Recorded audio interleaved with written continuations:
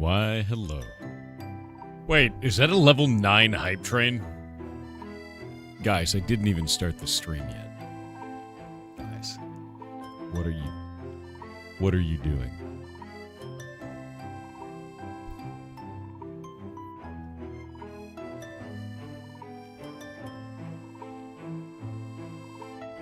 Guys.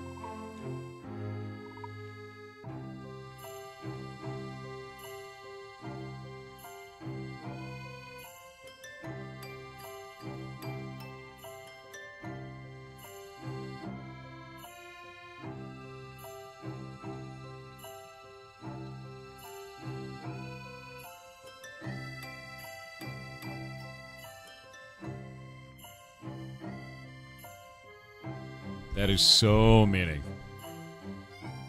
I just realized I have to add a thing. I have to add a thing to the hype train. One moment.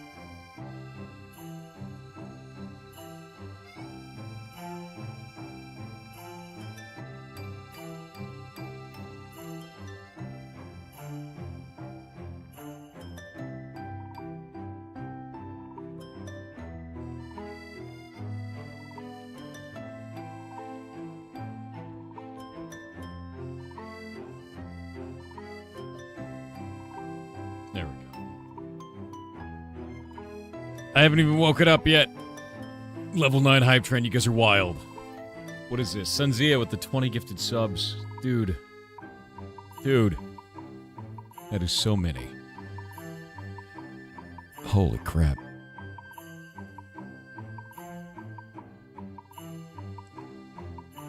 It has 1 minute left. Wait. Why is the hype train UI not there? Where is it? Where's my hype train UI? Where's the train UI? No. I don't know where it lives.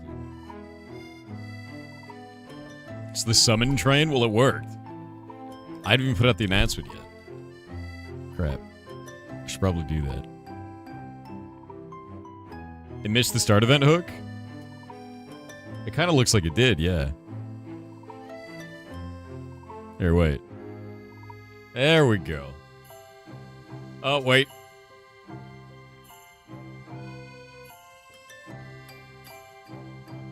No, you said... That's it with the 50. You said it higher level than... Okay, hold up. The system doesn't work. The system doesn't work. Wait a moment. Wait a moment.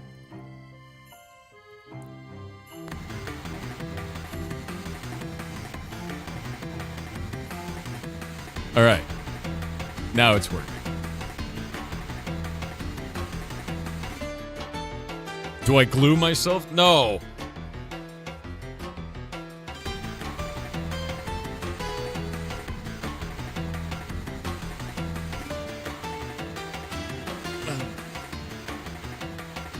You absolute goblins. I swear to God. I need to do the announcement.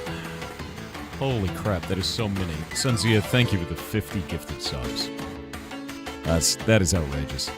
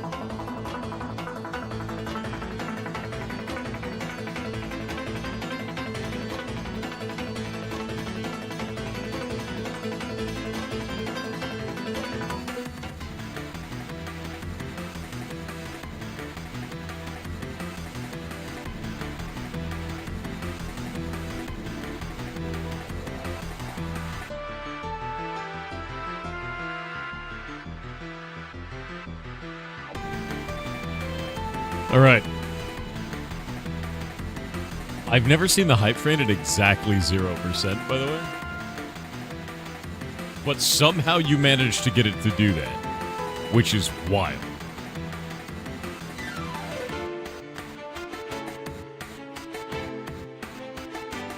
I've never seen that. You managed to get it to exactly 0%. That just means that they gifted the exact amount of subs, and there's the exact amount of bits required to hit that. Which I've never seen.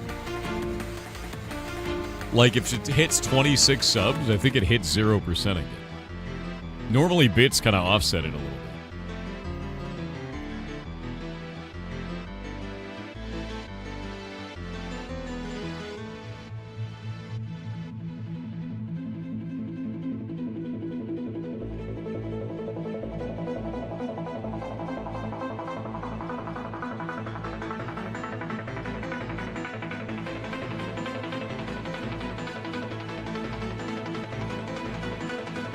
All right.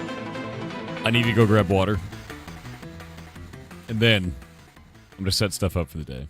My brain is melting. It's a weird, stressful night, and I'll explain why. Anyway, be right back.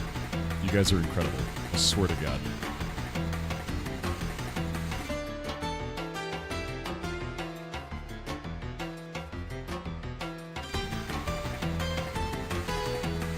Hey, wait a minute. I think you actually broke it. No, I think you unironically broke it. Twitch is still saying 0%, but you just threw 100 bits. But my UI is showing 0.79%. API superior to UI. BRB.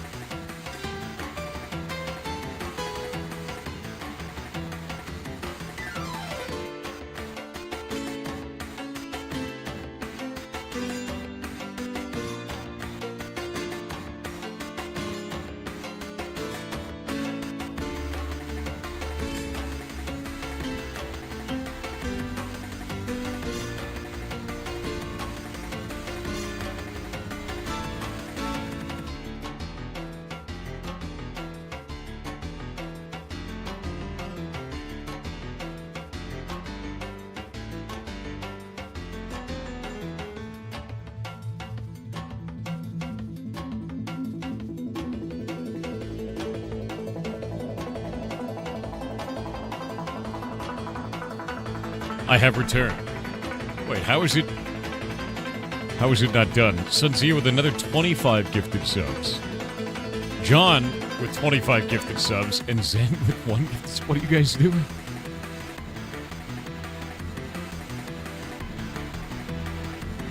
You didn't add everyone in your stream announcement? Aw, god damn it.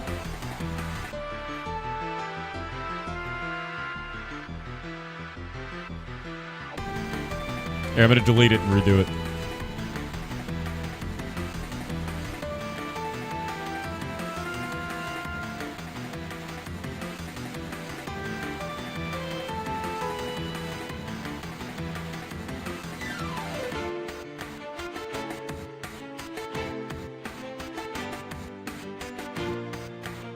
There we go.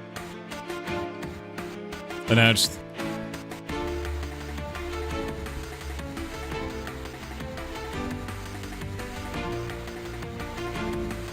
Ross with the 5 gifted subs. Thank you very much.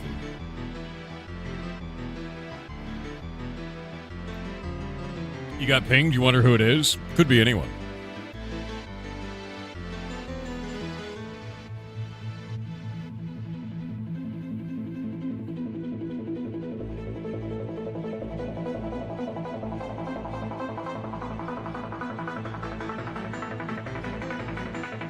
Brother, I am pinged.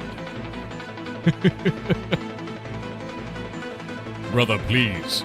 Brother. Brother, I am pinged. Yes. Dude, that makes me want to play Space Marine, too. Oh, hi, social? Oh, don't do that shit. I swear to God. It's such a mess, man.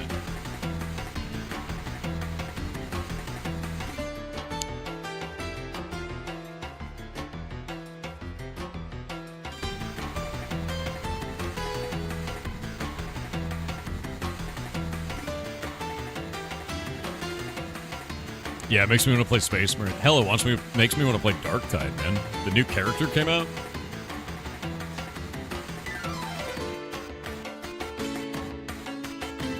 I really want to try that new character.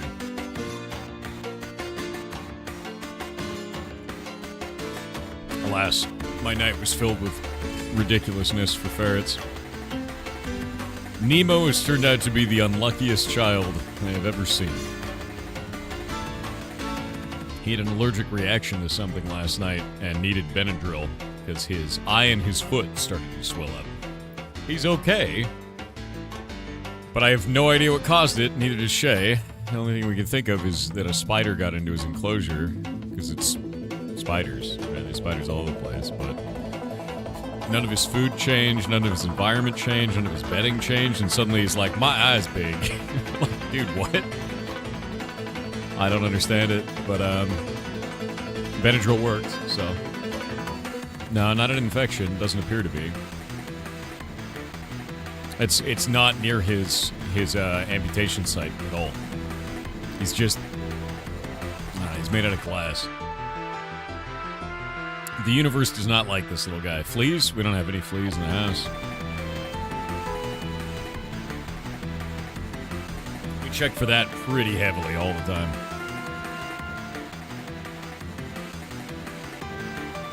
Yeah, the only thing we can think of is spider. That's it.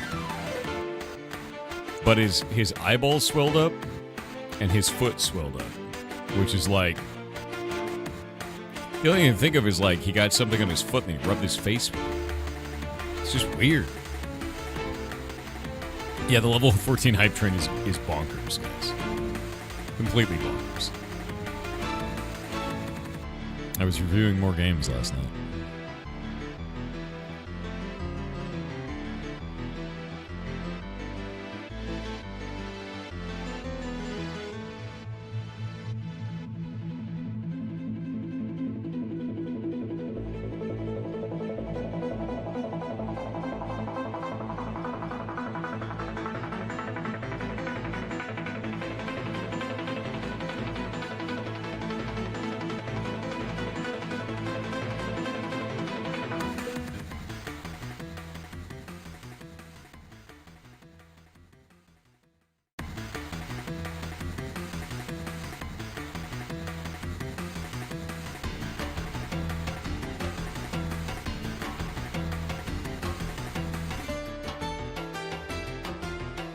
Holy shit. Sunzia with 25 gifted subs. Again. Dude. What is happening? That is outrageous, man. Thank you.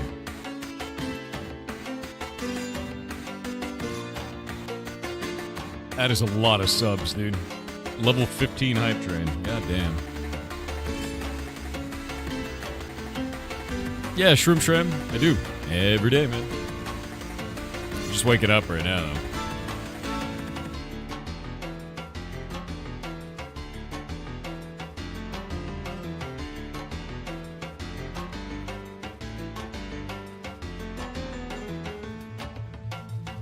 Give you glue? No.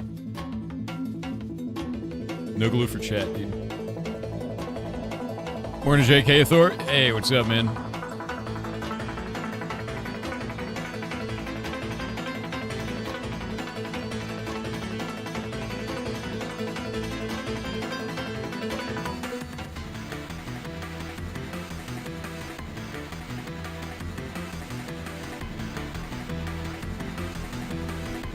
Give us our social glue? What does that even mean?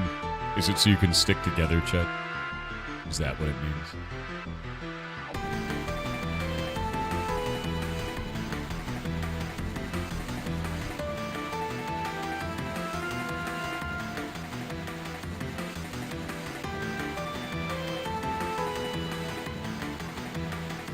Alright. Boop. I exist. I'm real. At level 20, Santa Thor appears? I don't know if that's true. What would I give you? Is it glue? I bet I'd give you glue. I feel like you guys would. It seems pretty accurate, to be honest with you. My hair is exploding. 210 streams, goddamn, dude. Howdy, Thor, glad you're here. What's up, dude? Here's some updates. What is this? What is these updates? For what? What is this?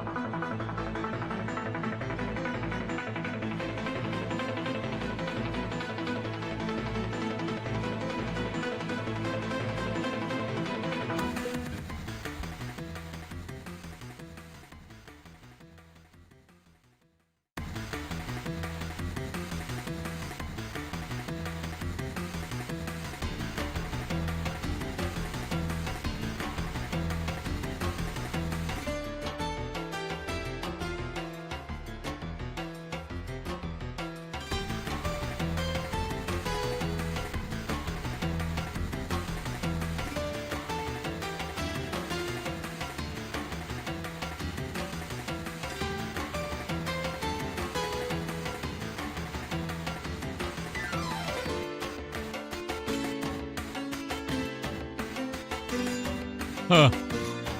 Yeah, I don't think those are good updates, considering.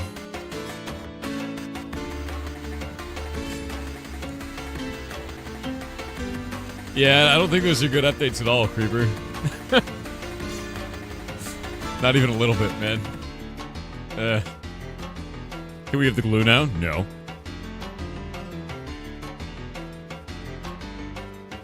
Yeah, Creeper, this is why I don't think it was, This is why I don't think that's a good response.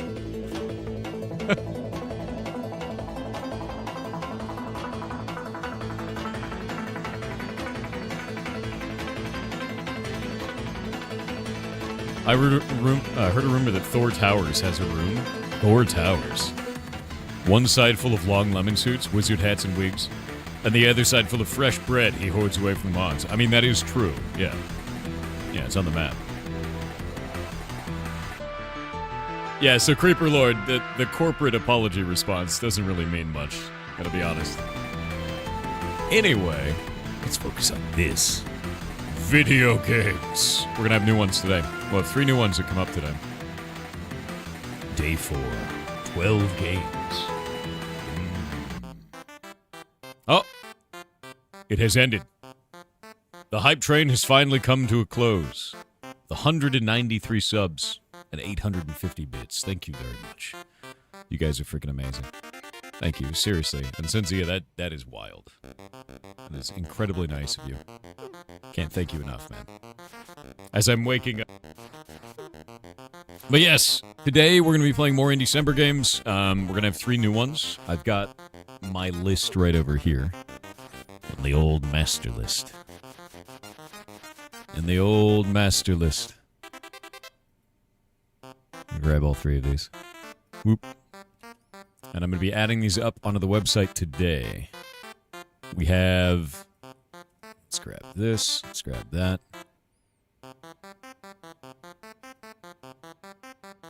And we'll grab this one.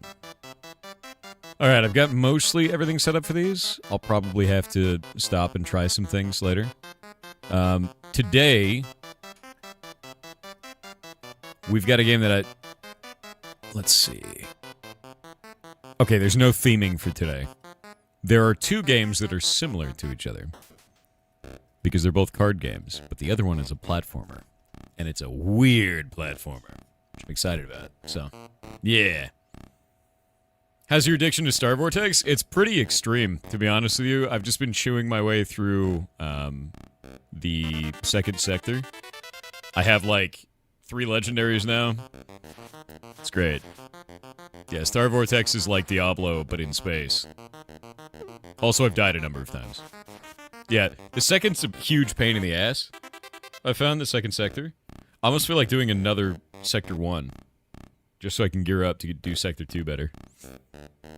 Got some Necromurder vibes from Darktide character, but need to check it out in more detail. Yeah, that seems cool.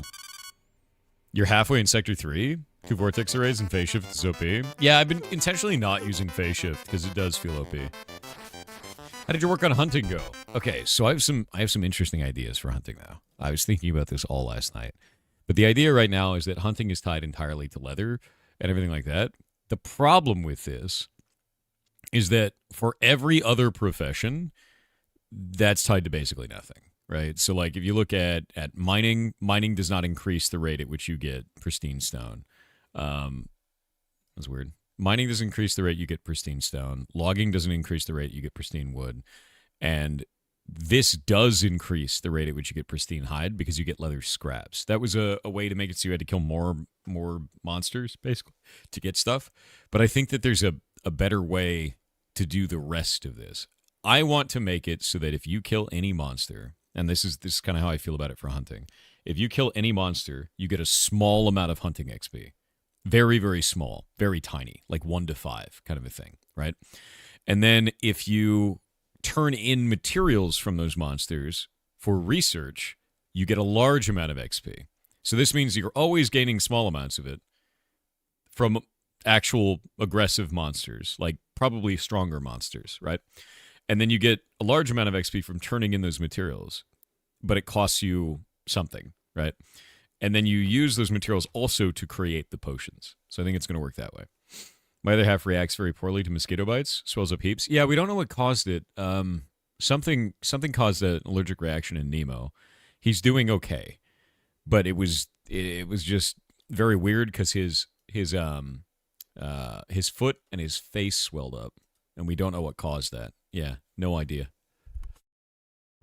75% off of Darktide at the moment? That's wild. That's really cheap. Yeah, no, I'm super down to that. Your work, and it's for a project that involves upgrading the capabilities of clean room to ISO 7 standards.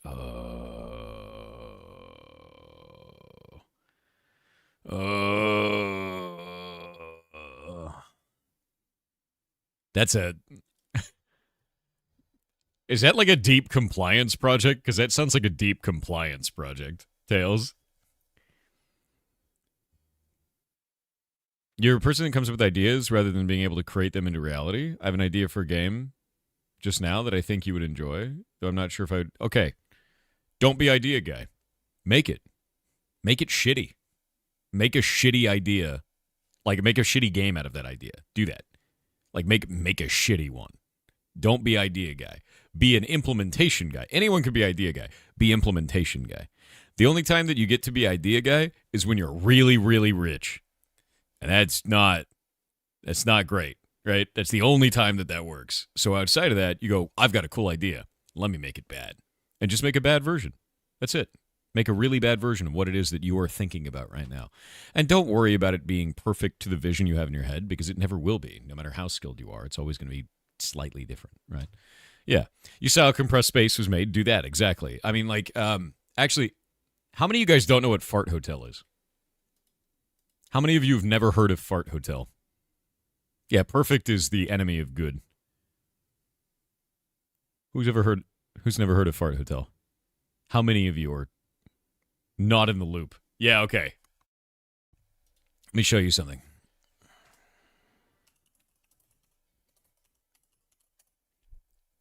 I'm going to show you something insane. I'm going to show you a video game.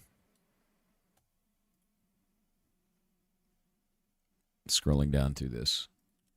Fart Hotel. I want to see if I can find the actual... Yeah, we can. Found the image. This is Fart Hotel. That's the game. That's the whole game. You choose who farted, and if you choose the right one, they're like, wow, you found the farter, and if you choose the wrong one, everyone laughs at you. That's it. Because they're in a fart cabal, and they don't want you to know who the farter is. That's the whole game. That's literally the entire video game is selecting who farted. Yeah, they're in a fart cabal. Exactly. Now, let's go into here and we'll look for Fart Hotel. All right? Look at all these weird games. And we're going to find... Let's see, where is it? It's down here. I think it's 2014. Fart Hotel. Did you know this was made by Scott Cawthon? The same year he released Five Nights at Freddy's? That's his game. Fart Hotel is his game. Look at all these weird games by Scott Cawthon. He made a bunch of weird shit. And then he made Five Nights at Freddy's because he got feedback from someone saying, your characters look creepy. They look like animatronics. So he made a game about creepy animatronics. Stop worrying about making the perfect game and just go make Fart Hotel. Who gives a shit? It doesn't matter. It literally doesn't matter. Making weird shit is part of creation. Yeah, make weird games. Make Fart Hotel. It's fine. In fact, it's optimal to go make weird stuff. So if you're sitting there going, oh, I'm just an idea guy, I can't make a game, you can make Fart Hotel. I guarantee you can make Fart Hotel. 100%. So do it. Just make stuff. Now FNAF is a multi-million-dollar movie? Yes. And video games.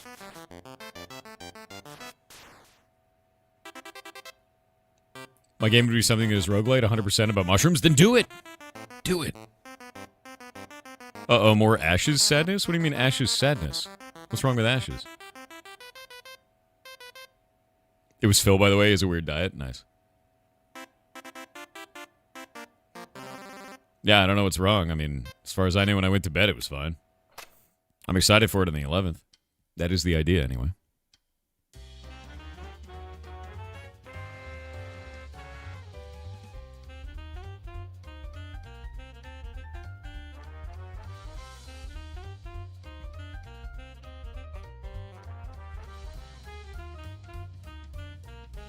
What, Tails?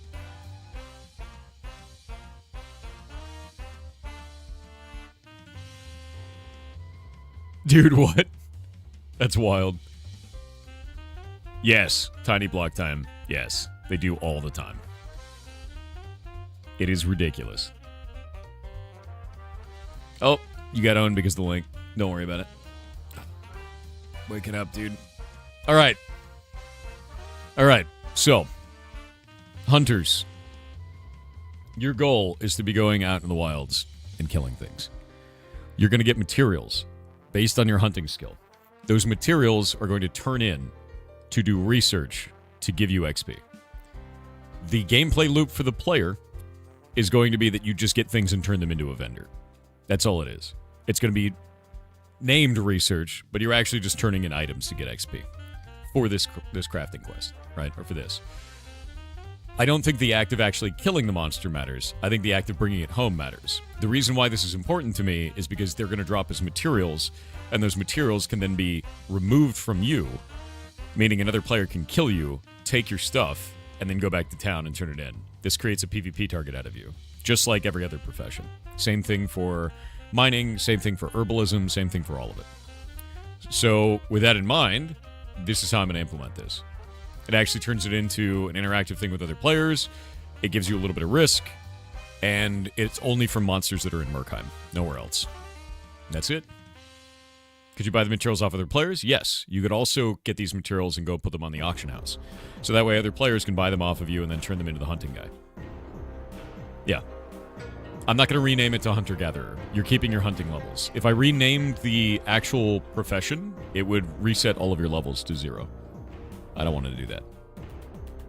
The next thing outside of this is you're going to have a new alchemist vendor, and that new alchemist vendor is going to allow you to turn in some of these materials for alchemy potions. So that way you can gain alchemy levels as well as gaining hunting levels. Hunting and alchemy will work well together. Hunting will no longer be a crafting skill. It will be a gathering skill that bleeds into alchemy. Hunting will also bleed into rune carving. So rune carving will now require not just essences, but require hunting materials.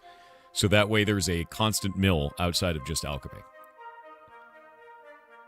Did you hear that Kari Hiroyuki, who played Sorcerer Sung Mortal Kombat, died recently? I had no idea. How old were they? Can the new alchemy vendor be named Armstrong? Like Senator Armstrong? I'd rather it be Senator Armstrong if we're gonna do an Armstrong, dude. Like, more so than alchemy. Because we could do Full Metal Alchemist Armstrong, but Senator Armstrong is way funnier. Nanomachine, son. Potion, son. I know you're thinking FMA, but anytime I hear Armstrong, I don't think of him with the mustache and everything. I think of Senator Armstrong. Nanomachine, son. Like, over the top America, you know? That kind of an Armstrong. Yeah, Star Vortex, yeah. That game is awesome.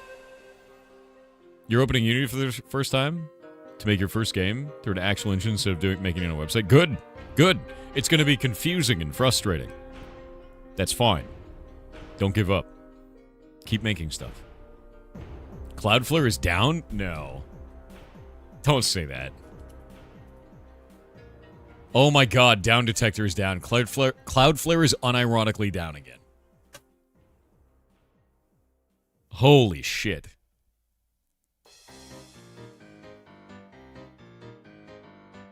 Our wiki is up.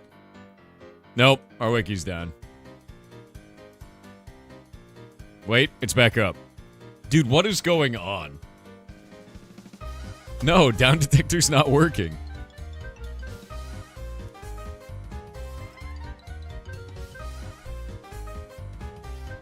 Are they doing scheduled maintenance? That's the only thing I can think of. Okay, wait. They might be doing scheduled maintenance, because I think that's today.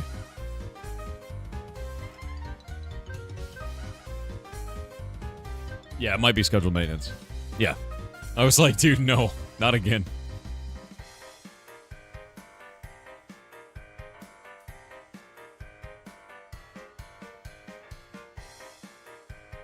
What's going on with the internet? It's a tiny island, and everyone thinks it's a big place. Confirm scheduled maintenance? Yeah. I was going to say, I'm pretty sure that's today. Which game are you reviewing? You'll find out at 3. You'll find out at 3. I have the games right here. The first one today is going to be a platformer with an absolutely wild art style, and I'm very excited to cover it because it's one of the games that I believe I had on my wish list, so... Yeah.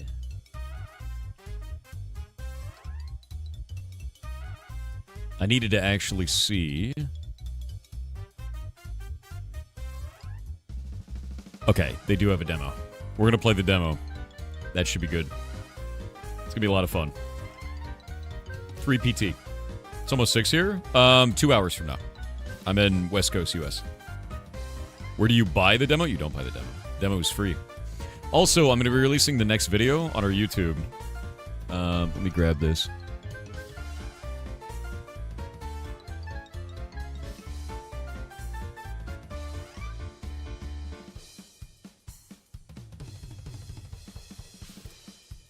By the way, the best thing you guys can do if you want to help these indie devs is wishlist them. I'm also putting out a ton of videos for each of these games. The Bourbon Risky one just came out yesterday. And if you want to help spread that so that more people can find this stuff, just go like it, comment on it, all that stuff. That's the best thing you can do to get that video out there.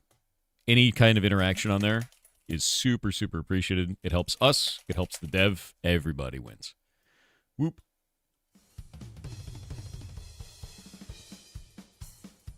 There we go. Yeah, the game's sick, though. Super, super fun. Also, I have an update for the Ferret stream. Let me go fix that right now. If you notice, the extension is down on the Ferret stream. We updated it. Grab this. I need to log into the Ferret one. Your voice sounds familiar. I'm not surprised. You probably saw me on YouTube at some point. What's up, dude? Hope you're having a good day. Let me grab this. I'm going to go log in on the Ferret stream.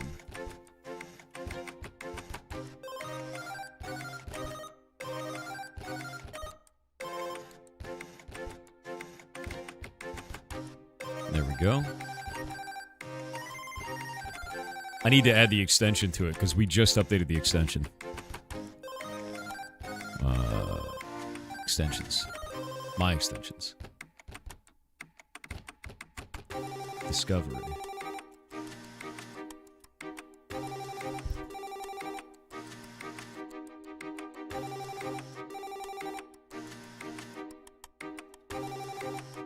Set as overlay 1. Done. Add. Activate set as panel 1. Done. And then go back to my extensions. And then go to ferrets.live. And then go to here.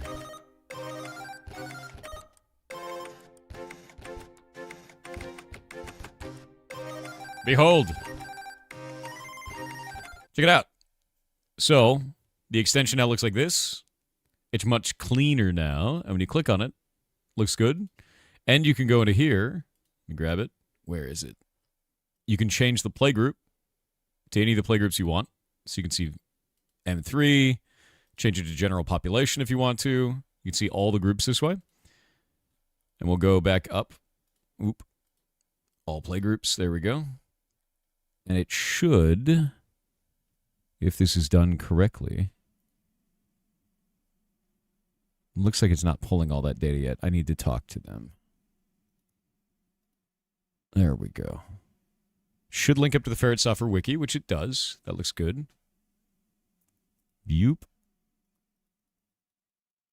Yeah, that feels good. I think I'll probably have Matt change out some of this because this feels a little bit weird and it's like highlighting it for some reason. I don't know why. Yeah, I don't know why it's like that. Cloudflare is cooked again? No, they're just doing scheduled maintenance, dude. Check their status page. But yeah, so it looks all nice. There was a button. There it is. Hold up, it's down here. Set the theme to dark mode. So now you can do this. You set it to light mode, you set it to dark mode, you set it to auto to your browser if you want to. So now this all functions correctly. So if you want to set it to dark mode, you totally can. And looks like it's still going there. Let me try this. That looks like it's good now. And that looks like it's good now. All right. It's functioning. Yeah, dork mode, dude. It's exclusively for you, though. The dork mode. There we go. Very nice. All right, cool. I think one of the things that I want to do is I'm going to talk to Matt about adding a rainbow button here for all the ferrets that have passed on, so you guys can look through all of them as well, because it's not pulling them anymore into the general population tabs, which I think it should have a section for that. I think that's important. And then the wiki can have that, because it's intentionally not pulling those. Yeah. But this is all new stuff. Let me message Matt.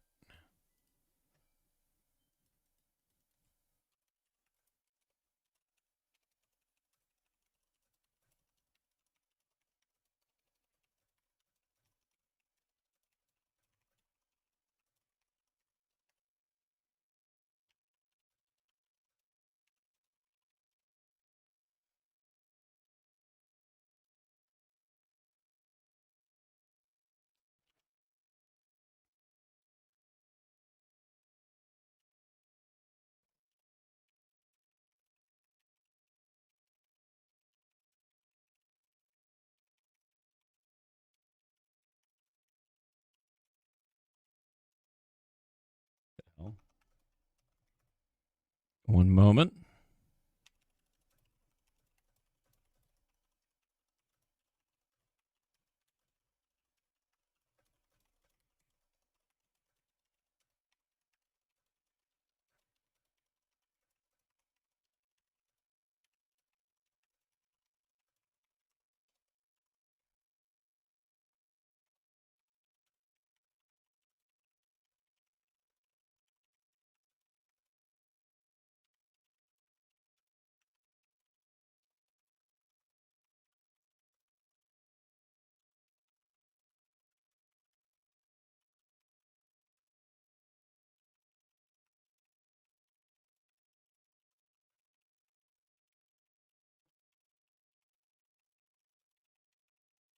There we go. All right. Would you give a ferret a super suit? You mean to make them, like, fly around the room? That sounds like a nightmare. Yeah.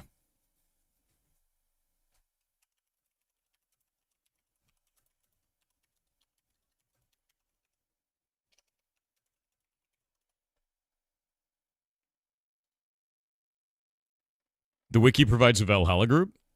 Where can I actually find that on the wiki? Nellis? Is it just up here? Ah, there we go. Let me grab this.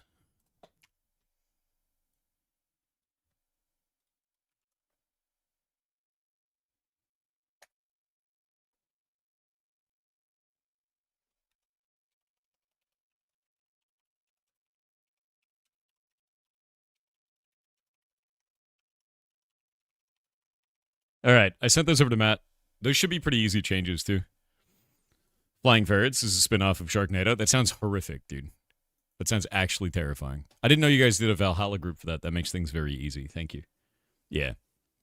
Thank you very, very much. Sort by playgroup? Yeah, no, I was just looking at the playgroup over on the side. That makes life much, much easier. Much, much easier, since you guys can do that.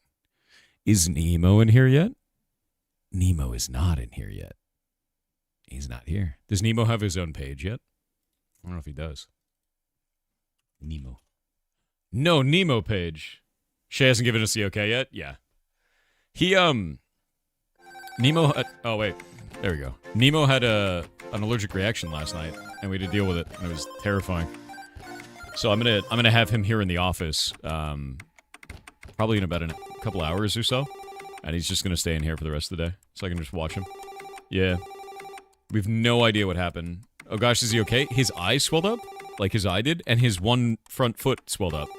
And we're like, what the hell? So we gave him Benadryl, contacted the vet immediately. They said 0.5 Benadryl, so we gave him that, and his eye opened back up and he's fine, but his foot's still a little bit swollen. We don't know what caused the allergic reaction because his food didn't change, his environment didn't change, nothing in his enclosure changed. The only thing we can think of is that a bug got in, like a spider or some shit. And that's it. Like, with no clue. We did find out he likes cherry flavor, which is weird. Most ferrets hate sweet flavor. And he was like, cherry Benadryl, I want that. And he he loved it. So that's weird. He's a weird little guy, you know? I have no idea why he's like this, but here we are. He's a strange dude. How do you administer ferrets Benadryl? So you take a portion of the pill and you break it up into liquid, basically. You put it inside of a syringe and you... One of the things that's really interesting about pills is if you place it inside of water in a syringe and then you pull back, which changes the pressure, and then release it, it just goes... And it just turns into a liquid mush, you know? So you just do that and then you give it to him and then he wanted to eat it. And that's it. It's like animal Benadryl? No. It's not. It's just Benadryl. That's fine. Yeah, here's the thing. It's fine because we talked to a vet, and the vet said, do this specific amount based on his weight. Also, Shay was an exotic vet assistant, so she works with exotics. That's the whole thing. Yeah. So if you're wondering, like, if there's like a special thing for an animal, not really. No, you just listen to a vet. Yeah, as a vet, we use human drugs all the time after calculations. Yeah. You have to do the right calculation based on the animal, which is different per animal, and based on what can the animal tolerate, and then the amount per weight. Like, there's a lot of science that goes into that. It's not just, lol, give him a Benadryl. As an example of this, if your cat ever gets a hold of aspirin, it will die. Ever. So if you have aspirin, lock it up.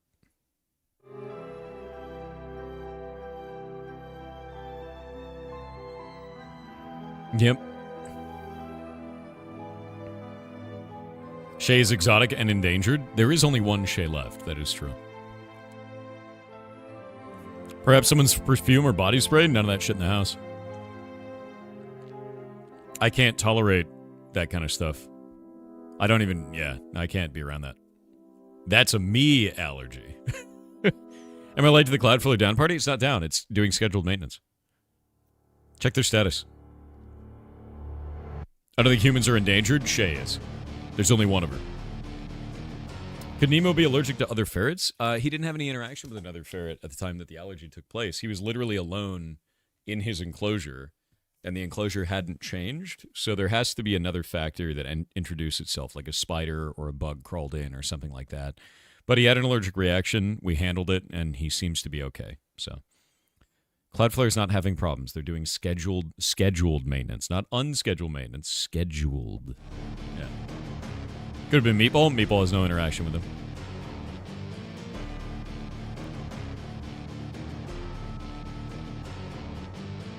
I told Shay the idea of ferrets with bat wings. They didn't like it. Yeah, no, that's awful. I don't like that. Yeah. Yeah, we looked at the Cloudflare status page. Unless this has changed in the last... It's changed in the last 10 minutes. All right, so last time we looked, they were just doing scheduled maintenance. But now... God damn it. Cloudflare's actually having an outage now. Great.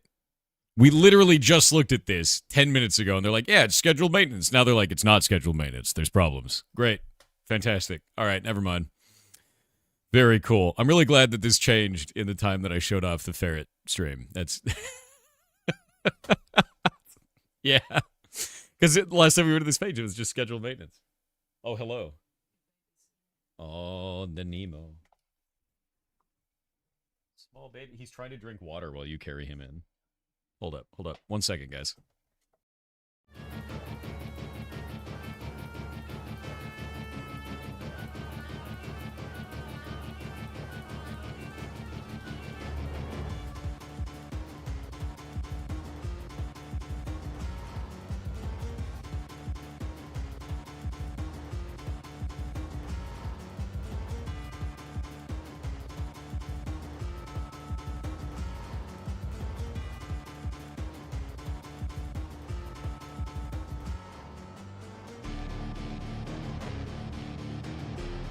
Here he is, little man. Hello. How's your eye doing? No, not swollen. How's your foot? Little swollen still? You're okay. You're okay, little baby thing. Oh, you want to eat that? Okay. That's not edible. Yeah. What are you doing? He's so good. His arm is, or his, like, side is healing really well. He's looking really good. But you had an allergic reaction to something, didn't you? His nose is a little bit pink. Yeah. 1 sec.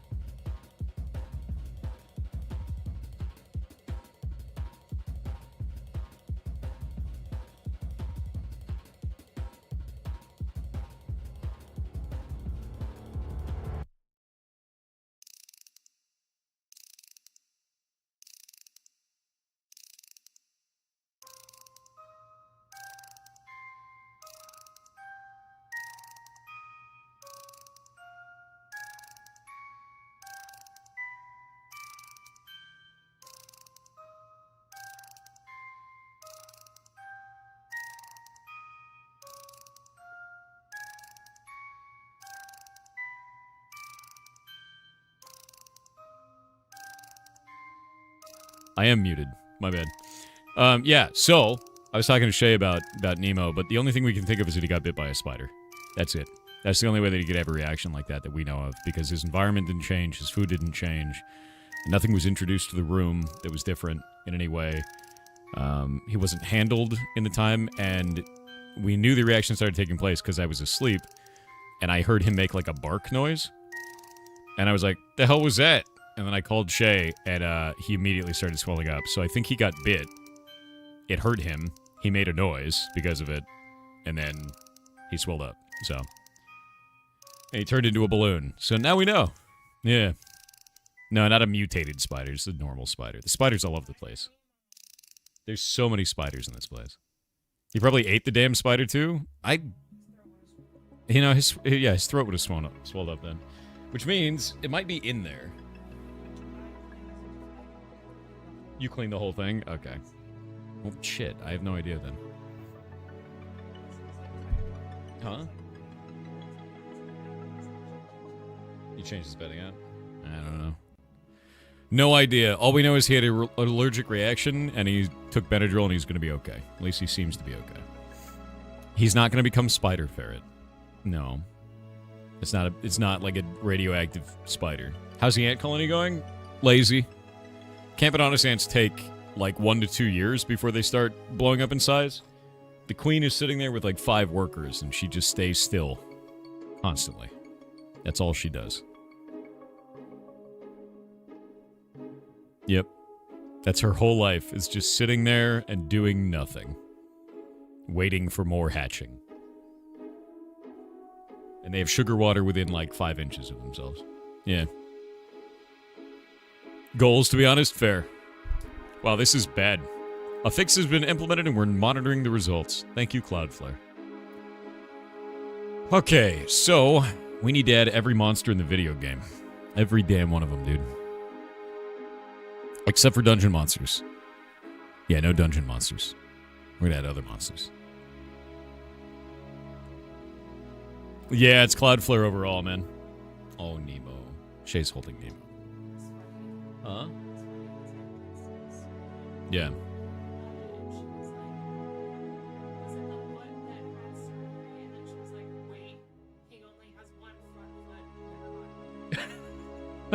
That was the surgeon. What the hell? Shay said she called the vet and talked to the surgeon, and the surgeon said, was it the foot that he had the problem with? And then she was like, wait, he's only got one front foot. It's like, dude, you're the one who removed it. That's ridiculous, dude. Actually insane. Poor little guy's got bad luck, man. Loses a limb. Immediately gets an allergic reaction to something. Stop it. Be normal. Chill out. He's trying to leap right now. Shay's holding him and he's trying to jump away on his one front foot. Told you, dude. Ferrets are wild. Here. Let me see him. You don't get to go. You don't get to go, little baby. What are you doing? You want to grab? You trying to grab stuff? What are you doing? Sniff, sniff, sniff, sniff, sniff. Hi. Okay. He just put his whiskers forward and he was like brushing across my whole face. No. Don't get your head caught. What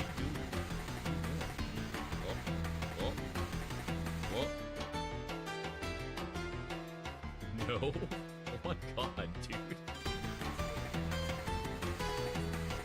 Ferrets have zero fear. They have zero fear at all, and absolutely... He's running, dude. Oh my god, he's going crazy. He's activated. Yeah, he's just wiggling all over the place and flipping all over. Yep. Do they have any common sense? No. They also don't have any uncommon sense. They have zero fear. They have no understanding of pain. They have the zoomies at all times. They're bonkers. Huh?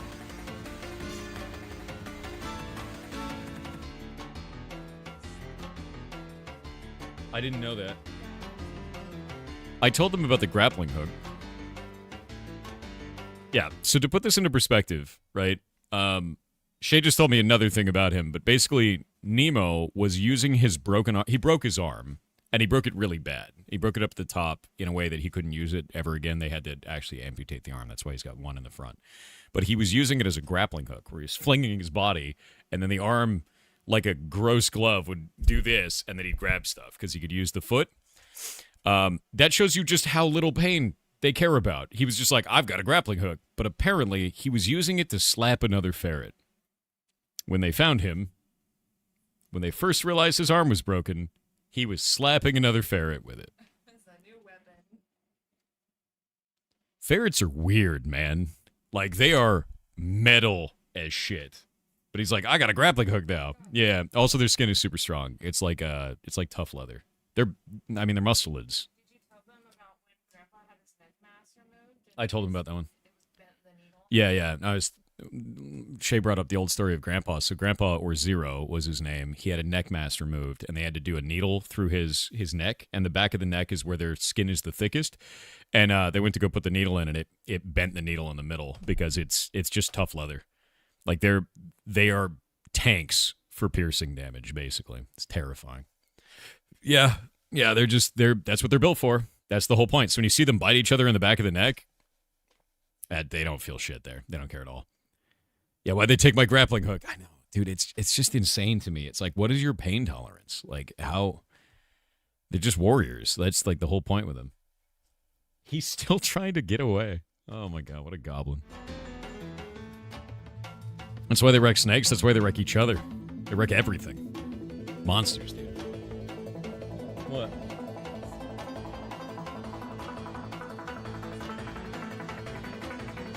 Okay. He's got new strats. He's now using his own face to pull himself up because he doesn't have a second paw. So he's grabbing the edge of the enclosure and then biting and then grabbing and then biting. So he's using his face as a new hand. Great. Yep.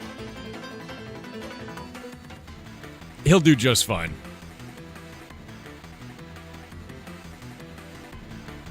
Yeah, mouth hand enabled, exactly. I can't keep looking. He's too cute. Oh my god, dude. Here's what I want to add first. I think we're going to do plains mobs first.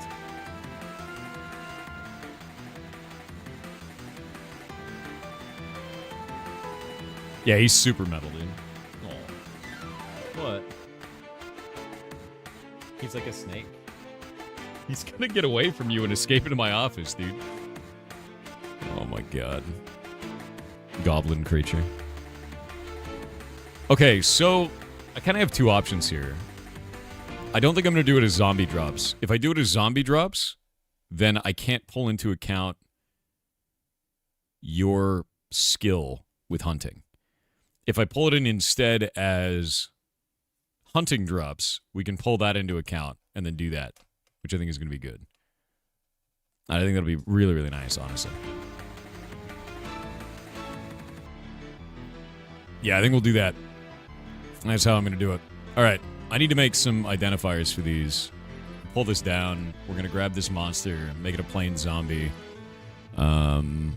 Plain zombie there, and then I'll grab each one of these. I don't think I want them to drop leather. We'll make that so off of normal monsters. But then we'll do pristine hide. We're not going to have that on there. Mysterious meat. We're going to increase the chance of mysterious meat off of a zombie. I think there should be like a unique zombie style thing. And then I'll grab materials, and then we'll go from there. And I'm going to start up the TTS too. Evil King Balor has obtained the cursed quest. Oh. A poll has begun for chat to decide their fate. Time for you to vote. Plain zombie, you want yours with mustard? Well, you don't get mustard. Yeah.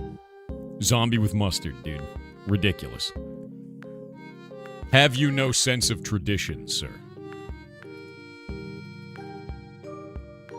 Okay. Hunting zombie material, we'll grab that. And we're going to put that over here. I want to think about how rare we want these, to be honest with you. Make this a material. And we can go into here, and we can say crafting stations. No. Drop tables global. I'm gonna look at this. I don't want them to be common. I think they should be rare. I think a rare category makes the most sense for this. Chat has cursed Evil King Balor with cooking. Cooking quest. You know, since we're talking about zombies and meat, maybe you should make a zombie meatloaf. How do you make a... You know what? You need to make a zombie meatloaf. Yeah. Zombie meatloaf is what you need to do. 100%. That's exactly what it needs to be.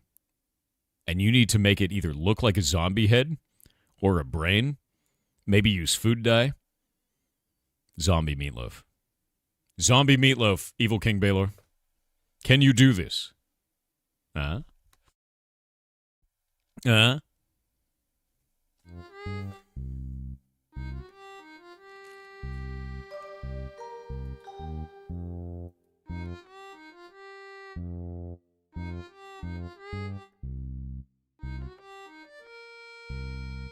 Zombie meatloaf, dude. Yeah.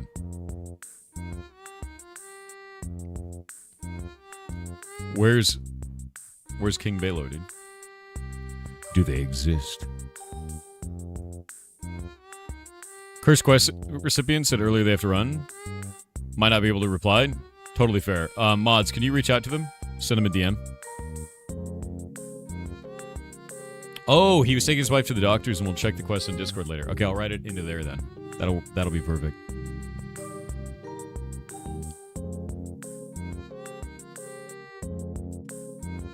Answer TTS.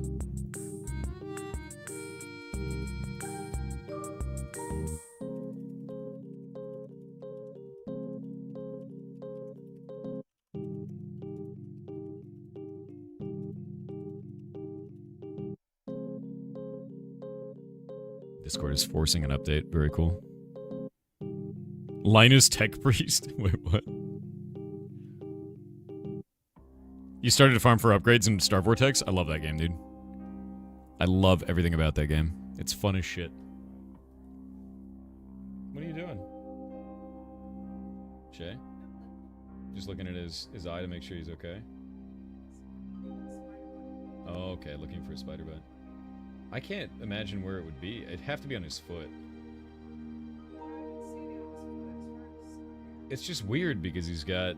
It was in two spots, so on the face and on the foot. The only thing I'd be worried about is that he's having an infection problem. But there's no sign of infection.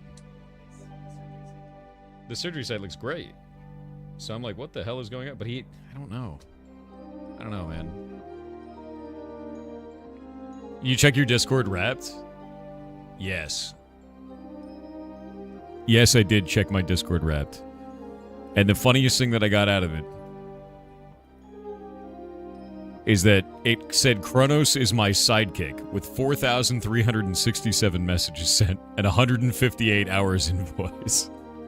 What are you looking for? Here. That was the funniest part about it, yeah. Alright, I'm gonna make these... Actually, wait, the buffs only last 10 minutes, yeah? I'm gonna make them uncommon. I'm gonna make them uncommon.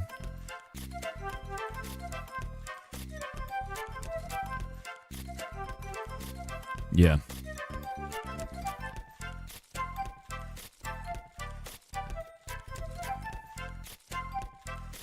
We'll do that. So they'll end out at level 100 at 5%. I think that works. Maybe even common. Yeah, you know what? I think common actually might be better for this because you're going to be using them in consumables all the time. Yeah, I think we'll do that. I'm thinking about, like, economy-wise, like, how often do we want these to be dropped, you know?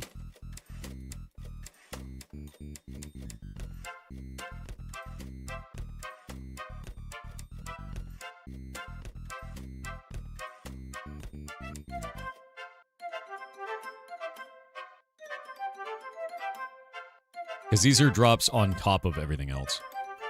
You know what I mean? And I really have to think about, does this even make sense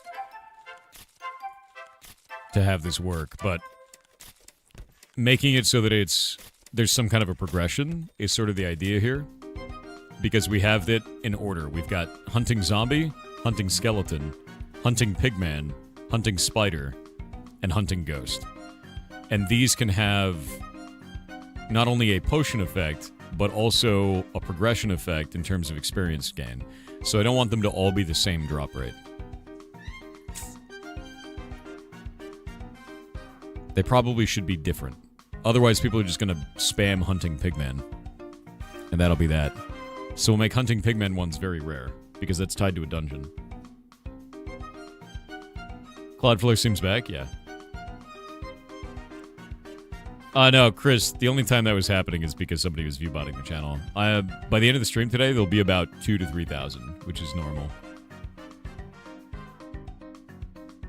The most that someone's ever viewbotted me was 200,000 viewers, which destroys analytics, which is quite funny, but we have to report it to Twitch every time they do it. It's super annoying. Yeah. Also, it's interesting you asked that question, but above your name it says possible ban evader monitoring, and you've never watched the channel or followed it before, and this is your first message. You want to share something with the class? Just gonna be honest.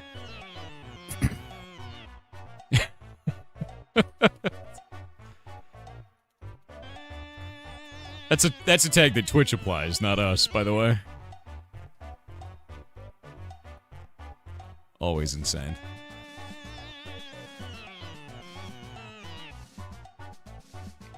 Cool bait. Alright, let's see here. Let's go into this. We'll go to mobs. Okay, so I've done the plains mobs. I might do these in order, so we have them alphabetized. But I don't know yet. I don't know how I want to do this just yet. A husk should count as a zombie. That's what that should be. I also need to look at global zombie drops. Let me go look at those. This is a total rework of monster drop tables entirely.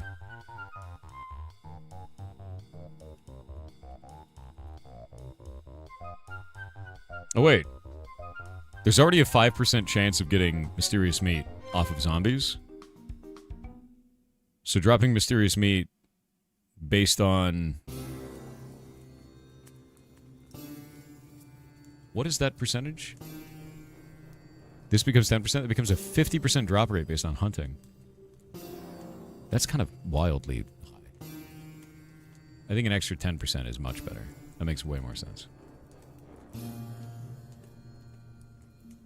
Oh yeah, no, it definitely is, Felnor. Yeah. It's like a small handful doing that. The thing is when you get banned on Twitch and then you make a new account, they like store some metrics about you. So like your IP, general area, things like that. Unless that person's changing VPN every time. And then they'll apply a thing that says possible ban evader over your account. It just says it right on it, you know. Which game are you adding configs for? We're working on block game, and right now I'm reworking the entirety of drop rate system to make it so that it works with the new hunting profession rework that I did. The hunting profession rework is making it so that now, instead of just killing a billion passive monsters, instead you are now collecting materials from different types of monsters around the world and then turning those in to research those monsters to get more experience, which I think is a more interesting gameplay loop. And I have to go through every monster in the game and change their drop tables and figure it all out from there, which I think is good. I think overall it's going to be good. It's just more of a matter of let's get it done for like a couple of them and then like see what it feels like kind of a thing.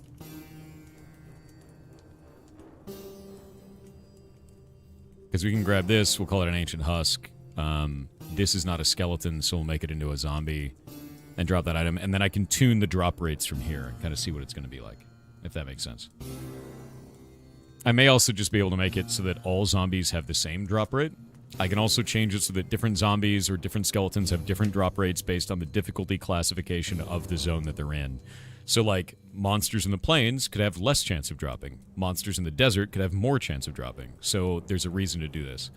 So what does hunting do for the player? What does research do? The idea of the research is that it unlocks additional potions that you can turn these materials in for. So you can take these materials and turn them in for research, or take these materials and turn them in for special potions that we made the other day. And those potions are very interesting. Like, they're quite powerful in different ways. They apply a debuff to you, and then they also apply a buff to you that's very strong. And it's a totally new classification of buffs, so that way it doesn't conflict with other buff categories. You feel like Hunter is an entirely accurate descriptor after all the changes, but also the name can change assuming there's a reset when Hightail migration happens. It's more like a Hunter, like a Witcher, right? It feels more like a Witcher than anything else, if that makes sense. What does your shirt say? It says friends till the end, and it's a bunch of skeletons, man. Yeah. We're basically going to have each one of these types of monsters out in the open world. And I want them to be open world monsters, I think. Because I really did not like the way that it felt before.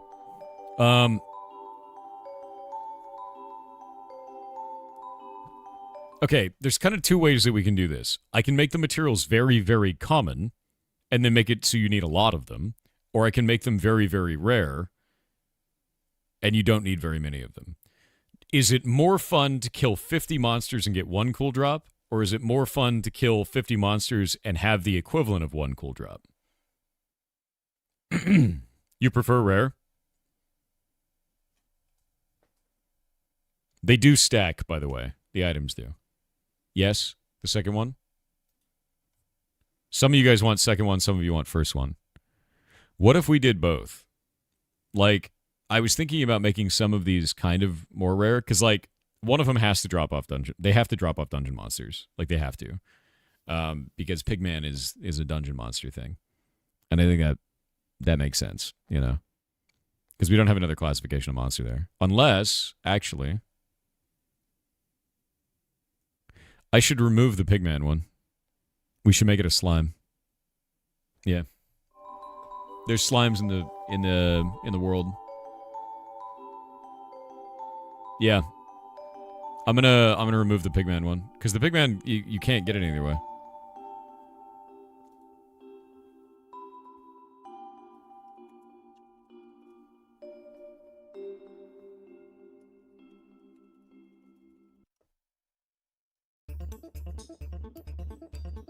What are we gonna call this thing? The slime.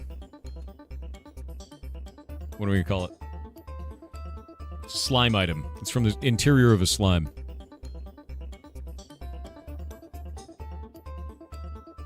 A goober? Okay, I kind of like that.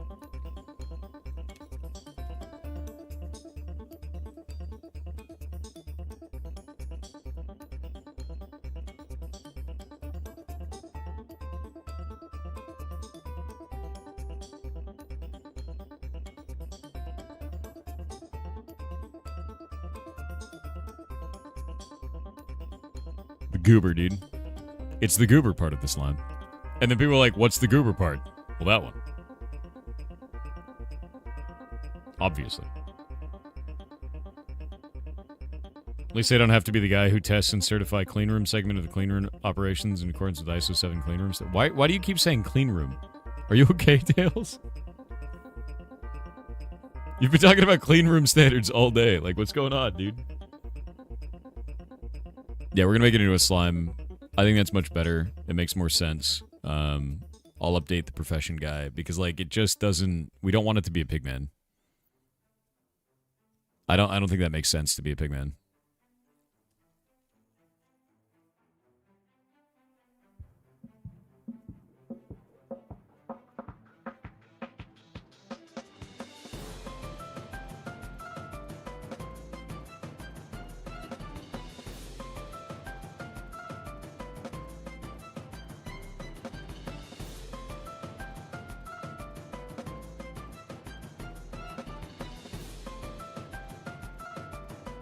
You can Google semiconductor manufacturing cleanroom. I don't want to. Minecraft said, no, it's working. It's just loading up. Boop. Oh, wait, no, wrong button. Multiplayer. There we go. You're a Gloober, and you're glue. Why are you like this? Hunterman. Hunterman. There we go. Okay, so these are all turned off right now. This is all turned off right now. But I think this makes sense. Okay, so here comes the next piece. You've got a knife, right? The knife is pretty good. I need to know how this feels to the end player. So I'm going to take all of these real quick. And we're going to take a look at sword on this. And we're going to look at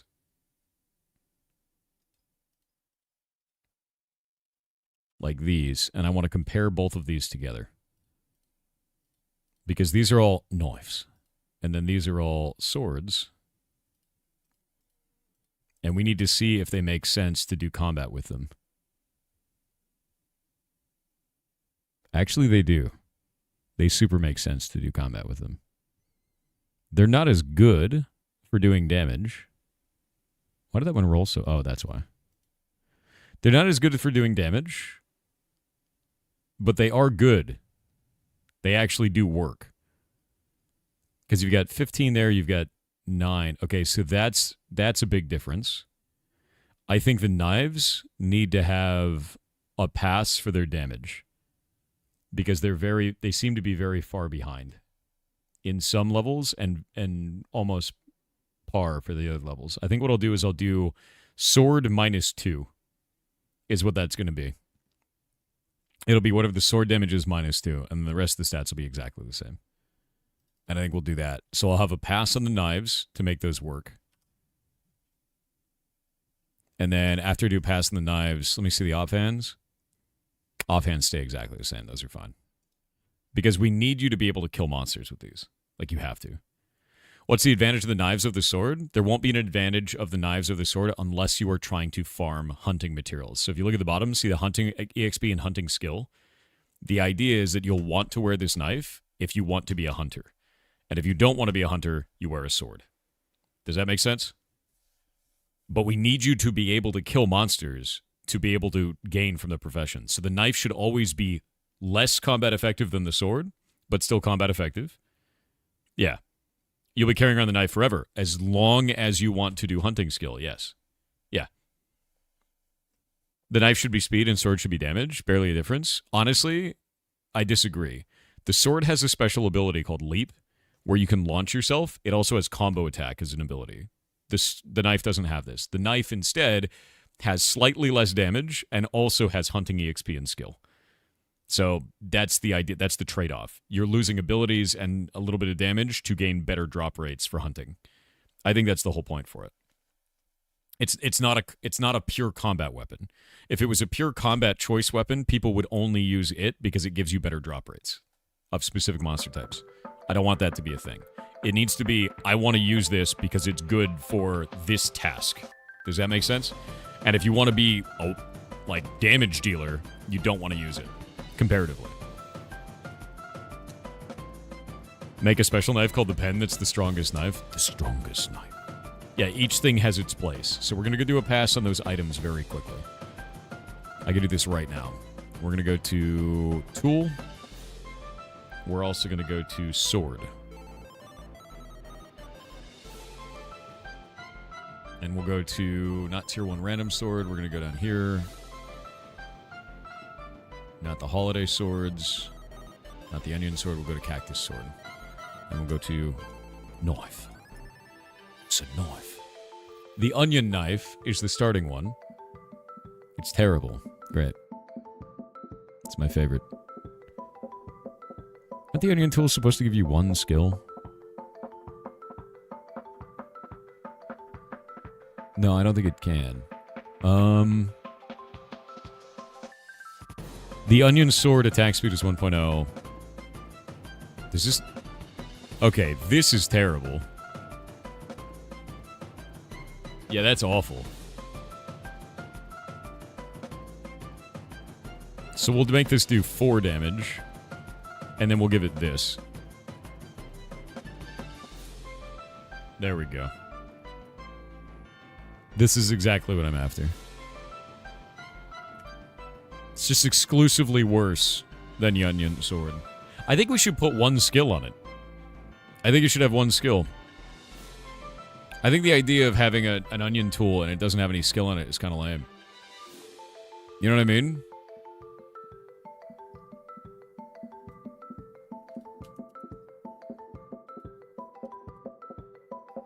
Make it like that, yeah? No durability resilience needed. One skill I think is fine.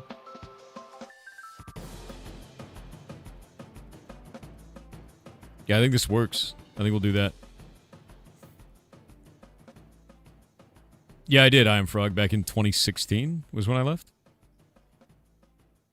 If you want to know my job history, just do exclamation point jobs, man. So let's see. We've got the onion knife. Required level hunting is 1. Skill hunting is 1. And then we can do... Oh, do we add any additional experience hunting to this? We do. I don't think we need to add additional experience hunting to it. Maybe I do. Yeah. I think we do that.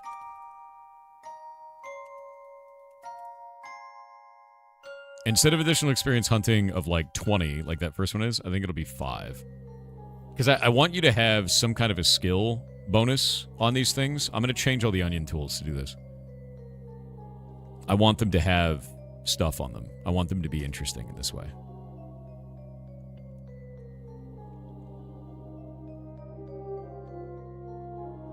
Was it logging for this one? Yeah, logging.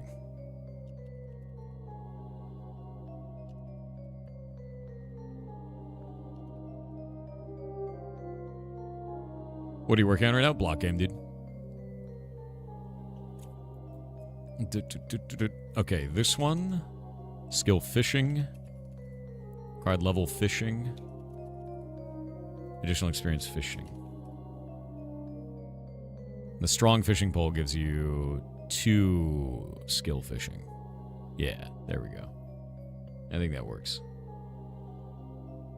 Is it supposed to say knife? Yeah. That's not a knife. This is a knife. That's the best part, dude. Onion pickaxe, we'll do that. I think new players are going to get a lot better feel for the system this way. And it gives them slightly better drop rates starting out in the beginning, which I think is nice.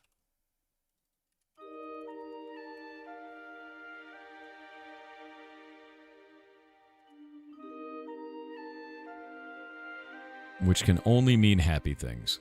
There we go.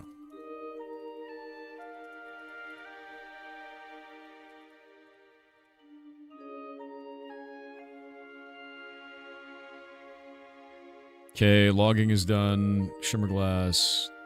It's a knife. Okay, so the knife is going to have more damage, is what we're going to do there. I'm going to update all of these momentarily. But I want this to do the same thing. We're going to change the sword damage. So sword damage right now is 10 on this one. So we're going to have this one be 8. We'll just take whatever the damage is on this side, drop it by 2, and add it over to the left side. Stone sword is 15. This is going to be 13. So this is just going to make knives better overall. It was -5 before, which is a big, like, that's a big difference between the two. Unsettling versus Sky Steel. 20 to 18. Yeah, we're just adding 3 damage to each tier. Blood Snout versus Shimmerglass. That's going to be 25 to 23. Magisteel to Montu. This is 30 to 28. There we go. And now we can go change the ID for each one of these.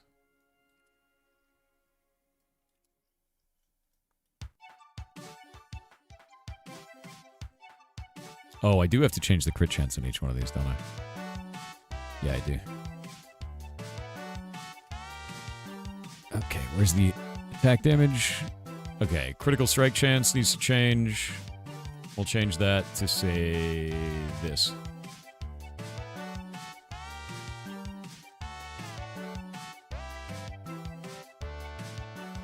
So they gain crit strike power as well.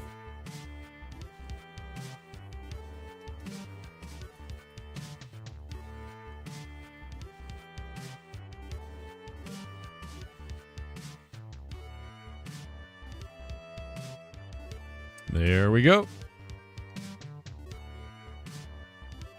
And now we'll go up through this. We'll change the onion tools. So the onion tools all give a buff now.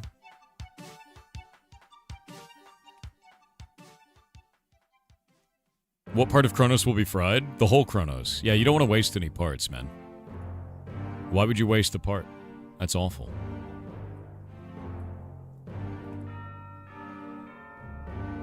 Yeah. Cook the whole Chronos, dude.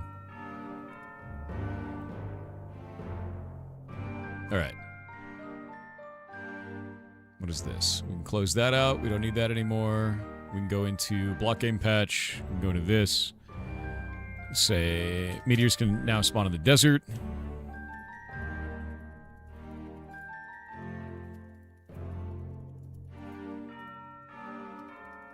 More larger and more complex. What else?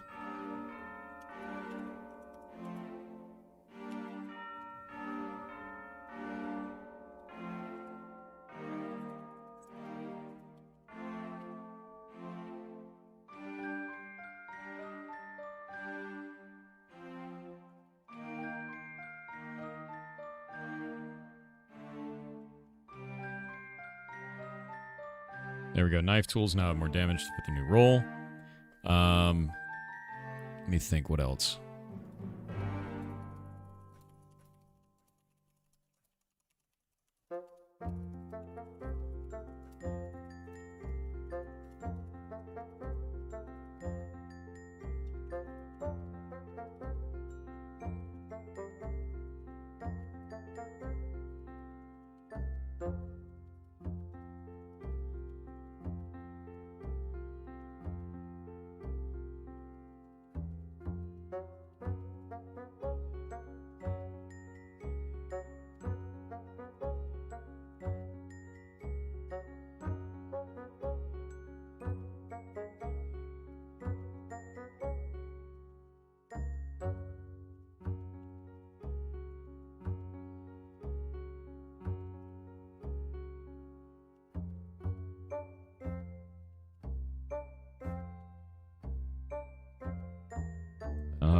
Aggressive monsters.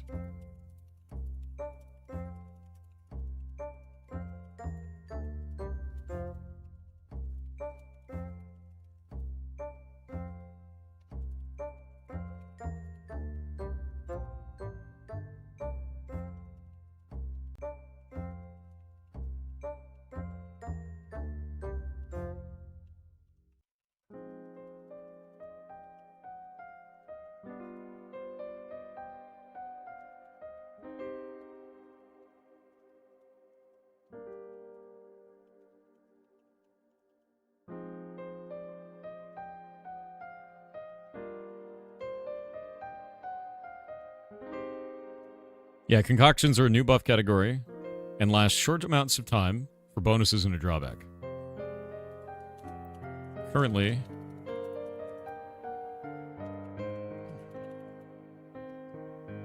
increases your overall hunger.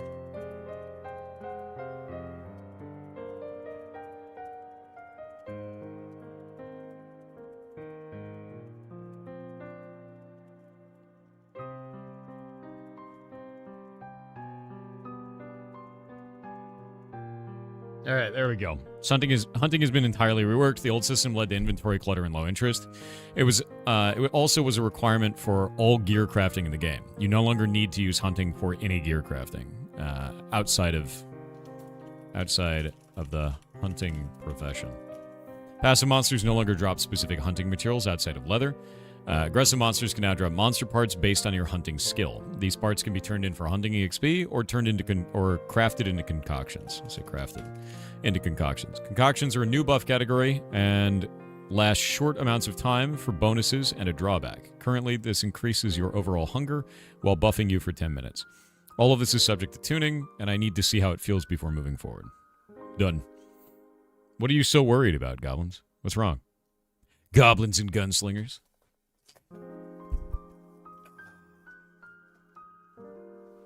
Yeah, what time is the next Indiecember? 1 hour and 10 minutes. Yeah. Never really used with $4.99, said Mariah is defrosting. No. Snowflake Santa Claus light skin tone. Not like this. Dog Doa Play said my Twitch recap is I watched you for like 1,000 hours on 160-ish days, or something. Good morning. Dude, I boss. hate Twitch and only use it to get you the ad revenue XD in the background, while I actually watch with ad block on YouTube. You know, I'm gonna be honest with you. Fair. Yeah, fair. I get it.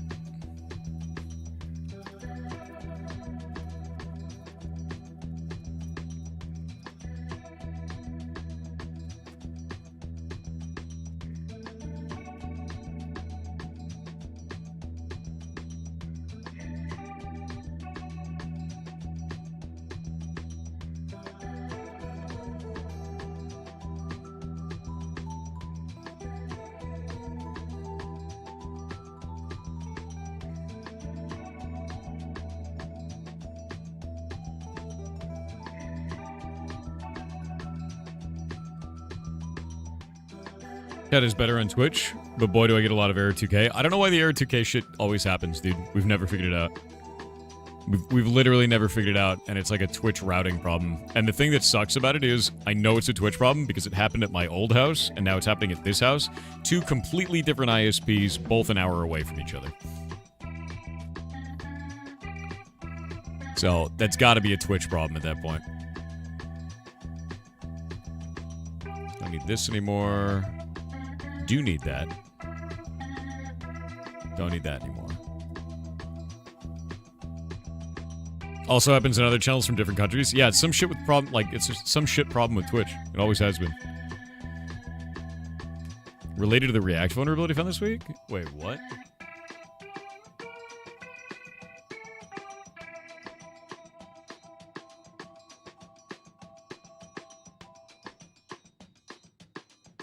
It was not an attack.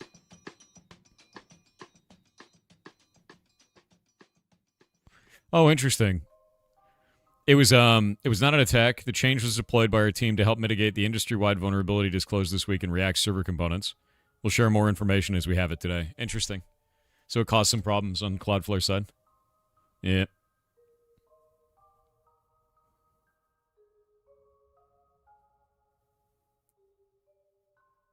It's a problem with peering, I assume. Had a lot of problems with German Telecom. Switched providers with different peering. No problems anymore. German Telecom peering points are generally congested. Yeah, I'm not sure with Twitch. I don't know why. We just know that it happens, and it's super awful.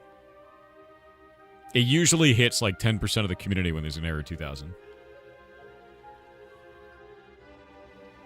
Like, we've had that happen a lot, so no clue.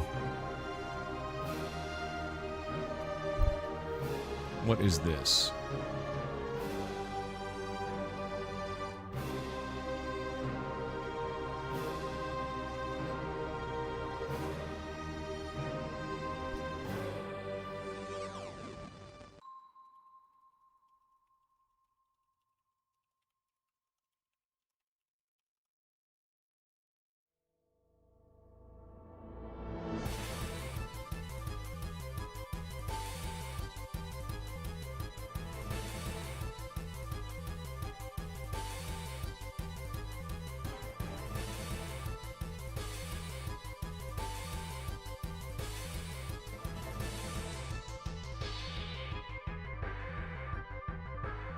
All right.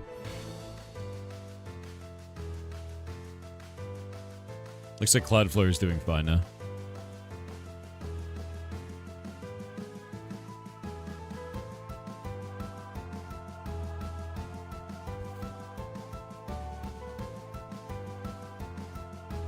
Yeah, it's super weird to see, like, the issues with this, though. I don't know why that happens. Also, the next video for Indiecember is coming out today. I need to set that up in just a moment. Give me a sec. I'm going to copy pasta my own shit. Boop. That's all the Indiecember stuff. And this was for Bourbon Risky. And now I'm going to go back over here to Solarpunk. Then we could set up Solar Punk. Solar Punk, dude. Yeah. So I'm gonna set this up real fast, and we'll have that in there. Indiecember games. We'll grab this. Join the community. Watch the stream. Blah blah blah blah blah blah blah. And then we'll leave timestamps like that. Timestamps. Grab this. Please, please, YouTube, why are you garbage?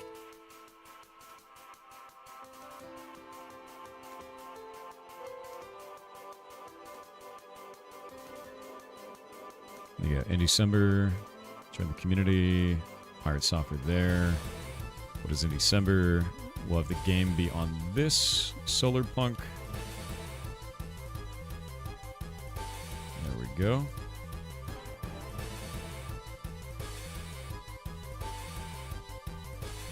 This will come out today at noon.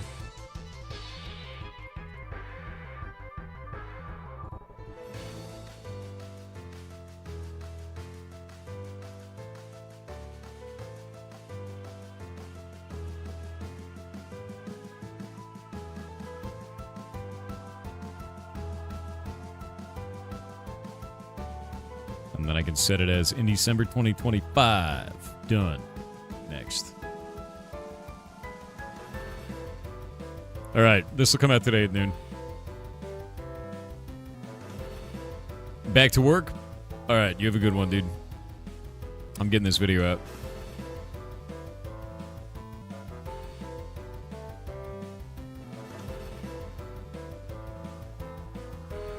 Thor should launch a YouTube competitor, ThoobTube. Dude, that sounds awful. I don't want to do that at all.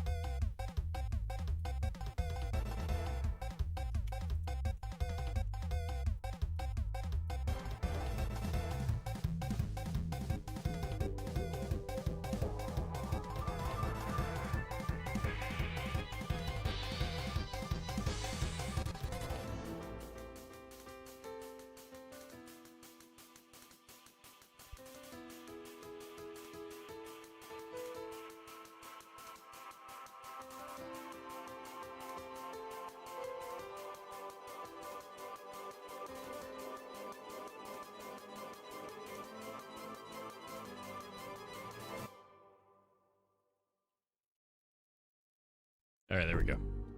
And I think everything is set up for that now. Boop. Done. It's ready. Video comes out today at noon.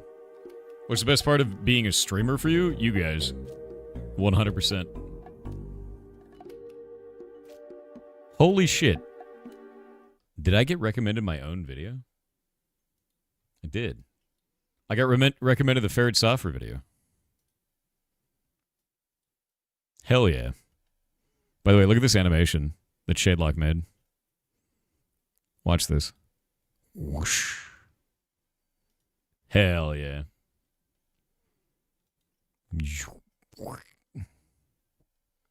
Yeah.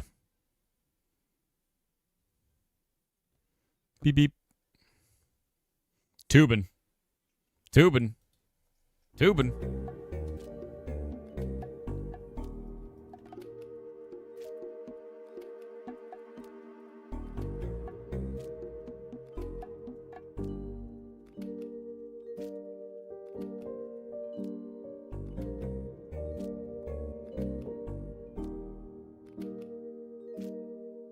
Adorable little noodle, yes.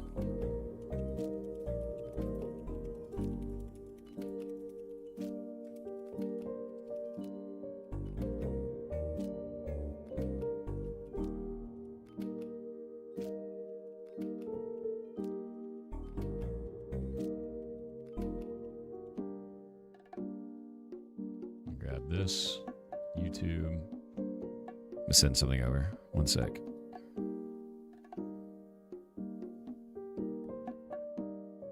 Grab this. Where is the latest shorts on this? I should make a short thing on that. I gotta do some maintenance, I think, on the YouTube channel.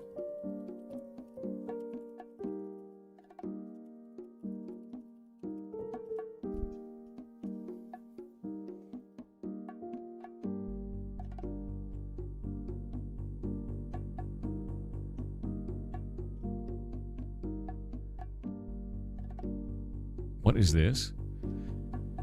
Someone leaked the Hightail client early, but instead of posting the exe, they posted a crappy decompilation of it and left their name in the files. Oh dear. That's a decompile. Yeah, that's not even the source code. That's a decompile. They left their name in the... Bro. I'm going to be honest with you. The project unique name is /users/ the person's full name /downloads.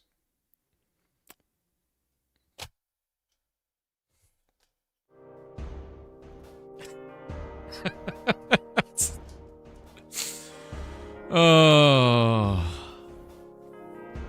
very cool. It's a decompile too. Yeah, it's not the smartest. Don't do that. That's a dumb idea. Okay.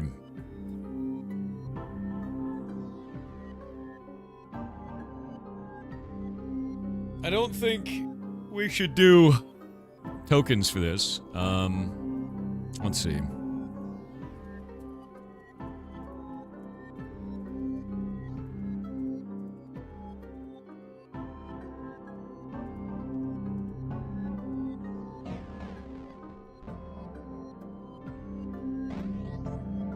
There we go.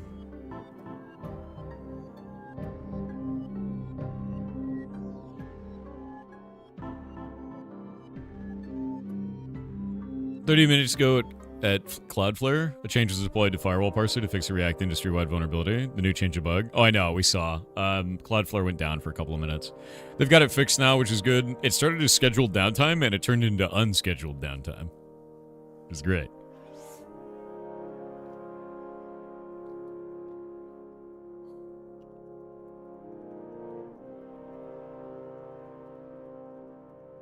There we go.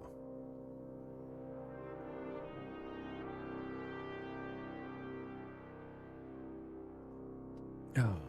You're ignorant. How is a decompile not equal to source code? So when you compile source code, it changes, and then when you decompile it back out, there are differences between what the original source code was and what the decompiled version is. It can remove things like any type of notation that's in there. It can change the way that things are expressed. It may change the function and form of certain stuff. They're not identical, is really what it comes down to. They can be similar. It's kind of like playing telephone. Best way that I could put it. The messages might be the same, but it's said slightly differently. And since it's different, you don't really know. It's not a good indicator of anything that was in the source code in the first place. Generally. It's just close. Sad part is the unscheduled downtime also means unscheduled overtime. Yeah, when you compile stuff, it also does different types of optimizations as well. So like a switch will turn into a jump in the compiler, right? Shit like that.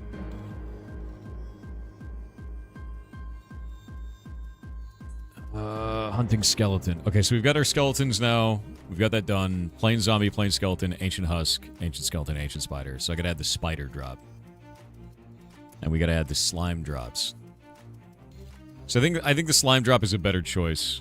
I'm gonna go out here and we're gonna remove the pig noses. The pig noses did look weird anyway, so like whatever. Like that is very tiny. It's a good slime. You know, actually, I could use a slime spawn egg for that, and that looks kind of neat. Right? That actually looks cool. So we'll do slime spawn egg for this.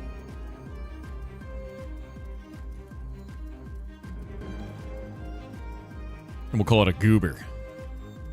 Save it.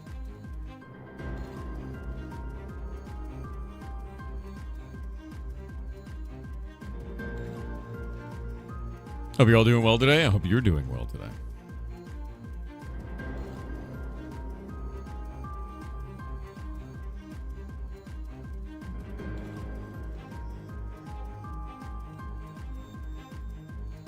Okay, you guys will have a moment.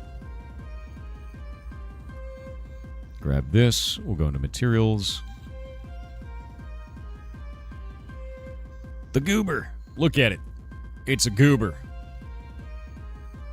Nasty. It's actually gross. That should have remade all these knives, though. It did. Good.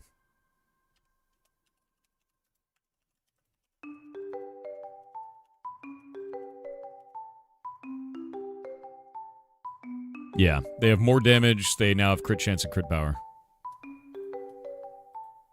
Alright, very cool. So we can do Hunting Spider on this. I think I want to make them pretty common. That means that a player at level 1 would have a 0.2% drop chance at level 1, which is pretty shit, right? I feel like there's got to be a better way here. Like, that's really not good. I feel like killing monsters has to give you a slight amount of hunting experience, but I don't want to do that in dungeons. So what if we just do that in the open world? What if we do that in the open world, right? How about we do that? Yeah, base value. Open world monsters should do this. Dungeons won't have it. Yeah, it's open world only. We're not going to have... I'm not going to have dungeon monsters drop anything, except for bosses. And bosses, it won't be based on your hunting skill. It'll just be based on the monster's drop rate. It'll be like a 5% or something like that. Please keep chat to English. I don't know what that said. So now I'm going to go look it up, and then we'll find out. Da-da-da. What is it going to be? Yeah, please don't. I don't know what it says, so then we have to do that. Just keep it in English, man. But yeah, so what we're going to do is we're going to have the hunting materials drop based on this. I will probably do a baseline drop for this. And then add hunting skill on top of it. And the baseline drop is going to be like 1%. It's going to be very low. So we'll do... We've done this in the past for other stuff. Like 1% like this. Essence Life for this. And 1.5% for logging. And 1% for stone. Yeah, I think that makes the most sense. Because this is 0.1%, and 0.1 is 1%. So I'll do this plus that on each one of these. So we can have a baseline for every one of these. It's always 1%, and then you gain up to 10% more from hunting skill. Is that fair? I think that feels fair, personally. I think that feels good. Because that way, anyone can get them, but hunters get more of them. Like, a lot more of them. Up to 10 times as many of them. Yeah. So I think that actually works really nicely. In terms of what it feels like to the player. So we'll add that as a modifier for this. That's what I'll do. Ancient mobs, we're done with. Plains mobs, we're done with. I'm going to start going down the list. I'm going to grab these and put them above this so we can have it alphabetized so I don't lose my place. What category do pillagers have? They won't have one. Yeah, those are humanoids. I don't want to have humanoids drop monster parts. They're not monsters. I think I'm gonna... I removed the pigman one, too. Yeah. I think we'll just get rid of that.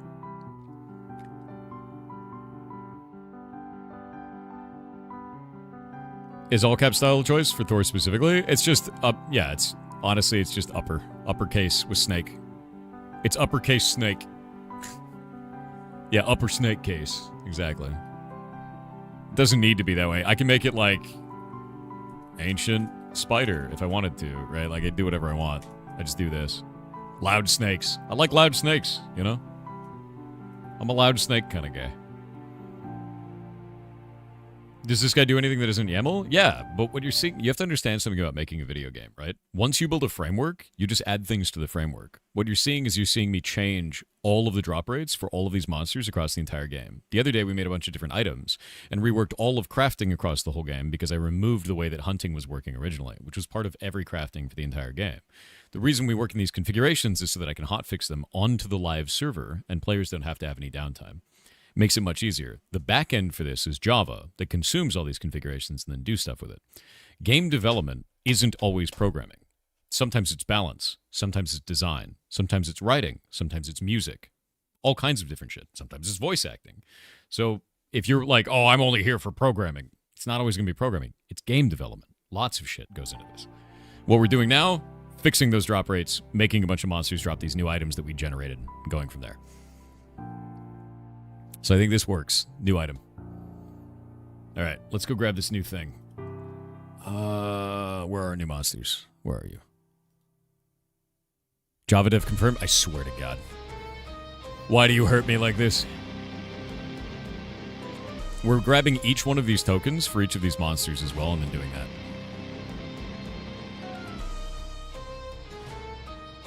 Oh, actually, we don't want to blow planes. We want it up here. You have a husk here, skeleton, and that's it. All right, easy.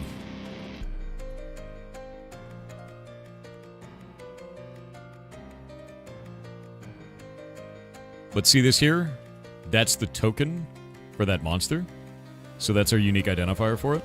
And then what I can do here, like this, is change this in here. So now these specific monsters, when they die, drop these specific items. And the reason they're inside of this folder is because then it can pull the statistic for the player of what their hunting skill stat is, and then change and modify the drop rates based on that skill. Yeah. Watching people actually program is only fun if they are explaining how they formulate ideas. Some people are better at logic than others. Yeah, no, I agree with you on that. Makes it more fun, more engaging. I'll go grab beach mobs. I think beach mobs are pretty rare. There's just one monster in there, and it's just the zombie. By the way, this also means that I can make things happen like make your monster that has a flower growing on him drop something special for herbalism. So I will.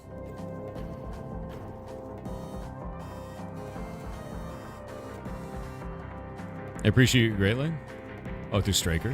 What did Straker say? I didn't see their message. I'm glad they answered whatever it was you were after. All right, beach monster done. Cherry mobs. So cherry mobs actually drop nothing special in here. And they have cherry leaves on their head. So I feel like they should do something neat, right?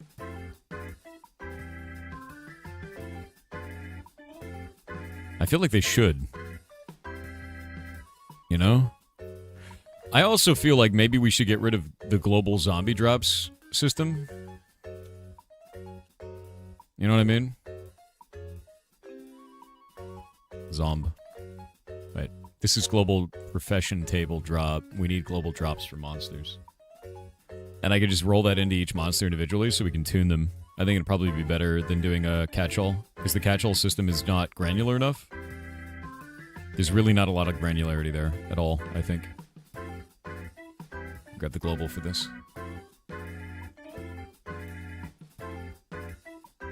Yeah, consumable mysterious meat is all it is.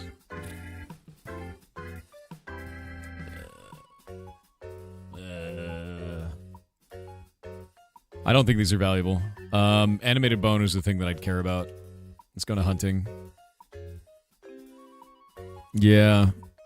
Yeah. Yeah. I think we should do that. Let's grab this.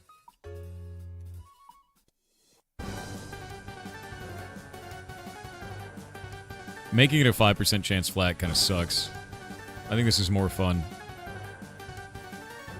I think this is way more fun. I'm gonna remove these, dude.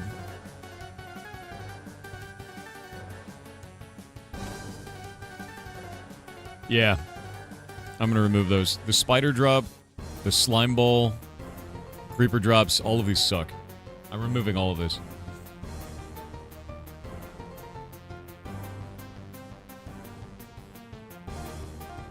Type should have never existed.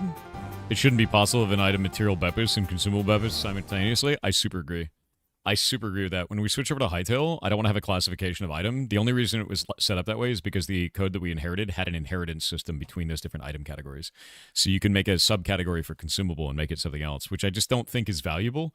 Like, we should define the category of the item as in the item itself, not in any other place. Like, there should never be a item called potato under consumable and another item called potato under material. It doesn't make any logical sense. It's dumb. It's really dumb, actually. Yeah. It should just be an item And these are the modifiers. These are the flags for it. And it shouldn't be excluding flags like cannot interact. It should be nothing interacts unless you add the flag to interact. Like an additive flagging system instead of a subtractive additing system. Or, flagging system. It's just super weird, dude. Yeah. That's the shit we inherited, and there was no reason to refactor it out. Hightail will be much cleaner. I won't have to deal with all this. Yep. You ready for new Assassin's Creed game already? Really? What? What? What? What?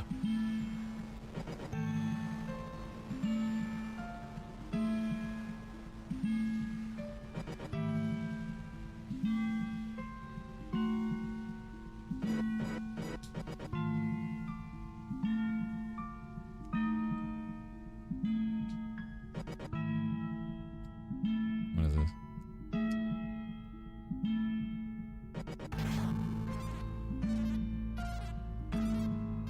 The goblin rabbits? Yeah, it's weird. Okay, we need to make some monsters drop string as well. I think we'll do that. I need to figure out how to do, in our profession system, vanilla item drops. Do we have an example of that, by the way, Jake? Anywhere?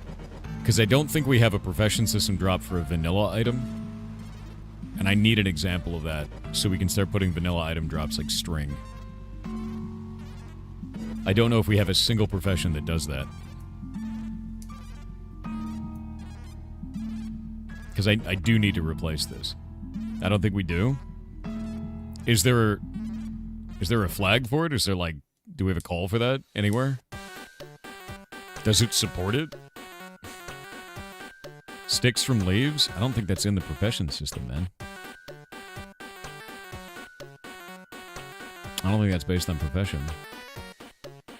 Maybe in fishing? Oh, wait. We do have it in fishing. Oh, but fishing is weird. No, fishing is weird because it's different. It's completely different. But archaeology.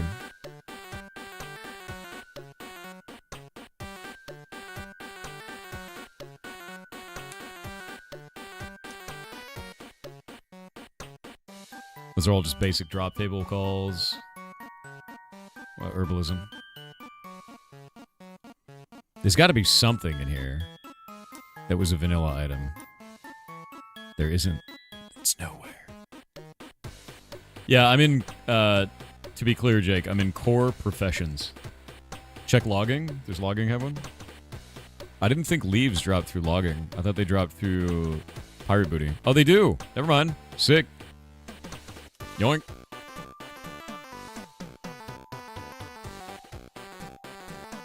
Nice. Alright, there we go.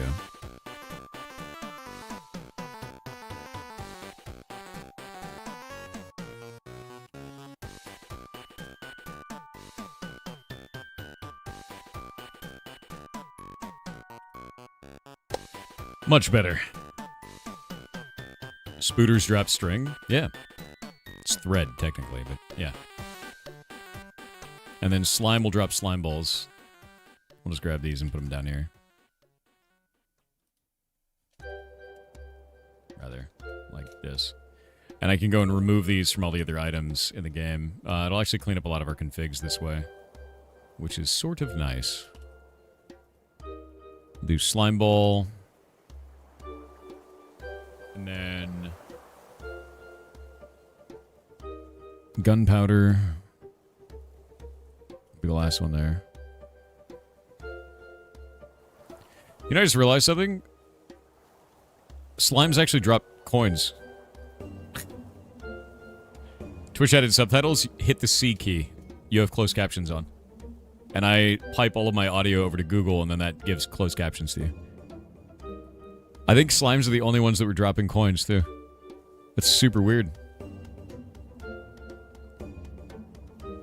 Because I had removed that from a lot of monsters.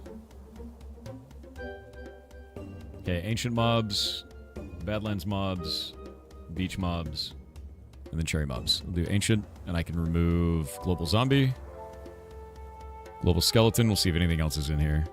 Yeah, it looks like they were just adding extra coins. Global spider. Done. Saved. Badlands, global zombie, global skeleton. Gone. Global zombie. Save. Slime collect coins while they slither. Actually true. And the other thing I have to go into is vanilla mobs. These should technically never spawn. Like, ever. So if those are spawning, we have a bigger problem, but I'm going to remove all these anyway.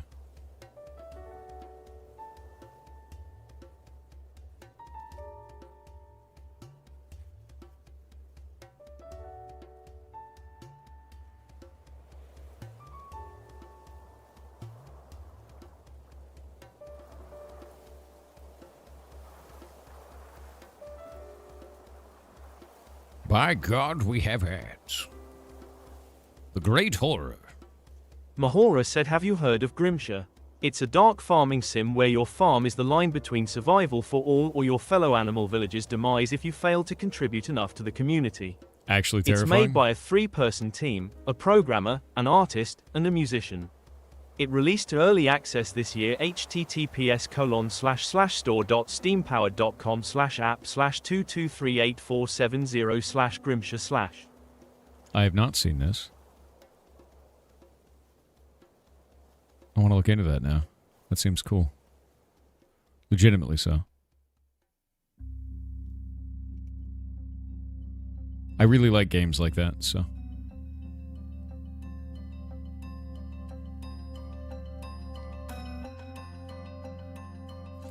Hey, Jake, can you check on the status of the latest... Actually, do you have access to the latest mythic mobs? If you don't, let me know, because I want to see if they fixed the armadillo bug. Which is really annoying. If not, I could just delete all armadillos, but...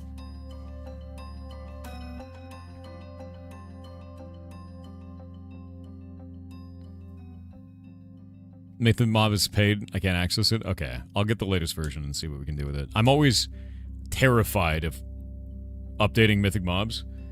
Because every time I update, it's like, there's a 50-50 chance it breaks all my boss fights. And then it's like a huge bitch to revert and fix it. They keep changing their API. It's so annoying. I know. I know. I don't know why they do that. I don't like it either. But what are you going to do? Alright, we're going to make the cherry zombie now. Beach drowned.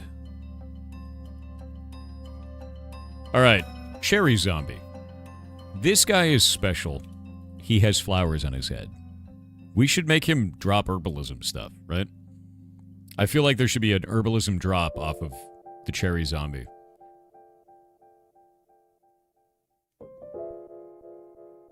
You're going to hightail? That's what you'll do about it? You know, to be honest with you, you're not even wrong. That's exactly what I'll do about it.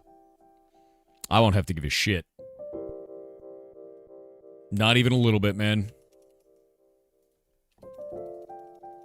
I'm so excited for hightail, you don't even know. And I love... It's going to be scuffed. I don't even care. It's going to be so scuffed. Grimshire is a ferret character? There's so many ferret characters in the video games. Good. More. Alright, these are done. Save that in. Cool. Finished. Microsoft's gaming ventures are looking pretty bleak right now. You think so? I mean, they still print money, you know? Desert mobs. Grab those. The old desert husk. Yeah, we'll figure out what we want to do with the cherry guys later, because there's a cherry skeleton and a cherry zombie at the same time. Mr. Desert Husk. There we go. And then a desert skeleton, and now finally a ghost.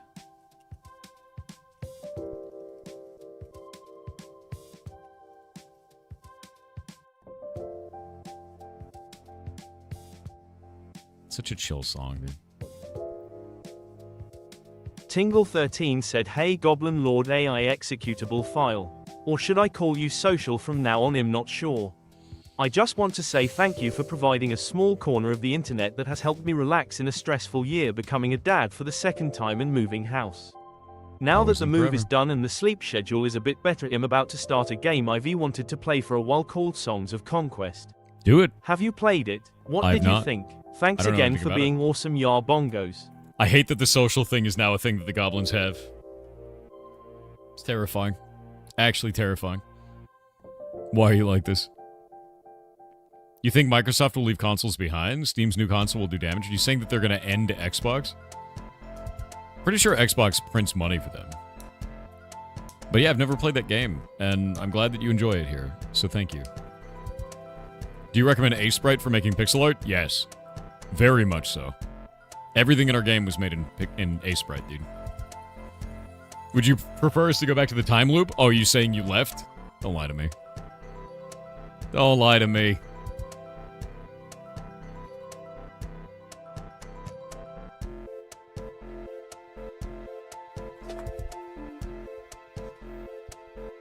By the way, you know what the coolest part about this is? It means that I can make profession-style drops off of any monster in the game based on what biome they're a part of. Nice. So now, you'll have a reason to go to the desert. You'll have a reason to go to the swamp. There's no sitting in the plains and farming, which is great. Exciting.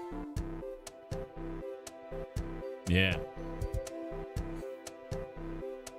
Oh yeah, no, A-Sprite is awesome, dude. It's the best pixel art tool that exists, I think. Highly, highly recommend it. Destroyed outpost mobs. Okay, so here's where things get funky, right? We have a rotting bandit archer. It has no drops. Right? These guys do not drop anything. I think we leave those ones alone. I think we do. By the way, this also means that I can go to specific POIs, such as towers and things like that, and add hunting-related items to the chests in those zones, which I think is kind of neat, because it'll make a reason for you to not just loot the top chest in the tower. You'll want to go to each one of them and go and do that. So I'm excited for this. When Hattail comes out and there are no ferrets in the game, will you make a Hightail mod? Or a ferret mod? We don't need to make a mod. We can just put it in the game. Yeah, the Swamp Hut chest, that's in the back of my mind. The Swamp Hut needs to be changed as well. That will be today. At least that's the plan. We do have a lot of monsters to go through, to be clear.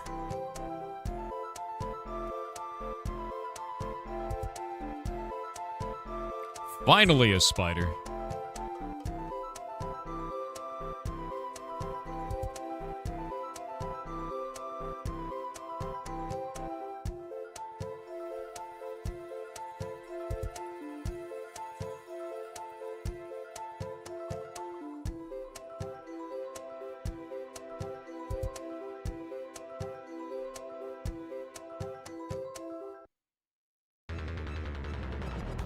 What's going on with social right now? Okay, so I keep getting messaged by a million billion bots. And every time one of those bots messages me on Twitter, it calls me social now. They're like, hey, social. It's really weird. Like, really, really, really weird. Are you crab slapping? No, I'm currently crab mining. I have a lot of gems. Now I'm about to be crab slapping. There we go. Crab slapping. Yeah. It's super weird, though. It's just like, it's Skynut stuff, dude. Like, go to your DMs on Twitter, open your DMs to the public, and immediately you'll start getting these. Let me go see how many of them I got today. I cleaned them out last night. How many requests do I have? Oh, no, this one's just in Chinese, and it sent me a photo and a link to their Telegram. Yeah, this one happens all the time. I don't know why they do this. Oh, you know, here's another one. Hey, social, you wicked charmer. See me, eyes emoji. Your baby face next door temptress. Eyes gleaming. And then it gets very lewd, very rapid. Yeah, they're porno bots. But they say, hey, social now, and I don't know why. I don't know why. It's very weird. And it's an AI image of a girl that's not a real person. So, yeah, they're everywhere. They're literally everywhere. I'm getting like dozens and dozens of these. What is this? Gyazo? I don't know what this is. What is this? I don't know. That's wild is what it is. They think social is a sweet word. I don't know what it is. No one uses that slang. That's why I asked the community. I was like, have you guys seen this slang anywhere? Is this some Zoomer shit I'm just not getting? Like, what is this? Where is this from? And no one knows. Like, it's just only the bots are saying, hey, social. So here's what I'm going to say. If you see people saying, hey, social outside of this, that means they engage with Skynet. You can out people that actually engage with Skynet by finding out if they say, hey, social. In actual unironic situations. They are either a bot or they're a bot sympathizer. Your friend may be a clanker.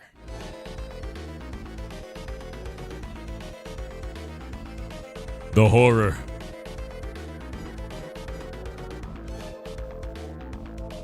You know, do I want that animated bone to have that? I think I do.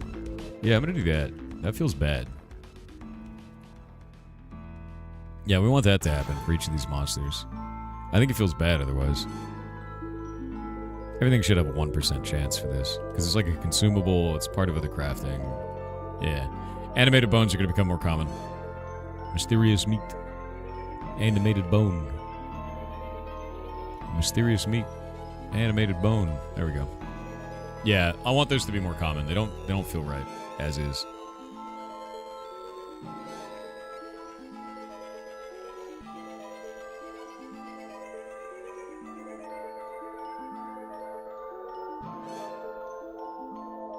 Where's the last spider? There we go. String.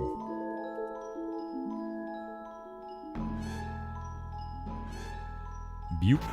Hunting. Spider. We had a session at work yesterday about using GitHub Copilot to create microservices. It was horrible. Death to clankers. You're goddamn right. More John said G morning streamer. Wait, Morning. you can do TTS with points now. What Yeah. else changed the last months? I was away for a while due to lack of free time. Well. I've rebuilt all of Block Game. Block Game is going into Hightail. Hightail is actually back and launching. Ashes of Creation fixed its in-game economy. We're gonna play that on the 11th, maybe the 12th. It's a lot. There's a lot going on. There's a lot happening. Too much even. And we're doing Indiecember. So Indiecember is this entire month. I'm playing 3 games a day from the indie community as a showcase, and then interviewing the developers, and we're doing it all for free for them. There are corporate sponsors, so the corporate sponsors come in and pay monies. But then the indies get it for free, which is the whole point. AOC fixed this economy when this happened on the PTR. Apparently people really, really love it, but it's under visual NDA for some reason. So I can't show it, but apparently it's very good. Neat. Yeah.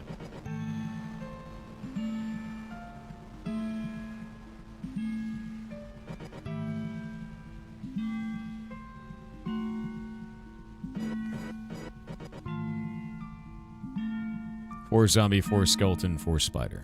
4 zombie, 4 skeleton, 4 spider. You have access to the PTR? Go play it. See if it's good. The PTR economy is a huge improvement, can confirm. That's what I've been hearing from everybody. I haven't played it yet. Yeah. Oh, yeah, also, we're building the largest ferret sanctuary in the world. I updated the ferrets.live website to look nice and clean and cool.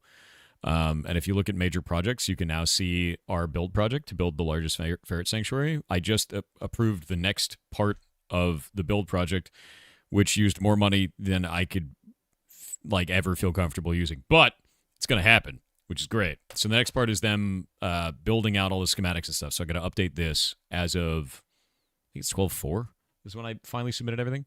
And then on top of that, if you go to the Ferret's live streams, you go back up to socials and you go to this. We now also have an extension on this channel, and the extension shows you every ferret in any playgroup that you want, which is kind of cool. We look at all play groups, and we'll go look at like the oldies, right? And you can see each one of them, and they'll pop out, and you can see information about them. So that's kind of cool for every one of them. And you can say, if you're a moderator, you can say at beans, for instance. And, oh, that needs to be updated over on that side. But when you do, or we'll do at beef. See if that works. There we go. It'll pop up that character for you. So that one for each one of our ferrets will be up there. But it pulls up the character profile, and it shows you all the information about the ferret, and then it gives you a link also to the Ferret Software Wiki, which is great. Feels good. Also, moderators, can you go and delete the other beans command? Because that's linking to a website that doesn't exist anymore. So that would be great. But yeah, that's all the stuff we've done in like the last month. Xerox Copycat said, "Hey Thor, today in another major L for Nintendo, Metroid Prime 4 features such as ambient music in certain areas as well as cinematic cutscenes were found to be pay-gated behind $30 amiibo purchases. https://kotaku.com/metroid-prime-4-amiibo-samus-music." Ambient music in certain areas, as well as cinematic cutscenes, were pay-gated behind amiibo purchases. Let me see this. I want to see if this matters or not. Do I care? Bombastic title. Why do we have articles written like this anymore, dude? I hate opinion pieces. Yeah, like, I'm going to be honest with you. I wish it wasn't written like this. I wish it wasn't written like I was in a chat room with my friend. I want news. I just want the information. Like, I hate this. It's just not necessary. I don't care about any of this. Open world hub.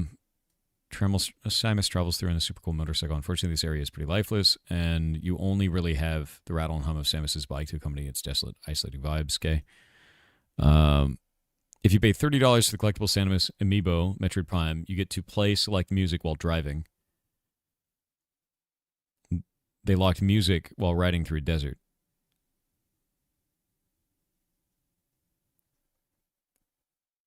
Weird. That's a weird change. It's just 5 tracks. Can you just only play music if you own the Amiibo?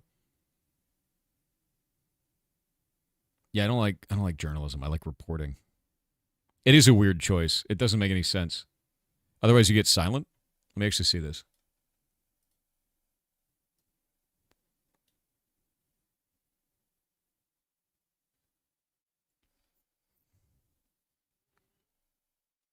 Okay, I'm going to be honest with you. I think it's a weird choice. But, like,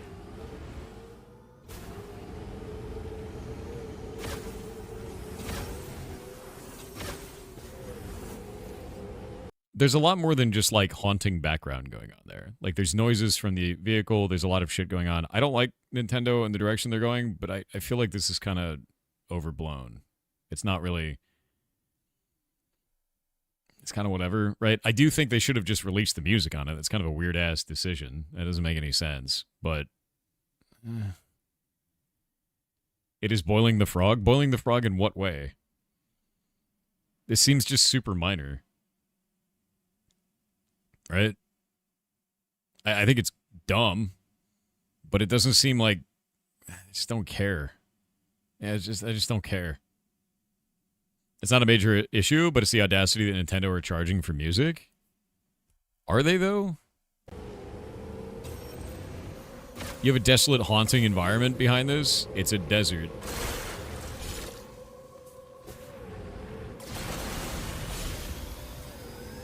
Like, that haunting wind sound in the background adds to the environment. Is it the best experience? No, but do I give a shit? Not really. I'm not going to play that game. But on top of it, like, I don't think that this needed a whole article. Nor do I care. Right? The music does make it better. It does. But, like, you know what maybe I'm getting old, but, like, to be honest with you, do you know how I handle this? I don't, like, go make, like, an online petition and write a whole article with bombastic speech. I just don't buy the Nintendo game. I go, oh, wow, they didn't put music in that? and they locked it behind a paywall, cool. I don't have to buy the amiibo. Move on with my life, do something else, right? Like, it's not the end of the world for me, right? Like, it's just like, who gives a shit? I'm not gonna buy that. Cool, have a good day, right? Just vote with your wallet and leave, right? I don't understand, like, because that kind of shit, that sensationalist kind of shit, just turns into let's have an online brigade, and then we'll cancel Nintendo, and if you buy a Nintendo product, we'll abuse you, because like that's what people on the internet do, because they're insane. So like for me, I'm just like it's kind of shitty. I'm just not gonna buy that game. Whatever, right? Like it's just not that big a deal, but it's annoying that they ever thought it was okay. Okay, then just don't buy it. It's like, and you know what'll happen? The company will be like, huh, sales for this are down. Maybe we should fix that. Or you could just not buy it and not care about the outcome. Because now you don't have to deal with it because you didn't buy it. Right? Like, whatever. Nothing speaks louder than your wallet. Exactly. And to be honest with you, a lot of people are going to buy it anyway. Okay?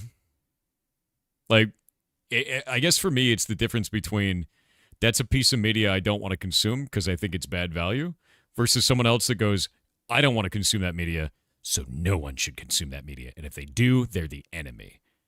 And I see the second one on the internet. But the first one is how I feel, which is like, whatever. I'm just not going to buy that. It's shit, right? It's like,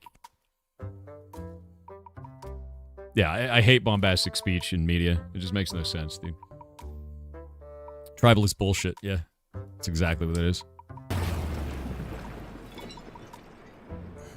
Killer Squid 2603 said this change does nothing to help the NIFA. It's still a tool and does not benefit from weapon damage scaling. The swords will JSUT be too strong, That's not true at especially all. against mobs that fight back. That's not true. It does gain damage for weapon scaling. Yes. Tools gain damage from weapon scaling. It is counted as melee weapon damage.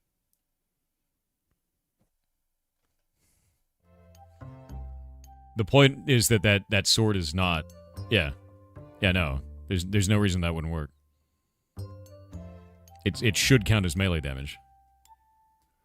Is that not working? Is there a ticket in for that? Like, to be real with you, if somehow tools are not scaling with weapon damage, you need to put in a ticket for that, because I've never seen a ticket for that. And I am under the assumption that tools are working with weapon damage scaling, as they should have always been. And if that's not the case, we have to fix that.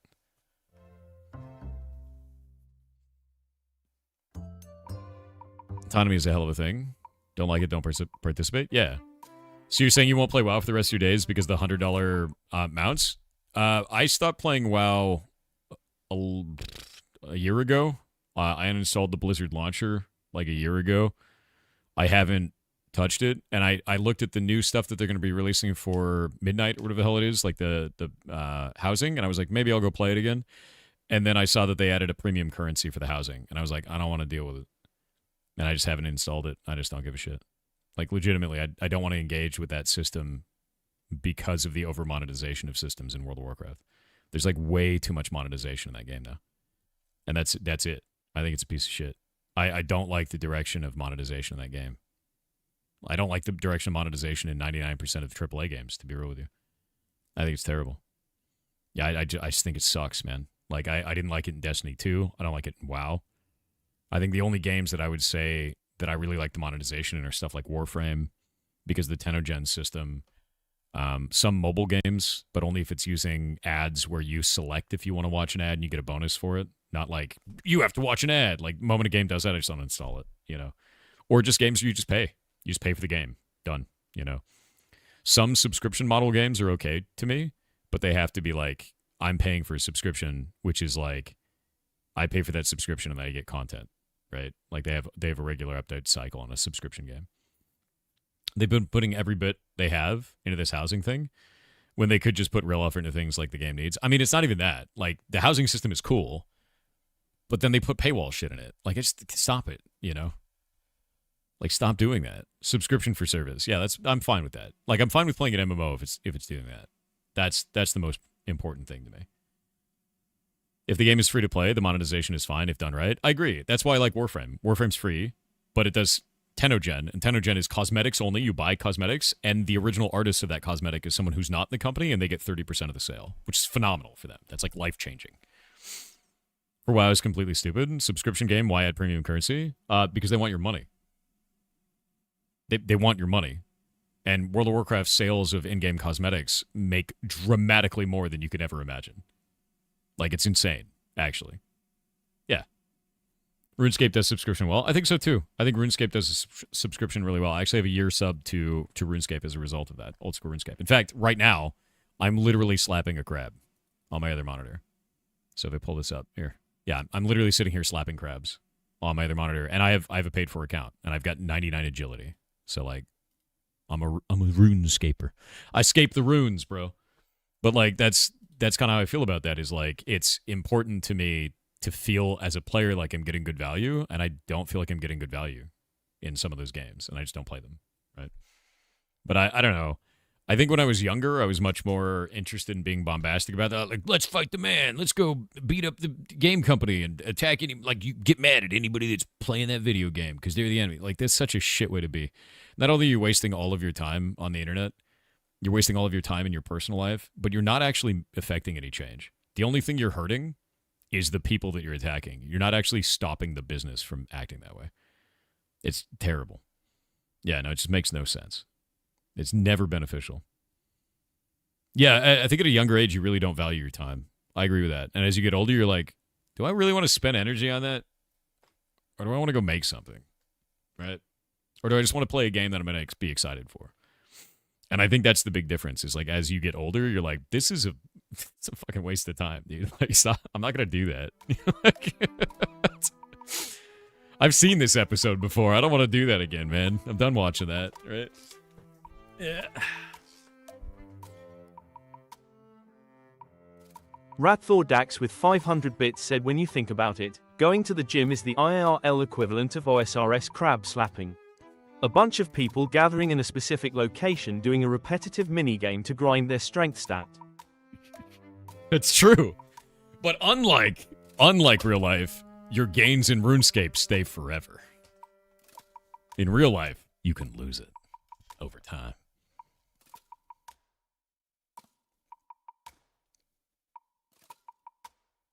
If you want to make companies change, you need to stop giving them money. Yeah, but I'm going to be honest with you. You're the minority. The amount of people on the internet that are like, we're going to do a boycott, right? No, you're nerds. Anyone on the internet is a nerd. Normies don't surf the internet. Normies don't sit on the internet. Normies may look at Facebook, may look at a couple of Twitter posts once in a while. Normies don't know anything about the internet 99% of the time. Like, when the Cloudflare outage happened, you know what happened with normies? They pulled up their phone, they're like, Twitter's down, and they put their phone back in their pocket. And that's even the subset of normies that know about Twitter, which is not very many of them. Like, let's take a look at this. Let's say, how many users does Twitter have? 2025. Twitter has 586 million users, right? There's 8 billion people on the planet. Think about that just for a moment, right? It's a very large number. How many of those are bots? How many of them are real people? How many are still active users? And then on top of it, how many of them use it every day? What about weekly? What about monthly? Right? We've got this really weird idea that anybody in the internet is the whole of the world, and all of the ideas of people on the internet are the entirety of humanity's ideas. That's not the case. We're an isolated nerd pocket, dude. The normies have the full purchase power of things. So if you want to change a business's direction, you can start it online, but you have to convince the normies to agree. And that's not going to happen by being bombastic and insane and attacking people on the internet. It's never going to work. The normies have the power. And I wish it wasn't like that, but it is, and you got to be honest about it. The normies buy the new FIFA game. Yes, they do.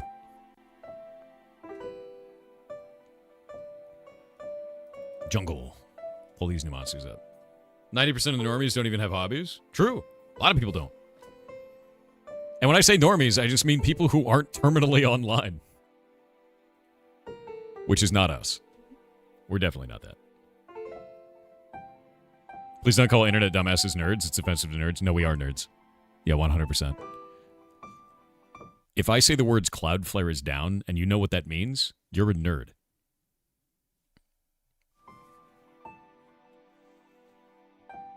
You can't escape this title.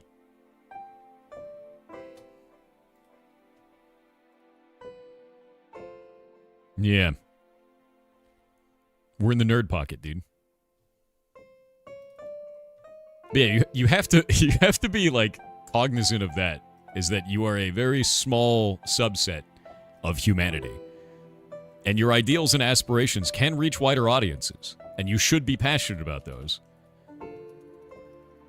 But to try and say like, I'm going to start a movement to do this, you have to convince the general population of nerds, which is not the same as the internet population of nerds. You made me a nerd? No, you're a nerd, dude. You were a nerd all the time. You've always been a nerd. It's true.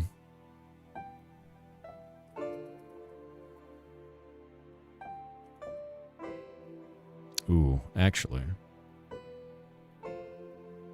I wonder if these don't work. You're not a nerd, you're just informed? No, that's called cope. That's what that is. That means you're a nerd. Yeah. Nerd. Actually nerd. You're a nerd, dude. Stop coping, you're a nerd.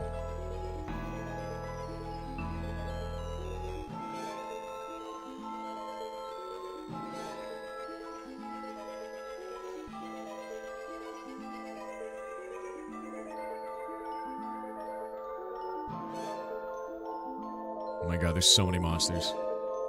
There's so many monsters, and I have 8 minutes till the first game. This isn't gonna get done before the first game goes up. There's no way.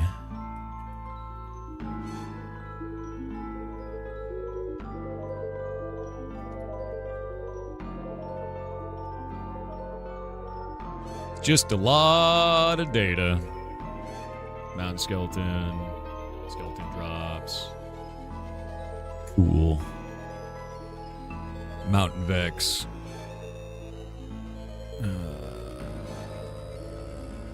Remove that. Hunting Ghost. You guys are gonna have to go to like crazy areas. Alright, I need to set up the first video game.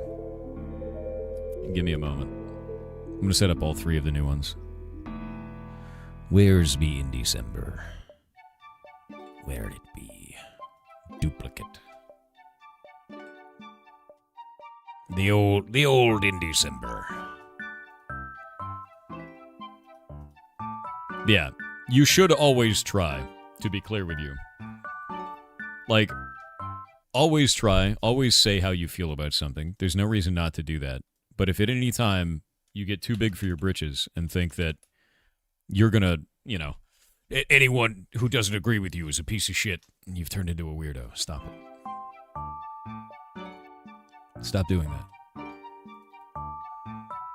This game has a very long name. I'm gonna use the first word. There we go.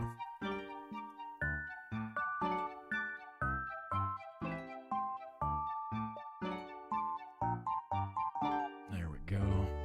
Yeah. The way that I vote, man, the way that I will always do it is I'll talk about it on stream, whatever it's going to be. So I try to give you guys my context for how I feel, and you don't have to agree with that. That's fine. You could feel a completely different way, and there's nothing wrong with that. And then after that, I don't buy the thing. And that's it. If I don't want to buy the thing, I don't buy the thing. Or I do buy the thing. Like, I'll give you an example. I found out about that Lancer Core rulebook. It got delivered last night because I bought it, and I'm happy with it. Yeah. I thought you were a cute coding girl without entering your video. Unfortunately, you found out that you have a type, and your search history is going to be different by tomorrow. Don't worry, though. It's 2025. I'm not going to judge.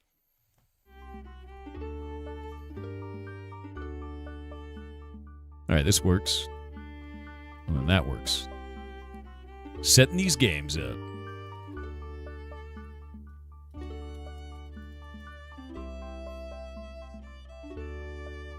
Okay, almost got everything set up for this.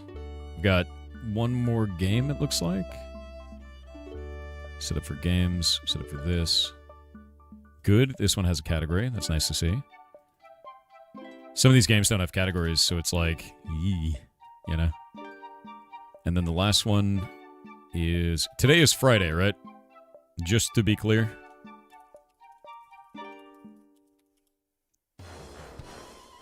Yes? Okay. I don't know human time anymore.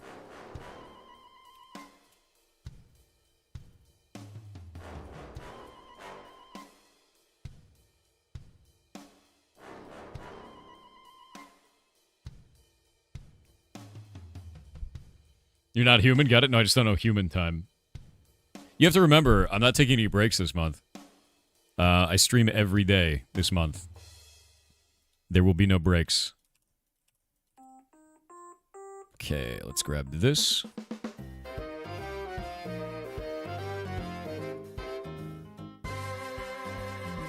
And the next one is going to be this.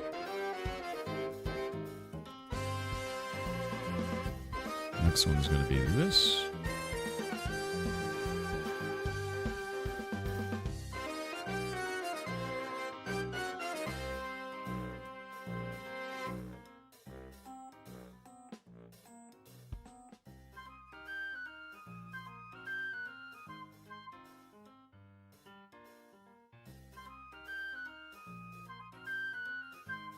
All right.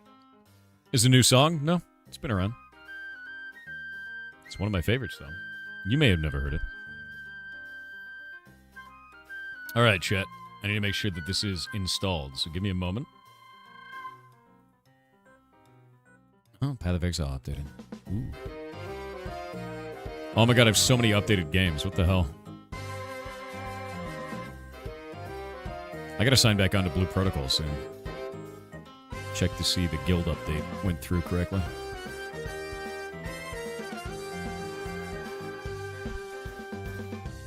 Okay, first game, onto the store page. Let's go grab this.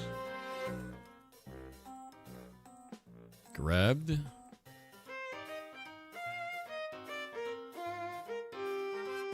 Download the library. There we go. I'm downloading the demo right now. This is actually a game I already had on my wish list, by the way.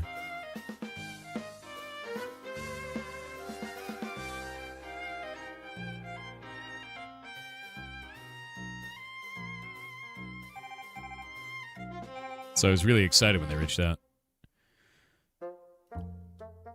And I can't wait to play it and see what it feels like. Oh god, that is haunted.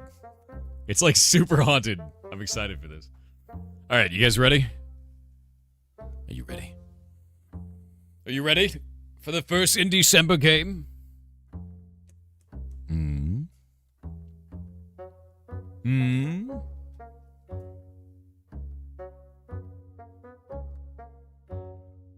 Switching category. Category is switched.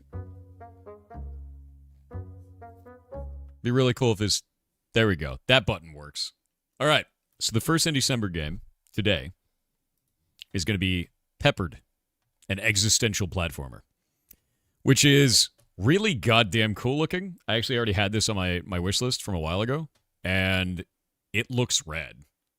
Yeah. It looks really rad. It's a platformer that is really, really strange looking. You have that on your wish list? Yeah, dude. It's super neat. And, like, some of the animations are just really cool. And I can't wait to lose in it. Yeah. I'm really excited for it. So we're going to play the demo for this today. Then we're going to talk to the developer. That should be really fun to do. And then we'll go from there, man. So I've got it downloaded. But it says you only have one shot at stopping God of Death. One shot at everything. Pass platforming challenges, explore, solve really dumb puzzles, fight bosses, make choices affecting the story, try to save the world, and fail. Dark humor, multiple endings, and regret. I was like, oh dear. I'm excited for that. So let's get the game going and we'll see what it feels like. One shot. You got one shot, dude. You got one shot. One shot mentioned, yes. It'd be really cool if Discord would open. but it's being a potato. Please, Discord. There you go. Thank you.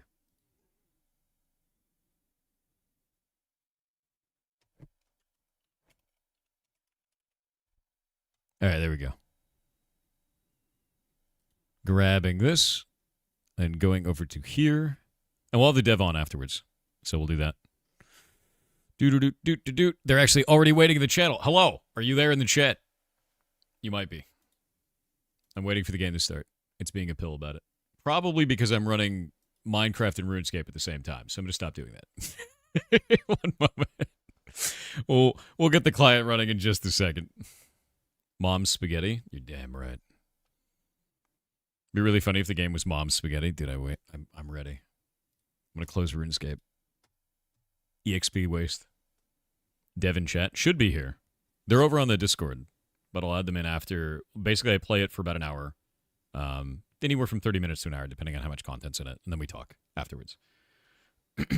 Also, I saw Peppered being played, and my screen is black. There we go. Hey, there you are. How's it going? I saw Peppered being played by the Game Grumps a little bit ago. Really? That's great. That's huge. I'm waiting for the client to start up. Dev in chat. There he is. It's Devin, dude. We have a key for this one? Do we? Why is that not on the sheet? You know we have a master sheet. Yeah. It's not on the sheet. I'm going to go add it, and then we'll go do that.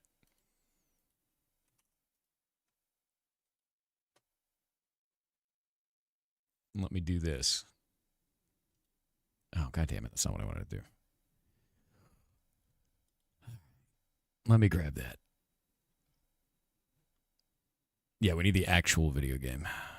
Let me grab this. There we go. Downloading it. Are you sure that's the right thing?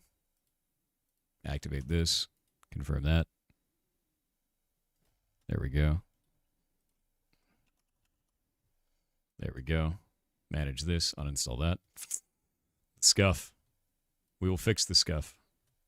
Add to Indiecember. And I'll get this put up on the store page as well. We have a page that's showing all of the games for Indiecember at the same time.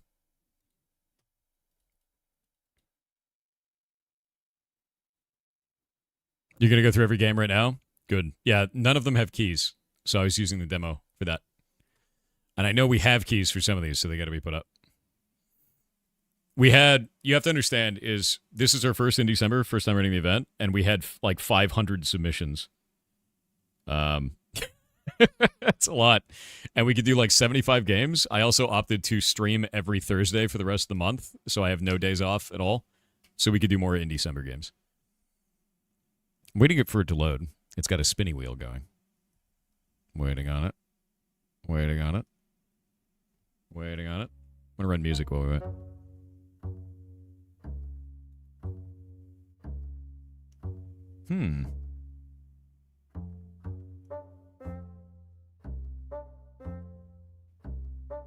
It's weird. It's just showing a solid black screen. Yeah. That's all it's doing. Oh, there we go. It's working. It's working. One moment. Wait for it. Wait for it. One moment. One moment. I'm going to get it to set to Peppered. We're going to get the audio set for this. And then Shadelock will edit all of this out. And it'll be like it never happened.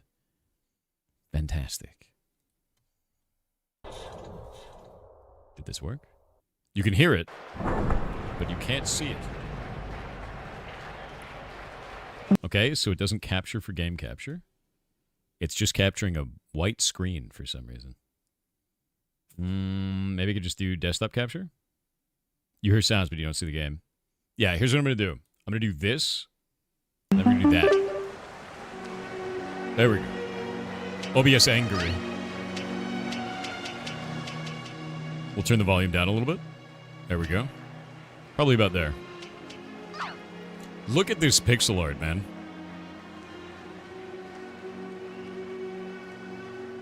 That is really pretty looking. Like, legitimately so. Wait. I can just... I can just give up? Oh. You know, I don't know what I thought would happen, but it happened. I had to know. I had to know. You know? Yeah. I had to know. I had to know. Yeah. I did click give up. That's true.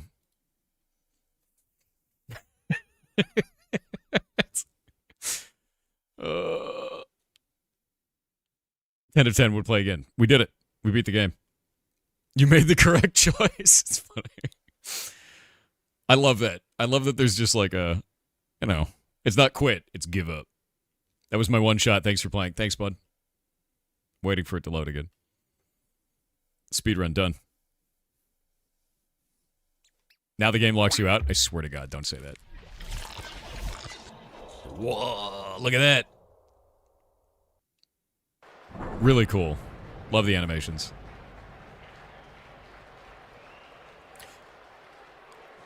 Is he holding that cigarette so long that, like, the ash is all the way up to his fingers? Horrifying, really. World Zero, The Office.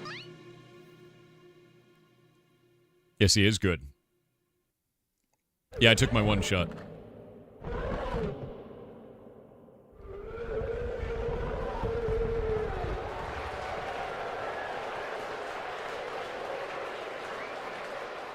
That sounds like horror. That sounds like actual horror. Ladies and gentlemen, has everyone got a good view? Because it's the moment we've all been waiting for. It's the 100th anniversary Immortality Day. Wait. Once again, our hero will bring a new lifestyle. And with it, the extended imprisonment of the God of Death. Please welcome the hero of the evening. And every other waking moment. Theodore Glagolev. I have no idea if I pronounced that right. We just put death in a briefcase. Theodore Glagolev. Did he just not show up? Theodore?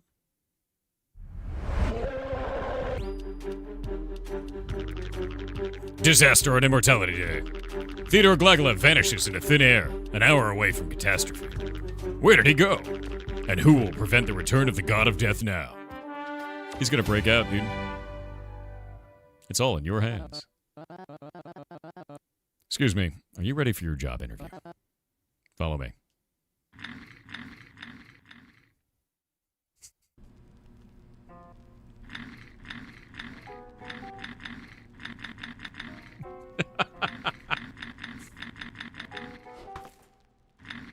Hell yeah.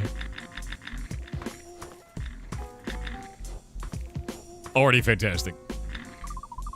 Browser's homepage is a social media platform. The latest post is a nude selfie with an enormous inspirational opinion piece in the description.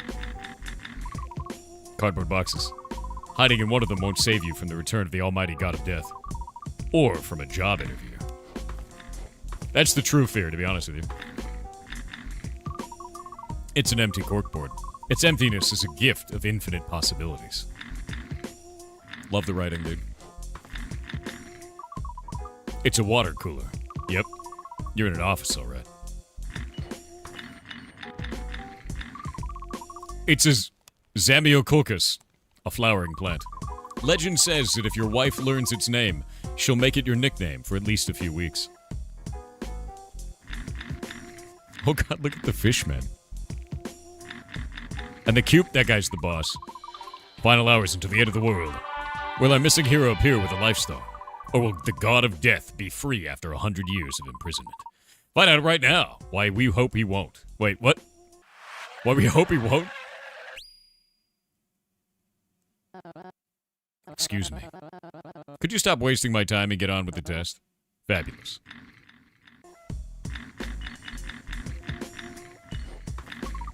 You can't run. You'll miss your job interview. Guarding life stars is a task of utmost importance, so we demand a high level of professionalism from every employee. Theodore's still missing, we're all gonna die! I love that he was on fire. And a fish. The position of coffee boy is absolutely vital. It requires 30 years of experience as well as a highly ambitious mentality.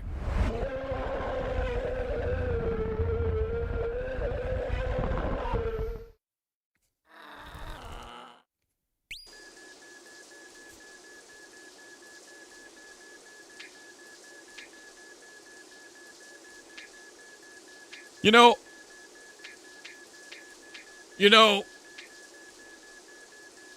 know what I mean? Like, that's above my pay grade, right? I feel like that's above my pay grade. I'm not bringing this up until you do. I won't. Here, take this coffee cup. Oh. Lore moment, dude. Fabulous. Now put it in the coffee machine. We are ready to begin. Oh, and just a heads up. You have one shot at this.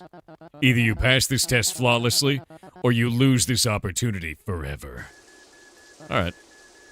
Now, show me what you've got.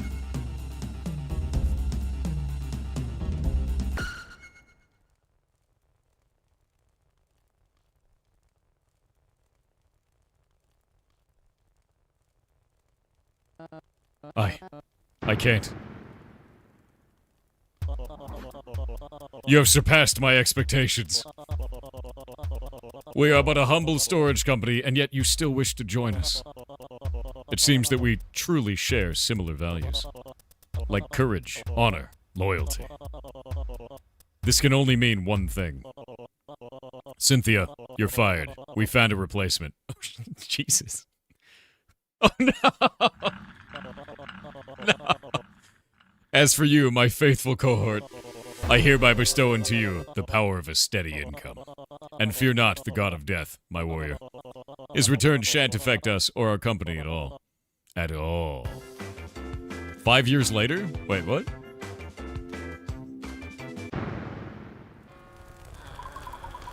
Boss wants to see you.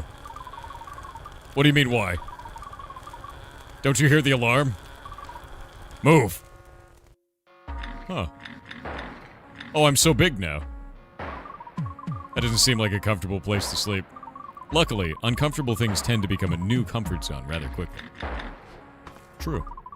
It's a torture device. The amount of work it has for you is daunting. You filled the corkboard with happy memories shared with your coworkers. Vacations, birthdays, office parties. Those were the good days. And now it seems it's all downhill from here. More coins! It's a water cooler. Yep, you're still in the office, alright. So much has changed here, yet this plastic plant remains the same. What a positive icon of stability. Hey, I know it's crazy awkward to bring up right now, but happy birthday. I wish you happiness and the knowledge that the B button skips dialogue. What? What? It's raining hands outside? You take a look outside. Oh, okay. Yep, nothing particularly new to look at. Just a swarm of souls being dragged down to the bottom of the abyss by our Lord God of Death. Lots of folks emigrated from this town over the past 5 years. Okay. You can't run. This is your life now. I'm glad that I have my birthday cake. That's probably fine. You don't need coffee. Adrenaline is energizing enough.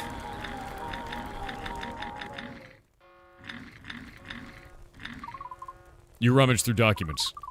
The LSSC used to store life stars for Theodore. The company was rebranded and sold once the God of Death broke free.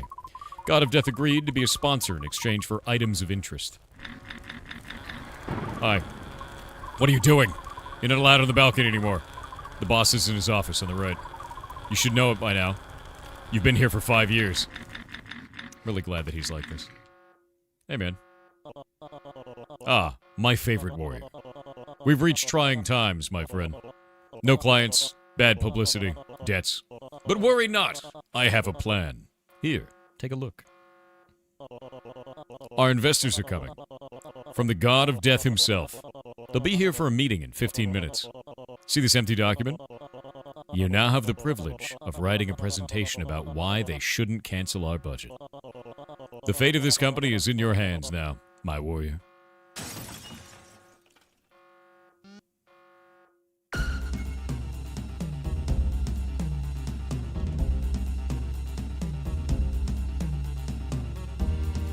Oh god, no!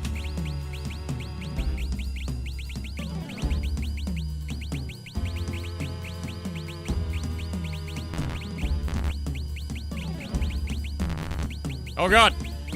Ah!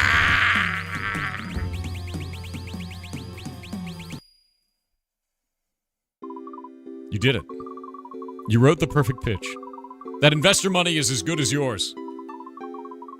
Here's what your presentation says.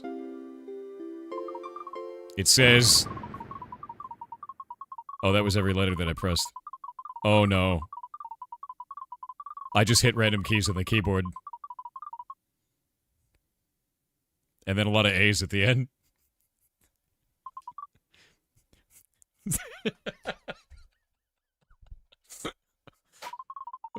You have no idea what you're doing.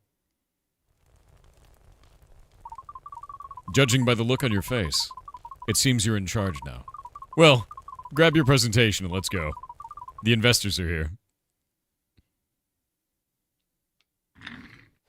I need my cake, dude. You take the cake with you. It's for emotional support. You goddamn right. Can I also go out the window? Nope. There's no time for fine-tuning the presentation. It's as good as it's ever going to get. You've been here for so long that you've sort of just accepted this. The knight's armor, of course. Jesus. So you guys want some coffee, or... Yes, coffee would be most pleasing. Good. The coffee machine is right behind you. Feel free to help yourself. So let's get started. I won't waste your time, or mine. I know you're very busy with whatever it is that you do. We execute the infidels. We manage our Lord's investments. We watch PowerPoint presentations. Oh god, that last one is the scariest part about that, to be honest with you. Awesome. Well, we've got one for you. I give you the CEO of this company. The one who will convince you to give us your money. Let's hear it.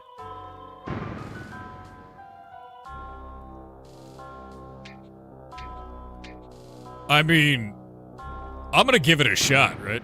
50 years later. Oh god, no. Here's to another successful year, my friend. Oh, God, I got like a footrest now. Oh, another year of living on the sweet money of the god of death. He's been on fire for a long time. Hey, can we talk for a minute? In your office? Oh, that's never good. Don't let him get to your head. We've still got a whole night to party. It's all in your hands. You feel that hasn't been the case lately. Or at least, you wish it hadn't. They sold the corkboard a long time ago. Who uses corkboards these days anyway, huh? You're still in the office. I'm glad that we could dash now.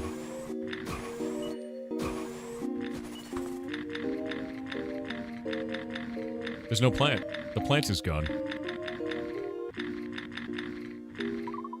They sold the TV, the broken one that didn't do anything. It turns out that the elevator was just a picture glued to the wall. They sold it along with everything else here. I think we're getting closed down. There's a note attached to the balcony door. It says, "You're still not allowed on the balcony. I'm sorry." So listen, you know I like you. But, as your accountant, I insist that we talk about the financial situation.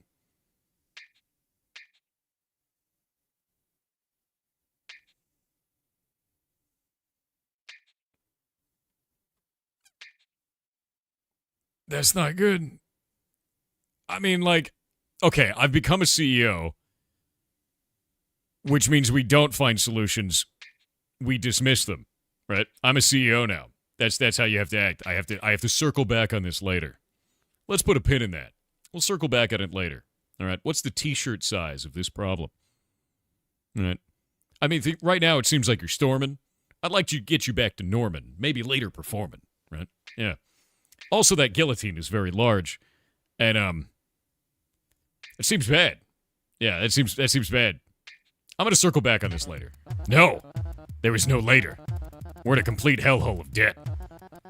Your business strategy literally says, and I quote, "Why did you have to put it up there again? What? Why did you? You didn't have to put it. It's been that way for 50 years. How is that even a strategy? Who accepted this? I didn't. I thought it was convincing. Shut it. You operate guillotines for a living. Chad." His name is Chad. "I tried filing for bankruptcy, but our business practice is so stupid that the only forgiveness that the god of death will give is, well... Oh, we got ads. We're gonna wait. We're gonna wait on the ads. He's the guillotine, Chad. We're gonna wait. We're gonna wait on the ads. I'll do some TTS in the meantime. We're waiting. Caffeinated Minds with 500 bits said thought I'd share the joys of The 10 corporate gifted software subs. engineering with my fellow goblins. Our the horror. 15-minute stand-up has now been running for 45 minutes. And I'm sure we'll circle back first thing after the weekend. I'm so sorry. That's very awful. But also, it's funny. It's funny. Corpo, not even once. A wet tree with 500 bits said good morning Mr. Social, I mean soft hair. I work for a commercial construction materials manufacturer and there may be an opportunity for us to donate materials to your Ferret sanctuary for a case study. Happy Really? to explore this further if you're interested, but I Yeah. understand it sounds sus coming from a random goblin on the internet. It does. But reach out to us over Discord on a Ferret ticket. That would be very helpful. We're going to need help with the rescue. Like, once I pay all the money to have the building built, we're going to need help with materials and stuff on the inside of the building. So, yeah, hit us up on there. Maybe able to get you in touch with the contractor and work something out. I don't know yet. You know, we'll have to go through a bunch of hoops first and figure it out. Dargamine said hi Thor, I'm sometimes bored to no end even if I have a lot of games to play. Do you have advice to regain the spark for games? I mean, if you're not enjoying games, you're not enjoying games. Like, there's very few games that I enjoy overall. Like, there's millions of games out there. You got to find something that feels good, you know? Like, if there's nothing that feels good to play right now, that's fine. Like, I get into TTRPGs. I've been reading through the Lancer Core rulebook that I got yesterday, and I'm excited for that. I've actually been thinking about it all stream. So, like, after stream today, I'm just going to go back to reading the Lancer Core rulebook, you know? I got through, like, maybe 10% of it last night. I'm going to read the rest of it today. Excited for it. But yeah, I think it's the biggest thing though is determine if there's just no games, and like that's okay. It's totally fine. And if it starts to spread to other aspects of your life, like you're not finding joy in anything, you might want to talk to a professional. But if there's no games to play, there's no games to play. Wait for games that you're excited for. All right, ads are over. We're back. Here we go. None of us are comfortable with this, but we have no choice. I hope you understand. I'm just gonna... Oh.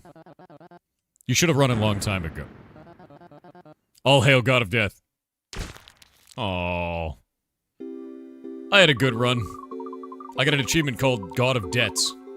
While the crowd of cultists dragged you to the execution, you couldn't help but wonder, could your life have been different? Would things have been better if somebody had stopped the God of Death all those years ago?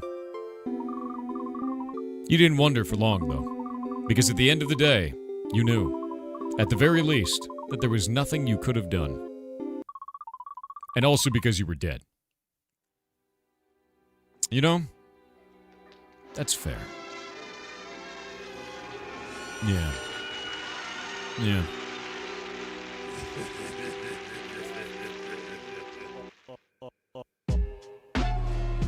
Oh, dude, that music is sick. Listen to that.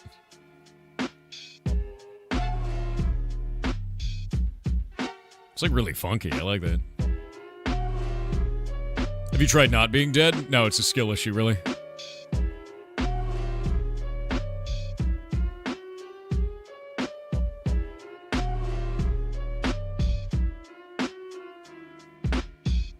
Sucks to suck, I know. It does pop, yeah, it's really good. Wow. Playtesters, yeah. Yeah. I hit the button. Yeah, circle back on this only works for 50 years. Oh, we're back. Excuse me, could you stop watching the End of the World stream? It is time for your job interview test. What if I was the worst worker imaginable? Right? What if I just became ungovernable? Let's do that. Why do I have all these coins?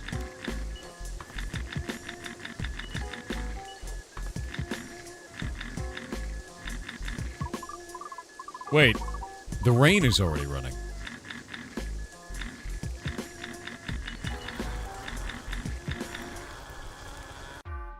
I just left.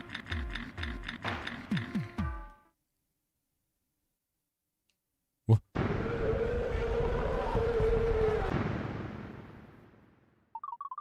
It's the Life Star.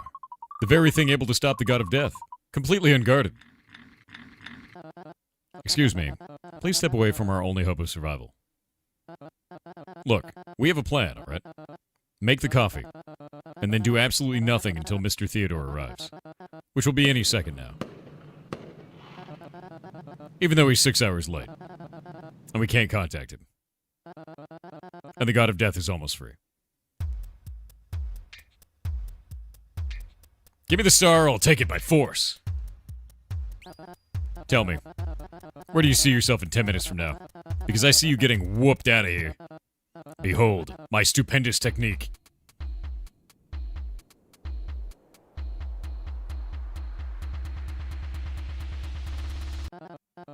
Hello, security? God damn it. We need a delinquent escorted off the premises. Bam! Fabulous. All the best in your employment search. Get wrecked! Give me the star!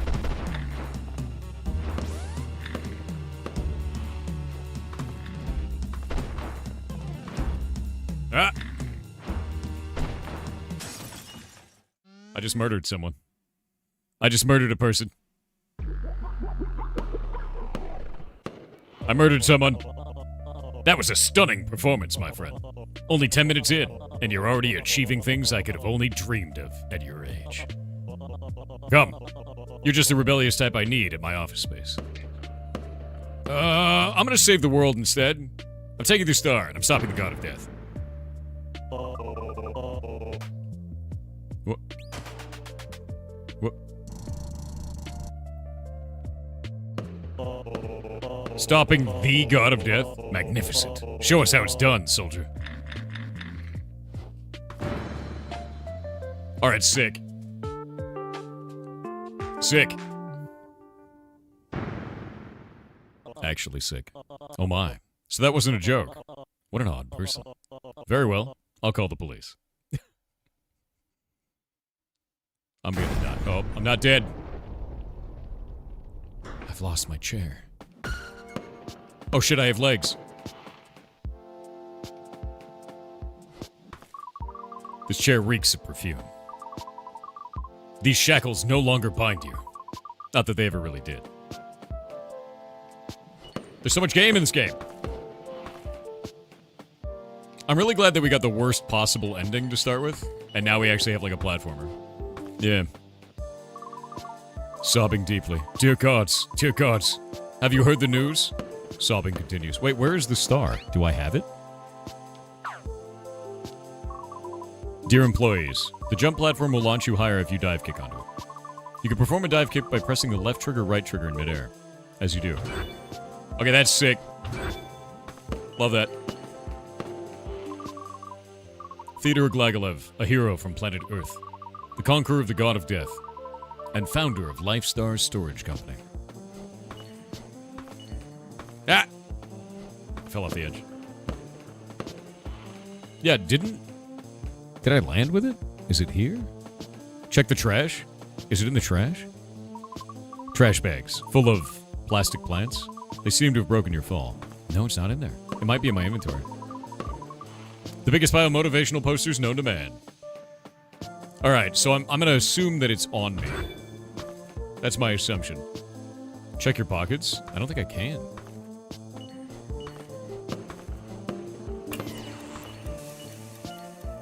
I like that my progress got saved at a bus stop. That's actually pretty interesting. I like that. Plants? What?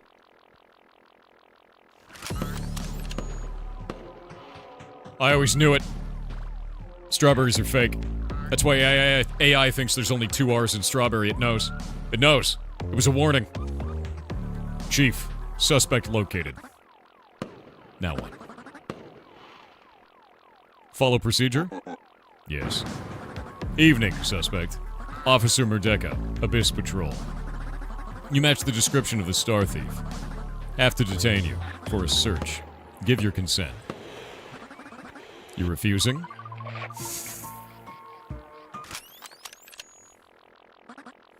Chief, is an arrest possible without proof or a warrant? No. Rules are rules. You're free to go. Alright. See you, dork. But I know you stole that star, and once I find evidence, I will be legally obligated to kick your ass. Alright. Have fun with that. Strawberries. These things grow everywhere in the Abyss. Alright. I like strawberries. Dear employees, hold left trigger, right trigger to crawl through this passage. Snaking. I like that you crawl, like, on your knees. Like, normally people crawl on all fours, like, in video games. But this is, like... It's quite funny.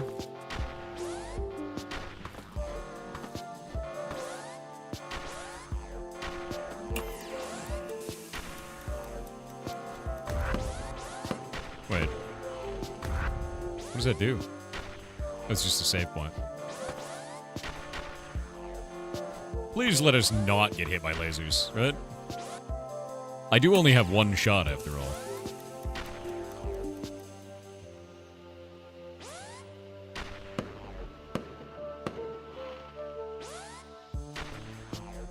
It says down only. Oh. That robot just said, can you work on weekends?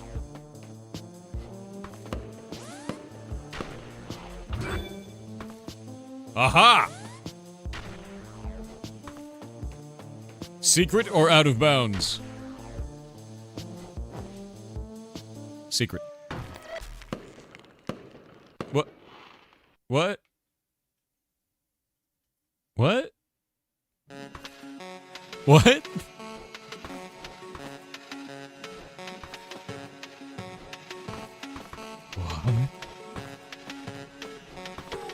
I'm having an existential crisis, chat.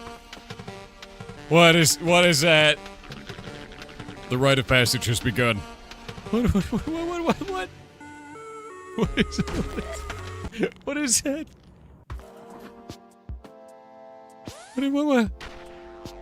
What? Why was there a sad diamond?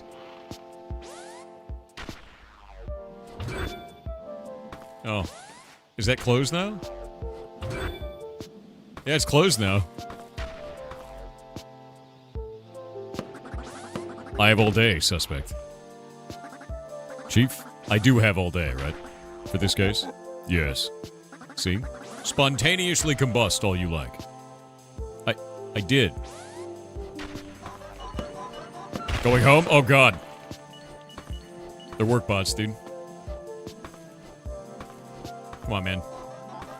Forget holidays. We need you. You're buying this game? Yeah, dude, this is... this is awesome. Hell yeah. That's a laser. I don't like that. Nope. I wonder if falling is a good thing. Nice, we can slide. I like that.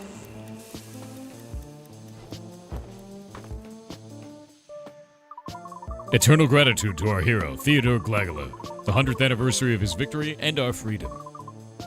Kirk Udvega, the legend, the voice of a generation, and a guest star on Bucky Buzz Live's 100-year special. Because radio shows are totally still relevant. Immortality Day, a 100-year anniversary celebration in Abyss Theater, 10 p.m. at the Eternity Square. Music, parades, existential dread, and free prizes. Okay. Those are traps.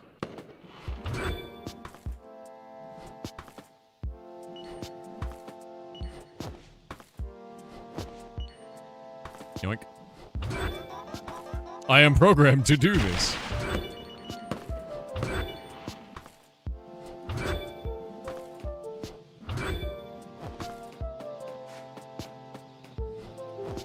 Is there a way over? I don't watch the news, beep boop. Panic mode activated. You know, that right there? You see that? That's how it works. News for panic. What is my purpose? To pass butter and explode on walls. Welcome to Coin Terminal. New user detected. Registering new memory archive account. New account registered. Depositing red coins. Yes. Yes. I like that there's an animation for every single coin. Yeah. Your current coin score is 50. Please refer to main menu, new game, memory archive for more info. Life choices. Can you believe it? Just like that, out of nowhere, they threatened me. But I stood my ground and didn't fall for it. I did fall from the building, though. You know, once they threw me off it. This perpetrator, do they look anything like, say, that person below us? Yeah, that's the one. Shit. Inhales policewomanly. You're mine, perp. Once I'm done with the paperwork. Right, Chief? Are you serious? They'll run away! Can you catch them first? Plenty of things I could have done in life, but rules are rules. Nice. The best thing for me right now? Bureaucracy. I get to escape. Wait. Oh, that one's behind that. Get back to work. Oh! Horrifying. Yee. Not dead.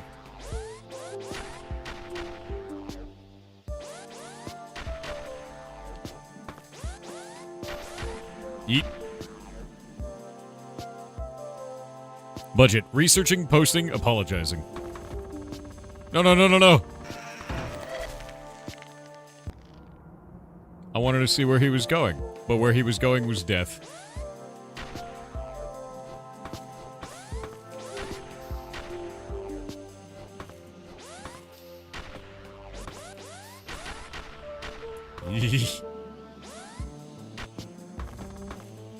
Oh no, he's still dead. Wait, he's dead forever. Oh. Oh. Welcome to the marketing department. Dear employees, dying is currently the only way to move around the department. Alright. Hey buddy, are you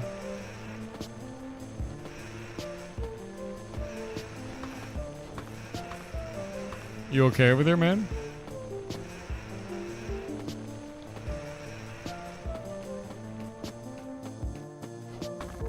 Well, off I go. Because I saved through the wall, and now I have to reload. That's very Star Trek. My KPI report. All gone. Didn't save. Oh, he was the dude that I sent to hell. Oh no. Colleagues, you should think about the meaning of work ethics. If it doesn't hurt, then it's not a job. It's a hobby. That's the most painful thing that's honest that I've ever heard.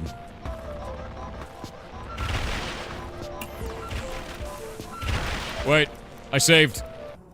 Teleport me up. Glorious. I don't think that is true. This seems like a lie. Hey, buddy. Where are you going? This way. See you, bud. I need a new desk. Ah, crap. That was not great.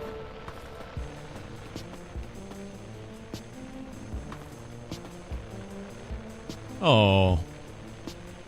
I'm him XOXO. Thank you very much. You're awesome. Seriously. I'm really happy with Indiecember as well. Like, we just have so many cool games. Oh god. Did I miss the meeting? It's gone.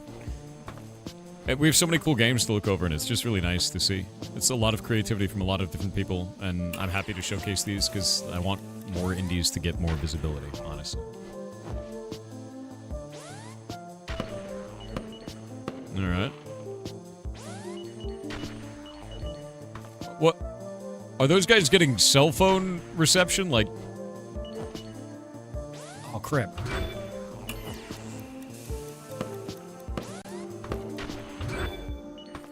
I need to get that coin.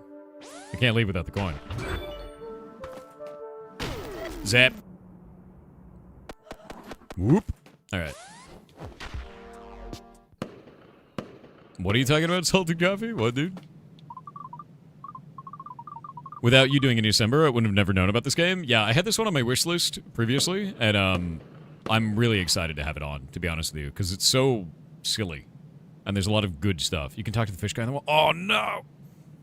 Dear employees, no, we don't have the budget for an elevator. But we do have good news. Climbing is healthy. Alright. I'm gonna crawl instead. I'm just really glad that the first death I had was the Corpo death. The 50 years CEO death. Alright, we're just... Wait. There's a hole back here. Where's the hole? Is there something in this? It said back to a hole. Yeah, we gotta climb the corporate ladder. We already did. Oh! More developments in the search for the mysterious star thief. We've received new information about the person in question. Where you going? We're on lockdown. And until they find that star thief, nobody's leaving this place. Without one of these. God damn it. Okay, let me take that and put it in there, and then I guess we're gonna put that up there, and then one of these, and then probably that one, and then maybe that, and then I'm screwed. Then I put it like that, and then all right. I would like to request early leave for the following reasons. First off, I don't work here. Second, I stole the star, and I'm going to stop the god of death because no one else will. Yo, holy crap, respect, dog. Here. Sick. Sick. You know what you want out of life. And listen, don't let anyone tell you shit, brother. I'm rooting for you. To the end, dog. That guy rocks. Total homie. Oh, wait. The police are offering a $1,000 reward for the identity of the star thief. Well, Mama was right. I really don't have a soul. Damn! Sold out. Instantly sold out. Sold for 1K, dude. What? Why are there so many keys in here? Chief, perpetrator located. Permission for dramatic entrance. Yes. Jesus, that is really dramatic. If the god of death breaks free, everybody will become mortal. Chaos will ensue. And worst of all, I will lose my job. Don't have a choice here, perp. You got a gun. You have to stand right there, where the bullets can hit you. Dodging bullets is a criminal offense. I think I'm just gonna dodge bullets. To be honest with you. I think I'm just gonna do that. You know what I mean? I think I'm just gonna... Anyway, you have fun over there. Word of advice, perp. Do things the right way, or do them in jail. Jesus Christ. Alright. Cool bullet pattern for that. I like that. Anyway, see ya. Lots of citizens are scared. No one wants the god of death back. But do you see anybody pulling stunts like this? Exactly. Oh.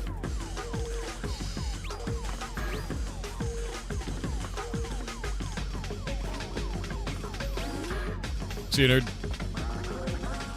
So do the right thing and let these tasers hit you. Ah, crap. What do you... Is that it? Okay. Chief, permission to activate gun mode that's actually useful? No. Copy that. Yeah, this gun mode kind of sucks, right?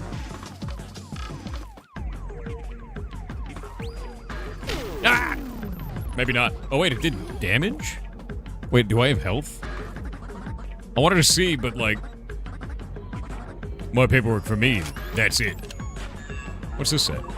Dear employees, the jump platform will launch you higher if you dive kick onto it. You can perform a dive kick by pressing left trigger, right trigger in midair. As you do. Neat. It's a taser, not a gun. Look, Burp, if you give up, I promise, the star will be in the right hands. I'll make sure. Everything's going to be alright.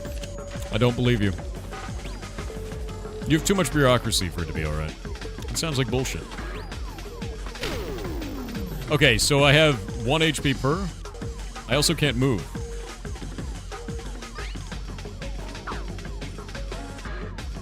I think I broke the game. Hell yeah. I think I got successfully tasered. There's always a bug, chat. It's okay, Dev. It's okay. Yeah, GG, dude. That's okay. I was tased, yes.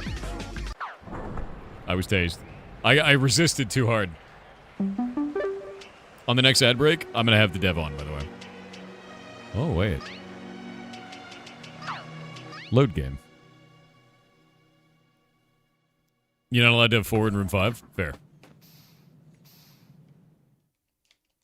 We'll do it again.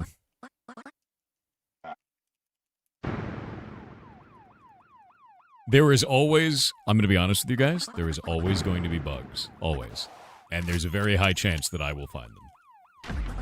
Just because I do stupid shit in video games.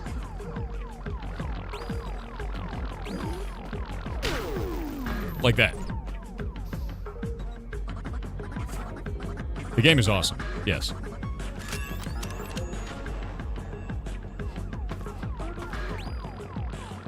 Yeah, the game is actually fantastic. The writing is really cool. I like all of it, to be honest with you. Yeah, break everything. AAA games usually have more bugs on launch. Yes, they do. My bones! Ah! I wonder how much health I have. Is that permanent? Or do I gain HP back? We'll have to find out. I went to school to learn to hunt bugs. Technically, yeah, it was for entomology, but it's still valid. Still a bug. Still hunting it.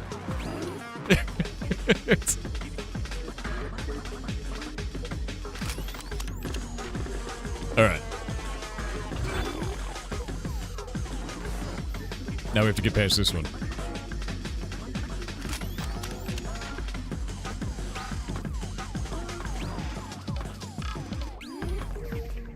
Alright, tired sigh. I swear to the Constitution. What?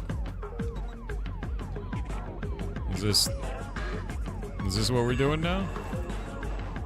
Okay. Speed limit .1. The purpose of the sign eludes you. Oh?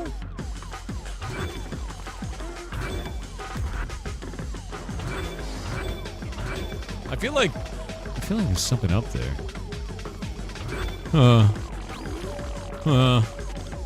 I'm down with the speed limit. I just love it because it's you have to go crawling slow, right? I think we just wait. Hey, buddy.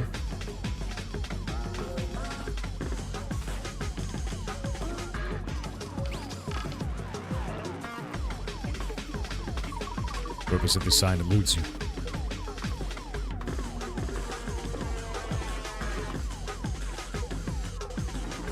Yeah, the bullets also follow the speed limit. That's true. Rules are rules, after all. Why is everything always so difficult?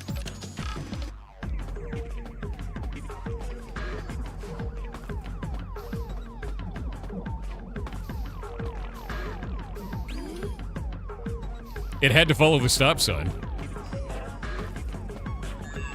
The bullets have to follow the rules.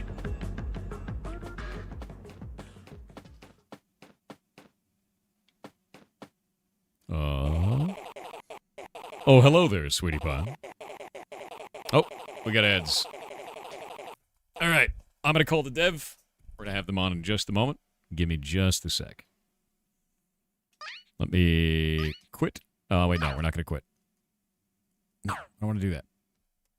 It's just when I do this, it's going to disappear. We'll go back to the store page and have it there. Go grab this. Hop into here. Hello, Vess, can you hear me? Hello. I can hear you, but they can't, so I'm going to fix that. Give me just a moment. That is true. Some of them are hearing ads, not everybody. There we go. Can you get rid of ads on Twitch? No, it's just it doesn't deliver to everybody. So like some regions of the world, if they don't have ads for there, because it's like targeted based on where you live, you just won't get any. You know. What is that utopia you speak of? Yeah, it's just the thing. Also, if they have a sub, they don't get ads. So that's the thing. Or Turbo. The developers here. Yes, yes. Hello. Well, they still can't hear me. Yeah, or they can. Can they? Some of them can, Oh, yeah. shit. Hi, Some everybody. Don't worry about it. At least those of you who are in this fancy region that doesn't get commercials. Yeah. I wish it was all of them. But that is the internet of today, unfortunately. And of tomorrow, too. Yeah, it's terrifying. And we're back. Soon, we have 20 seconds. 20 seconds? Well, it's Not ended in everybody gets mine, ads, and then everybody gets a random amount of ads up to 2 minutes, basically. I'm learning stuff. Yeah, good old Twitch. It's all targeted based on region, what their viewing habits are, what category we're streaming in, all kinds of stuff. Fair enough, I guess. It's weird, right? Though it's all a bit new to me personally. I mean, I did the streams a couple of times. Did you? Yeah.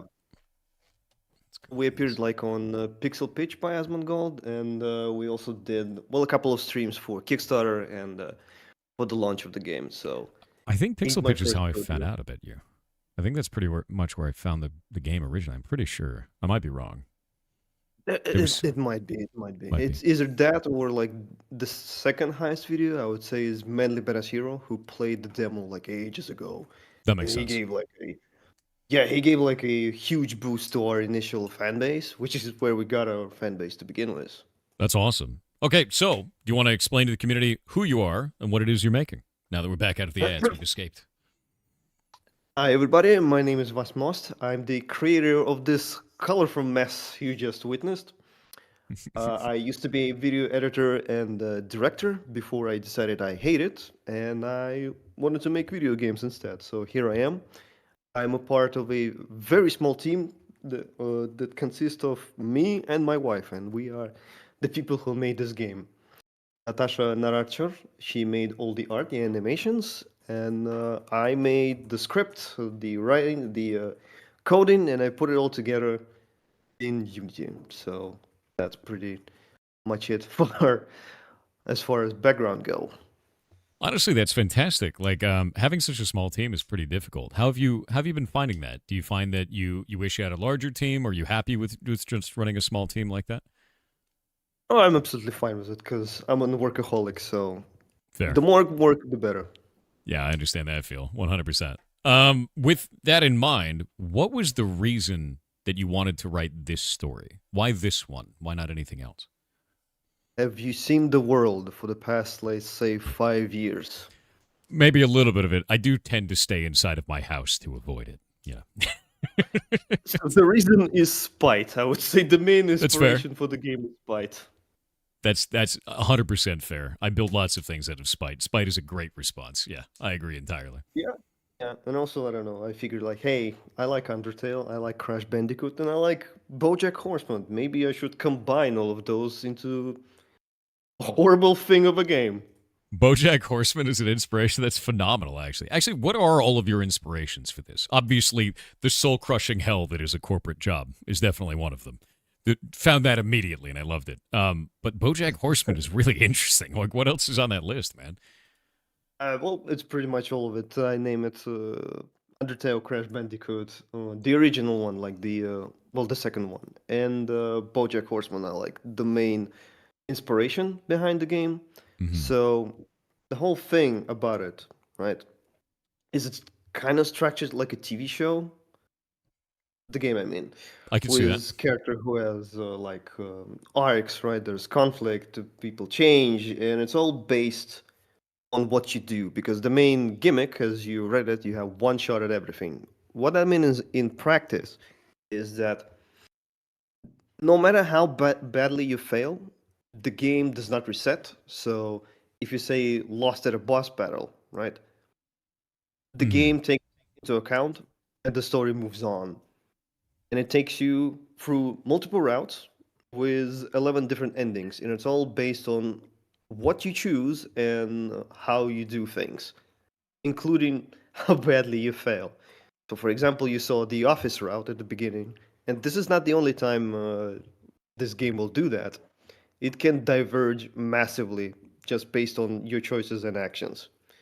I mean, like 100% taking you on different routes that has different levels, different characters, different gameplay mechanics, and different endings. It's all based on what you do and how. Yeah, I mean, I noticed that pretty immediately when on the second run for it, instead of staying in the office, I just went onto the balcony, and now it's a platformer where I'm running away from the cops, right? Like, it's a completely different game. Totally different story, totally different everything involved.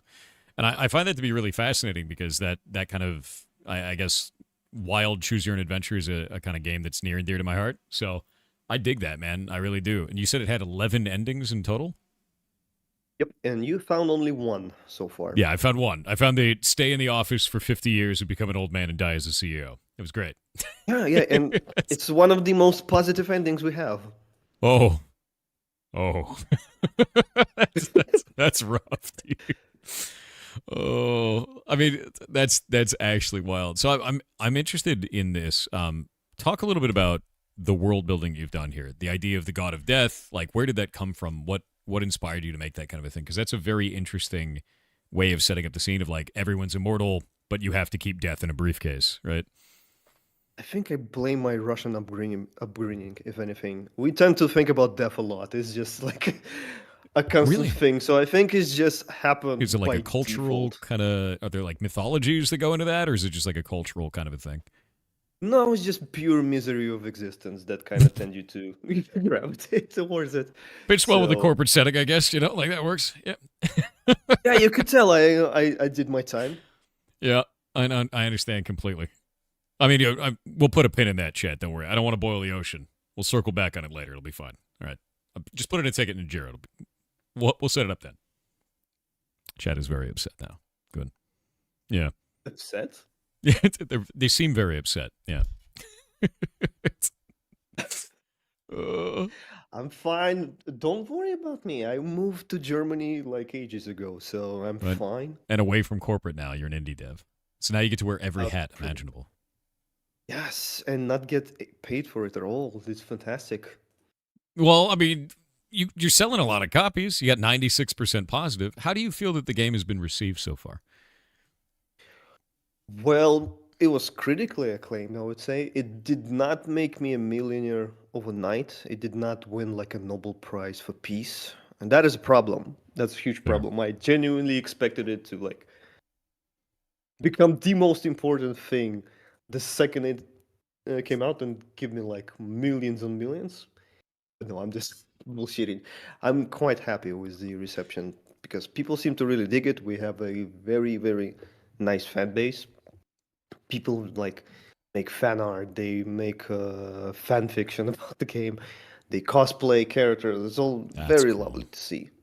That's So, really awesome, to be honest with you. And yeah, I'm no, very that's happy with the reception. I'm really glad because like it seems like you've got something really special here. 96% positive is nothing to scoff at, especially with 458 reviews. And I have seen fan art around for the game as well. This is if you didn't know, this is something I had been following for a while. I actually had it on my wish list, and I was waiting to play it on stream. And then you showed up for this, so I was like, oh, that's fantastic. I actually am really excited for that. It So, happened like accidentally. Yeah, I reached out to somebody on LinkedIn, right? really, They said, "Hey, by the way, yeah." They said, "Hey, you're accepting to this thing, and by the way, this is a collaboration with four." And I was like, "Oh, goddamn, that was that's funny. That must have been interesting." Shane. It was probably Shane because we were doing stuff over. We tried to reach out over a bunch Yes, of different social media. It was. I reached And- out to Shane, so that was a huge Makes surprise. sense. Yeah, no, absolutely. I mean, the thing that I was thinking about with this is I just keep seeing so many indies have this like big financial barrier in the way, and they're like, my game could be cool if people knew it, and it's like, dude, let's just break that, because like I don't know, I'm a streamer, right? Like I get to deal with sponsorships and stuff all the time, and I get to see all that kind of stuff, and the cost associated with so many different companies is enormous, man. And it's just like, just get rid of them. Just How show do you some like cool being indie a games. streamer? Being a streamer is weird. I think it's the weirdest thing about it. It's a cool kind of thing. I make video games, right? And then like I stream at the same time, and they're very different animals. I think the funny thing is, your community is a direct reflection of you, which makes my community filled with goblins. So you'd see them all there in chat, and if you say certain numbers, you can actually activate the goblins, like 7. The moment you do that, all of chat will be completely unreadable. Yeah, as it's already starting. You can see it there. That's what it's like being a streamer. That right there, that whole chat, just a billion 7s in chat. There it goes. Yeah. But no, honestly, it's Is there care to explain what the 7 mean? Is this a reference to a movie? It's not. It's just the number 7. I wish it was deeper than that. Very lovely, yeah. Grim. It's not even deeper than that. It's just 7. But no, like to be real with you, I think the biggest thing about being a streamer that I've found is it's one of the most humbling things that I've ever experienced, because you have millions of people on the internet all around the world from all different walks of life that show up to watch you do stupid shit on the internet every day. And that is, I think that is, for me, it's the most humbling thing on the planet. It really is. Like, they don't have to do you that. want to do And some they support stupid the shit reason. then? I do love doing stupid shit on the internet. Yeah. Do you want to keep playing the game then? We can I play do. the game. I do. We can keep doing do it. voices together, yeah. We could do that. There we go. Give me a best old lady impression. Is your letter of apology in order? Is your letter of apology in order, mister? Oh, God. There you go. You could be the cop. There you go. Into the line, perp. Oh, that's I a think my that's a stream is a little bit It'll be behind you, delayed. though. yeah. Don't rush me, honey. I'll let you out any moment now. I can't do an old lady voice, dude. Oh God, that's Pretty like an old dude. What? I'm not good of a voice impression as Oh. myself. Dear gods, read the rules, will you? One at a time. Oh wait, each ball has to go through one. Oh God, I love that the bullets have to follow the rules, dude. Get in line. Deeply fun. Perpetrator is escaping. Now what? Let him get away? Oh, okay, yes. Hell yeah. You win this round, perp. Flying strawberry joint. Do you like or do you hate strawberries? By the way. I love strawberries. I made this game with love. Bravo, activate protocol 22. Oh, what is it? What? An important update just in. We've received an exclusive photo of the alleged star thief. Oh, okay. Get cancelled. Yeah, it's over, dude. They're putting that on Reddit right now. Call out post is already made. Pretty much. It's not even a joke. It's 100% this. Oh no! The police urge the public to assist in tracking this criminal down, not trafficking me. Yeah. That's right. But should we just assist or take the matter into our own hands? We've assembled a panel of random hillbillies and disturbed moms to form the public opinion about the situation in question. That's every news broadcast I've ever seen. USA. Hell yeah. I Oh, there know you where you got the idea. That you could just do anything you want. And risk everybody's life trying to be some kind of hero. But you're not going anywhere. You know, the funny thing is, the stream lags, I recite them by memory. I noticed that. I was like, I'm going faster than you would be able to see it on stream. I will find you no matter where you go. I know which line to say because I saw it like 50 fucking million times already. Really hope understand that's this. clear to you, Perp. It's almost like when you write a video game, you read every line thousands of times to yourself, alone in the dark of your room. Dang. Oh yeah, and pretty much the way I write, like I over-obsess over every single dialogue line. So there's not a single line in this game that hasn't been rewritten like at least 5 times. Have you actually gone through localization for the game, by the way? Is it in other languages as well? Yes, it's available in German, French, Brazilian, I think. It's also available in Russian and Ukrainian. For someone who also obsesses over dialogue lines, can you talk a little bit about the localization process for fitting jokes into those other languages? Because I feel like a lot of times people don't realize the effort that goes into that to make sure the jokes still land.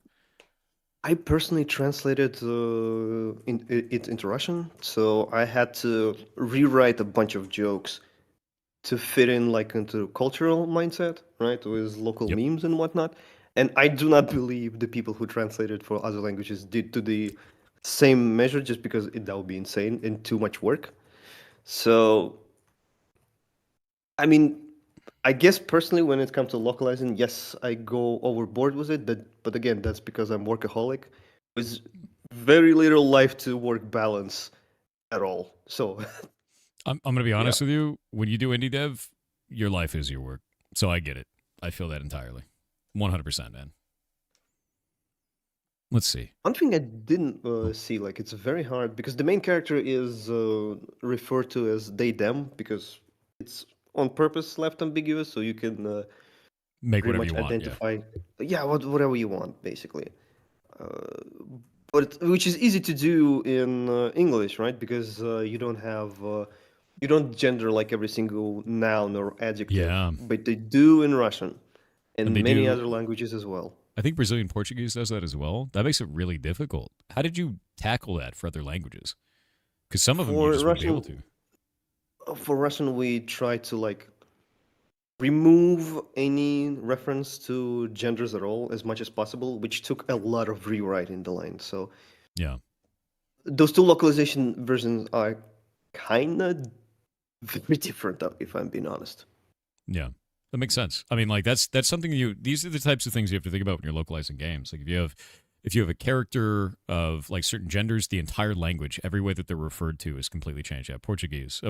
We've only translated Brazilian Portuguese. Like we haven't done Portugal Portuguese, so I don't know the differences heavily between those two. But like with Portuguese, everything is gendered. Everything. So like trying to make a character of any of that kind of stuff that isn't following, the standard too, it makes it really difficult. It makes it hard to localize any of that.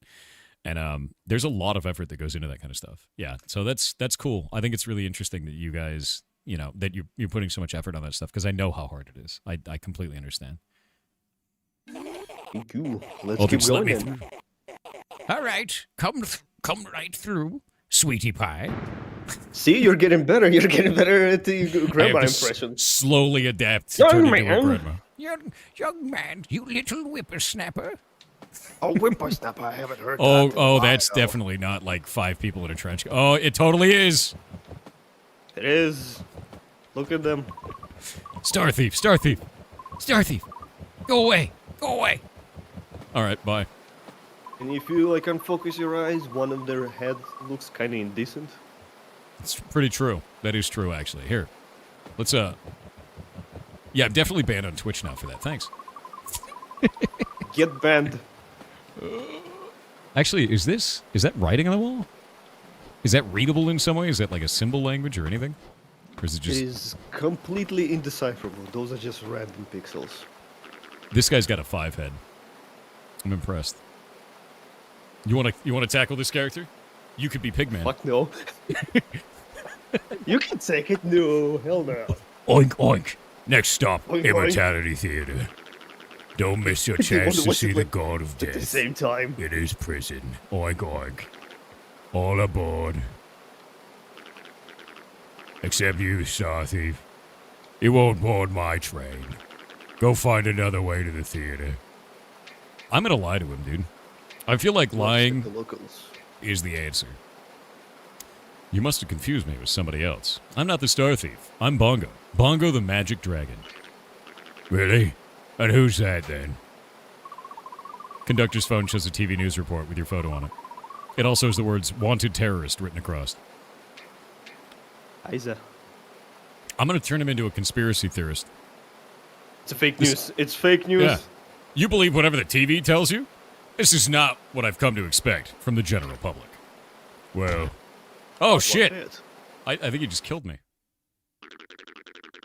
then you're in for a lot of You're in for a surprises. lot of surprises today. You gotta do the oink, man. Can't leave the oink. Oink, hanging. oink. There you go. Oh, well, It happens. It happens. You're Yeah, right. that's- Yeah, you're that's right. fair. Yeah, that's fair. Sick. Paper, plastic, opinions. Yeah, we don't want to. We don't want to delve choices. into opinions. I don't want. Yeah, Yeah, it's- go. What do you mean? It's gonna be go. It's gonna go lovely. Honestly, dude, like you could put a Twitter logo on that, and I feel like, yeah, that's about this what I expected. Yeah. I like this dumpster joke because it's like a perfect Rorschach painting. Everybody sees and projects whatever they want onto that dumpster. I'm just really glad that opinions are a dumpster fire to more than just me. You know. Oh. Oh man, I got another picture. You have of a it. God damn. spectacular reaction time. So sad. Well, I thought I didn't think I was supposed to move. I was like, I'll just go let him take a picture. That's fine. Yeah, it's probably game design. I did notice multiple people like not realizing they have to move at that point, so I'm 100% certain that's a game design issue. That's fair. I'm just gonna let him do it. Take a picture of me. What are you gonna do? Word of advice, Star Oh. Thief. Avoid the sheep. Do you remember I said like one shot at everything? Yeah. And everything, that was the stealth section, and there's gonna be plenty of stealth section, and you will have only one shot at achieving them. If you get caught, the game will not reset. And I've made a huge mistake. it's gonna affect the story. Yeah. The sheep will have this icon. They'll be looking for you. They listen to that crap on TV, but not me. I know you're not some terrorist. All right. Talk to him again, see what you think. I'm gonna be honest with you. That guy right there is me. I'm gonna be that guy in real life. He Just give has me a couple. theories, talk to him. He's got that beautiful hair and bald. That's how you do it. You're from the He looks IRS. a little bit like Stan Lee. Yes, scare me with the God of Death fairy tale all you like. I'm not paying the prison maintenance tax. Oh, he's an IRS guy. Wait, no, he's saying I'm from the IRS. Wait, He's avoiding tax. He's a tax evader. he's a tax evader. You know, I'm fine with that. Just evade some taxes. I mean, avoid some I mean, taxes. we are a terrorist. Who are we to judge? All right, all right, all right, all right. Cool platforming. The platforming is quite simplistic because It's as fine. much of it, yeah, but I mean, as much of it is a platformer, it's narrative game first, I would say. I like that You though. very honestly. narrowly avoided opinion trash. I did see that. Narrowly avoiding opinions is part of being a streamer, though. So, makes sense. How do you manage?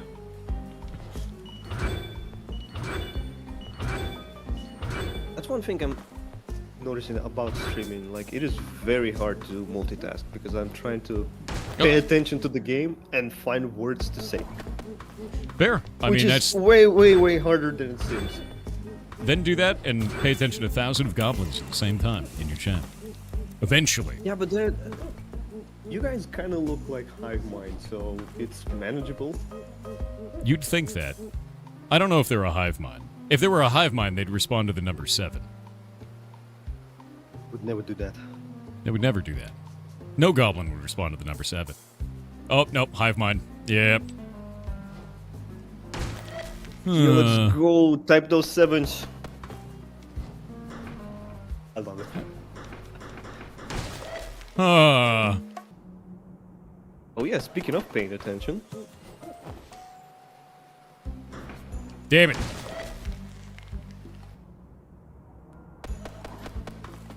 Oh, I'm losing coins.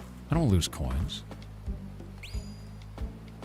I wanted to see if I could actually get past it by sliding into them, but the answer is no. This is actually one of the hardest things I found, which I still struggle with as a game Wrong developer. Whenever people are playing the game, it is so goddamn hard to keep your mouth shut and not tell all the solutions. Like, no, go there, like immediately. No, there's like a thing you have to press. It's Dude, fair. like this immediate instinct is to tell everything. So I've been training myself to keep quiet as much as I can and not give away any answers at all. What you'll find is that I will generally do things that are... Nope! I'll try things that are really weird. Like right here, I don't actually care about solving that. I want to go below. Just to see if I could break it, right? Well, good news. The game was built for people who love doing weird shit. So there's quite a lot of Easter eggs. Some of which are like secret routes. Like completely secret routes for people who like to do extremely obscure and weird shit while playing games. I did notice that, because I found that weird, like, gem, right? Yep. The horrible I think sadness that was gem. one. Yeah. Yes. Sad that I lost all my coins. Plenty more of that. Dear residents, please refrain from using the doorbell. Loud noises disturb the wonderful people in this peaceful community. Just knock. It's not hard. Asshats. 100% inspired by the building manager I lived with once. Really? I mean, have you never seen like those messages? They're borderline schizophrenic that goes from like this forced politeness down to like straight up insults in a second. Sounds like an HOA. HOAs are terrifying. Yeah, completely terrifying to me. Hey, look, chat, it's you. Yeah, there it is. Joining us today is a special guest with an important message, officer. Oh, it's you again. There you go.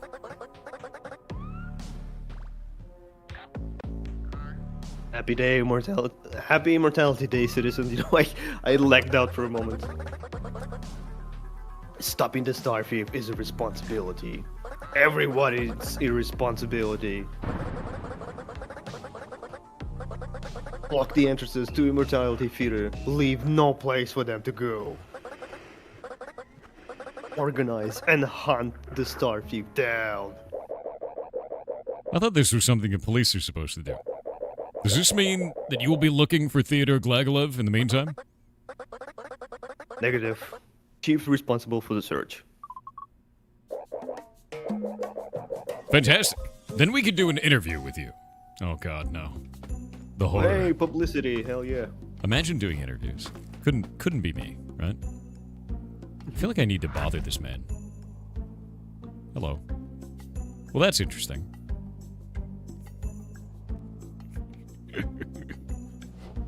You are in the right mindset, I would say, about bothering him. Oh my god, look at the Solid Snake over here.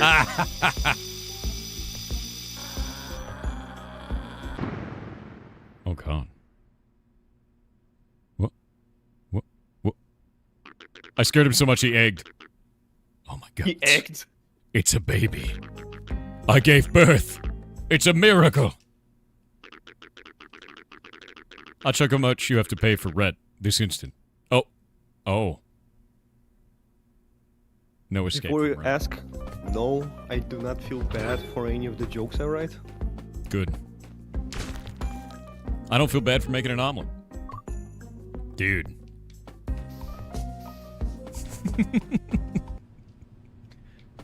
Wait. What? Nervous knocking. Gentle knocking.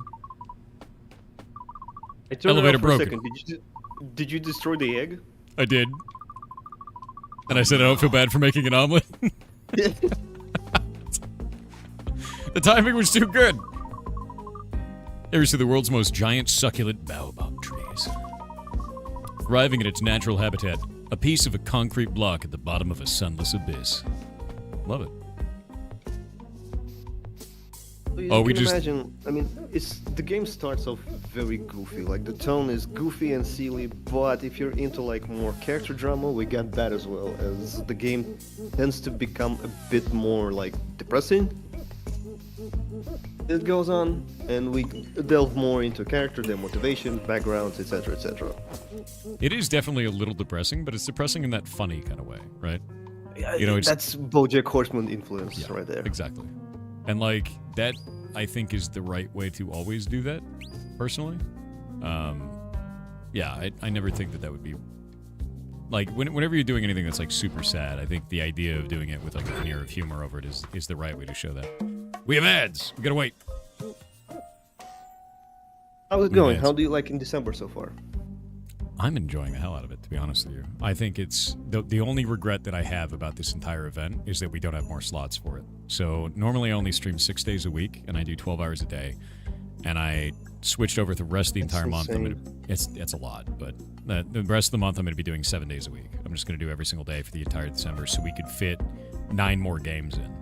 Because there were like 500 9 games a day?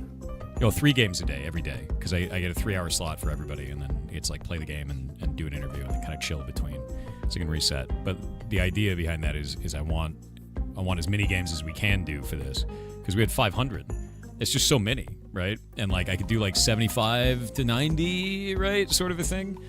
And after this, like we're already setting up the next event. Will be in June. We're gonna do Indiecember. So because one is in December and the other one is in December. There you go. See? Works. You're not afraid you're gonna burn out? Like playing every single day? No? I've been streaming for 8 years. I've been doing this a super long time. And my general stream time is 12 hours a day. So I've been doing that for years. I noticed because, like, frankly, I don't watch a lot of streamers to begin with, because, again, this is the first game I ever made. I have no background in game industry whatsoever. Fair. So I'm kind of new to all of this. Well, you're starting with a banger, so good job, you know. Thank you. I mean, I was a video editor and director before this, so I'm not, like, deep into internet lore and that's fair. What streamers do what and how much time they... So I've noticed recently that you stream, like, 10 hours a day, and like, fucking hell. Yep. How? Yeah, every day. How's that a thing? How is that possible? I'm a mutant. Or a gremlin, like you said. Could be. Yeah, could be. The gremlin lord of the gremlin horde. It has begun. Yeah, no, so you... Actually, wait. The ads are almost over. There they go. They're gone.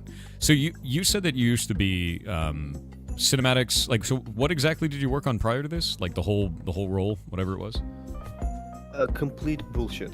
Mostly TV stations and whatnot. So or marketing agencies. Nothing like like, I think the most telltale example of it, I once edited for a client a 3-hour-long prank video where dad decided to prank his little daughter by pretending the World War III started with zombies in it and aliens. And so, it was 3 hours long. It is 3 hours long for God knows what reasons. All of which, like, I did edit and watch. So my job was basically, I would describe it as video paramedic. You kind of arrive after the catastrophe has struck, and you just look at these people with their broken dreams and videos, and they say, do something please, and you watch like, holy shit, you guys, why did you think it's need to be like 3 hours? Okay, I mean I cannot save it, but I can try to make it like better. So I mean that's kind of what my job. I mean, it makes sense though, but like the thing is it seems like you've brought a lot of the personality of feeling about that into your game. So like it's I feel like it's paid off, because like your level of humor in this is very much so like that kind of like, I don't know, the corporate sadness that is very familiar to me is pulled in through that, and you can get that from doing work like that for sure. There's a lot of it. Yeah, the style definitely make the transition from the video editing days. this other character's the same species as me. They're a mask wearer. Don't think about too hard. Like, our guidelines for making characters is like we can make anything we want. So here, have a cube with legs. I do like the cube with legs. I mean, it gave me my 30th birthday cake, so that was nice. Yeah, his name is Cubicle, probably. Yeah. You know, that would make sense. I'm fine with that. That makes sense. I made that on a spot, could you tell? I'm not sleeping. I'm just cleaning this aisle. You're in the middle of nowhere. Gods, I need coffee or She's something. that Oh. sleepy. Gone. Whoa, who are you? You're not coffee. Go away. Or I'll... We need to give them coffee. I feel like this is a main storyline beat and super important somehow. This is a fetch quest, yeah. Or we can go to the library, get educated. It's the latest issue of You Go Girl magazine. It has such You articles go, as fun girl. ways. You go girl. As fun ways to tell if your crush has a girlfriend. And an even funnier way to curse them both with diarrhea. It's a very good article. I read it and I still use it to this day. How would one curse someone else with diarrhea? Well, find out in the latest issue of You Go Girl. See, that always comes back to merchandise. Look at that. See, I'm Few- getting handy with it. Few books are on display, some of which catch your attention. Care to take a look? Sure. History of Architecture. Oh. The impact of the post-God of Death era can hardly be overstated. As few areas of life remain unaffected, architecture in particular has undergone significant transformations.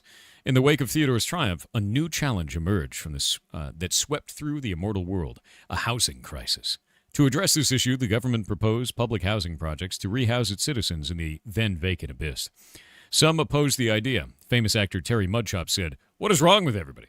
Abyss is where the god of death destroyed countless souls. Who thinks it's appropriate to make people live there?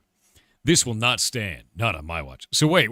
We became immortal, and then we lived... So boom, housing crisis. And then boom, housing crisis, and now we live in the god of death's domain. That surely will work out just fine. Yes, I mean, Yeah. you are literally in the abyss where the god of death used to destroy or store or whatever the hell he used to do. That seems good, right? That's a good place to live. I mean, The chosen...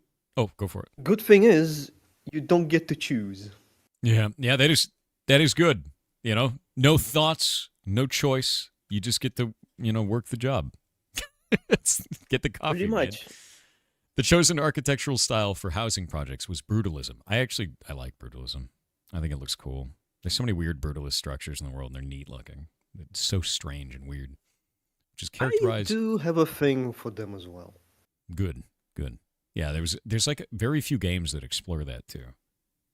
I don't know, some of the structures look insane. If you've never seen brutalist structures before, you should really look it up. Like, you guys should go look it up on like Google.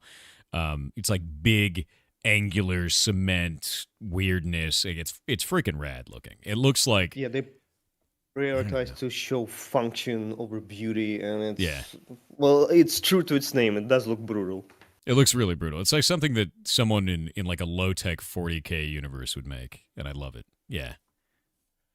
Characterized by an emphasis on functionality and cost-effectiveness, its practical approach made it a natural choice for quick rehousing and remained mandatory even after the economy adapted to the realities of the new world. Nice. This is just basically lore. I like the lore. Anatomy of immortality.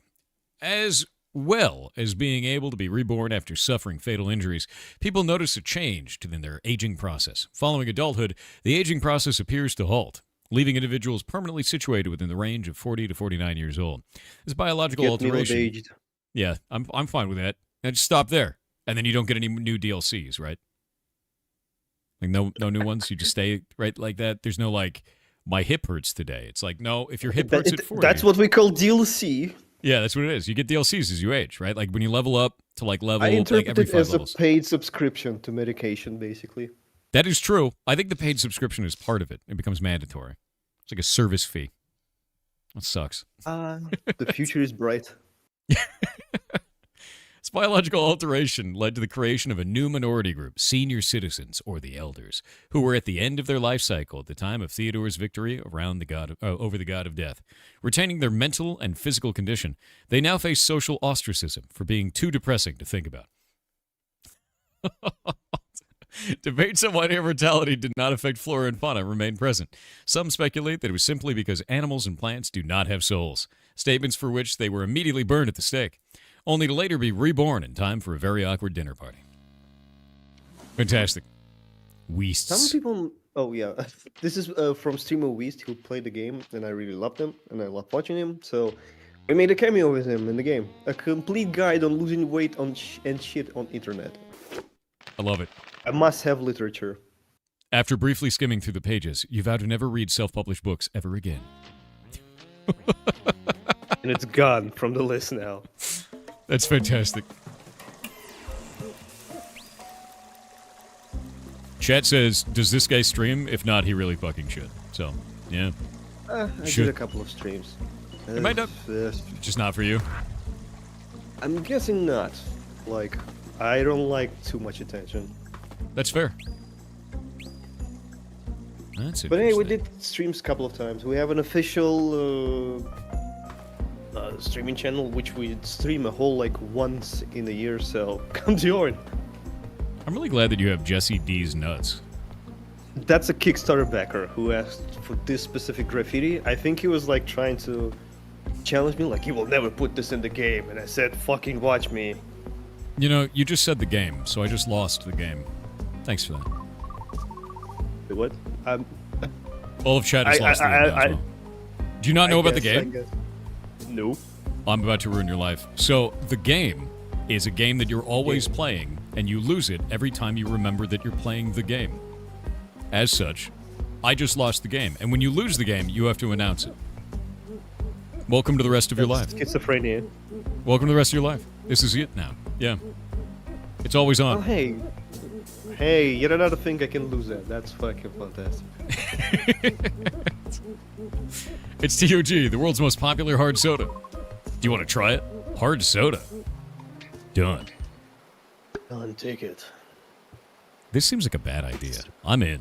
It's 100% does not taste like ass. It tastes like strawberries, apparently. It tastes like a mix of strawberry syrup and fermented butts. Oh. Ah, just like Mama used to make. Oh. You regret everything. But you take the soda with you. Go give it to the lady, to the cleaning lady. Go back. That's a good idea. That's a really good idea. That's a really... Come here. I got a coffee for you. This will have negative consequences.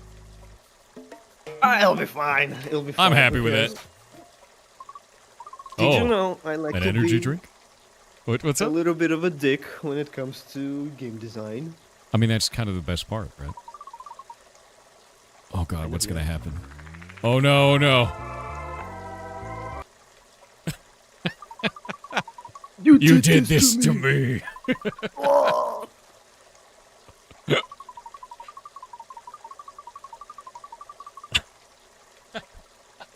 It tastes like strawberries just pooped in my mouth.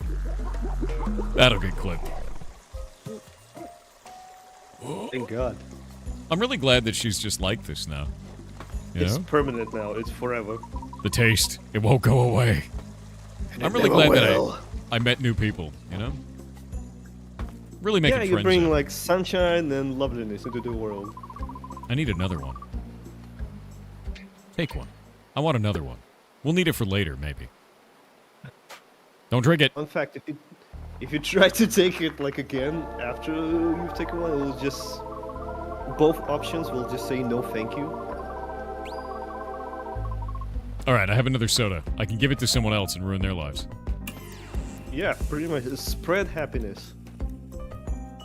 Fun fact, this moth character is a Kickstarter backer because one of the tiers we got is your custom NPC in the game. And I figured like just plainly putting them in the game world and making them say like a line or two, that's a bit like bare bones. So all the custom characters have like some place in the story, by which I mean like is either like a small That's cool. stealth section or a fetch quest. This janitor lady was one of the Kickstarter backers in PC as well. I love that. No, I think that's really fantastic. You guys have like a really like cool community of stuff going on too. I love that. I really, really do. Yeah.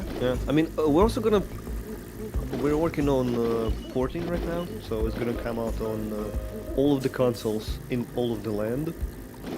So Really? hopefully, it's gonna be in early 2026. Oh. Like in end of January or in beginning of February. We already have a PlayStation Store page up, That's fantastic. Nice. and I tend to believe it might do well on Switch because it seems like a Switch game. I agree with you on that. I really do. I think that anything that's like bright color like that feels really good on Switch, and really leads to people like wanting to get it. And I found personally from like everybody that I've talked to that's done like Switch stuff is that a lot of Switch gamers will not play the game on any other platform. Like they're exclusively to Switch, Really? which is really interesting. I find that to be really fascinating. Sometimes people will expect like other content though when it's on Switch, I've found. So they'll want it to have like a secret Switch only bonus thing over like the Steam version. Oh But my not all god, games. will I have to make a Link costume? You will. You'll have to. Is You that have to- mandatory? Do I have to apologize to Mr. Nintendo and say You like, do. yes, Yeah. the Pokemon gimmick of summoning monsters is 100%? Yeah, owned it's by called kiss. Nintendo? You got to kiss the mushroom ring. You know, that's how it goes. That's I think Yeah, it's part of the I have process. to show Yeah. respect. I think I'm gonna die doing this. That joke works on a lot of levels. You know, with Mario in Italians. Yes. Oh. Oh, barely. So tell me about this music. Did you make the music, or was it your No, wife? no. This, the music was done and all the sound by my friend, to whom we offloaded basically the entire sound design, Nice. and he did amazing. The composer for this is Fedya Balashov. He's a Russian DJ who, pretty much like me and my wife, escaped Russia once the war have started, and now we make do in the civilized world. That's fair. The Ost is available on Spotify and I think on a bunch of other platforms I cannot remember for the life of me. And yeah, the music is great. The music is That's fantastic. one of the things I really, really like. I still listen to the Ost from time to time. I'm mostly blown away because it's very funky, right? It almost sounds like... I know this is kind of a weird one, but it sounds like a detective song right now. It's like a funky detective detective song? Yeah. That's a very interesting take on it. I love it. I think it's fantastic. I think you guys did an amazing job. So yeah, your composer's awesome. All the credits goes to Fede. He did it incredibly. And we are 100% working with him Oh. together on the next game. That's awesome. That's really awesome, actually. I've done it. The coin terminal. Deposit my Yes. coins. Shall I not explain what the coins do, or do you want to keep that as a secret? No, go for it. Because I saw that it said like pay attention to the main menu, and there was like a memory thing. Yeah. Yes, this is the new update that we added. Basically, you can buy flashbacks for major characters. Okay. That's That's cool. basically extended lore. Because previously, the coins did nothing. They were not even counting. I specifically made them to have no purpose at all, to drive people insane. And it did. And after that, I kind of felt bad. I thought, man, they're losing their shit over red coins a little bit too much, so better add some use to them. That's Hey, actually cross-section. hilarious. Yeah, this is awesome. Space Bear 1215 asks anything he can tell us about the next game. Yes, I can tell you it's going to be a video game, and it's going to be probably in a genre that people like. That's one thing I noticed about the Peppered people saying like, hey, I don't typically play platformers, but I want to play this because it's very narrative driven. So for the next game, I think we should use a genre where people really, really like narrative games. And by that I mean like your horror games, RPGs, your walking sims. Yeah, So that's fair. the direction we're going. And I'm leaning more towards like a psychological horror for next one. Oh, this is an elderly person. We're supposed to look away in horror, right? That's how it works. You should Oh, ignore oh. him with all your might. Oh, Jesus, ew. Get out of the way. We've learned about the game lore, yeah. Star Thief? That you? Shit. Hold on. I want to take a selfie with you. Where's my goddamn phone? Nice. He doesn't have one. That raincoat. You live in a district where it rains constantly, right? That's a bummer. Psychological horror you play is to wake up and you remember you forgot to pay your taxes and the IRS is after you. That is psychological warfare, not a horror. That's pretty good, yeah. Yeah, I'd play that. Yeah. I'd play that and be upset the whole time. I would Sorry. not play that at all. I live it. No, pay your taxes. I emigrated to Germany. You have no idea how bad the bureaucracy here is. No, I do. It is not. Oh! Really? Really? How come? We actually had a moderator that lived in Germany, and I had to deal with learning about all of the ways that Germans get to pay taxes and their entire bureaucratic government. And it's very specific. We also tried to translate one of our games into German. Specific is a diplomatic way of putting it. It's the best way to put it, yeah. But like, we tried to translate one of our games into German, and by doing that, I found out that if you want to make a pun in German, you have to be making this gigantic, ridiculous word that just grows in size and never fits in any text box you'll ever have, and is always like highly specific and makes no sense to you, but everyone in Germany loves it. It's very specific. All of it. I guess. Though, to be honest, I live specifically in Berlin, and Berlin is like this crockpot of everybody from pretty much every single part of the world, and it's a city of outsiders, basically. So all the Germans here, they're not like your typical, like stereotypical Germans, I guess. They're more. How would you describe them? I guess they're less outsiders. specific Germans. Less specific. Well, I don't know. It's a city of outsiders. Is the only way I can describe it. Is everybody here is extremely different, and it's like everybody who did not fit in their like birthplace, right? They all flood here. Like I'm the same way, kind of. I guess I'm not the best example of what Russians are because I never really particularly liked Russians, so. Sure. So I ended up here, just like everybody who did not find themselves Yeah. in their birthplace. Yeah, that makes sense. I mean, like, it's always really interesting to see, like... I think for me, the coolest thing that I really like about indie games is seeing different stories from different walks of life throughout the world, right? Like, if you hadn't have done that, we would never have this game. And this game is really interesting, and I get to experience this now because you went through that in your life. And that's a direct product of the choices that you've made to lead where you are today, you know? And I think that's... To me, that's really interesting. And hey, I ended up to live in Berlin, and I love Berlin. I actually love Germany, and Berlin is amazing. Like I have never felt this safe in my life. I've never been to Germany. Never have. I've been to a bunch of different places in Europe because of like TwitchCon and stuff like that, but never Germany. And now I feel like I want to go eventually. Let it be known, Nuflhound, I hope I pronounced it correctly, said went from motherland to fatherland. Yeah. What is this? The Zoobly Boing McWeasel. It's need to be delivered. I will deliver it. Have it. One day I will return to take it back. Your efforts will not go unrewarded. Alright. I never doubted you, even for a second. You took the thing with you. Road ahead is tricky, my friend. Stay sharp. I haven't returned This yet. is definitely inspired by Berlin. This right here, the duck giving you Zoobly Boing McWeasel? Yeah. Alright. That's fair. This is the exact conversation I had like once, I think. I love that one of the TVs is just upside down and gray for no reason. It's fantastic. What can you tell us about the Star Thief? They want to stop the god of death and save us all from certain doom. Why? What drives them? What's yours? Star Thief is a dangerous individual. Clear case of egotistical messiah complex. We all want to be Fyodor. We want to be a hero to save lives. Which, as a police officer, you cannot do. Exactly.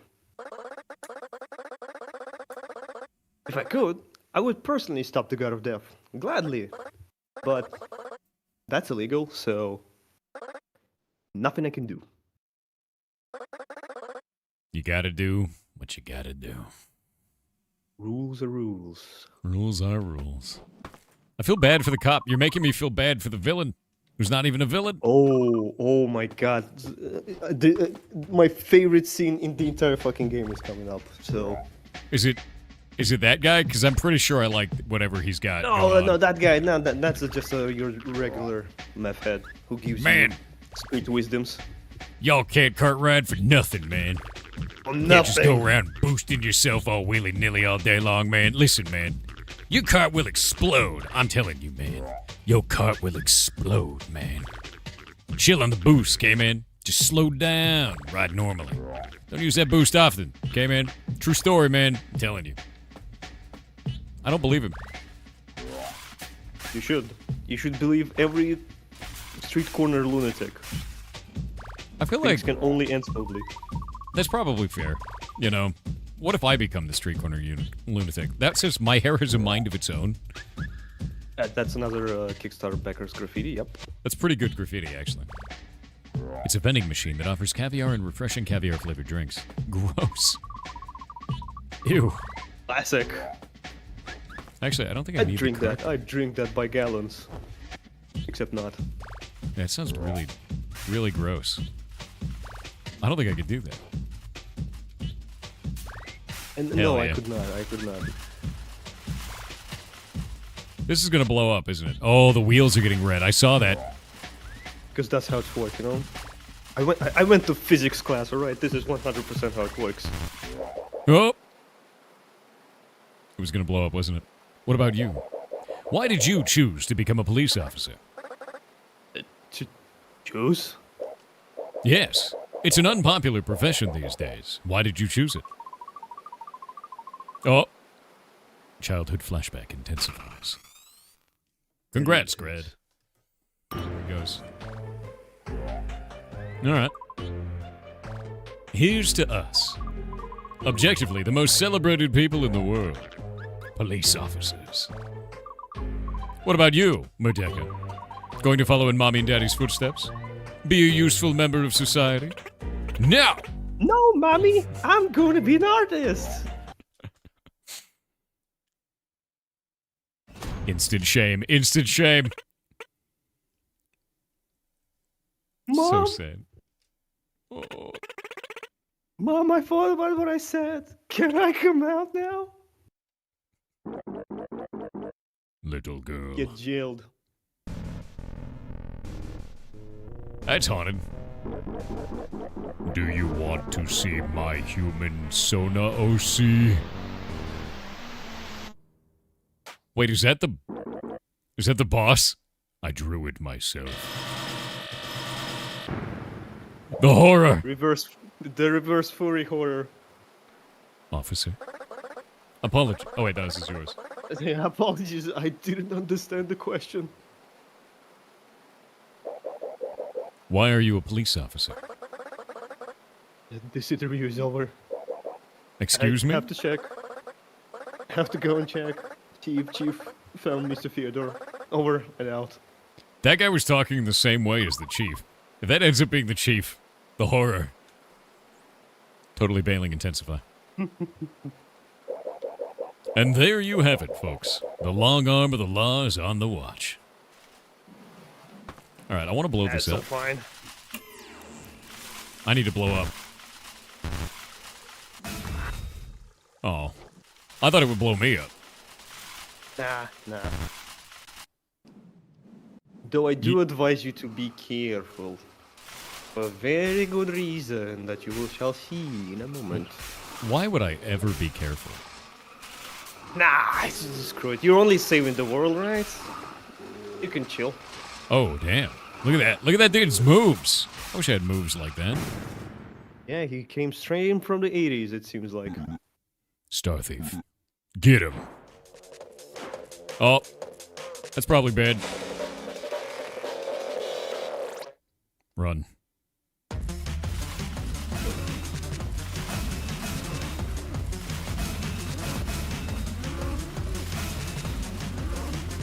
Yeet.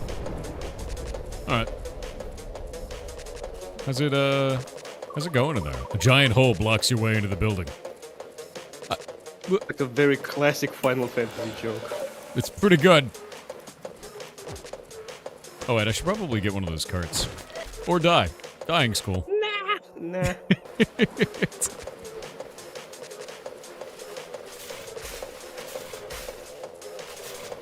I hope you never bump into those guys again. Yeah, that would be a shame if that happened, right? Oh, Oh no, who could see that coming? Except absolutely everybody. oop. Oh shit. Yeet.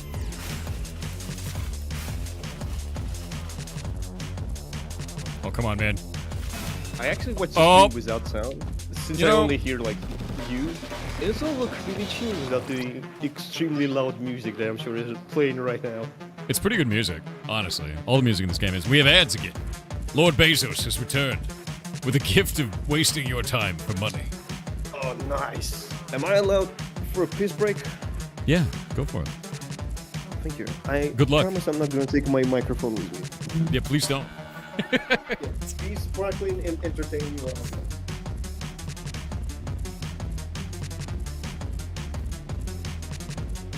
guy has an awesome sense of humor. Agreed. The game really shines with that, too.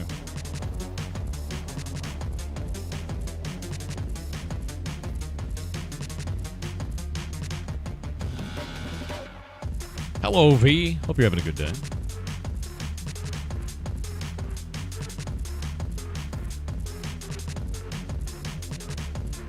Loving this conversation so far? Yeah, it's a lot of fun. Really dig the game. What is to the left? Oh, you have to play and find out.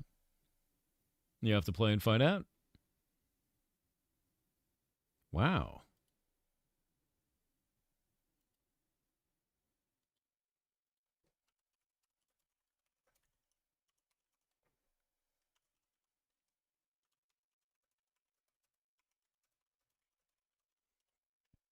Yeah, the music is really good.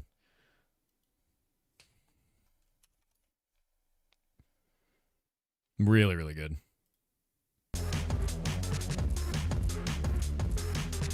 I ended up picking this one up. Can't wait to play it. Yeah, it's really nice, dude. Game is on sale. Might pick it up. I would say you should. There's apparently a lot of other endings that we haven't even experienced yet. I've only gotten one ending so far. You bought the game as well, Jake? Hell yeah. Playing it after your shift? Nice. What did I miss? What did I miss? You missed a bunch of people in chat buying the video game. Oh, that's nice. Please do. Yeah. Actually, now that we're on the topic, so you've been in the gaming industry for a while now, right? Yep. Ages. All right. Old man internet So- me. I then have a question for you. So, how would you rate the game performance?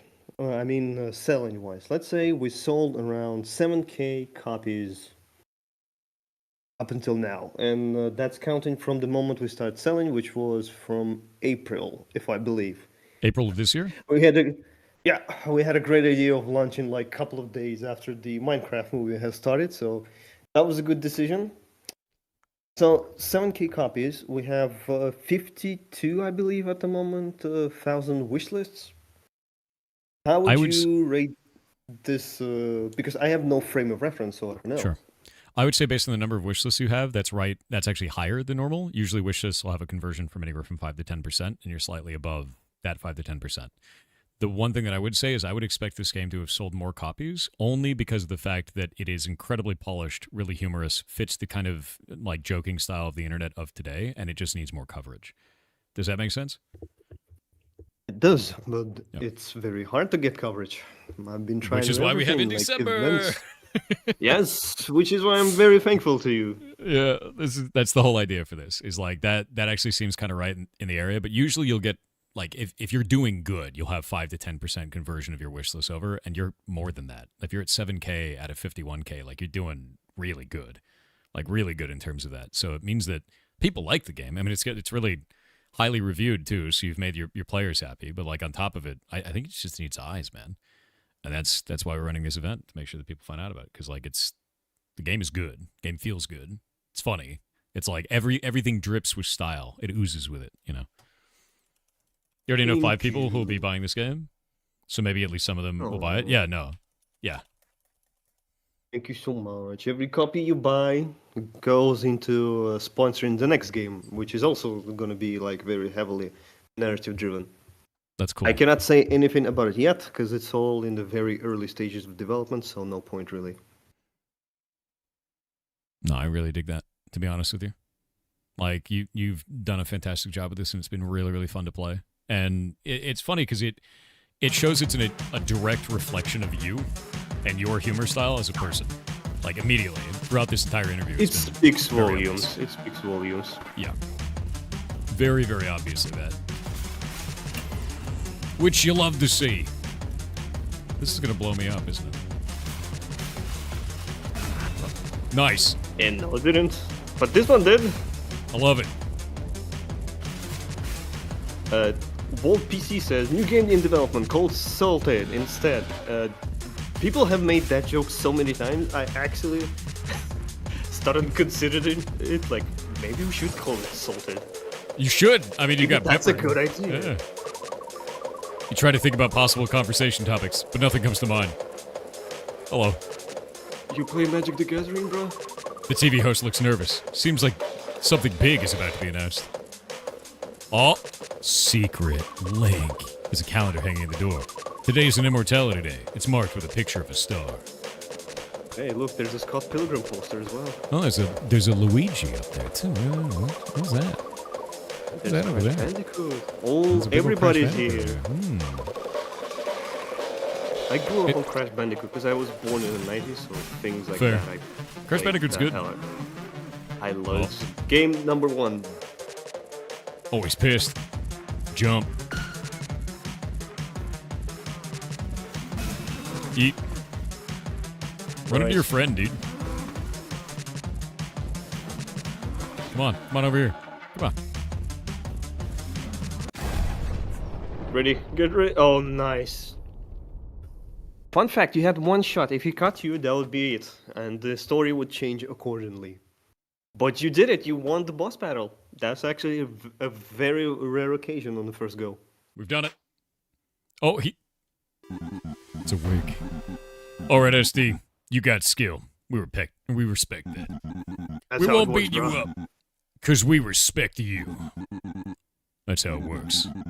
The Immortality Theater is not far from here. Just take the elevator on the right. All right. Nice. They're kind of like, those organized crime punks from the 90s or 80s movies. Yeah, they're kind of like that. The Warriors. Yeah, like the Warriors, and they got like the spiked. I love the spiked clothing for that. Warriors, come out to play. I see you I haven't made watched the it. movie in ages. As a conductor, I'm happy I didn't help.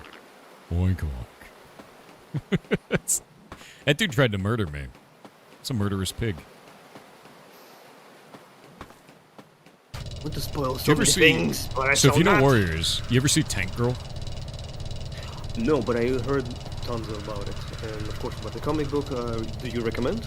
Yeah, 100%. The movie is phenomenal. Comic books are great. I think it's my second favorite post-apocalyptic thing. My first one is Six String Samurai, which you might like. God, I recently watched the original Mad Max, Did you? like the very first one. Yeah, it's so dumb. I love it. Like, it's a post-apocalypse, which is post-apocalypse in name alone, because it's just Australia, but people wear like funny clothes and that's it. It's so funny how they try to pretend like, yeah, this is a nowhere's land. Like, yeah, we know that. That's really funny. Yeah, if you watch Six String Samurai, that movie's really weird, but it's all on YouTube. The whole thing is, so it's free. Like, the original publisher put it up on YouTube, which is wild. No ads or anything, just watch it. And then it is a story about, funnily enough, Russia and the United States have a nuclear war. Nobody wins. Everybody loses, so it's the end of the world. And there's one city left, and it's Las Vegas. And Elvis is king. but then Elvis dies. So then all the rockers from across the waste have to travel to Las Vegas, and they're also samurai. And that's the movie. That sounds very avant-garde. It's ridiculous, dude. And hey, I got a bachelor degree in directing. Trust me, I watched my a fair share of avant-garde bullshit movies, so I can stomach Sing String Samurai. Yeah, I'll add it to the bucket list. Wait until you see the like the costuming, because it's like the most. Oh. It's the most low-budget costuming you've ever seen. Oh, nice. Yes, I want it. And he's dead. No, he's not dead. Oh no, he's dead. It's just a very slow death. I just wanted to see. Oh, I want to go up there. Do it. I'll do it. Yeah, Six String Samurai is my favorite movie. It's actually my favorite movie of all time. Hey. Oh. Get bonked. Okay. Your favorite movie of all time. Yeah. How come? Honestly, I think it was just because the time period of my life when I watched it was like super weird, and then on top of it, it's just pure creativity for the sake of it, right? Like there's so many movies and stuff out there that try to be like really, really serious, and they were like, no, we're ridiculous, and that's fine. We're just gonna make a ridiculous movie that isn't really a comedy. Oh, so it's but it's just just yeah, it's just an insane thing, and they instead of leaning into it being a joke, they lean into being over the top ridiculous with it. You know, like the quotes that he has. It's like watching a comic book. Phenomenal for that. Oh, I want to get those coins. I need them. It's to buy extra stuff, extra memories. Yeah, I need them. Oh! The characters. Terrified glub noises. Here he goes. It's a fish in pants. What's going on here? I should have known. How long did it take to the dev to learn how to actually code and stuff? Super intrigued. Well, honestly, ages, because I decided I wanted to make video games like 10 years ago. So it took like 10 years for me to learn the basics, but do keep in mind that I did have a job at the moment, which I worked a lot of. So I could only code and learn stuff in my very, very limited spare time. There's probably ways to do it way faster, and I think if I can do it, anybody can. This game is programmed like garbage.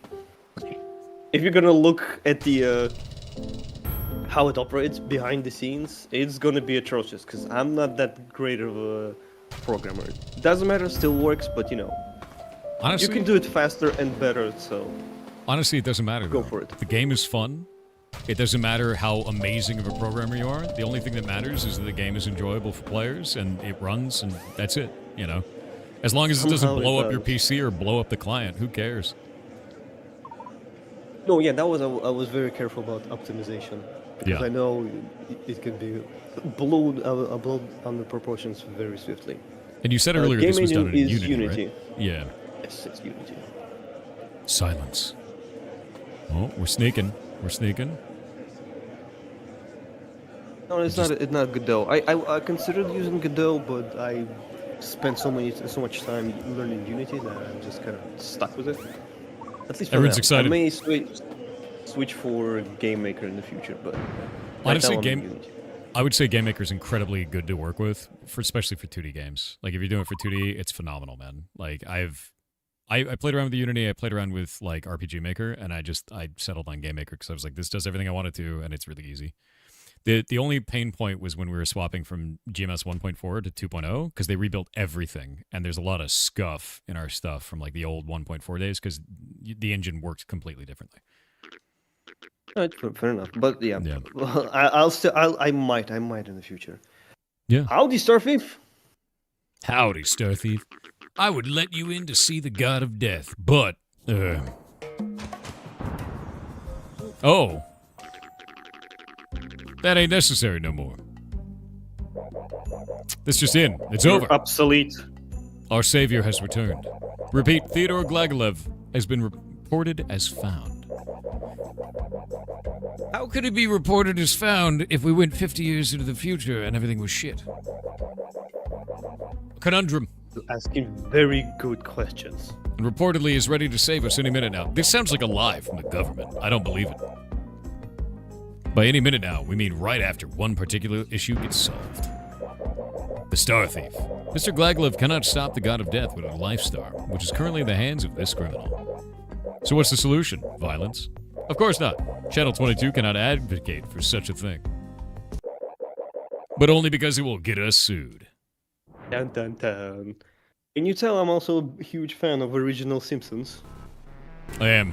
Yeah, I understand completely. I love The Simpsons. Original Simpsons. One due process later. Am I dead? Oh. No. You're regrettably alive. No one's impressed by your publicity stunt, Star Thief. Oh, God. Go get a job. Yeah.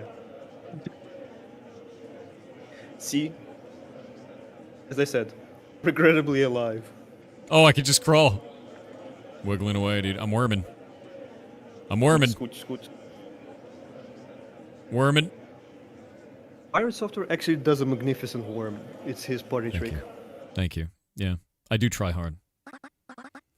Hey, Perp. Told you. Oh, Oh, wait, no, this is hey, Perp. yours, yeah. Yeah, that's mine. That's the only voice I do. Told you, rules are rules. I'm just a cop.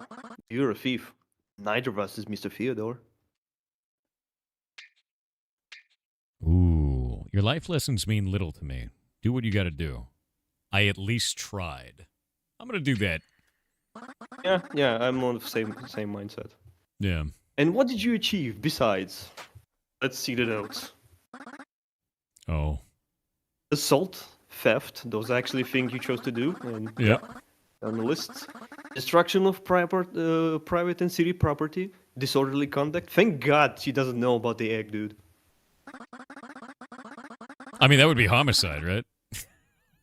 Kinda. Multiple counts of resistant arrest and bullet evasion. Not the bullet evasion. Bullet evasion.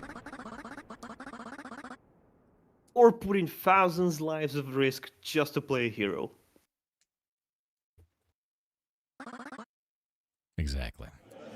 Oh, the pain. The moral lesson is you should never try. Chief, now what? Arrest Perp, confiscate the star, and return it to Mr. Theodore? Yes. Jail time, buddy. Tired sigh of relief. You're almost done, girl. That's my best girl impression. Proud of you. Thank you. I try. Just a little longer, and I'll be over. Now, Perp. I'm off to see Mr. Theodore. Until then, behave. Everything is forbidden. No prison breaks, no world saving. We're clear? I mean, we have to break out of prison and then save the world. I mean, that's how that works. That's a given. That's a given. And yes, this is the only cell we have, so... Don't you fucking touch my stuff, bro. Please, Oh, wow, there's a lot of stuff in here, actually. It's an She armchair. lives in a prison cell. What a wild place to live, dude. It's the same one Oh, she got locked notebook. in as a kid. There's not a single word written in the notebook. Instead of notes, your crime details are documented with sketches and doodles. A page depicts you spontaneously exploding in front of Mr. Merdeka. Or in front of Mr. Merdeka. A cluster of question marks is shakily drawn next to the picture. Okay, so she still wants to be an artist. Prison bed with a strawberry patterned blanket and 2 different pillows. You dig through it and find a post-it note. Hey girl, I hope we can hang tonight. Don't ask the popo if it's okay. Screw it. Like nothing ever happens here anyway. The door wasn't even locked. This is her room and she put you there? Well, yeah, that's the only cell they have, so... Oh. It's a water cooler. It has a sticker on it that says, "Thirsty for justice." Cooler is empty. I'm 100% certain that's a sticker that a cop would use. Oh. Uh-oh.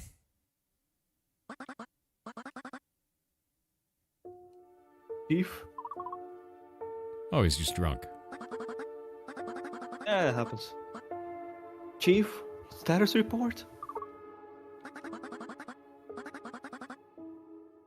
Where's Mr. Fyodor? He's arriving, right?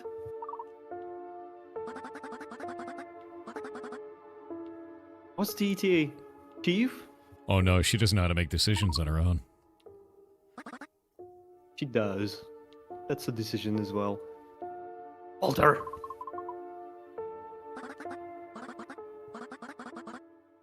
Walter, please. Where's Fyodor? Did you at least try looking for him?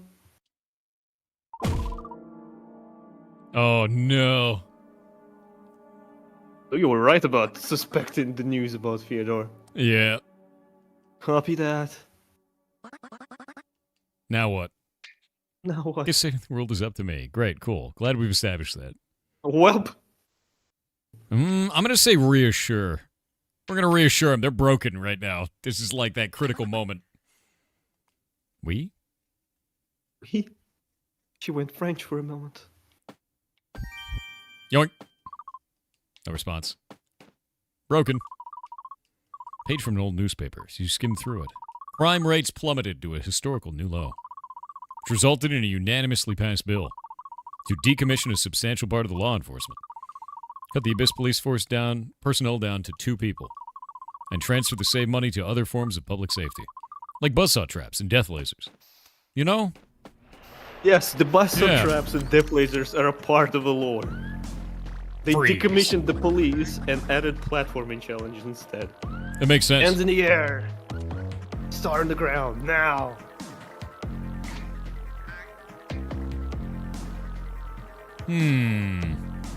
What part of we are all gonna die do you fail to grasp? Is there a problem, officer? Besides the end of the world, I mean. That's exactly the problem. It's not a joke. It's the end of the world. Right. You're in charge. What are your orders? Oh, okay, wait. That went completely differently than I expected. Run your game plan by me. You walk up to the god of death's prison, put the star in the slot, and that's it? I mean, yeah, that's... Isn't that like kind of how it works? Right, that sounds right. Yeah. Right, so just like that? Just like that? I don't know. Yeah. Oh, you useless. Wait, Roger that. Great plan. Why The didn't star anyone goes- else think of that? yeah, Yeah. exactly. The star goes in the star hole. Right? Everything's so simple. Except it isn't. It never is. Okay, if you pull a thumb out of your ass for once, maybe it could be. We could at least try. It's better than doing nothing. I'm gonna try to encourage them. They're having a complete crash out right now, though. Congratulations, you triggered easy boss Oh. fight. Oh, they called me cringe, though. Yeah. Get cringed.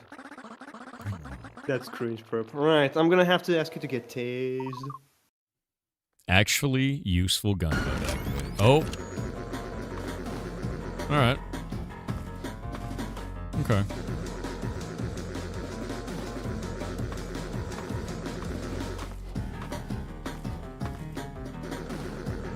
Nice going. Look at those skills, everybody. Or has gamer knowledge. Gamer A knowledge. little bit How to play gamer games. knowledge.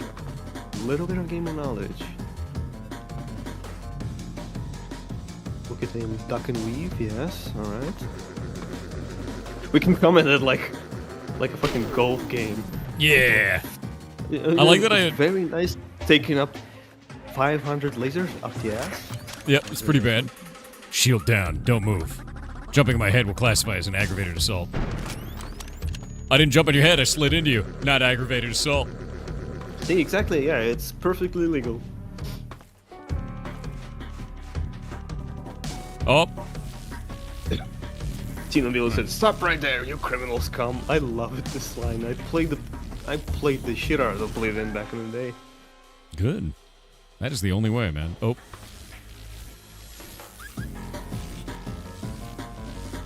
So much so that is how I talk to people for a while, by suddenly approaching them like really close. I'm not doing that ever, I'm joking. Okay. You're actually doing really well. And you actually do it. Like, people so rarely pass this boss battle on the first try, so... Really? And he actually make it, yeah. Okay.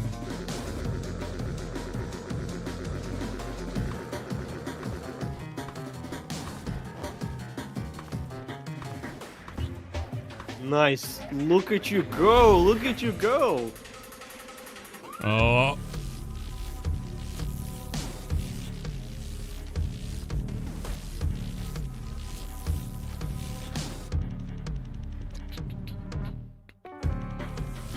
I like how it's like visually overwhelming. Because there's like so much on the screen moving at the same time. Yeah, it is not on purpose, I'd say. Yeah, it is a bit overwhelming. And by a little bit, I mean a lot. That is kind of end of the line, ain't it?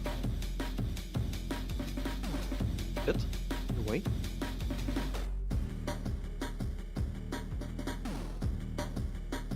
I mean, they can't last forever, right? It most certainly can. How do I get out of it? Here is.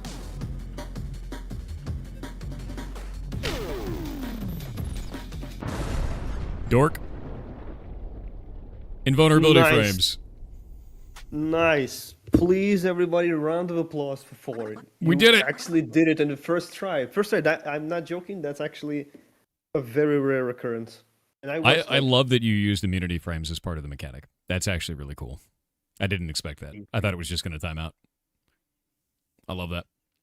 I actually love I that. watched Cool like fight. a lot of streams, and yeah, like I would say 90% people lose on the first go. Makes sense. I think when you're streaming, it makes it harder because you have to like read chat. You have to do a lot of things, yeah. You gotta lock in, you know. We're doing this. We're saving the world. Oh. What? We're doing this the right way. I like how right here, for whatever reason, she just looks super grizzled, right? The big old 5 o'clock shadow kind of thing going on. Yeah, a lot of people point that out. So yeah, she does look like she has a beard, but that's just furries for you. Or everywhere, so. By submitting our case to the... No, don't make me go through bureaucracy, please. Oh, it's so much worse than you think. We just put the star in the briefcase. The outcome of the scene will severely alter the story. You have one shot. By severely, I mean 100% difference. This is a huge... So, lock-in. I mean, completely different... Oh. God of Storyline, Death is so- almost free. And our savior is missing. Again. While countless people wait for his return, someone has decided to act. Who is this person? A brave new hero or a criminal? Let's find out. Oh, Jesus. No! I used to work on television, can you tell? I can tell. I can tell. A vision. The Court with Bucky Buzz. Welcome to another live episode of The Court. A TV show and an actual part of our legal system, where we present to you the case. Oh. And you decide its outcome by voting on social media. Oh no, dude. It's just internet cancellation as a game show. Yeah, get cancelled. When I said get cancelled, I meant it. This is what it is. It's literally that. Today's dispute, God of Death's prison. Should the Star Thief have a right to access it, or not? Let's find out. I like how everyone's, they could just be fine if they're like, oh yeah, just put the star in, you're good. So, Lawbreaker, what do you think? Objection, Your Honor. Oh, it's you. The question is unrelated to the case. My recommendation was to move to more pressing matters. Yeah, so now that you defeated her, she's actually actively helping you in the court. So this is the lesson, everybody. If you have friends in police, this will help you in the court. Oh, okay. I thought it was that you should beat up your friends and then they'll be nicer to you. So I learned the wrong lesson. Number 2. There's a lot of life lessons you can learn here, yeah. Makes sense. Billions question your competence, Star Thief. Theodore Glagalev forbids touching the prison by law. And only he knows how it works. So the question is, what example are you setting for my children? Good or bad?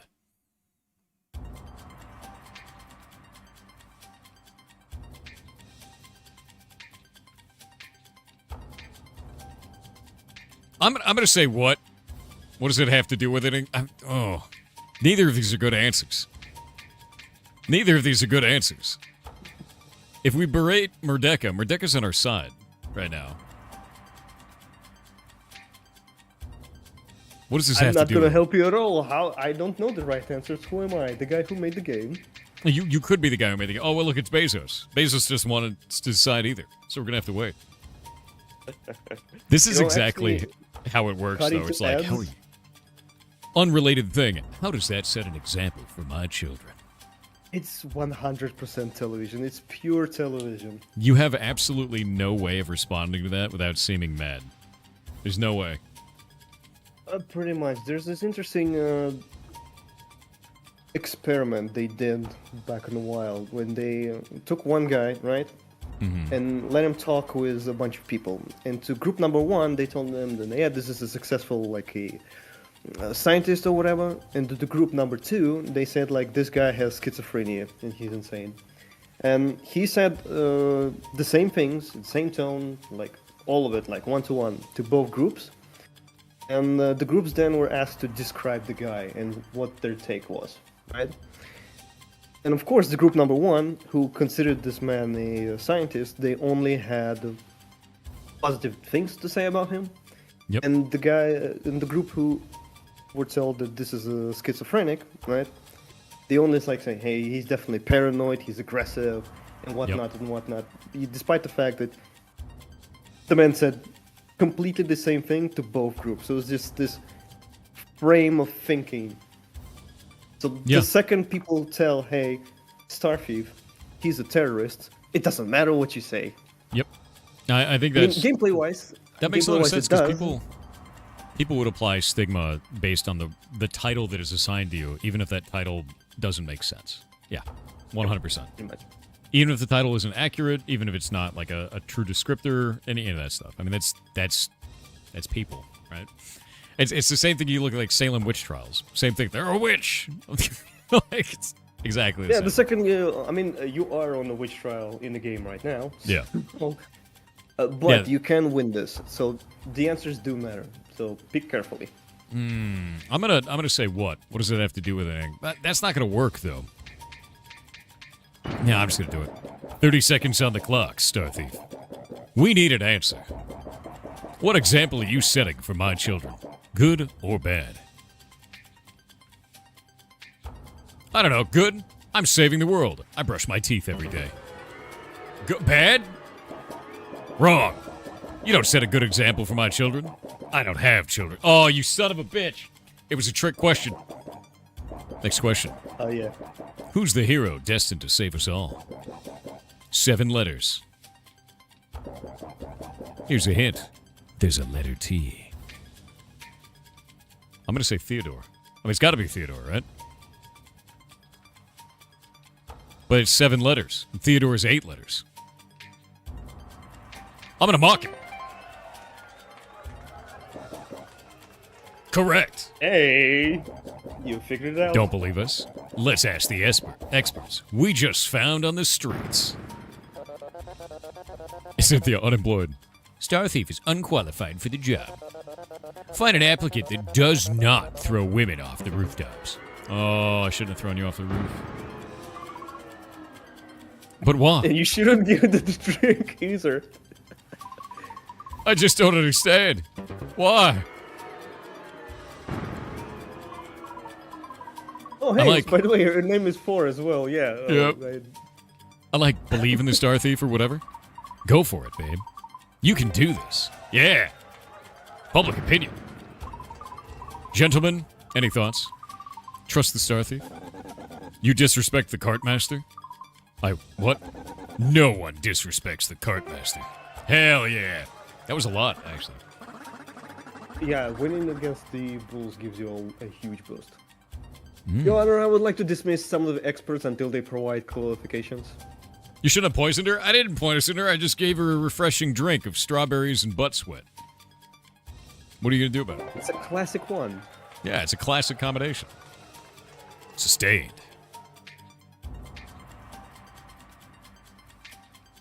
I want to talk to my lawyer.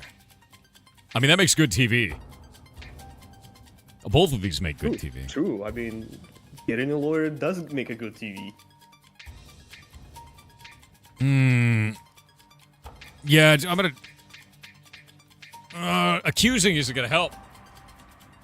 Why, you're entertaining any of this? This is mental. No one cares about that. They care about good TV. Objection sustained. What? Oh, I have a lawyer now. As your lawyer, you have a lawyer, yeah. The lawyer will provide assistance. The lawyer will provide assistance. If you have questions on how justice works. Do we have any questions to how justice works? I feel like every courtroom spins the wheel, right? Pretty much. All the lawyers pick the gray one. The dog is colorblind. God damn it. Oh.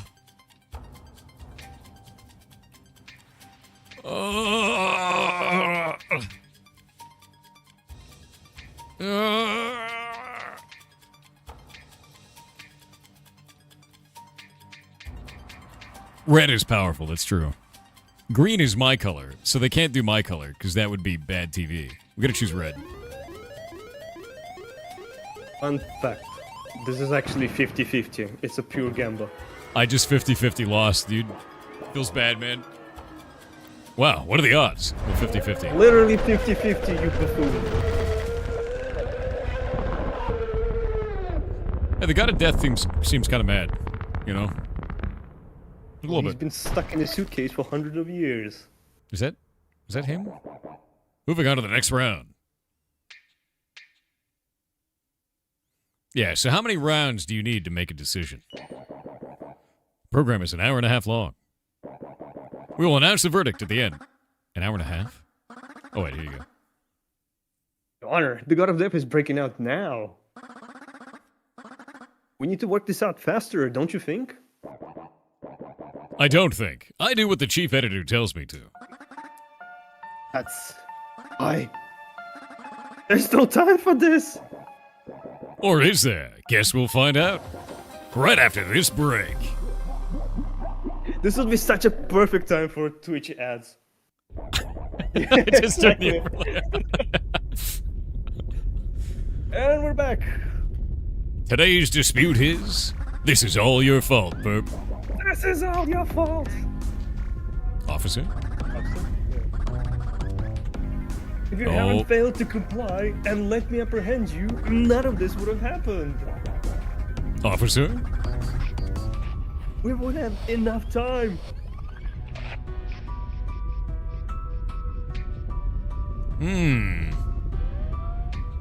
Didn't you say I'd gladly stop the God of Death? Well, prove it. Do something.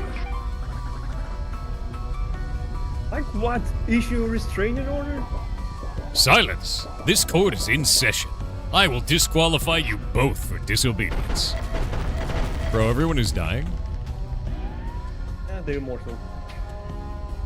You have the star. Use it. Do it. Do it. Officer, that would be complicity in terrorism. The penalty is dishonorable discharge. Do it. Do it. Who cares? Find another gig.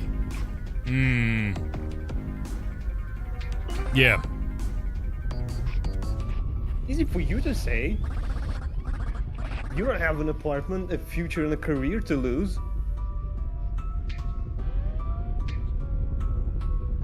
Oh, you live in a prison cell next to an alcoholic. I guess losing your life is better then. I'm gonna say push them further. We saw their breaking point before and we pulled off. Hit the gas. I did what I could! Stop talking! Why am I even dealing with this? I don't want to be here.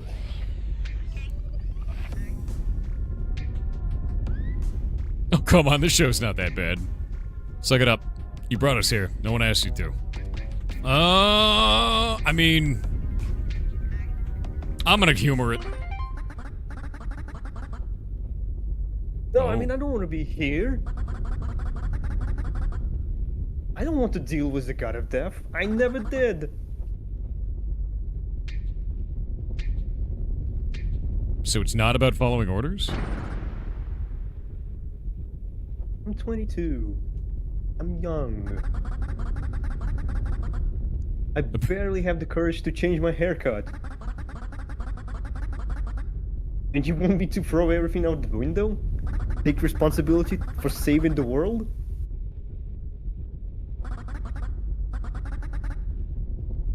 You're right about everything. And I wish I'd just listen to you.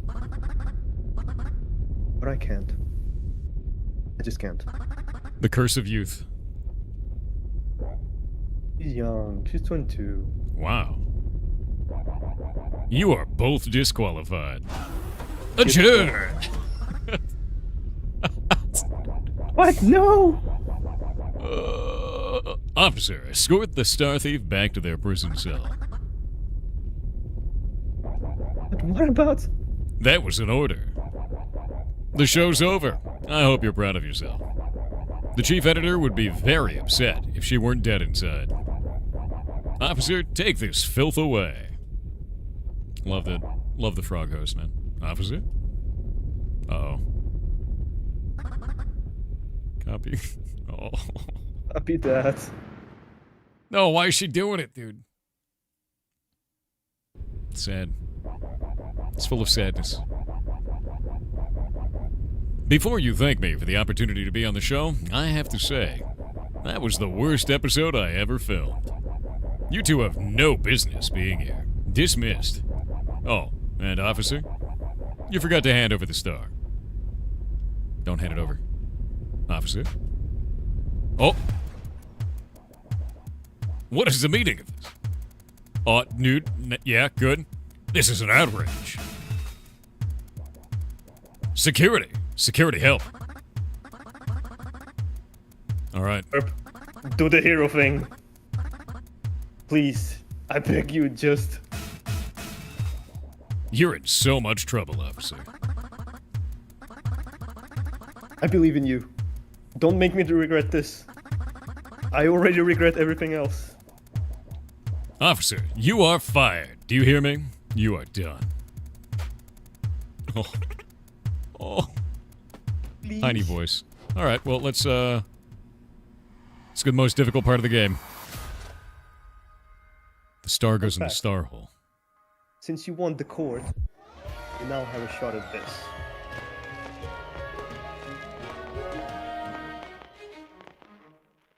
But I could have lost court. Yeah, and you would not seen this scene. You would be arrested by Merdek then. Life star activation required. Warning, 3 minutes until meltdown. What? Life star activation required. Oh, okay. Nope. Fun fact. Try to pause the game. Good try, but no. Oh, god damn it. Can't rotate? No, you can't.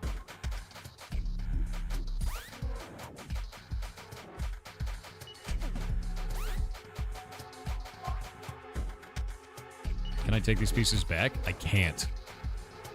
Oh, I'm screwed. No, I'm not screwed. No, I am screwed. I'm giga screwed. It's over. I can't take the pieces back? GG, GG. I mean, you can try again by pressing B. Or an Xbox controller? Okay. Much better. I feel like that makes sense, but then there's nothing that goes in there. There's nothing that goes that way, so we have to do this. This just seems like a no-brainer there.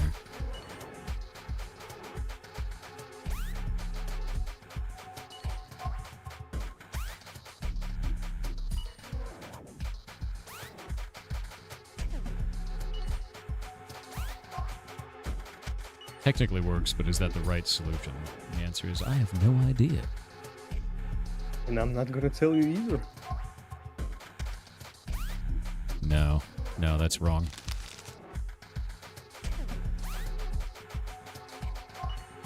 How's your blood pressure doing? It's good. You know, just saving the world and shit. The regular. I mean, we saved the world in video games so many times by now. It's fine. Yeah, I mean, what is one more time, right?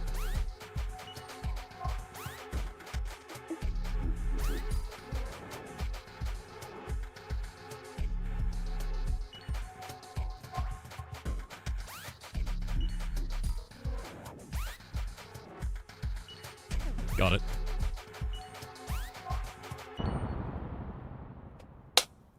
Victory is mine. I like how many different combinations you had in there. Wait, It's you outrageous. actually did it? Yeah, I did it.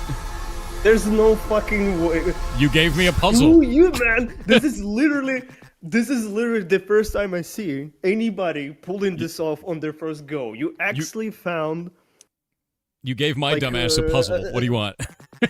Oh my god! You did it in 3 minutes. Like on the second go, people get 15, and that's the only way people like manage. Did it. That's fucking crazy. I love it. You found on your first go. Are we gonna die? I'm not gonna say a Do thing. we die I'm anyway? not gonna say a thing. I'm not gonna say a thing. Seize them. What?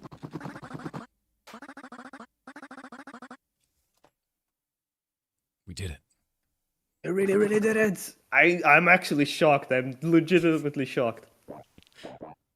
I am a puzzle dork, so I love stuff like I did that. not know that. Yeah, I'm a big puzzle dork. Clearly, I am in the presence of a puzzle lord. No, just the dork, dude.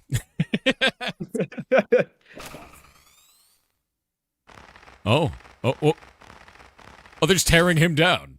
Wait. No, that's... All right. The crowds march to the Immortality Theater, celebrating victory over the crisis. Tonight, everyone gets to feel like a hero. Everyone gets to feel the dawn of a new age. Is that a muffin? That's the Muffin Man. That's actually the Muffin Man. You know, Yeah, because today we welcome our new champion. Are you ready? It's your moment. Ladies and gentlemen, please welcome the hero of the evening and every other waking moment, the Star Thief.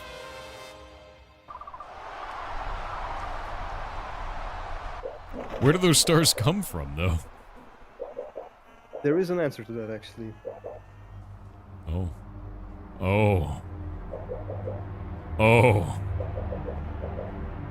Oh no.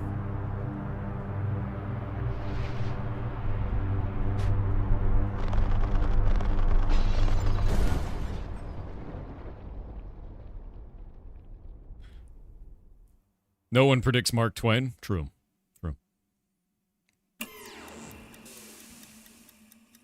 He's become enraged. Nikola Tesla, what are you doing to that table? Don't touch that table. The beauty of golf is hidden in its simplicity. With this guidebook, you're a few rules away from enjoying this noble sport. Oh wait, no, this is you. Yeah. Rule number 1: managing your set of 14 golf clubs efficiently.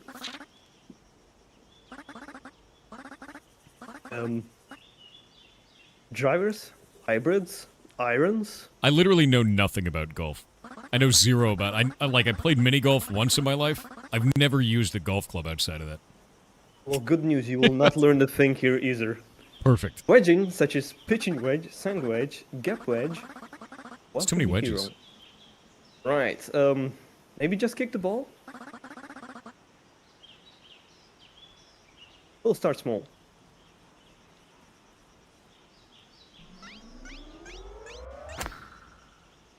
Boss. Kind of. Sort of rolled across the ground.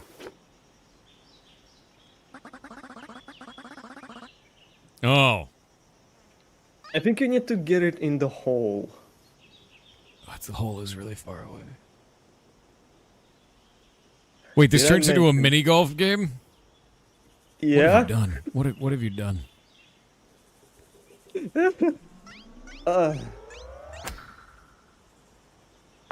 Oh, it's nowhere near it. No, it's not. I'm gonna break that door. Wait, what? I feel like that went higher than I... You missed. I'm bad at golf. Oh! Boss, By the way, how much time do we have left? I wasn't paying attention. 19 minutes. Oh no, me neither. We Sick. have 19 minutes. Sick. Alright. So, golf, huh? Never played before. What? They don't let cops anywhere near Fyodor either, so... Wait, is this place the surface, or is it actually part of the... That means that we're actually This in is the... the surface. You're on the surface now. I have never seen it. You could actually, in the library, there is an atlas that shows you all the location you can visit in the game. And you're on the surface. So thanks for the invite. I'm glad that this has turned into a golf game.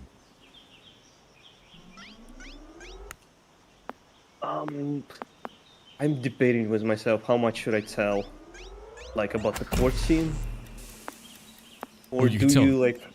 You could tell them nothing. I can tell them nothing. Actually, do you plan on playing this later? Yes. Nice. Then I also shall plan not on tell a thing. Failing mini golf.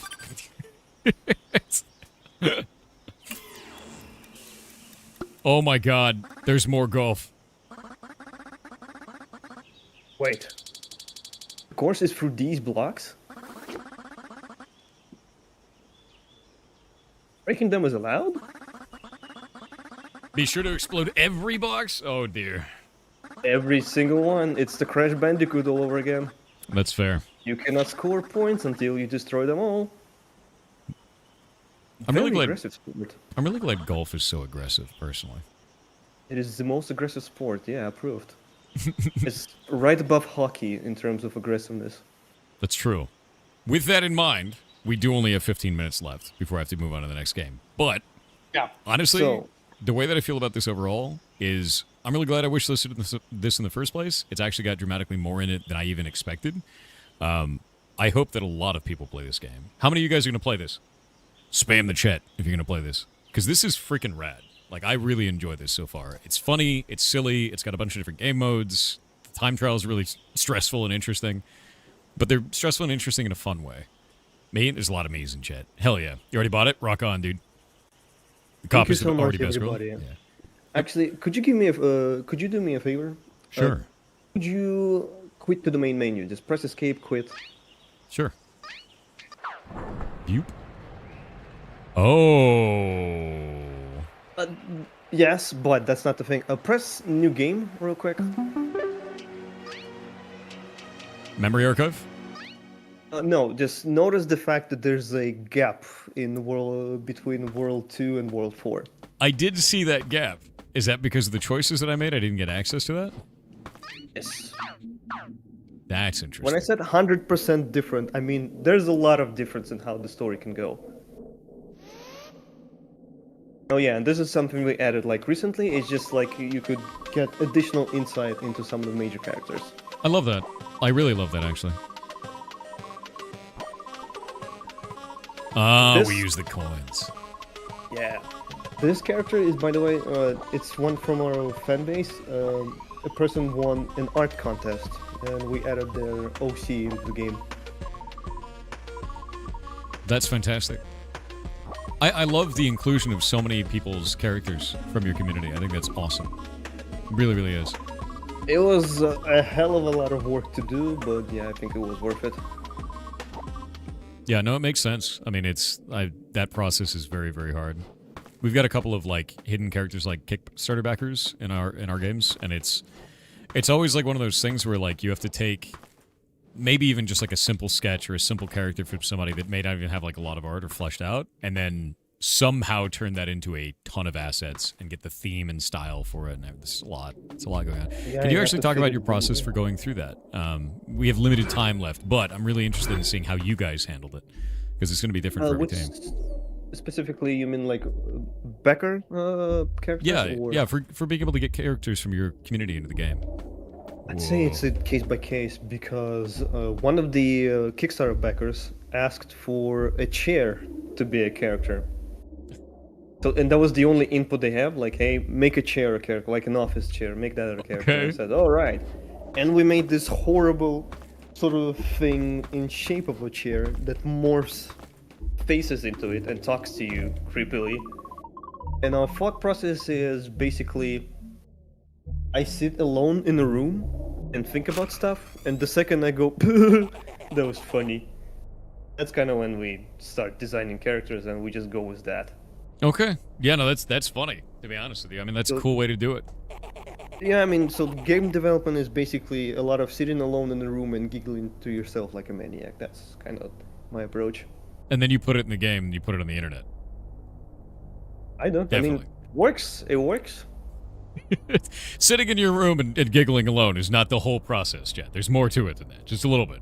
Only He's a lying. 10. This is the only thing you just sit alone, you We're not laugh to supposed to yourself, and tell then them, boom, man. video games. It's supposed to be a secret. Don't let them know. Jesus. The industry secret, yeah. Yeah, it's gotta be the industry secret, all right? Family recipe. No one can know. But anyway, I think this is lovely. I think your game is lovely. Is there anything that you want to tell chat before we run out of time? Because we're about to. Anything at all. Whatever you want to say. And there's a lot of I devs just in our wanna say community, by the thank way, you. as well. So people who are just starting out, anything like that. I mean, I joke a lot for the sake of a show and whatnot, but I am genuinely like thankful, and I do think all of you in the chat are very lovely. I have been having a blast here. Thank you for inviting me and thank you everybody who joined to watch.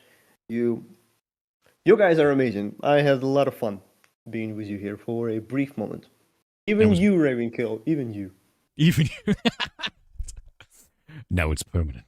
Yeah, no, honestly, your game is fantastic. I'm really excited to test all the rest of the routes and like see what other ridiculous stuff I can do. And I really like the memory area too. That was really interesting to even just look at right at the end there.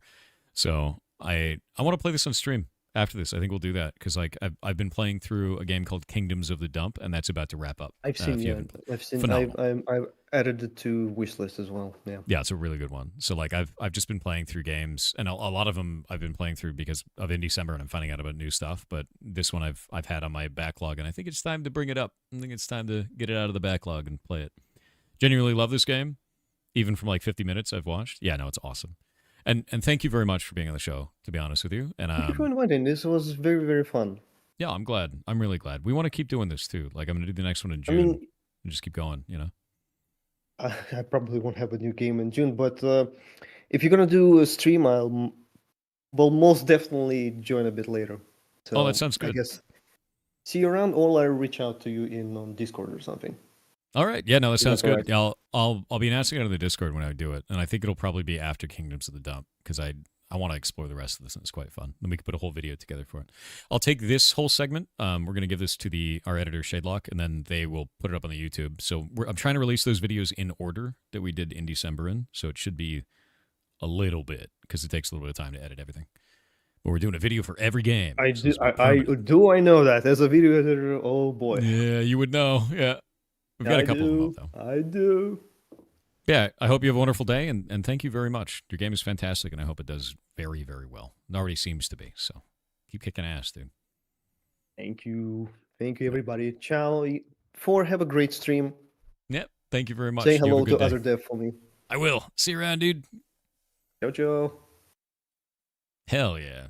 Yeah, WDev, 100%. This game is fantastic. Definitely go get this. I'm going to exit the game now because we got to get the next thing set up. But I'm going to link this in chat. It's also linked up in the pinned comment there. This is Peppered, an existential platformer. I loved this, dude. I loved it. Really, really did. Simon had an update? Ooh, what did he update? What did he say? Waiting for it. Updated Patrick's answer about Steam on the blog. The wording around over-indexing was confusing and misinterpreted by many, making it sound like we were avoiding Steam because of negative reviews. If you've been reading my posts on X lately, you know very well I've been brutally honest about the state of the game. It would be pretty out of place for us to suddenly avoid Steam for doing the same. We're both non-native English speakers, so that's on us for not being clear with the wording. Oh, yeah, no. My expectation is that the game would be in such a rough state, because it's going to be when it first comes out, that people who were not in the know would have left negative reviews on Steam for Hytale, and that they weren't putting it on there for that. So, like, I think that's fine. I don't think anything's wrong with that at all. So, if people misinterpreted that, I'm surprised, I guess. That just makes logical sense. Read the replies, too. Too late, Simon. We've all understood that you're avoiding Steam. You should now release it in Steam for the shits and giggles. Yeah, no. The way that I feel about it is Hytale's going to be in a broken state. We know it's going to be in a broken state. And because of that, I'm not worried about it, right? Like, we know that it's going to be that. That's just how it is. And then we're going to, turn in bugs, and it's going to get better. And I'm fine with that. That is exactly what I'm hoping for. All right, I need to get the next game set up. That game was fantastic, dude. Peppered was rad. And now they have to make another game called Salted, obviously. Mandatory. All right, let's see. It just dripped with style, man. Has a lot of snark in that game. It's very snarky, and I love snark, personally. Monsieur Kronos, we are missing a key yet again. There is no key on this one.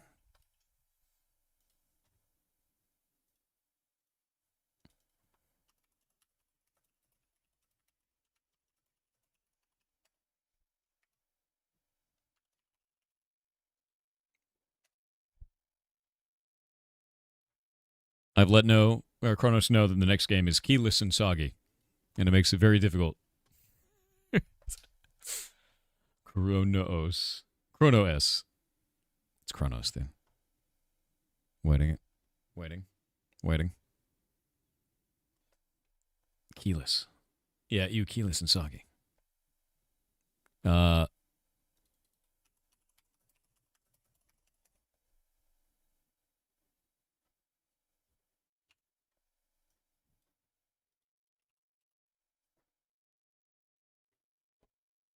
I'm being told that there's a demo for it, but there's no demo. Oh, they're using the old way of showing Steam page demos. Okay, never mind. It's over on the right side instead of up above. The Steam changed the way that demos were displayed a while ago, and they show it like just above where you buy something, but theirs is showing as a little blue button on the right side.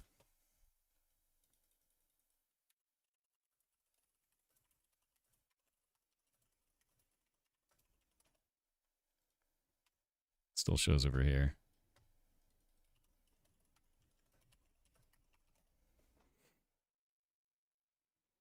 Does that mean the chrono moment is happening? Yes. It will. Yeah, 100%. There goes your weekend. Good. That's how it works. Yeah, I think it's I think that's something you can change on the Steam side. Yeah, because most of the time, I'll actually show you guys the difference between them so you can see. Because I think it's if you create a demo page for the game is what does it. There's some esoteric Steam shit. I don't remember. Let me pull this up. Grab this. Set this up. Add to Indiecember. There we go. And we'll have these games set up inside of the main list for that today after this. And now I need to do Indiecember. Did it change the category correctly? Let's find out. I don't know if it did. It did. It changed it. Cool. The game name is Deck of Haunts, dude. Deck of Haunts.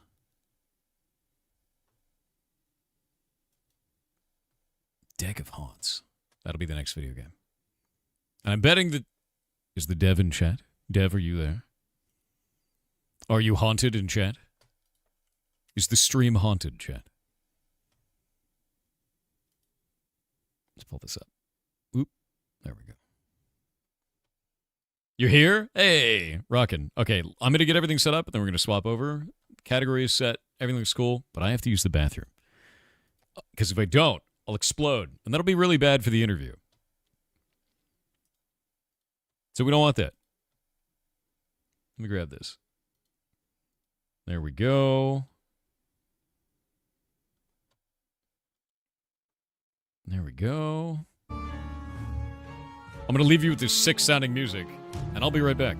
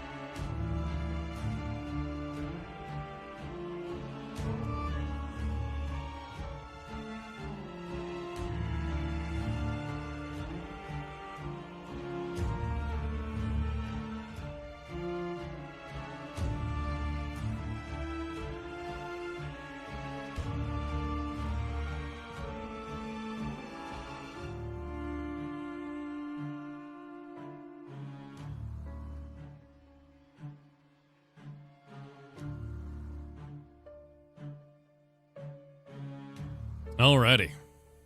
I've returned. I'm going to check on Nemo real quick, and then we'll go.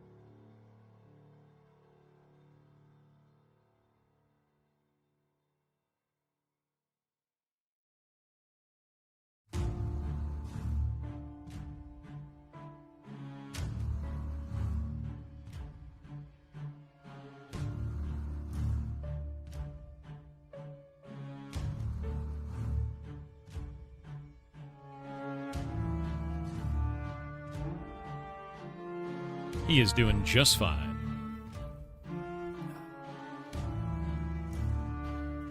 Mons, would you be able to get a pinned comment for this? We can get that set up. Yeah, Nemo's doing just fine. He had an allergic reaction.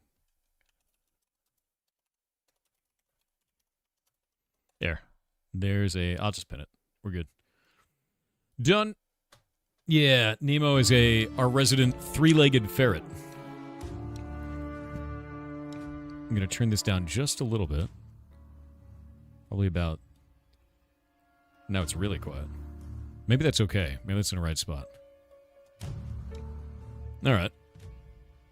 Let's see all the options you guys have set. Scalars for everything. Custom human names.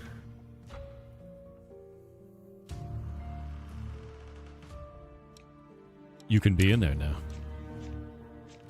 Alright. We have a collection of cards. But yeah, so first off, this game is called Deck of Haunts. This is part of Indiecember. I believe this is our... What game number is this?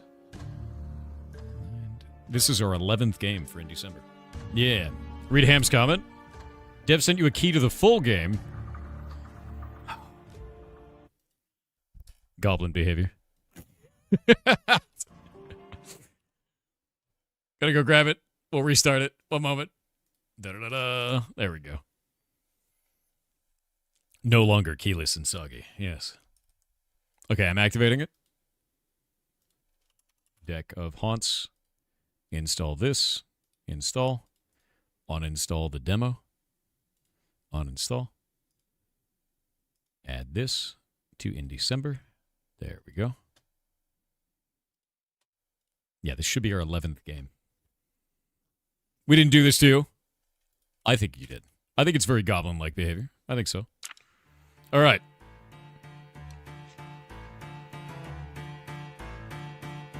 The music changed.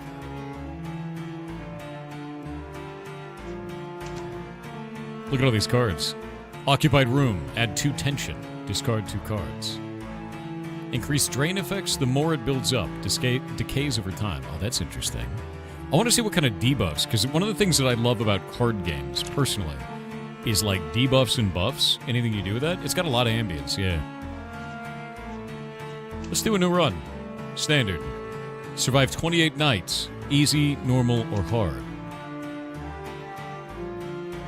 Harder encounters humans spawn with... Humans? The humans. Awaken. Open your mind and witness yourself. Begin. Yes. Yes. Tendrils to grasp this world. Draw 5 cards every turn. Call upon unbeknown souls. Summon a human to your domain. Yeah, you know what? Let's just, let's put you... Where are we going to put you? I want to put a human in the entryway. No. Let's beckon them deep into our domain. How is it in such good repair? Your halls creak and growl. Gain 3 action points every turn. During the night, you play cards from your deck to damage health or drain sanity of humans. The action point cost is found at the top. Then we have a target, and then we have effects. So this guy has 7 HP, but I don't want to kill him yet. Let's train his brain a little bit. Oikophobia. These doors weren't here before. Whisper, whisper, whisper. A never-ending desire. Lose all action points and cards in your hand at the end of each turn. Let's hit him again, you know? Not enough action points? Can't hit him again. I want to drain their sanity more than I want to kill them. Because I feel like if we could drain their sanity, we could do something to them, you know? They could stay in the house forever. Deal any 2 damage. Deal 2 damage, block room for 1 turn. Banish. What does banish do? Removes the card for the rest of the night.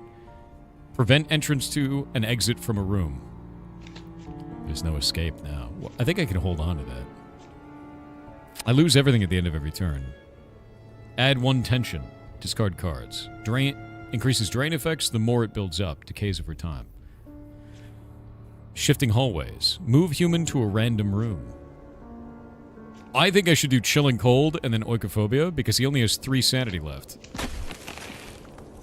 Tension multiplies the next drain effect. Has 3 tiers. Oh wait, no, that actually multiplies by a lot. They all get consumed the next time that human gets drained. It also gets reduced by 1 after 2 turns of not gaining any tension. Oh wait, no, we don't have to discard that. I think we can discard Phantom Raking. And then we can... No more sanity! Drain a human for half or more of their sanity. Oh, he's lost his mind. How unfortunate for him. Yeah.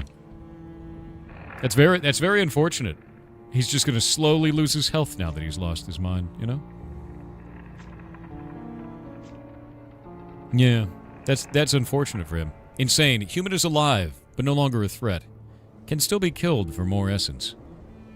I feel like just leaving him in there, you know what I mean? Just leave him in there. Let's add some tension. Just a little bit of tension. That's fine. And then we'll drain that. And just a little bit of, you know. Now we have 2 insane people. Well, almost. Anyway. Are those whispers kind of sounding like French, or am I tripping? Little Ham, I didn't know the card also worked on you. Seems to be. Collapsing spaces. Deal 2 damage. Block room for 1 turn. Banish. Move a human to a random room. I want to drain that dude of sanity, because now we have 2 insane people.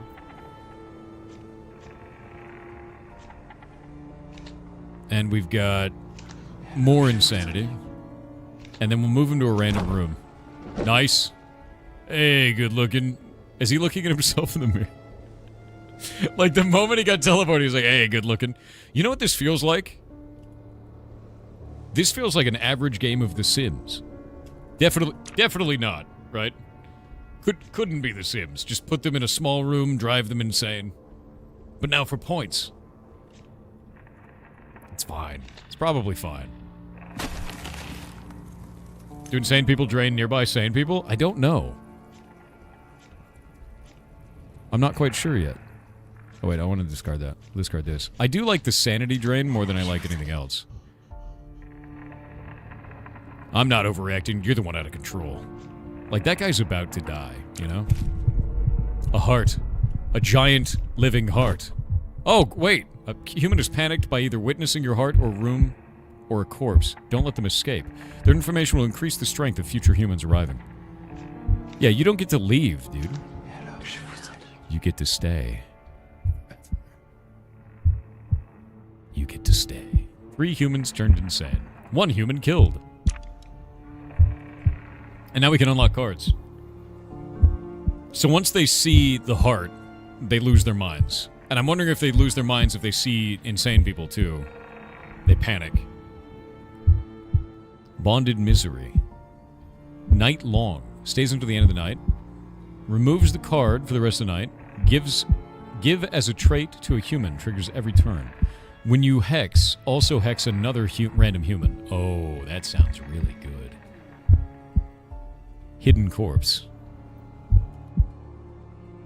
Affect a room triggers each round. Increases drain effects the more it builds up. Decays over time. So it adds tension and drains sanity. I like the idea of traps. That's very Dungeon Keeper. Occupied room. Gives as a trait to a human, triggers every turn. So this applies on a human. Mass psychosis. For each human in the room, drain 1 sanity. We need a bell tower for this one. Add 3 tension to all humans. Spawn 1 human at this entrance in 2 turns. Banish. I kind of want to trigger the trap. I think the hidden corpse trap sounds pretty cool. The idea that it goes off every round. You know what I mean? The dreams begin.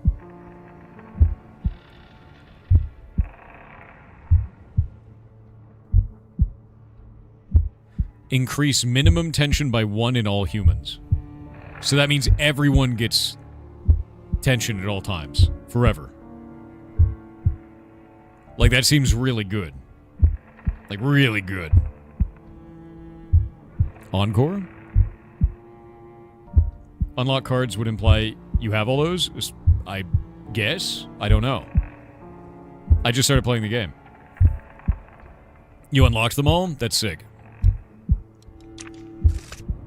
At the end of every night, you can choose from a selection of playing cards to permanently add to your deck. Yeah, those are all unlocked, but I'm thinking about, like, because I can pick one. Oh, I thought I could pick from any of those. Okay. Crushing Architecture. Triskaphobia. Drain 1 3 times. That seems busted. I wonder if you can do that on a, like, if there's any effects that go off whenever a drain has happened, because then it would do 3 times and it would proc that effect 3 times. Damage 3. This turn all humans count as solo humans. False Solitude. I'm going to do Hidden Corpse. Yeah, I want to build that. Oh, we can add another room. Another room.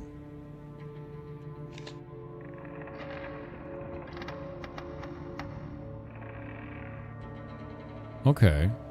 Okay.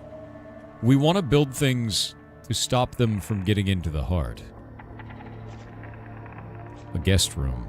The bell tower. Spawns a witch that roams the house and increases tension in the rooms that she's in. I think adding a bell tower is a very good idea. You know? And as long as it doesn't add an entrance, we should probably put it back here. Or maybe up here. That's a good idea. Why can't I place it? What is it upset about? Do we have to place it inside? I'm not sure I understand why it's upset. Oh, it costs less back here. Why is it wiggling? Can I not place this? Does it have to be up, maybe? As to me, does the heart kind of look like Nina? No. Is it based on it being a ground level item? Looks like it uses more points the closer to the entrance that we get, and less points the farther away we are. Could be the trees. No. Does not seem to be the trees. It just wiggles. I'm not quite sure why. Oh, Devin chat. You didn't read the tip for the building? It says spawns a witch that roams the house and increases tension in the rooms that she's in. There's no tip? Yeah. Go out one more, so it has to not be connected. Okay. That's not what I expected. I would expect it if it was green that it was good. That's weird. Yeah. Red means can build? I don't really know. Also, it seems like I've zoomed very far out now. There we go. Undo? I can't undo. That's a bug? Oh, okay. That's okay then. Don't worry about it. I was confused, and now I understand why I was confused, if it was just a bug. We'll find them. It doesn't matter. Doesn't look badly on your game. You're aware of it, and that's okay. Guest room that we can upgrade. Combines with other kitchens. Kitchen? More kitchen. Guest room? More guest room. Make it large. The largest guest room. Can we move these?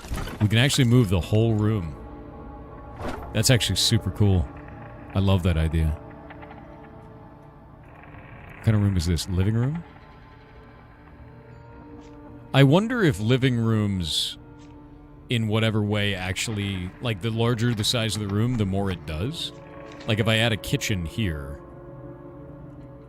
Does that matter? Do we want a big room or do we want lots of rooms? I feel like a big room. I want a big room. You know? Yeah. Big room.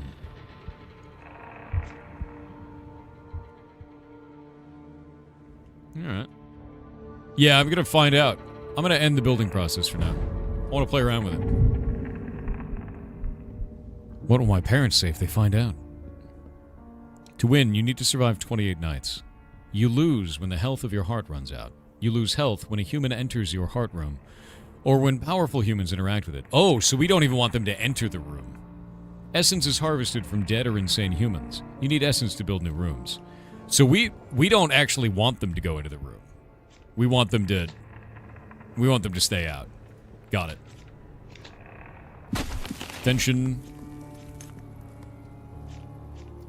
Discard that. There we go. Okay, we want to make a lot of tiny rooms, basically. We've locked the room.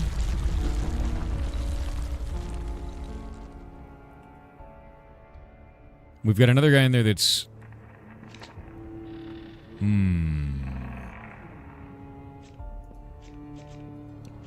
Could have hidden corpse, but that's fine. That guy's got tension, so it's going to double this. Oh, it didn't double that. I guess tension only doubles sanity loss? It doubles sanity loss. They can't leave the room. Triggers each round. Let's see if it triggers on the same round. It won't. Where can we put this? It's got to be in an empty room. There we go.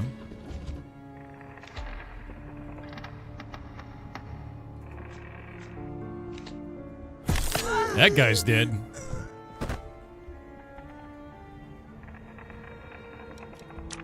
Okay, so killing someone makes them panic.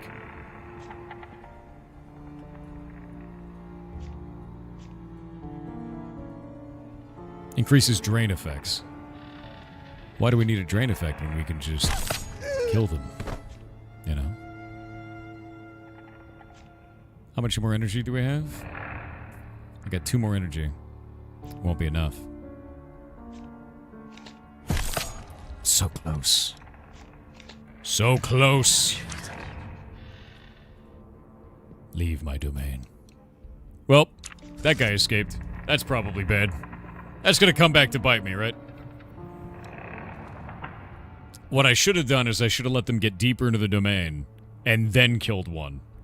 And then blocked the room on the way out.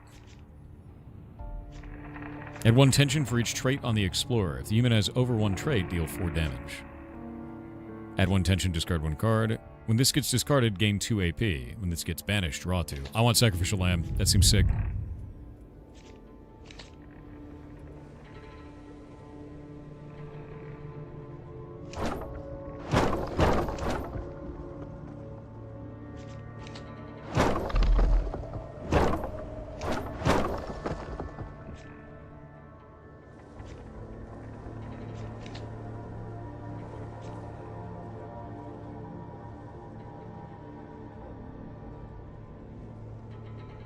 That's a kitchen, that's a kitchen, that's a guest room. So we'll do a living room here. More rooms. Additional.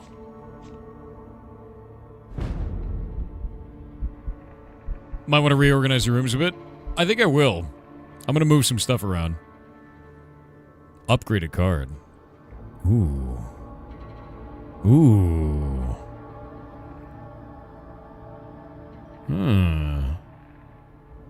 That doesn't seem to do anything when it upgrades. Interesting. Hidden Corpse. Add 2 tension, drain 2.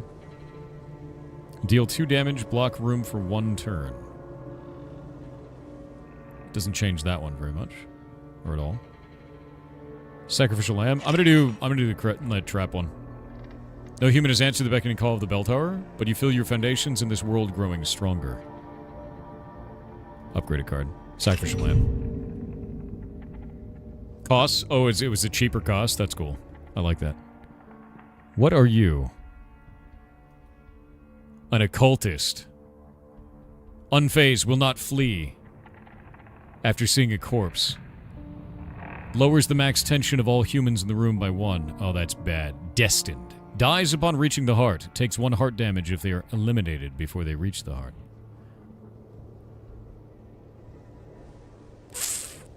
Okay, that's bad.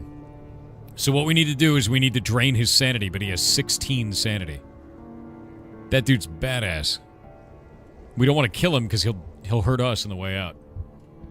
Yeah. Or he needs to reach the heart? Dies upon reaching the heart. Take 1 damage if they... Oh, no, we have to get him to... We have to let him reach the heart. Okay, that makes more sense. So we let the occultist reach us because they're on our side. More sense. So what we'll do is we'll move him to a random room. And then I'm going to block this room out and deal damage to everybody else. That'll get him closer to the heart. And these guys will be trapped for 1 turn. We'll put a hidden corpse. Hidden corpse over here. He's less likely to find that. And I'll start draining a little bit of sanity off these guys. Hopefully he makes it to the heart.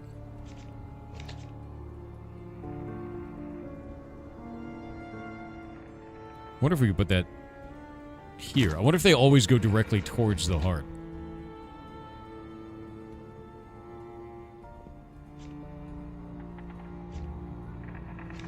We're gonna add tension to everybody.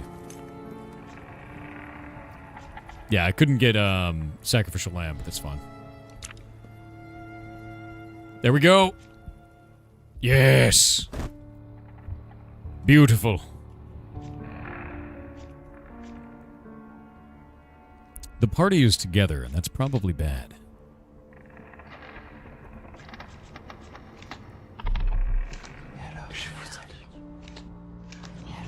Drain a little bit of sanity. And I think I'll start killing one. Good, they split up. This guy's got a gun. He's got a silver shotgun. Can kill a creature when entering the room. When not alone, have all drain effects. He's alone now, though. Let's put a hidden corpse in this room. Add some more chilling cold to this guy. And we're going to discard this.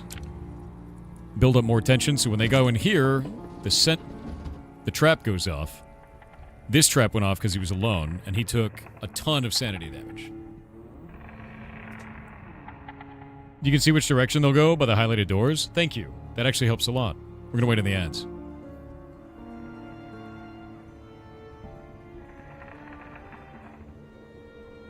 I love the combination effects that I'm seeing so far. It feels really good. Yeah, it looks like it highlights the door. Yeah, they just let me know. This is a sick game. I really enjoy it. I want to see if I can move my heart room. Or change doorways.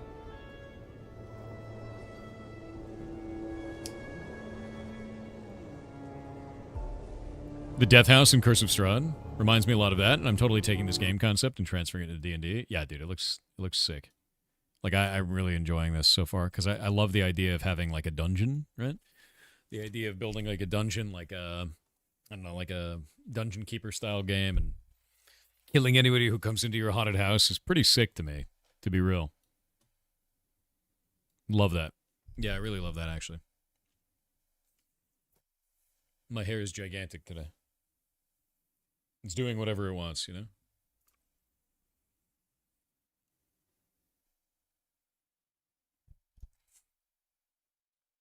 Wonder if you can design a maze? That's what I'm going to try to do. I want to move around the rooms after this. Making a big room doesn't feel like it was super beneficial so far. There was a card that did damage per how many tiles in the room? That's cool. I'll check that out. That makes more sense.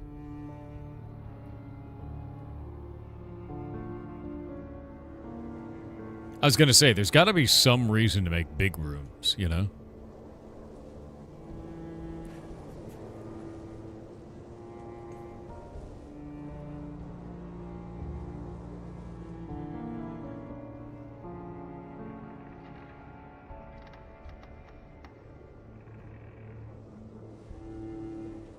All right. Ads are over. We're back. When this gets discarded, banish it. Okay. Or gain 3 AP. So we'll have to do something that actually discards. But these guys are getting too close, and I don't like that.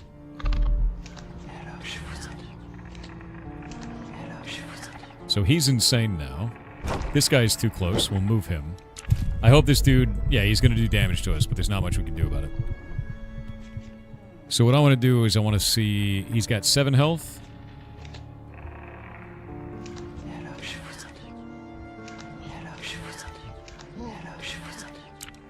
Make him lose his mind a little bit. That guy's lost his mind. We can hidden corpse this now. And end the turn. Oh, god damn it. I should have checked to see what room he was going in. Okay, there we go. They're all insane. I thought, like, oh, I need to start paying attention to what door they're about to go through.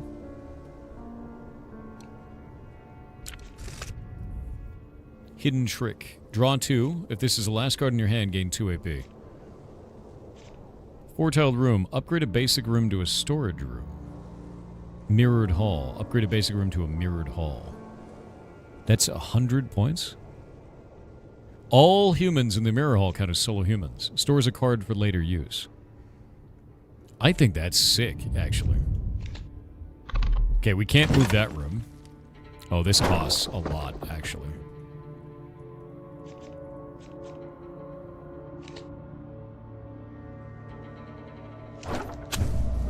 We can now turn that into a storage room.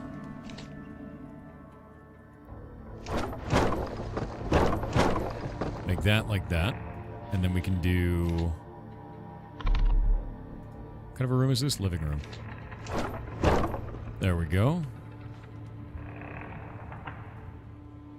I kind of want to move all of these. But we don't have the points for it. I'm going to hold on to this for now. I don't want 2 entrances. I want to have 1 entrance. So I'm going to move everything around. We're going to make it go out the sides, I think, on the next night.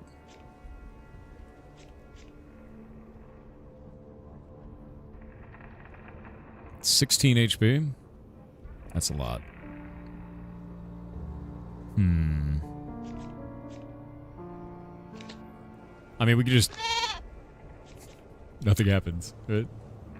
Oh, they're coming in through the walls! Wait, what? Wait. Can move an additional room each turn? God damn it.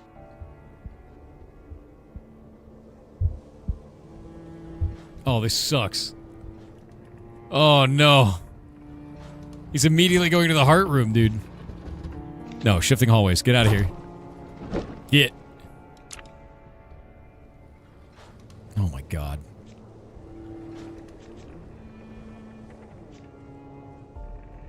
Stop. They're immediately trying to get in there, dude. Stay out of my room, dude. Stay out. Stay out of my room, dude. Let's see. We got 3 points. That's only 3. That's not very much. I don't have anything that...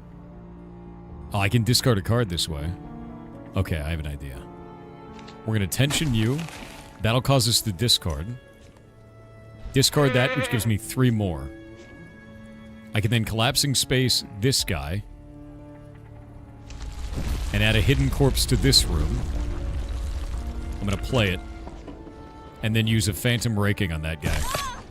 We need to get rid of him. Stay out of my room. You stay out of my room, Dad. This room is special. Bad special. Good. Yes! Yeah, keep triggering my traps, dude. Okay, who are you? How much do you have? He's got 4 left. That sucks. That's not enough. I feel like these dudes are outscaling my ability to deal damage. Very rapidly.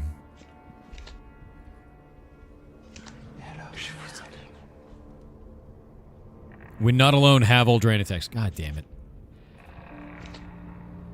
Get. No, I don't have enough. Oh, the damage. Stay out of my house. Stay out of my house. Stay out of it. Is he insane? He's gone insane. Do that to that guy. We're just gonna add another hidden corpse there. And Explorer's escaping. He's not gonna get out.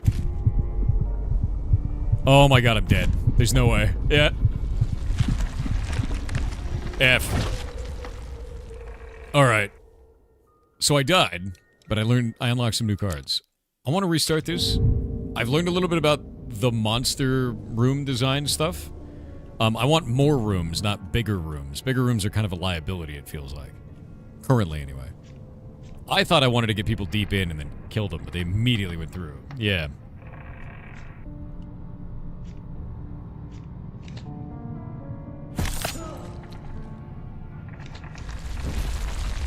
I'm gonna be honest with you, if I walked into a place and immediately had, like got raked by a ghost, right? Like, the slashing on you from phantom raking, I'd be out, dude. Done.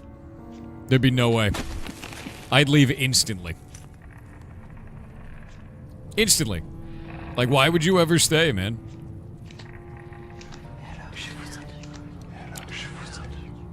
Right?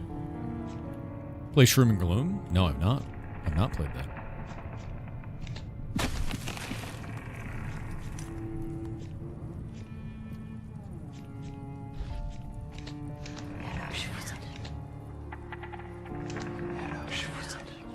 I really like Insanity because it doesn't trigger fear in the other one.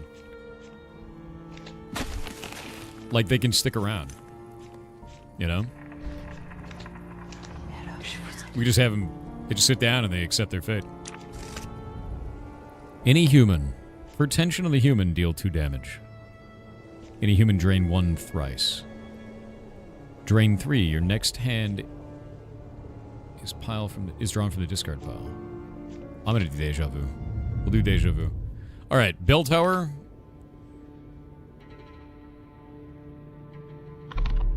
Alright. That time it actually worked. Alright, good.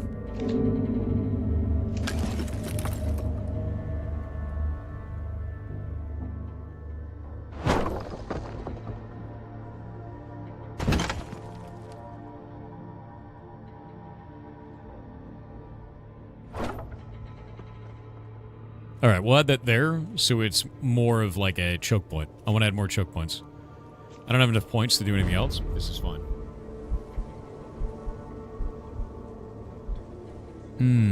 Upgrade a card.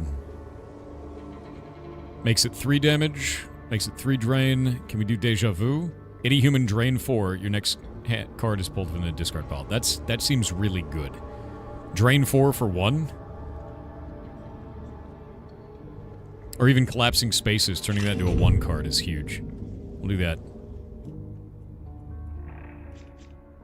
Chilling Cold. And we're going to discard Shifting Hallways. And then Deja Vu this guy.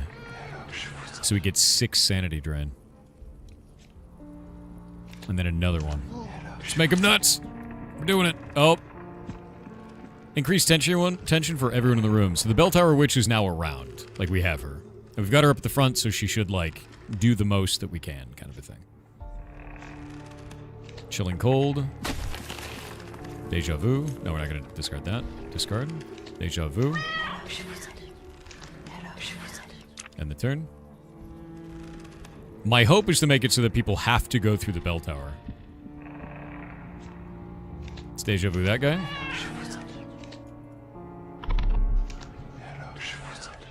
And we're good. You were thoroughly confused for a moment? Deja Vu just keeps coming back, dude. It's great.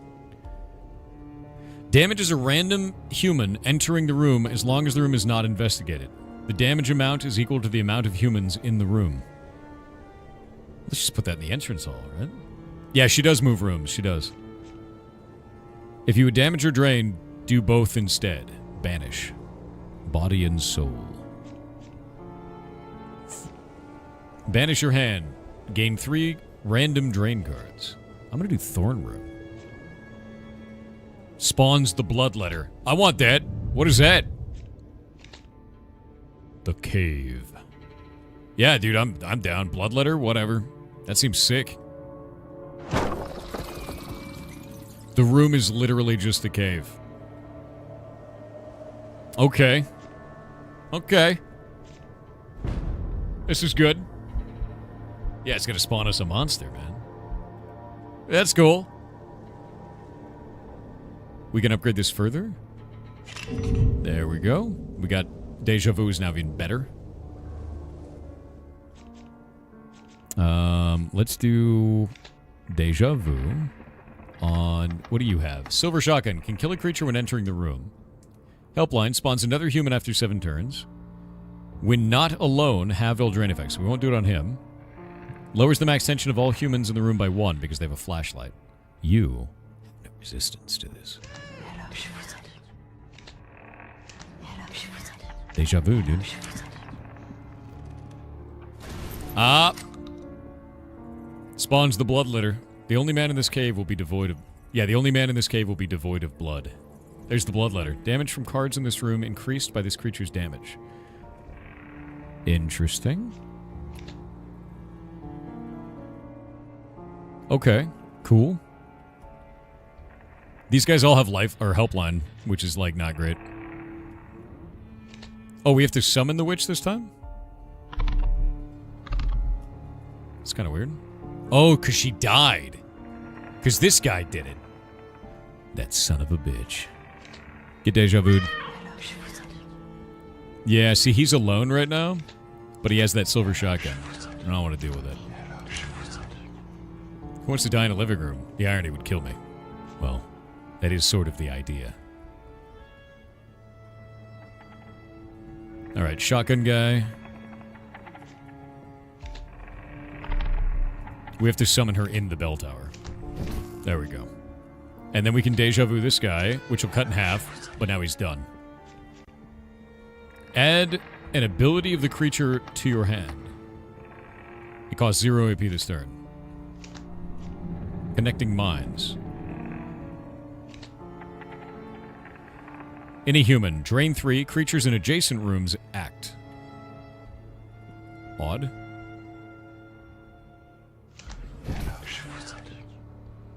Okay.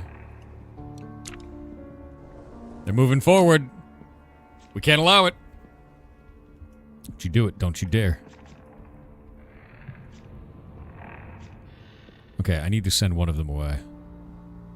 I think one of these is going to get in. You, get out of here. Sick. Great room to banish them to. That's awesome.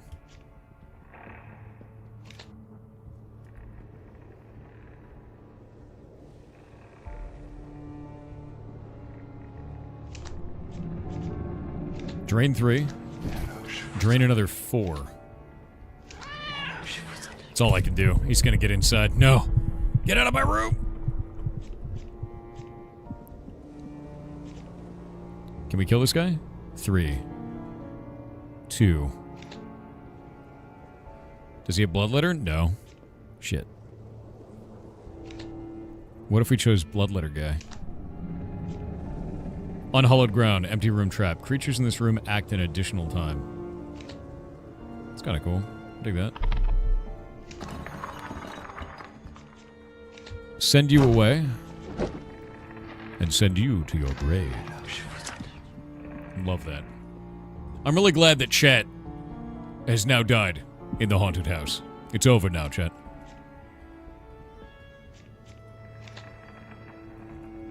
That guy has 6 times 14 sanity loss. Oh, God. That's rough, buddy.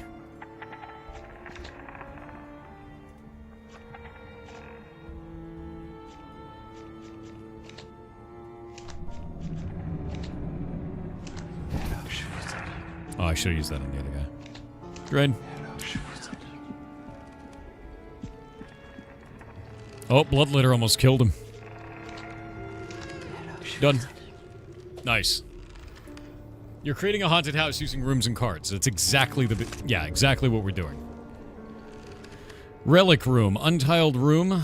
Upgrade a basic room to a relic room. Weapon room. All damage done in this room is doubled. Every turn gain 1 AP and +1 draw. Lose 1 AP and -1 draw every turn instead if this room is explored. That's kind of cool. That's actually enormous.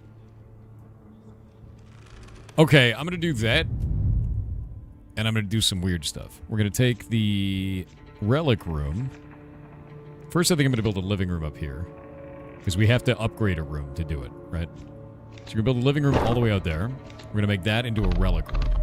Can I not do it? Sir? Combines with the kitchens. Upgradable. Oh, it needs to be an 8-tiled room. Okay.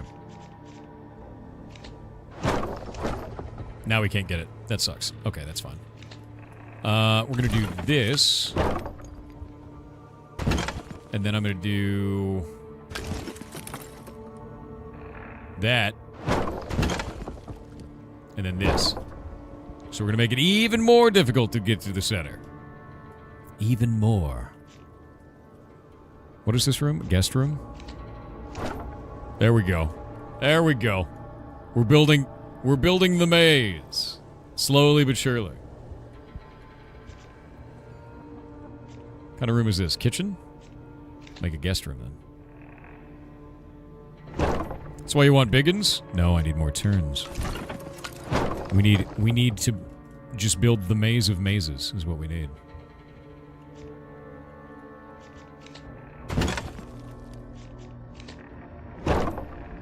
There we go. There we go. Now what?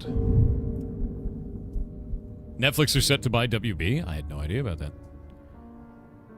Takes an additional 1 damage for each 20% of missing max HP. Unfazed, will not flee after seeing a corpse. Let's hit him with that. And then the good old deja vu. Discard that. Deja vu him. Hit him with the sanity drop. And get out. There she hangs. Oh, tension's rising. The witch is here. More tension.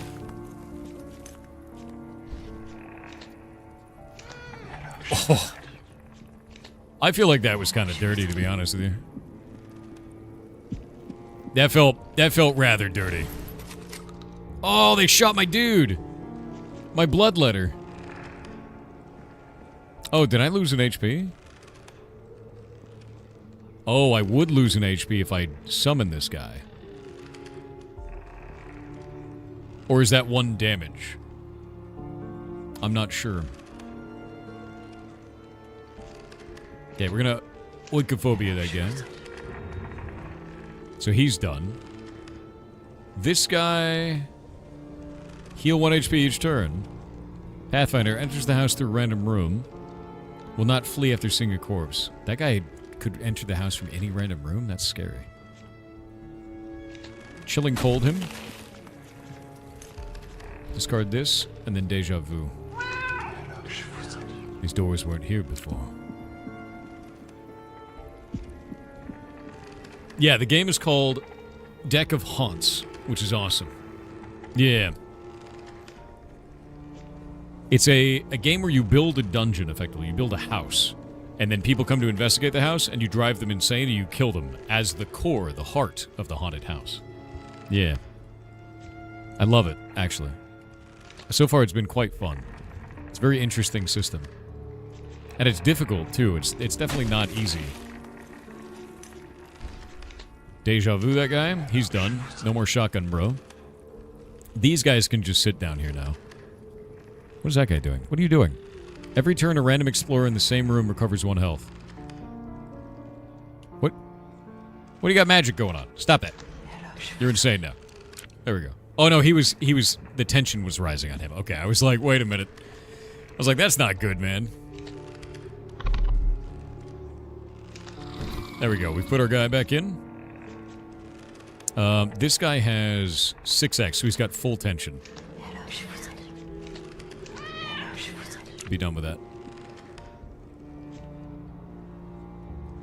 And I think we could start killing these guys. I think it might be worth it. Maybe? Nah. I'll take the points. Yeah, what Eldritch Horrors lie in wait. I have to make it through 28 nights. I'm gonna gain 50 essence. I don't think I want to upgrade a card right now. I need that essence so I can make a relic room. And make more rooms. Humans who enter skip their next turn. Wow. Gain 1 AP and -1 draw. The Black Legendary Room. I'm gonna do the Black Legendary Room. That seems sick. Costs nothing? Okay.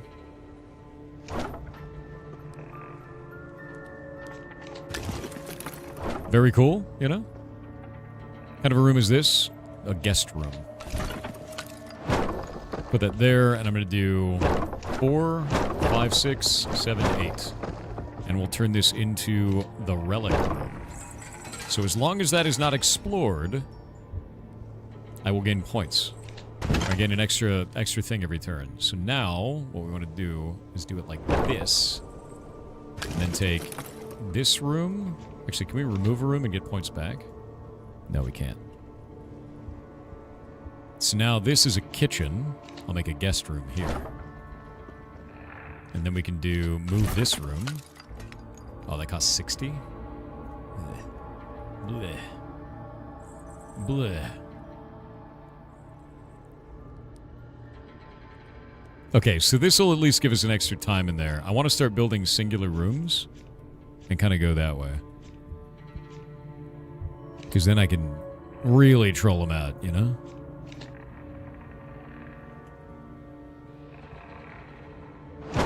Add that there.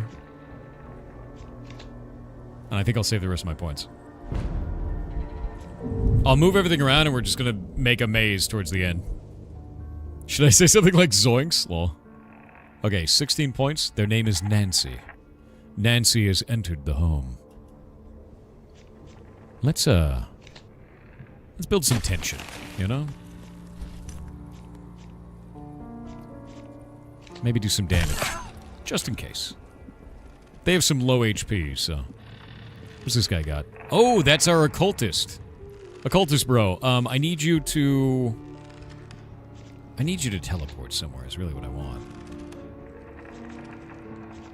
Yeah, we're gonna deja vu this one. Fine with me. You, I want you to escape. Go. Go. Make it all the way to the end. My glorious occultist bro. There we go. I think we can just leave him. You know? And that should be fun. Discard that. What do you have? You have 4x and 4x. I'm gonna let them sit for a minute. Alright, chat, do I take the gamble? Do I take the gamble? Because if I teleport him, he can go into any of these rooms. Where'd he go? No! I put him in the one room I didn't want him in. I guess he'll leave now. God damn it. Well, he investigated the relic room now, so that sucks. I've lost my point. F.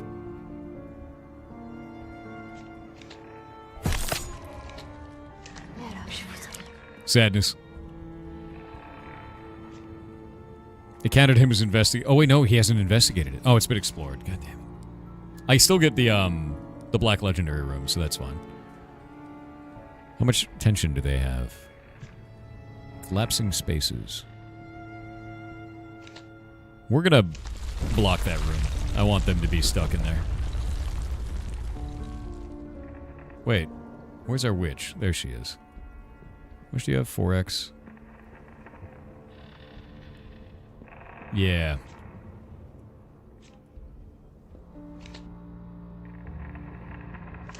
That one's insane, no? That one's got 2 more turns before they die. The sanity. Slipping away. Slipping away. Death. Absorb their essence.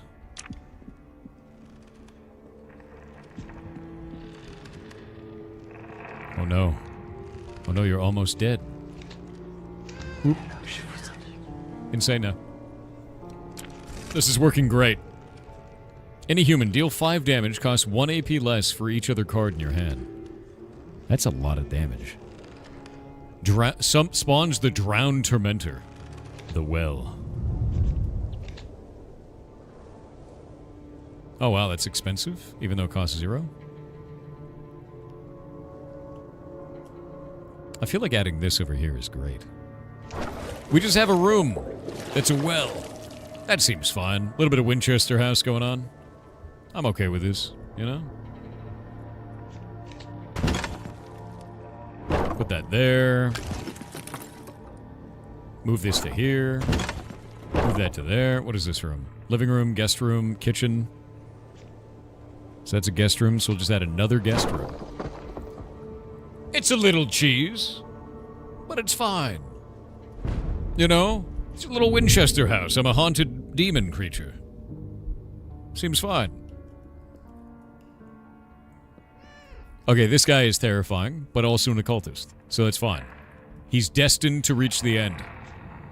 He will make us powerful. So I'm going to shifting hallway you. I swear to God if you went in the wrong room. Okay, thank God. Occultist man is going. The Drowned Tormentor damage and drain effects of traps are doubled in the room. That's kind of cool. Actually, if that's what the well does, I really want to have that in the route. I'll probably swap it with this living room.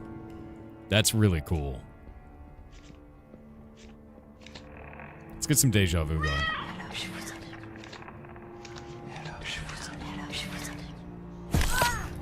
Yeah, I'm just gonna throw cards out. Doesn't even matter right now.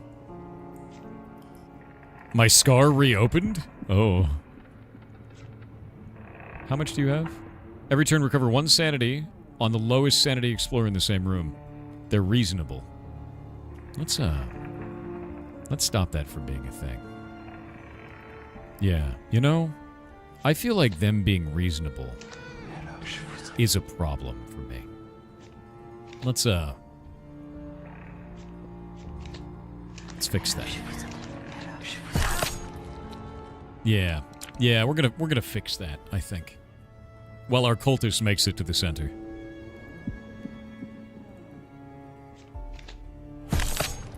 You can't be reasonable if you're dead, you know?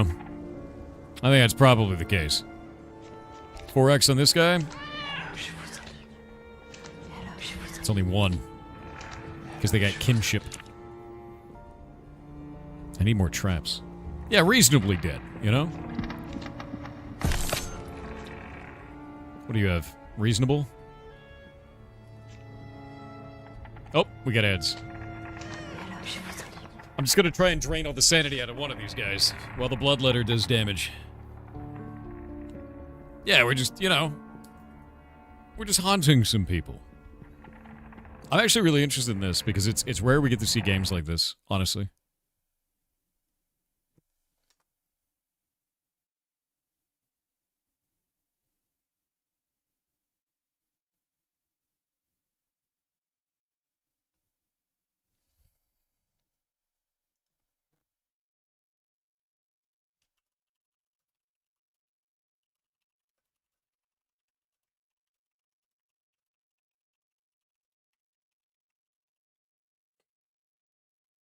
This is like Dungeon Keeper, but card base. Very much so. And it's also very interesting because you're kind of managing NPC behaviors at the same time. In a way that I think is very interesting. It's less trap-based and more direct card-based I've seen right now. A different but good take on a tower defense style game? Yes, I would say that. I would say that that's a fair assessment, is what I'm feeling so far. I am noticing that in Dungeon Keeper you have a lot more trap kind of rooms, like the traps are built into the room. This one is more like you play traps in rooms. I may not have unlocked those rooms yet, though. I do like the monster rooms. I think that's quite cool. Yeah. It's also like Boss Monster, the card game. I remember Boss Monster. I actually have a physical set of Boss Monster. And then they turned it into a digital card game, eventually. Might like the Dungeon series, like Dungeon Keeper or something else. A little like Ghostmaster. I don't think I've played that before. Yeah, Boss Monster is awesome. Loved Boss Monster. Yeah, they made a digital version of it. I don't think it did very well. Yeah, you have the OG Boss Monster release. I have the physical, their physical original release, and then I got the game on Steam ages ago. Betrayal at House on the Hill. I have not played that board game. Ads are over. I have a problem. Thankfully, I have a lot of solutions. I'm not going to shifting hallways. It's too risky. Oh. That dude has 1 HP left. That dude has 4 sanity left. We have solutions to you as problems. You're dead. Our cultist has made it to the end. We love our cultist. That man's insane now. That guy, we're going to save for the next turn, because I'll get Deja Vu and he's got 3 extension. Behold. Instantly insane. I feel like what I should do is I should start waiting to finish the game and killing all the humans that have gone insane.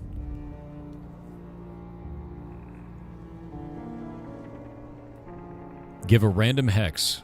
Costs 2 AP less if a hex is active. Draw 1. Draw 3 and gain 2 AP. Instead, if nobody was damaged or drained last turn. Okay. House rules. The Mask Room. The blue legendary room. Gain 1 AP, all humans spawn with 5 more health. Ooh. I mean, that seems cool, right? All traits are disabled for humans in this room. I think I'm going to do blue legendary. Yeah.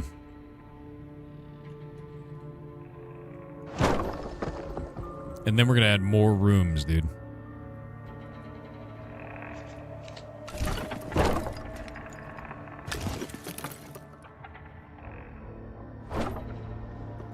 Okay, this one is a living room, so we're gonna add a guest room. And then this one is a guest room, so we're gonna add a kitchen. Because that seems fair and good.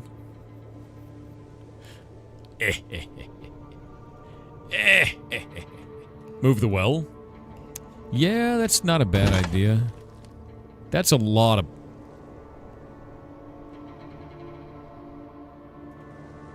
To put it back here, it's 120?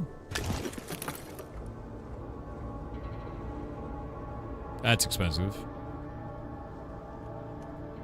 Well, is there a way to swap rooms? Like there is. I think I have to wait for more points. I don't want to get myself into a state where I've ruined my dungeon. Yeah. Okay, what do these guys have?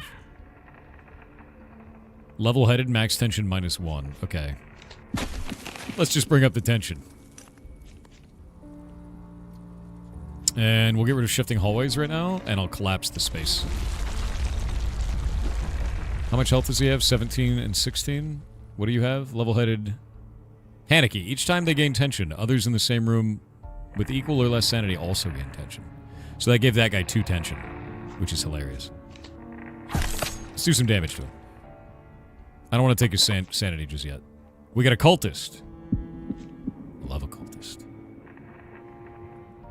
No, we don't want the cultist to die. He's got to go. We'll go straight to the heart. He is informed. How much tension do you have? 4x? There's some 16. Lost his mind. Perfect. You. We don't want to kill these ones just yet. So I'm going to do damage to this guy because he's laying on the floor. And then I'm going to take his sanity. And then end it. Alright, our cultist is getting away. That's perfect. I'm going to shifting hallways the cultist. God damn it. Why is it always in that room? Fine. Whatever.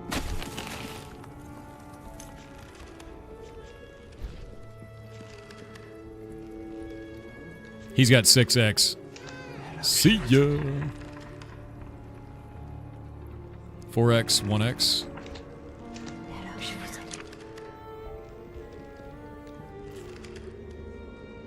I think the bigger the room, the higher the chance. It seems to be on a per tile basis, yes. Alright, won that. Ouch. Perfect. We're going to leave him alive for a moment. How much tension do you have? 4x? You have 4x? Drop the tension on this guy. Deal some damage to that one. And then end the turn.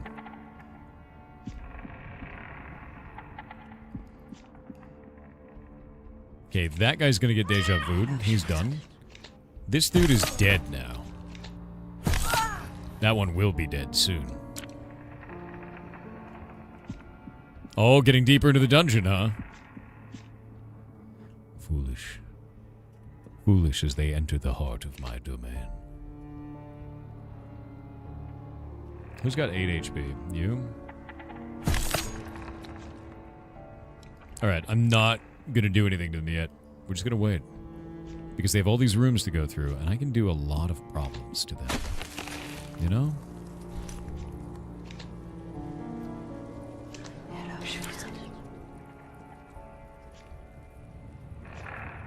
You're getting strangely close to the end of the dungeon, sir.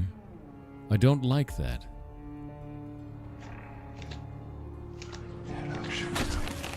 I don't like that you're getting close to the end.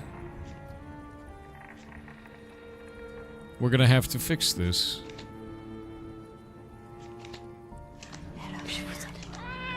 There we go. Alright, that's fine with me. 2 humans killed, 4 humans turned insane. Nice. Evil Thor is scary? No.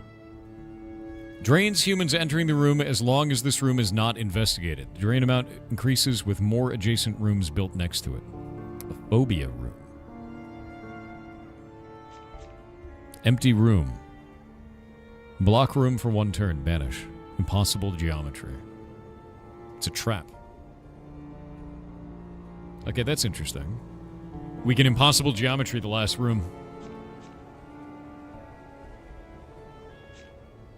I think impossible geometry is the right way to do it. If somebody's about to get into the heart room, I can just be like, nope. Yeah.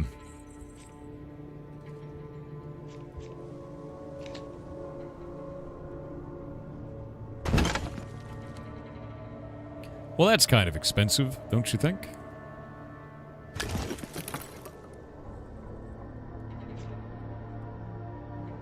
I think I should remove this room. And I think I should... Oh, do they give me points back? I think it'd actually give me points back. Place this one here. And then... that one there. So they have to go through this room. Oh, that made a big room, though. Shit. It did not give me points back. Okay. Oh, that's a huge problem. I'm gonna undo all of that. Yeah. So deleting a room does not give you any points back at all. Unfortunate. Move cave. I kind of like where cave is, because the bloodletter gets really good access, you know? And like, if we think about how many steps they have to take, if they go straight to it, it's 1, 2, or 1, 2, 3, 4, 5, 6, 7, 8, 9, 10 steps. Like, that's a pretty long distance, I think. And if we move this one... God, it's expensive.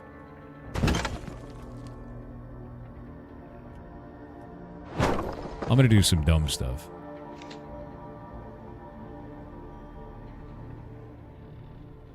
$80?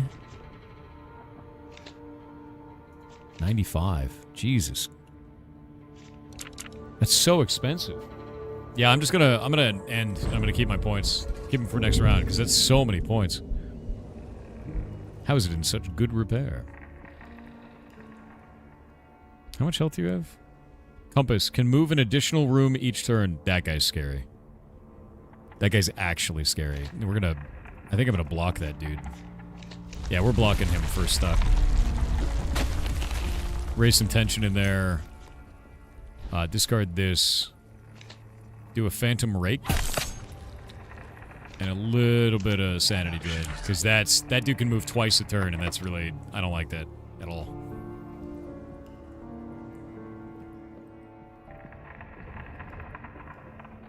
Yeah. Being able to move an additional... Creatures avoid this room. Smudge stick. Oh! He's got a sage wand.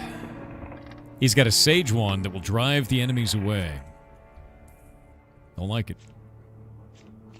Okay. Oikophobia. Oikophobia. Let's do, like, actual damage to him, and then deja vu. Drive that one insane. Kill the other guy.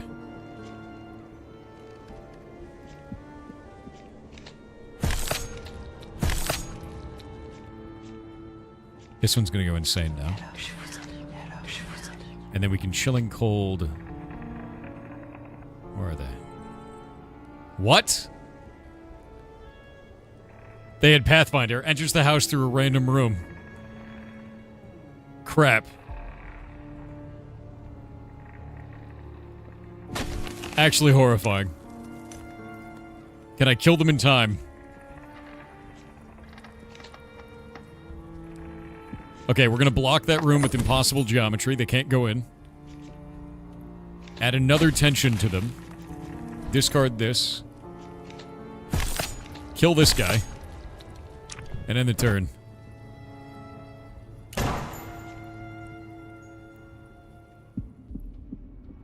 Scare this dude. This guy now has 4 tension. This is drain 16. Alright, we got him. Actually horrifying.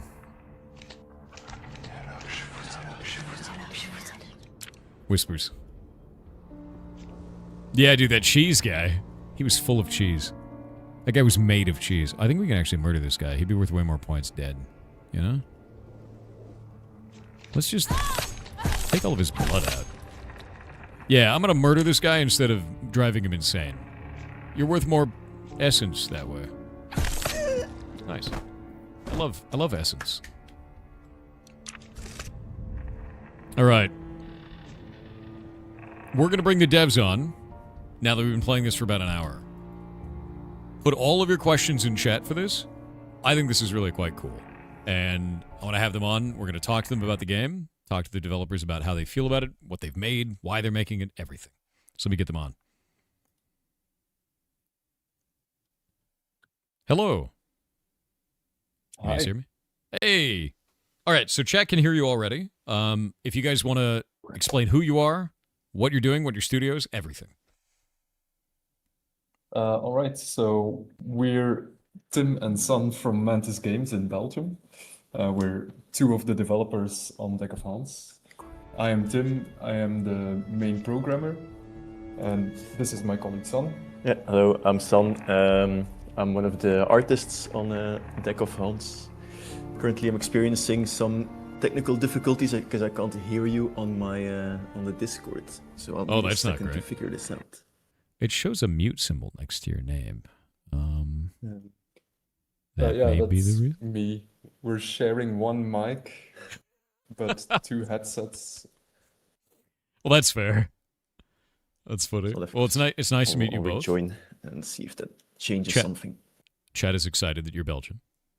Very nice. So how did you guys come to wanting to build Deck of Haunts? Because this feels like so many other games that I've played, but it's not in any way exactly the same. So yeah, the idea for Deck of Hands came like 4 or 5 years ago now, out of some internal prototyping and game jamming. And it was basically a mix of a lot of games we enjoy. We're both big Slay the Spire fans, and yeah, a lot of that DNA seeped into the design. But there's some other influences like Ghostmaster, and then, like you mentioned earlier, some Sims. And yeah, we tried combining all those influences, and then added the haunted house sauce. And it worked. It appealed to a lot of people, and that pushed us to make this into a real game. That makes sense. I mean, so far it's been very, very fun. Also, I think I could hear myself from over that. That was weird. But yeah, no, so far for me, this has been really fun. It very much feels like a Dungeon Keeper, but not in the same direction, I guess. Like in Dungeon Keeper, it was more like you're building the whole dungeon fights back. In this, it's like you are the core, you are the heart, you are fighting against this, right? And I think that's super interesting. It feels super interesting to me. It feels like I am a I don't know, cosmic horror kind of thing for it. I like that. Yeah, that was a big part of the vibe we were shooting for, so it's good that this landed. Yeah. Oh, the heralding hours. This is new. Calling all cars, introducing the latest understanding of the term house arrest. Sources close to the matter at the county police station say officers are preparing a raid of the mysterious but supposedly uninhabited house at the edge of town. Ground zero for countless disappearances and sudden onset insanity. The estate will soon experience the full force of our boys in blue, ready to shoot open locks or anything fleshy in their way. Shoot open locks. Demonstrate their scouting knowledge through calculating compass use and leaving no door uncreaked with their flashlights. Finally, we may get to the bottom of our disappearing citizens. Oh, well, that's not great. That's the first boss battle, kinda. Yeah, I was gonna say, I was like, there's cops now. They're bringing the guns to the ghost fight. I don't think a gun works very well against a ghost, though. Like, feels Exactly. incorrect. Well, they use it for shooting the doors open. That is true. But yeah, against the creatures, they're not very useful. Nope, that one's already been driven mad. Unfortunate for them.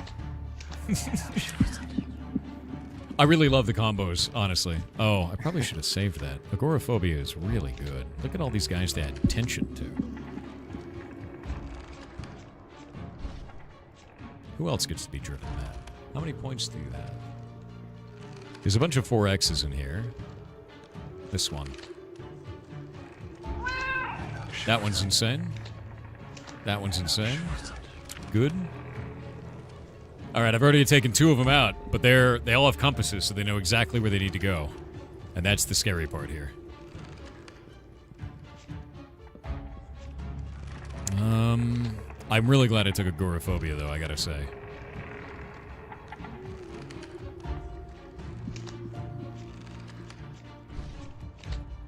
So, I'm really interested in the combat system between sanity and death, like actually killing them. What drove you guys to have both of those as two different options?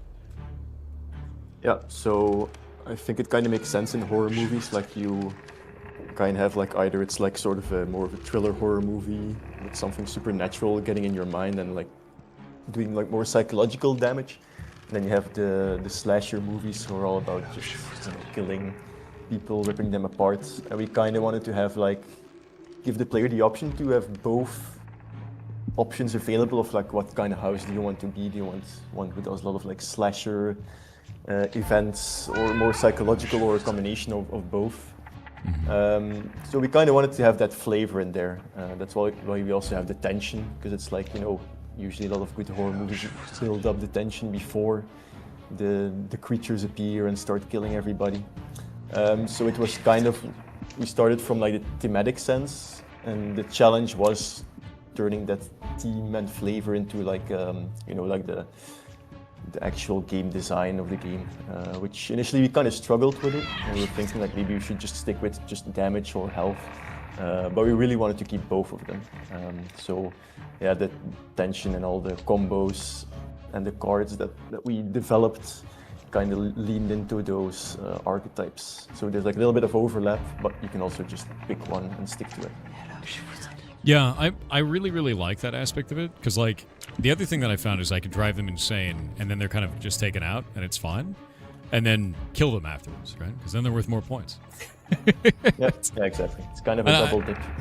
I really love that. I think that it adds a lot of interesting gameplay, at least for me, right? And I think you guys have done a really cool job with it. And the combinations that I'm already forming here of building tension, making them more afraid, and then using a drain card on them does feel like I'm making a horror movie, you know? Yeah, like we now have a like whole room of kind of just... words. No, absolutely. I love that I could also have like a bunch of different monsters and things in there, and they just kind of do their own thing. I have one guy left. We could drive him insane, but so much death to be had. Detective Santos is the final guy. Essence still remaining there. Yeah. Want to get the essence out, Chad. It's fine. So what were some of the games that were like... You were saying that, like Dungeon Keeper and things like that, when you were looking through these other games and you were drawing inspiration from them, how do you approach taking something from another game that is an inspiration, but twisting it into something new on your side? What is your general approach for that? That's a good question. I don't think we have a specific approach, because when we get inspired by a game, yeah, it's indeed kind of hard to like, okay, they have a specific mechanic, but our game is always a little bit different than all the inspirations we draw from it.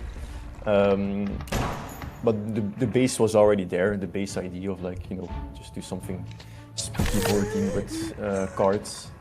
And when we looked at those games, we tried to copy the feeling of, like, for example, Ghost Master is where you, it's an older game, but it's a bit more niche, but also a big inspiration where you just have creatures and then they spook people. So we kind of want to have like, okay, what's not looking too closely to the design, but what is the feeling that you have when playing that game, and kind of like the tropes they're playing with related to the horror movies. And so for that game, for example, we copied like The Witch and all the other creatures, also a bit related to Dungeon Master, because it's only been since the Halloween update that we've added those creatures. Because we also saw a lot of people requesting it or wanting to have like creatures, so you really feel like a dungeon keeper in the game. And for example, when we look at Slay the Spire for cards, because yeah, me and Tim are huge deck builder fans, so we play a lot of deck builder, and we played even more when trying to design our game. And you also already have a feeling for what would work and what's fun. You know, like you said, all those combos, those are things we really love and like, and yeah, we kind of draw from several games, like, oh, this is a cool effect they have, could we do something similar without just copy pasting it into our game and adapting it to the horror formula. But yeah, it's a complex question and I don't have a straight answer, but yeah. I think it was a fantastic answer, to be honest. Okay. Yeah, no, absolutely. I think it was a great answer. I'm also interested in like what kind of films have driven you guys to make this, because horror in film is, you know, you said you were talking about drawing the tension up like they do in horror movies. So which films would you say are the ones that you enjoy the most or are most scared of? You know. So yeah, the Netflix series Haunting of Hill House was a pretty big one. That's huge. And then also the Winchester Mansion movie that has a lot of evolving in the architecture and the architecture doing the haunting. So that was a big part of horror movie inspiration. There's also subtle references in the name pool for the humans that come to the house. It's characters from horror movies or famous horror actors from back in the day. So the horror movie influence is definitely there.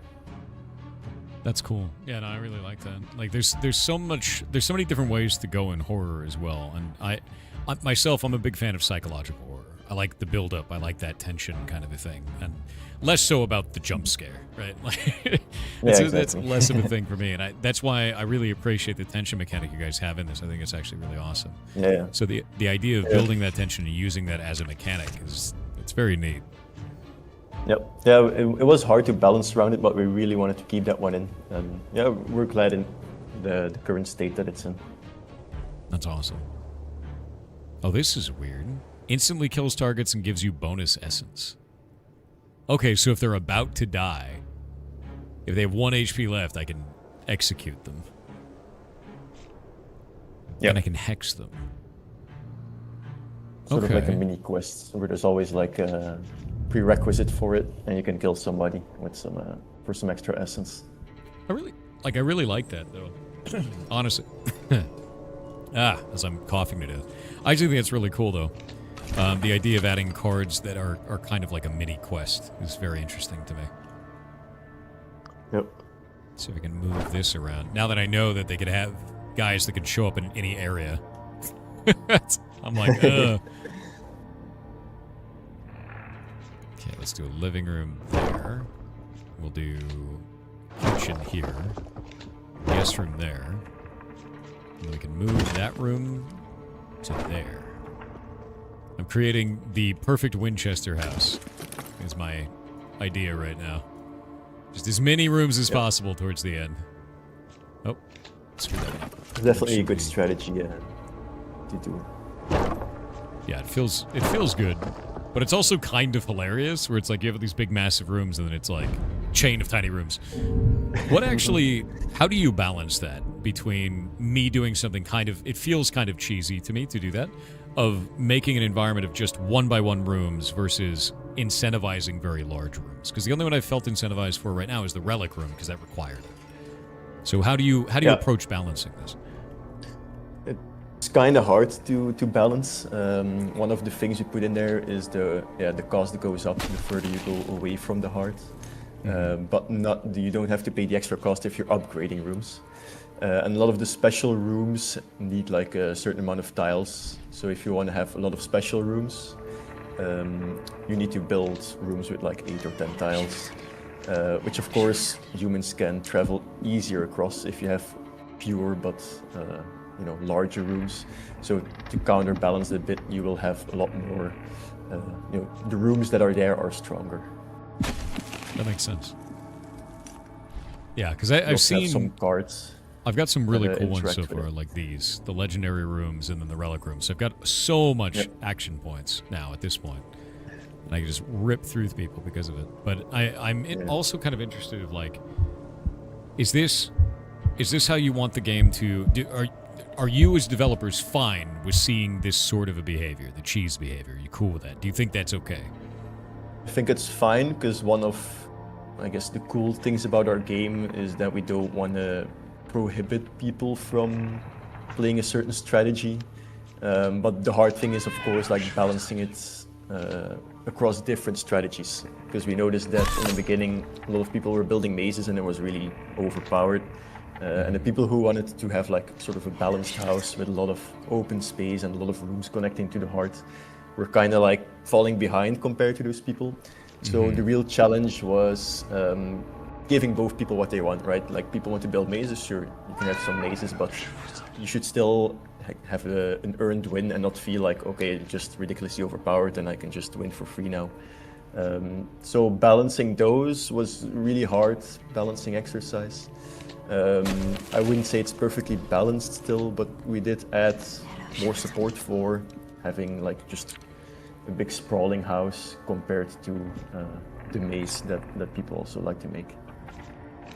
That's cool. I love that kind of an approach too, of giving, you know, the player a lot of agency and being like, that's fine. You know, there's nothing wrong with playing that way. You know, even if it's a little bit cheese in this direction, but you can have fun with it as long as it's you've got options, right? I love that. Yeah, exactly. And as long as if you feel like you're the one who made the win possible instead of the game just giving you a free win. No, I definitely don't feel like the game's handing me a free win, literally at all. Right. Like I do feel like there's constant tension and there's like a bunch of weird powers that the enemies can have, like being able to teleport to the end and so on and so forth, or appear in any room. You know, like that's way scary. Yeah. Oh, we have ads, so we're gonna chill for just a moment. We've got about 2 minutes. All right. Don't worry, they can still hear you. I can still hear you. Everything's still normal. But I wait for those who can't afford to like pay or don't want to, and that's totally fine with me. Yep.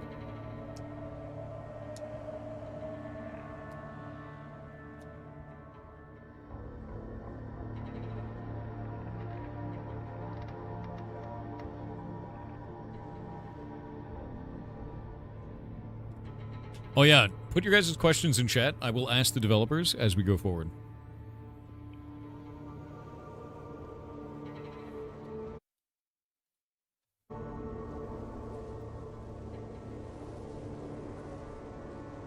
Oh, I can ask that. Yeah, 100%.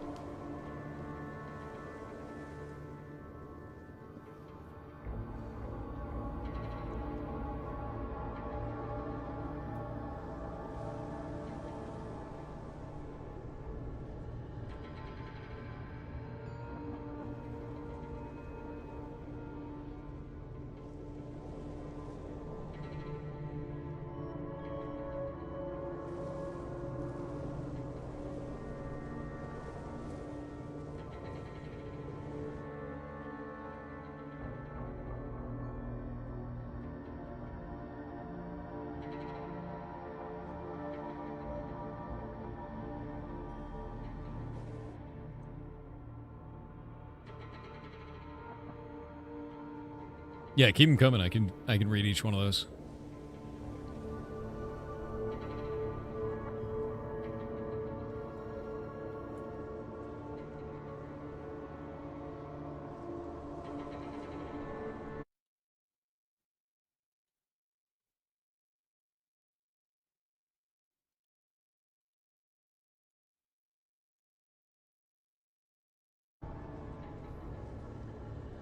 All right.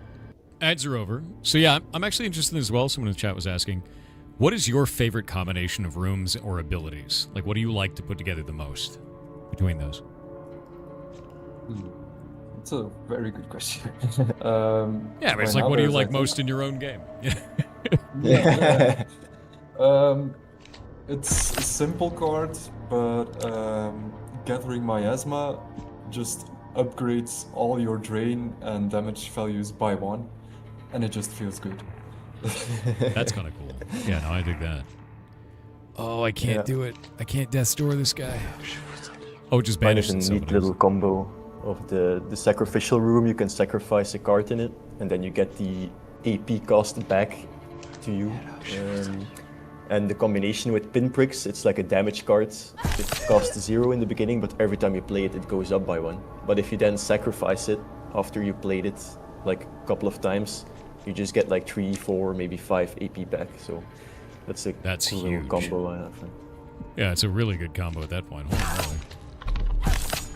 Oh, and by the way, the reason I'm not stopping this guy, because someone brought it up in chat, even though he's got a compass, he's a cultist, so he's destined. When he reaches the heart, he dies, I don't take any damage, and I get bonus resources. If he dies along the way, though, I take heart damage. He's on my side. We want him to make it there. But I want to delay him, so what I'm going to do is I'm going to impossible geometry this and keep harassing the other people who've been driven insane. If I can kill them before he gets there, I can get some good stuff. More extra points. I'm going to shifting hallways to send him somewhere else. Where did he go? He got sent back to the beginning, so now I get a whole bunch more turns to kill all of the survivors. You know, farming. Delicious. I love that, too. And since he's on my side, we want him to get there. You're sad. Don't be sad. Don't be sad. So what do you guys think is the hardest thing for you to implement in this game across all the features that you've done so far? What has been giving you the most trouble? I think it kind of came up already, but the building mechanic, it went through a lot of iteration. It was a lot more simple in the first version, where you were just putting down these 4x4 or then pre-made Tetris shapes. But it felt very restrictive. And then, yeah, we kind of threw everything overboard, started from scratch with the tile-based building. And then that felt a lot better for the building, but it made it harder to balance, which is where the distance essence cost came in.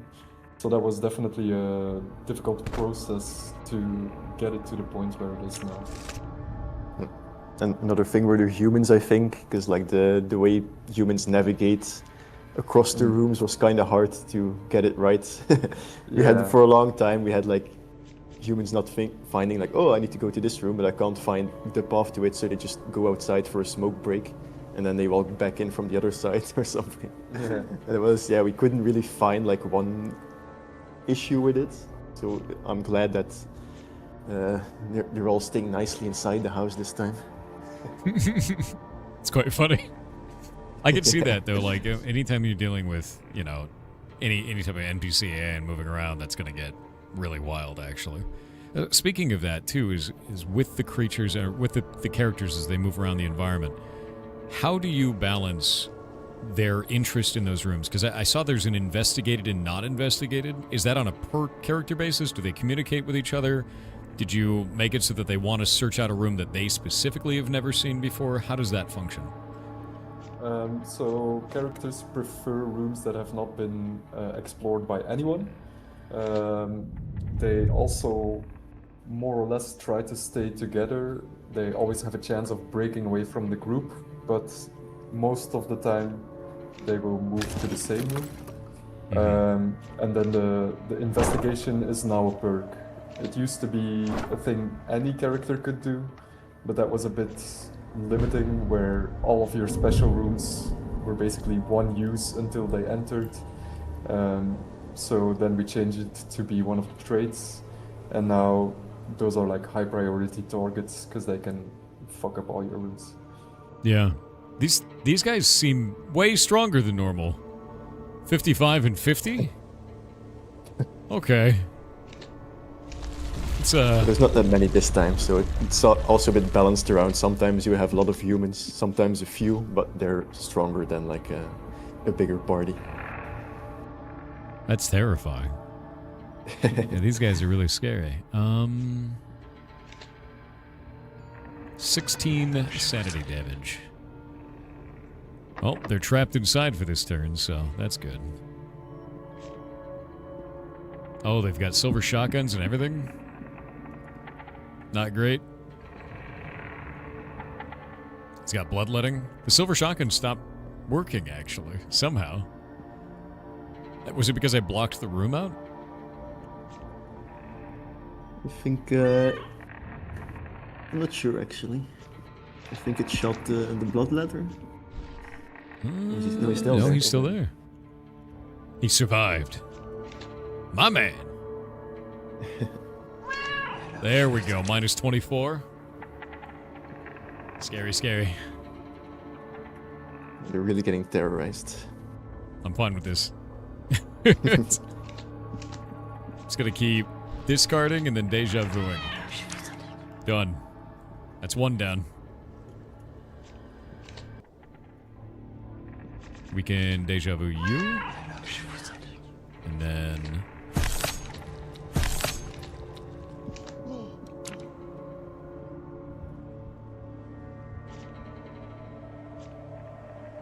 This combo is hilarious, by the way.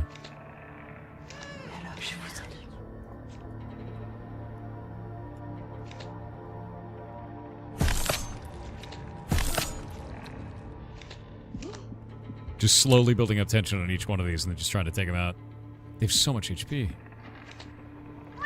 That guy's deja vu'd out. This guy has how much tension?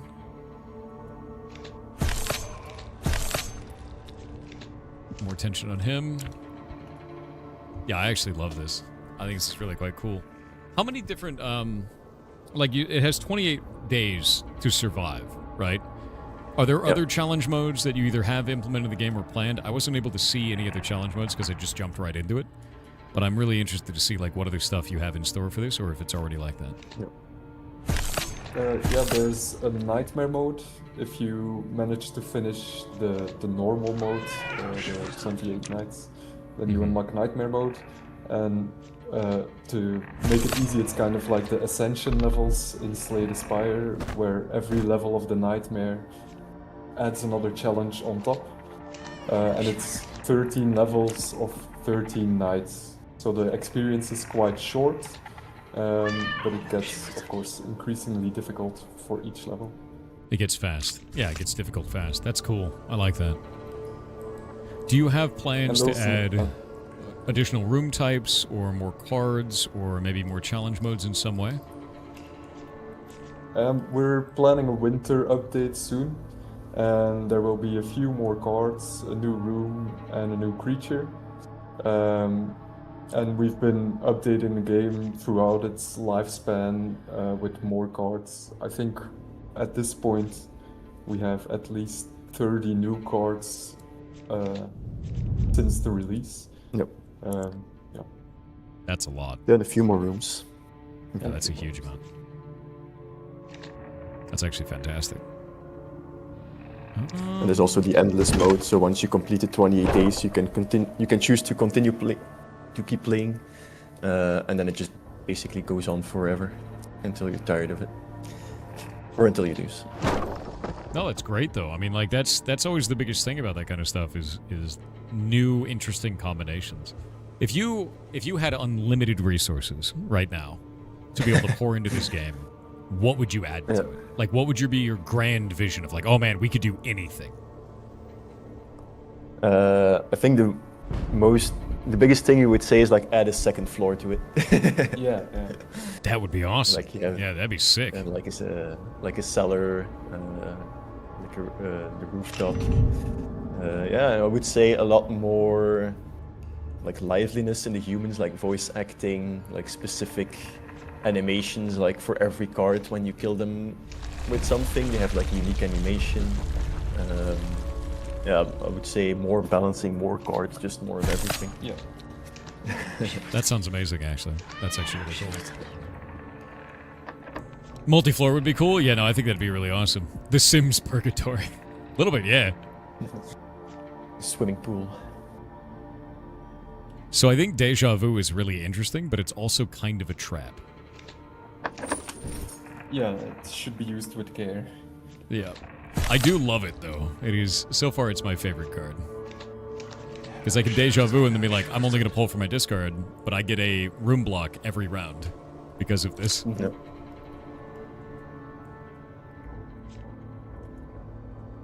Yeah, there's a lot of combinations that sometimes we also didn't anticipate, and then there are a lot of people like finding really game-breaking combinations. Yeah. Which we didn't, yeah. If it's too game-breaking, we wanted to nerf it a little, but we also kind of want to let people have their fun, and you know, if it feels like they're breaking the game, but it feels like they found it by themselves, then we don't want to completely stop it. Just want to keep it within like sane bounds. That makes sense.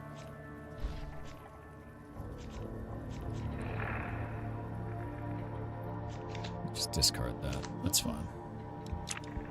More tension on this guy. Solo human. Clawing stone. Oh, that's cool. I love the extra graphics that you have on these. for each one of those. Like, they look different from each other. It's really quite nice. Yep. Yeah, thank you. Do you have any... Yeah, it's cool. So, I actually saw the hex system. Can you explain the hex system a little bit and, like, kind of how that works?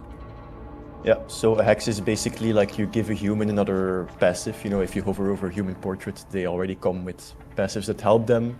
But a hex is basically like a negative passive effect, and it triggers every turn that the human starts their turn, or I think at the end of the turn.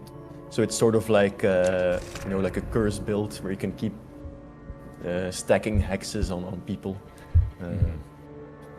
So it's also a different archetype. And you have both hexes that damage or drain or draw cards. Oh, this is interesting. Move them to their previous room, so all they get stored per room as well.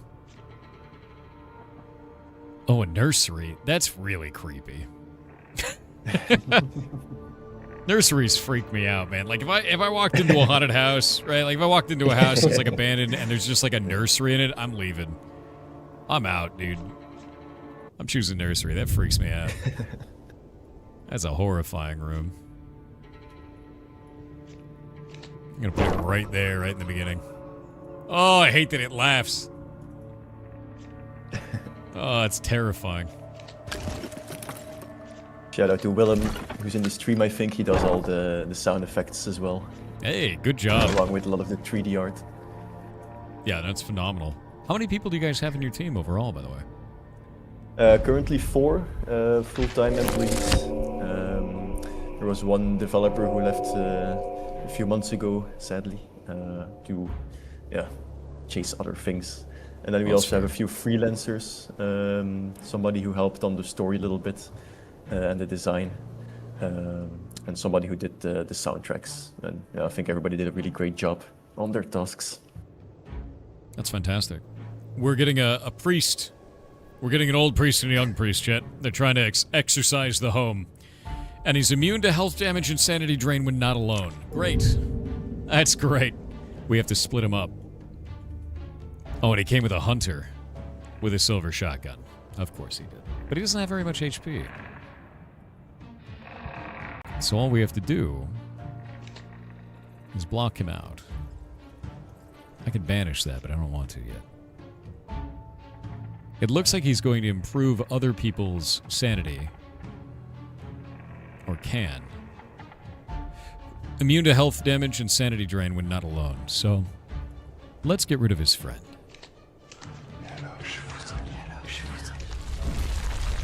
Lock them in place. Oh, there's a lot of them now. Oh, there's priests everywhere. That's not great.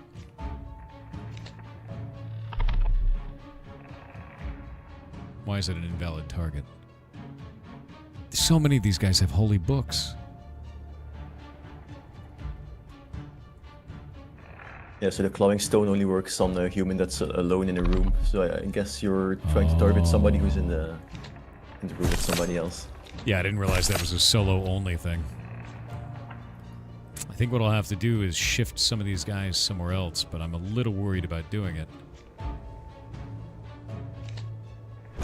What's the worst that can happen? And he's dead. Next. There we go. They're starting to split up. What have we learned, chat? Never split the party. Oh. Okay, this guy's got tension. You know, I can harvest them if they get low enough. That should work.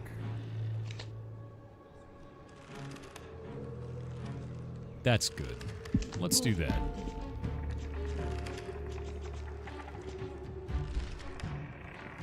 And then those guys are all at maximum tension. So even though I can't kill them outright, I can't do enough damage to them, right? I can raise the tension on these enemies, and then as they get closer and closer to death... Wait, what are you doing over here? Oh, that's not good. Oh no, dude. Okay. You're a Pathfinder. He entered a house through a random room. Cannot take more than 4 damage at once. much health does he have? 18?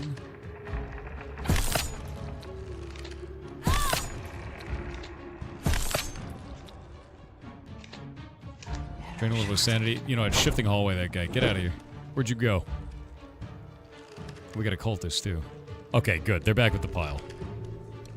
I was like, where did that guy come from? That's not great. But I want to put tension on all of them, because if they keep tension for enough time with Despair's grasp, or grip, rather, harvest of the human is at maximum tension for at least 3 turns. How do I tell that a person's been at max tension for 3 turns? They just have to remember, or... If you hover over the portraits with the card selected, it should gray out if they're not a valid target yet. I see. So like that. But then with, yeah. These guys are all... They're not grayed out, so all of these are good targets? Yeah, should be good. Alright, well, goodbye, Father. So even though he's immune to health and sanity damage, we can just harvest them anyway. Yeah, exactly. That's fantastic. I mean, for me. Not really for them. Unfortunate for him. Yeah. That sounds like a him problem, though, to be honest. Well, it's also no longer his problem, I think. True. Yeah, that is true. It was his problem. Exactly.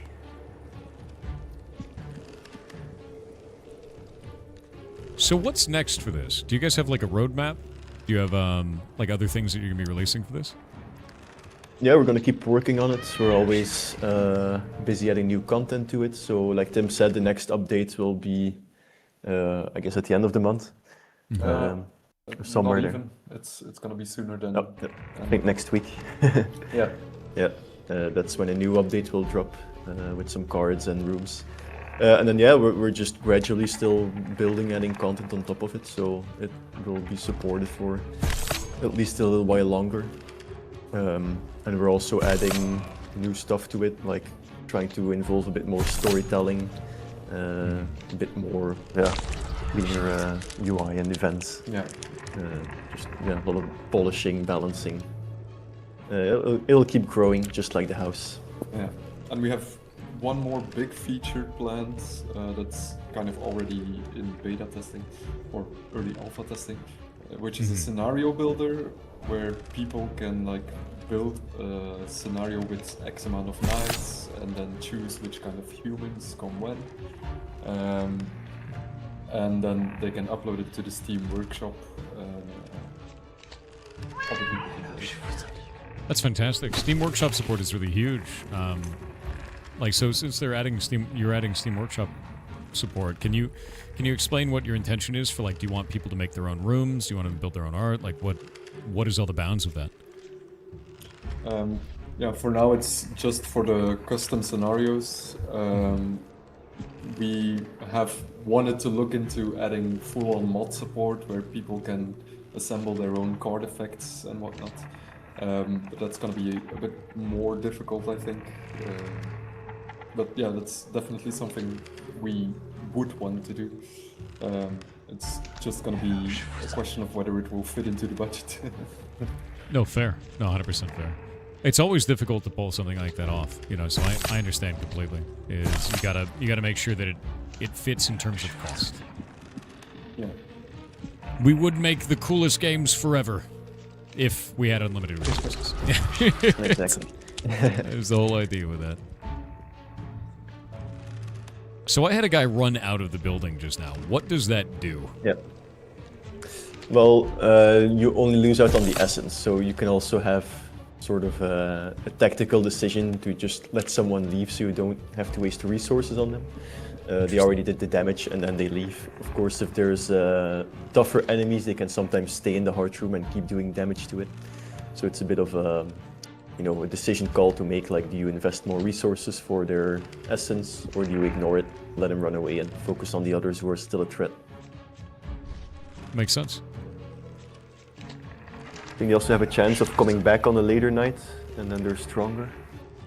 That's a deprecated system. Okay. It's still somewhere in the project, but it's not active at the moment. Okay. So it's not actually a thing for that one. No. So I'm mousing over these now with In Despair's Grip. Is it the text that's grayed out that I'm looking at, or is it... Yeah, the text, Okay. Yeah, I wanted to make sure. Discard that. This guy's at max, so we just gotta wait. I want to harvest that guy. Soon. Soon. I like how I'm just waiting on this cultist to get to the end, and I just need him to wait a little bit of time so I can harvest this dude's soul. Like, soon. Soon. Come on, man, wait. Yes. Oh, that guy's no longer... Oh, that's weird. Do they lose tension if they're insane? Tension decays after 2 turns, not getting more tension. Oh, okay, that makes more sense. Interesting. So you have to keep the tension. Tension's like a rolling effect. You got to keep it running. Yeah. Yeah. Got it. Getting there. I'm gonna upgrade a card.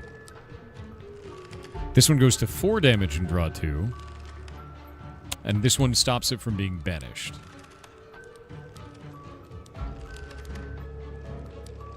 This costs 0. That drains 3. This still banishes, and it's any room. I think I'm going to bring that to 4. These are getting pretty awesome. Some of these cards are insane. Nightlong, at the start of your turn, gain 1 AP and discard 1 card. Banish. That's interesting. Pumpkin Patch. Stores damage and drain from cards and releases it when humans enter the room. Alright. Sort of a build-a-bomb room. Yeah, exactly. Oh, it's huge, too. It's just an enormous room. Yeah, it was part of the Halloween event update. So we wanted it to stand out a bit. I'm gonna put it in a weird spot. Like there. And it's just like... There's one entrance, it's kind of halfway through the maze, and, you know, maybe it blows them up. Yep.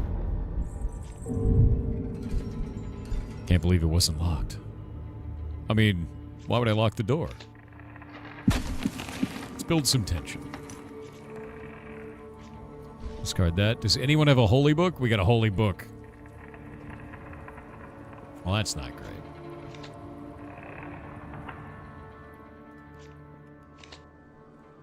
I need to split the holy book user off.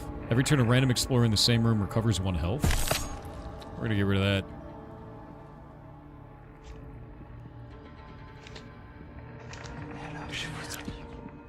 I love this, honestly. I love, now that I'm starting to understand the system even more, I just love the idea of doing this. Yeah, thank you. Yeah, we had a lot of positive responses from people. It goes over into a niche that not a lot of people had seen before in games. So it's nice to hear that a lot of people love the concept and the idea of playing the game. Yeah, I mean, I really do. I think it's one of those things where it just feels... It doesn't feel like anything else I've played before, and it feels like you start to get into the role and you're like, no, I need to bring up tension. We need to scare them a little bit so that our effects are more, more powerful. And you start to feel like you're playing the house quite well. Yeah, exactly. There's also a lot of people who have said that they're not really into deck builders, but they really like our game. Because we also try to keep the cards quite simple and let the complexity come from the interactions and synergies between each thing in the game. And also a lot of people who like the horror genre but don't like the jump scares. And this is also a kind of niche that we're filling for them, because you're the one doing the jump scare, so it's not a scare for yourself. Yeah. It is true, though. This doesn't feel like a deck builder, despite the fact that I'm playing with cards. Like, and that's kind of weird. Like, I didn't really expect that, you know? Yeah, it's deck and house builder. I guess you're building both at the same time, but yeah.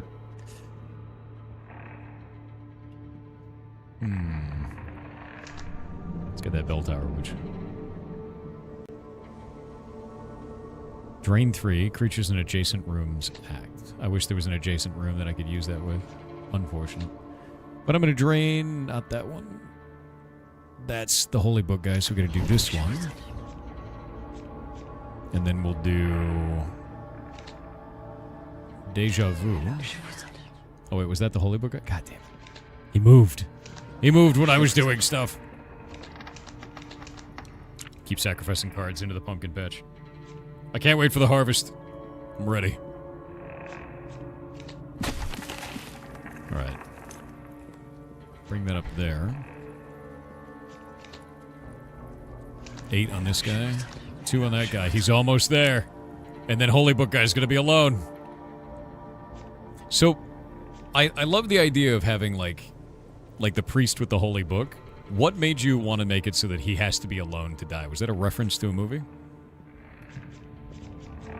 Or was that something you just thought was cool? I don't think it's a specific reference to anything. It was just something that we added to really add some weight to the cards you can use to move people. Early on, there used to be a compel in the base deck, where you can choose one of the adjacent rooms to send a person to. And it was mainly to give more importance to cards like that you really need to think about splitting up the group. That makes sense. Yeah. Oh, we got ads. You have no idea what's going. What is this? This is a game called Deck of Haunts. We have the developers on for Indiecember, and I'm kind of playing through it and talking to devs about the different systems. Your Winchester Mystery Housing. We've got ads right now. Yeah, I'm harvesting people's souls. It's fine.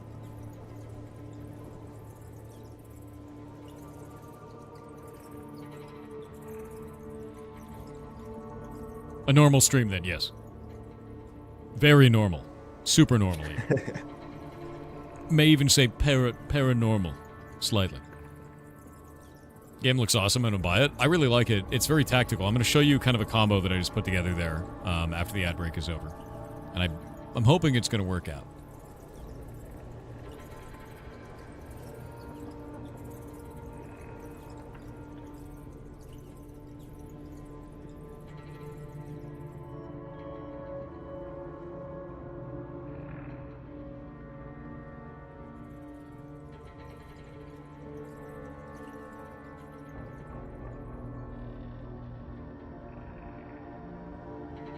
What we doing? Waiting on ads. What are you doing?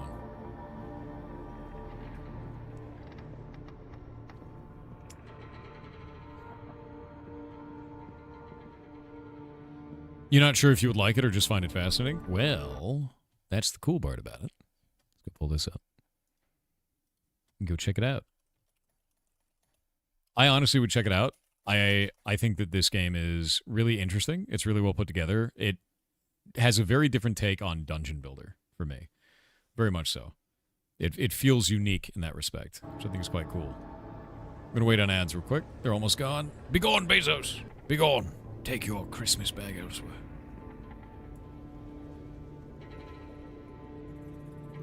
Okay, so in terms of dungeon complexity, I had a thing that made it so that if the enemy had tension at maximum for 3 turns, I could sacrifice them. However, killing a person in a room causes everyone else to panic and try to run out of the dungeon, right? Or out of the house, rather. This is okay, though, because I had another card in my hand called Impossible Geometry. So I sacrificed that guy after setting up tension on him. Everybody else in the room tries to run away out of the house. I actually got an achievement for getting 4 of them or more scared. So now I'm going to Impossible to Geometry the door. They can't leave now. Now they're stuck. We're going to build tension back up on them and keep that running, just in case I can get another one of that card. Yeah. We just non-Euclidean the room. It's over.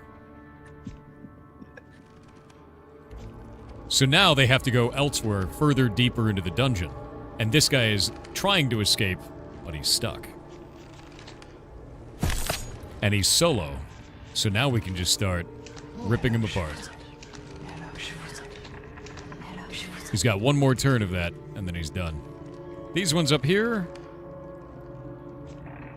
I'm going to agoraphobia that, so that guy's a little bit scared. And then he'll walk in here, and hopefully the pumpkin patch detonates. There it goes. Well, that felt nice. I love that room. That's my new favorite room. The room is a bomb. Alright, so with this... Does he have bloodletting? He's got bloodletting. We can... And he dies in the doorway.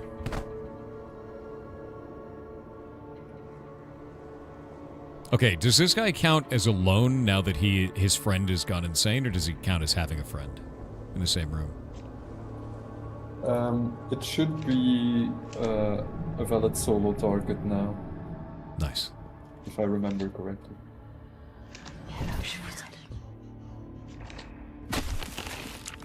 There we go. I have to kill this priest. We don't want him getting to the center. Now this guy's been in here for a while, so... Oh! The tension was too high. He simply exploded, Jen. How could anyone have done such a thing? The nerves got to him. Yeah, nerves got to him, dude. All of them, all at once.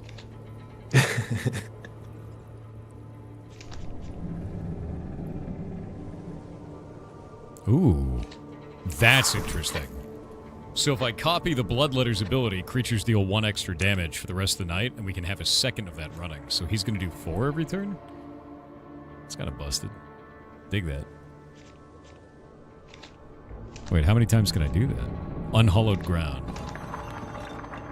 Neat. I love that you can impact the rooms like this and actually set up traps. Traps are probably my favorite thing in games, legitimately so. Yeah, I love the traps and hexes in this game. Yeah, I Cool want to get into mechanics to work hexes. I really want to get into hexes, because I don't have that yet. Gain a random damage card. It costs 0 AP this turn. A random one? Ho, ho, ho, ho, ho, ho. That whole thing about tension decaying, huh? Not anymore. Exactly. Now we get Ominous Chance, dude. Okay, so I'm gonna try to... What room is that? It's kitchen? Guest room, kitchen. Oh. Oh, we have to undo. There we go. I'm gonna move this one to... That's so expensive. It becomes so expensive to move stuff when it's far away from the heart. Let's see. I love the idea of the combinations of this. What other combinations would you say are now, you said you said your favorite, combos that are in this before, your favorite room and card combination. I'm really interested to know, like, what kind of card combinations you're interested in adding to the game. Like, what kind of effects do you not think are fleshed out enough that you'd like to keep building on? That's a good one. The next update, there's gonna be, well, not really a new keyword, but we're expanding on one that only one card has, I think, in the game. It's called a hold, and it stays in your hand. And there's gonna be the new cards. There's 2 new cards, and they're gonna increase in strength for every turn they stay in your hand. So you can have like sort of a big investment at the end. After a few turns, it's gonna do a lot of damage, and they can play it on people and start nuking them. Actually terrifying. I love that. I love the idea of, like, building up like a big thing, and then hopefully being able to use it correctly. Oh, they shot their way out. He's a cop. Damn it. The police. The police are here. Oh, wait. This dude. Do you have a compass? You have a compass. We need to get rid of you. That's not enough.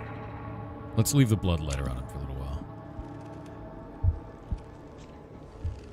Oh, I should have been pouring that into the pumpkin patch. I'm a fool.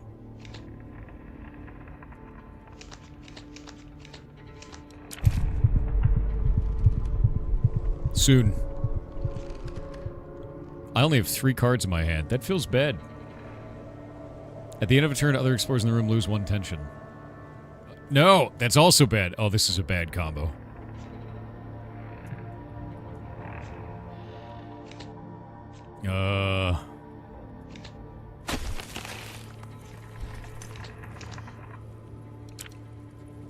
Oh, he didn't walk into the pumpkin patch. This man knows. He knows too much. Who do we explode? Soothing. You're gone. Ew. Turning him into meatloaf is pretty much my favorite part about this. Gonna be honest.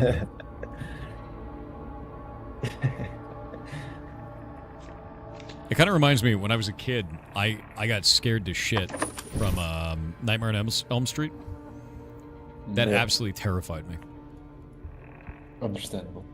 Yeah, I was way too young to watch that, and I ended up watching it, and I got terrified of sleeping, and I got terrified of laying on the couch, because there was a scene where he, like, sucks a dude into the couch and then turns him into meatloaf, and I was terrified of taking a bath, which was really bad for, like, 9-year-old me. Because there's a scene where the bathtub, like, opens up and you're in an ocean and there was, like, a shark in it. It scared the shit out of me. No, there was a couch for the one dude. Yeah. What is the scariest? Oh, sorry. The fears that people would have into the game, and the fears that people can have, then you're using it as cards on other people. It's also kind of the idea we wanted to have for the game. Makes sense. What do you think is the most underlooked or underrepresented feeling in horror games? Because I think, or in horror in general, like, where is the least amount of throughput on that? Because I usually find that, like, there's some genres of horror that just aren't really well explored, but I'm interested in what your guys' take on that is. Yeah, good question. Maybe like a subtle unease. Like, a lot of horror movies are very in your face, and of course they build tension, but I think it's kind of, yeah, you can tell that tension is building, and I think there's a few movies who have very subtle unsettling things in them. Midsommar is one that comes to mind, where there's stuff going on in the background that you maybe don't even consciously see, but it's off and it's there, and that's cool, especially for a rewatch where you're like, oh shit, this was going on the whole time. So that's something I do like, and I don't see it often. Yeah, kind of like the scariness that's in the back of your mind is somehow more unnerving than the horror in front of you. Yeah, I agree with that. A bit That like makes sense. the Blair Witch Project, I think, because you don't see a lot of the horror, but just like the way the characters play and like the indie vibe of the movie. The pumpkin patch is amazing, by the way. It's absolutely my favorite. It's phenomenal.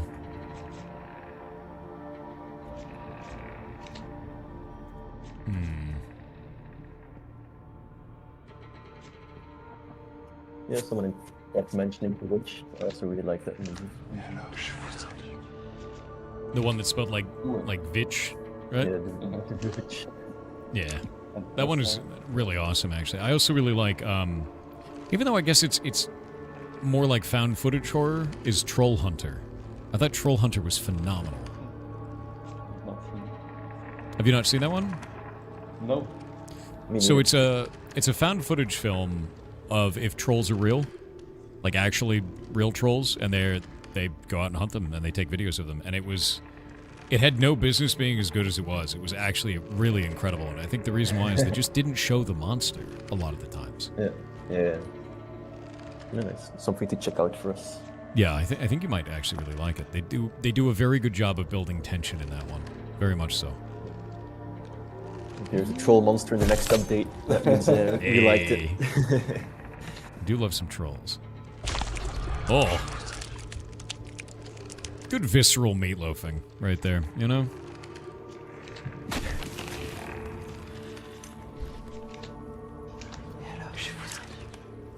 I lost a health on this one. Fail. Those pesky priests showing up right at the end of the dungeon, you know? There we go.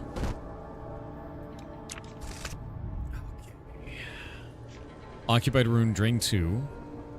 Move a random human to their previous room. I wonder if that does it to everybody in the room.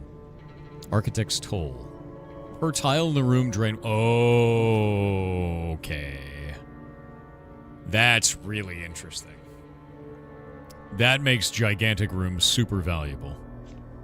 Yeah, exactly. And also kind of mid-sized room, because if you manage to damage the person enough, but not enough to turn them insane, you keep the card. If it turns somebody insane, it gets banished, so you lose the card for the rest of the night. So it's also a bit of an interesting puzzle to contemplate on how to handle it. I now have a sewing room.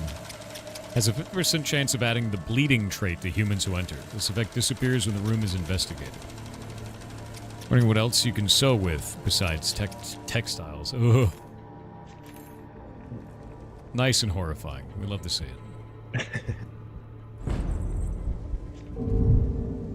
Is that stacked with a pumpkin patch? I don't know. Ominous Chance. Love Ominous Chance. Awesome card.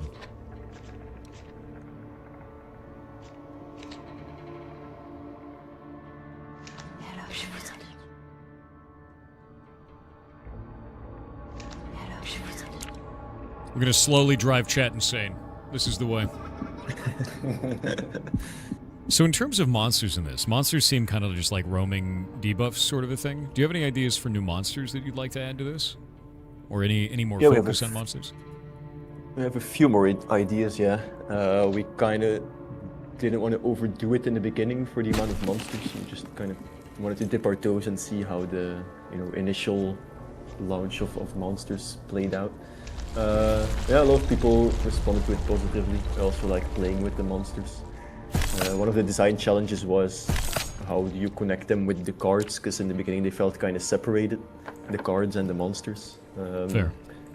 So that's why we have that ability that spawns. If you summon a monster, you can take an ability from the monster as well. So you can both be hands off with the monsters, they just do their thing, or you can help them a little with giving them the commands and buffing them up. So yeah, it's a valid playstyle. It's also a separate archetype. Yeah, I think because it's the first time you play now, you have the basic deck, but you also have like damage deck, drain deck, monster deck, hex deck, and etc. That you can unlock. And yeah, we do have some ideas for more monsters. There's going to be a new one next week. Yeah, so that's exciting. And yeah, I think a lot of the interesting stuff comes from synergies of the monster abilities. Like, they kind of work together. Like, you can buff monsters, but they all get buffed. So if you have a lot of monsters, they just start doing crazy amounts of damage. Yeah. If you have the right abilities of certain monsters. I'm gonna do this. It's gonna kill this guy in this room, and then terrify the hell out of the rest.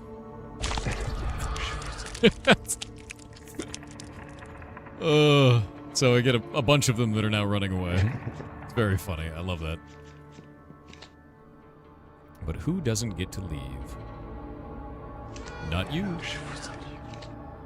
Yeah, honestly, I'm really excited for that. I think that's really, really cool. So here's a really tough one. Because nobody likes to think about the things that don't work. What do you think works the least in this game? What is the thing that you don't like about your own game? Good question. Yeah, I do think the building the maze is still kind of overpowered. Well, not really overpowered, but I think the building like the like large rooms and building them all together next to the heart is a little bit underpowered. Mm-hmm. And also the synergies between, like, sometimes if you're lucky, you can get crazy synergies, but if you're unlucky, like the card discovery pool just doesn't want to play along, and you have like tension cards, but you don't have any tension synergy, or like you're lacking card draw. Yeah, sometimes we try to help it a bit, so we have like rerolls now if you don't have the right cards. But sometimes if you're unlucky, it can still be a little bit frustrating because we're splitting up damage types. Like I say, the Spire, you just have an attack or a block. But yeah, I think because we really wanted the sanity and damage in there, but it's also kind of been a headache to keep it balanced or try to balance it. Fair. And what do you feel your game does the best that's very unique inside of the genre that you've never seen before? I think for me it's twofold. First is that people kind of quickly get it, even if they don't like other deck builders or other games. So it's nice that our design philosophy of just keep the cards simple is working out for most people. Still not everybody, but you know, it's always a bit of a balancing act for people who don't understand the game, and some people think the game is too easy. So we try to find ways to balance them both a bit, but yeah, it's not always possible. Makes sense. And someone asked about deck pruning. There is deck pruning in this. There is. So you can prune your deck as you go, but it's few and far between. Yeah, exactly. Yeah. That will 'Cause it's- also change in the new update, by the way. Really? So that'll... Yeah, that, we're okay. yeah, no, go for it. We're changing. We're changing the event nights, so it's mixed up a bit more, and there's some more chances to remove cards from your deck. That's really cool. There's also going to be a little bit more story involved to kind of hint at the story and the origin of the house. I do love that as I fill the pumpkin patch up, it starts growing. Yep. Like it knows. Another Just thing slowly I'm building a bomb. kind of proud of on the game is that the kind of early on we wanted to have like a bit of a visual twist, and we settled on like Art Deco, so it's sort of like an Art Deco horror house, which also bleeds into the UI and everything else. And I think a lot of people give compliments, and it looks really nice. And even though I made it myself and Willem together, I would say I'm happy with the result as well. That's fantastic. Oh man, we could just light the room on fire. That seems fair. 8-tiled room. Upgrade a basic room to a bathroom. All drain done in this room is doubled. That's a big room. That's a really big room. I want to go with Engulf in Flames. No, I do think that this is fantastic. I really do. I think you guys have done a really awesome job on this. I think that the just playing through it and kind of like talking to you about your sort of direction for this, it really evokes old passions for me for things like I said, like Dungeon Keeper, maybe a little bit of The Sims in kind of a way for like, you know, abusing your Sims by locking them in a bathroom for 10,000 years. But like beyond that, it's got a really nice style, you know, and it feels interesting to me with the card combinations that don't even feel like cards, which is kind of a weird thing to say. Like it doesn't feel like a card game. It feels like a powers thing. You know, like I have powers that I'm using and I'm comboing them against things on there. I don't feel limited in the way that I normally feel inside of like a card game, if that makes sense. Many times when I play a card game, I feel like I'm being limited by the card game, and it's like trying to fight against me from doing anything super interesting. But this just feels like I'm able to do things, and I'm able to manipulate and move around. And it's beyond just like dealing straight up damage. It's like, I need to split this guy from another team. I need to make sure that the party is split, which you would do in a horror movie. When the moment the party splits, everybody dies, right? And in this, it's exactly the same, and I think you've captured that essence quite well. Evil Bellatra, thank you so much. A little bit, yeah. Yes. Yeah, I dig it though, because like, that's rare, man. Like to capture that sort of feeling of getting that same thing. Oh, he's got bleeder on him. Why? Why would you do Yeah, this? we went for the feeling first of like all the horror movie tropes, like splitting somebody, tension, damage, and drain, and we tried to design around the feelings first instead of doing it the other way around. Like, can we design a system and how would it look like? And I think in the end it paid off, but it wasn't easy trying to balance it all. That's fair. I mean, like that is definitely not an easy thing to balance, and that's an ongoing, non-easy thing. Oh, did they seriously? This Pathfinder started in my pumpkin patch. The audacity of this man. I stepped on your pumpkin, and it wasn't ready yet. He crushed it. My pumpkin wasn't even ready. That is unfair and ridiculous. Let's teleport him away. That is the worst place to teleport. Mistakes were made.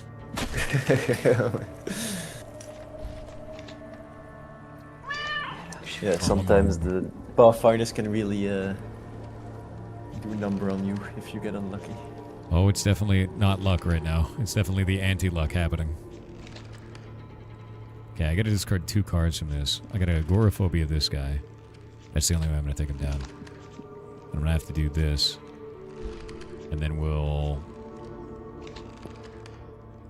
hit him with damage, and then engulf this room in flames. Please give me some drain. Just a little bit. Any drain. Yes. 8? 2. Okay. Thankfully, he's gone insane. Crisis averted. That's all you need sometimes. You need a little bit of insanity, right? Oh, I think this just killed a bunch of people in the front room. The fire did. Nice. Well, you weren't looking. Yeah, sometimes you just gotta rip them up. There we go. Yeah, I love this. Evil Balacho sounds redundant. Yeah. You loved this game when you played it? I actually really enjoy this. I think it's done quite well. And not just saying that because you guys are on. It's cool to see more in the horror genre. And it's cool to see something built around that tension. Because like I said earlier, I usually find horror to be pretty boring in video games. A lot of the times I find it to be more of a thing of jump scares than anything else. And this feels like the kind of horror, like the psychological horror, the building tension, but you're on the other side of it. You know, it's like I really enjoy that. And usually when it's a horror where you get to play as the villain, you're playing as like a guy, you know, and you feel very slow or anything like that. That's something we wanted from the start, that you're actually the house, not just some evil spirit in the house or another evil entity. Like, we wanted you to be the house itself. A lot of the inspiration from that came also from the book, The Haunting of Hill House, and The House of Leaves, which is both 2 books about an evil house. And we kind of really liked that take, and we really wanted to keep that in the game. Yeah, I actually love it. I think it's a really cool system. Really, really cool. And it does immediately come through of like, this feels like you are the house. It doesn't feel like you're playing cards. It doesn't feel like you're playing a villain. You're playing the map, which is interesting. Yep. I'm gonna teleport him away so I can murder this other guy. Oh, that was a terrible teleport. Look at the hallways is not cooperating this round. I mean, it's one of those things, you luck of the draw it, you know? But if I can murder this guy, I'll get a lot of points. Oh, but a death's door. I'm gonna take the gamble. If I can get 1 claw, I can get him to 1 HP. Oh, there's not enough. Damn. Wait. Get out of here. I just bought more time to get the good card. He's got 1 HP left. We can end the turn. Oh, no, he died! He died to insanity. It's over. Yeah, honestly, I'd say well done on this. I'm really excited to see where you guys take this, and this is very, very cool. What do you guys think about it in chat? How do you feel about this? I have to let this dude get to the center. He's a cultist, after all.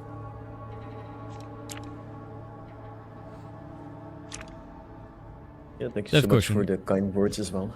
Oh, absolutely. A lot of positive comments in chat as well. You said, what would be the most interesting moment you had with the game that made you say, yes, yes, wait, no? It went super well at first, but then burned in the end, and you guys, like, burned in the end on a run you guys had so far. Oh, so, like, the moment where everything was going well, and then it failed. Yeah. The Pathfinders still screw me over as well.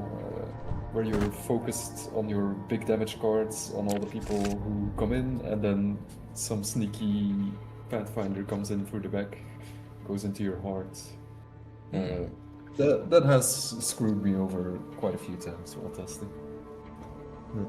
I think another aspect, when we launched the demo, a lot of the feedback was that spamming small rooms was really overpowered. And we tried to nerf it by doing an earlier iteration of like paying more, but for each subsequent room that you build. But it kind of felt like, because it was every turn that you had to pay it kind of felt like you were paying rent. And that's not really ideal if you're an evil house that you have to pay your own rent. So we kind of canceled that and found like a more in-between solution, which is the Essence system now. I'm gonna be honest, I think paying rent is evil anyway, so... You know, being an evil house, you'd still have to get paid. It's rough, buddy. No one escapes by. Look, I have a gigantic maze now. It's great. No one can stop the powerful maze. Stonemasons seek to expunge this evil. We'll start a ritual to damage the heart when in the heart room. Oh no. Okay, so if they get to the heart room, they start a ritual to do more damage, basically. Yeah. Yep. That's awful. I don't like that. They should get out of my house. I honestly love that this is like a get out of my house. Also, I am the house.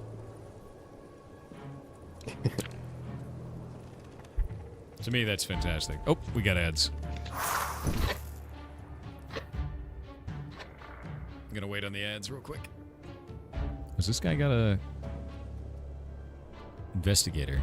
Can disable investigatable rooms. Oh, that guy can disable pumpkins. I don't like that. Yep. I think it explodes before he enters. Because Probably, it takes one turn for him to investigate something, so Okay. you can still booby trap him with the pumpkin.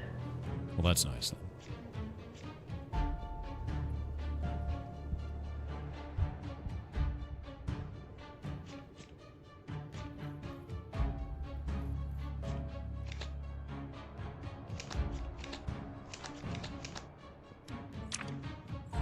Actually terrifying. Seeing a Pathfinder is probably the scariest thing in the game right now to me. Especially if you know it's at late in the turns. You're like, wait, there's a guy there, he's almost at my house. There's so many Masons.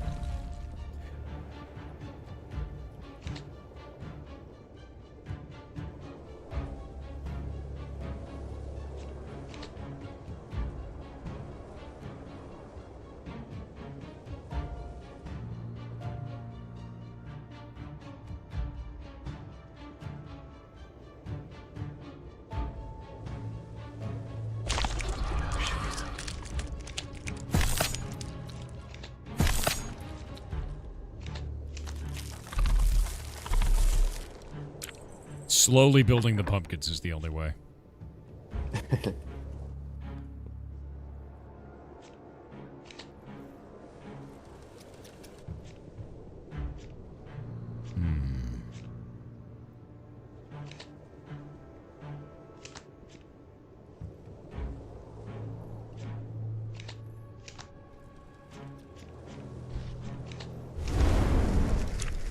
Actually terrifying. Welcome back from the ads. Trying to get through this round as quickly as I possibly can. We've got a lot in here where these guys have a ton of sanity. They also don't care about corpses at all. This guy's the front runner because he's a Pathfinder. He's also lone wolf, so he avoids others. Not the smartest move. But I feel like we could turn that against him in some way. These guys all have a lot of tension, so that's good. I don't want to use Deja Vu, because if I do, then I'll pull from the discard pile. Maybe that's fine, though. I'm going to chill and cold this dude. We'll get rid of On Death's Door. It's 12. 12, 12, 12. Drain 12 times 3. They seem to have a lot of... It's interesting, because they're only getting times 3 instead of times 6. Yeah, because they're the stonemasons, they also have like the... they can only go up to 2 tiers of tension. Yep. Terrifying, really. I like how it's like, it dares strike me. Like, they know exactly what I am. Unfortunately for them, I can just eat. So. Okay, these guys are all at max tension. Everybody's at max tension, and we can start... We could just start eating them. Who is the highest health? You have the highest health. But you're alone. Yoink.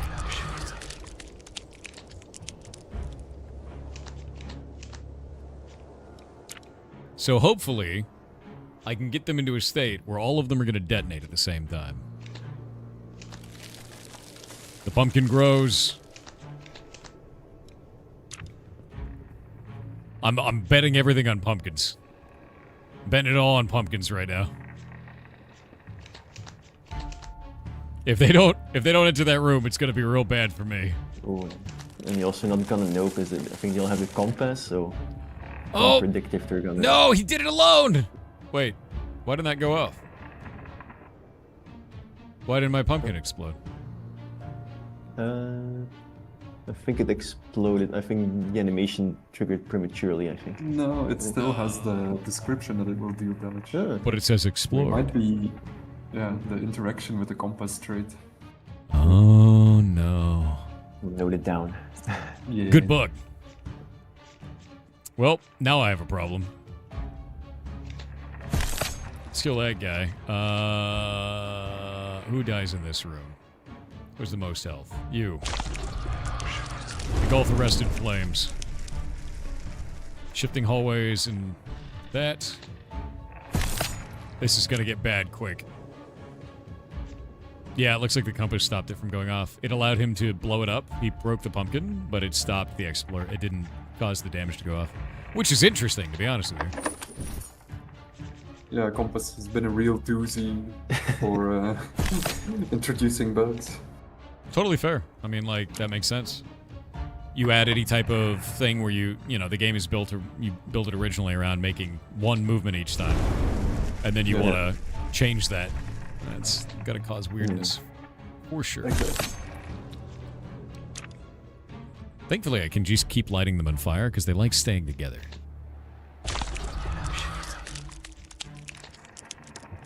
Oh, actually, let's do that. Hopefully I can get Death's Door. Oh my god, they have 2 moves. Death's Door. Shit. One of them's gonna make it to me. Unacceptable. Teleport that guy away. These aren't gonna do anything. No! The abomination, he knows. It's too late.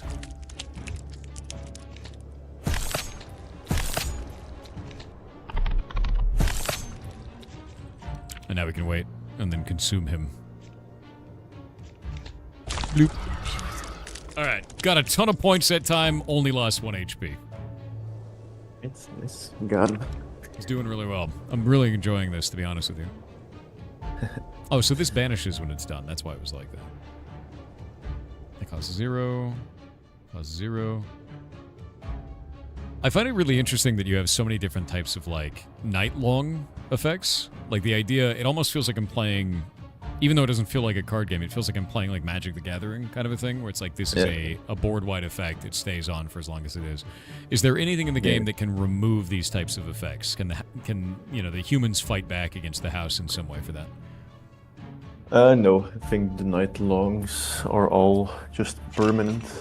Yeah. All permanent form. Oh, yeah. Yeah.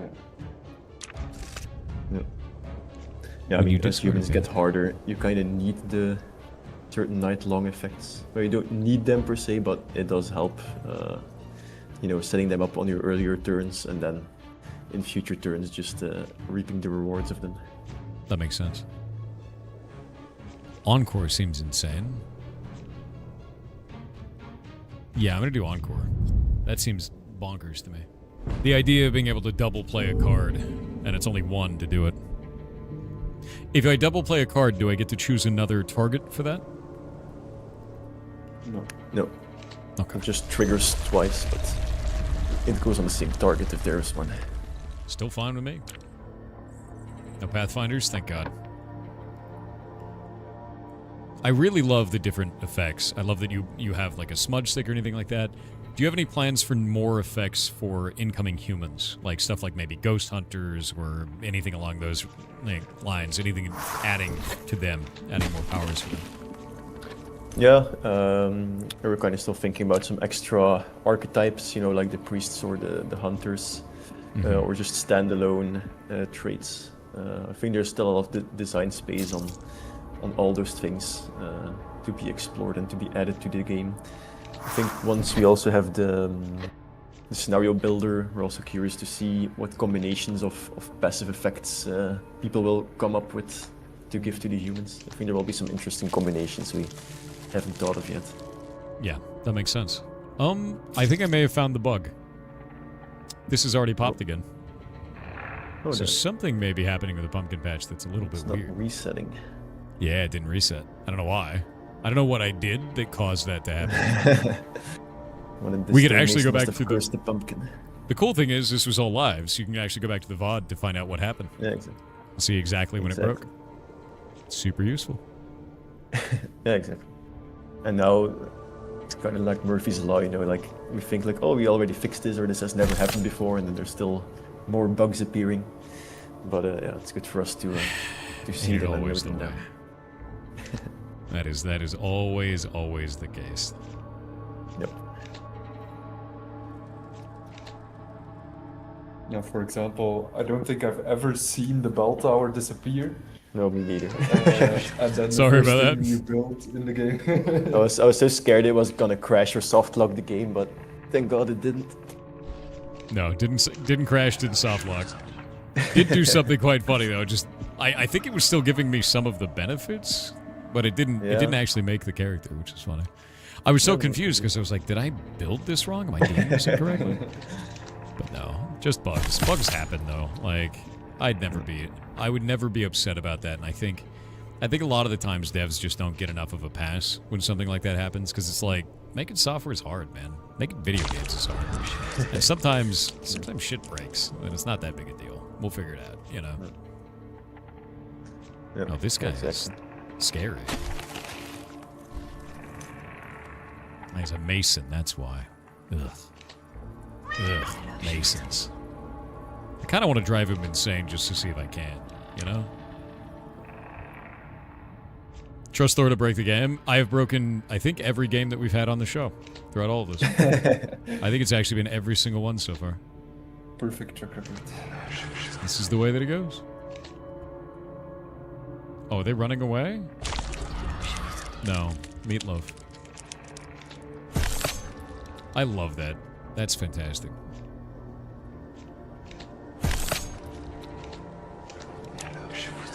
Yeah, this is the way, dude.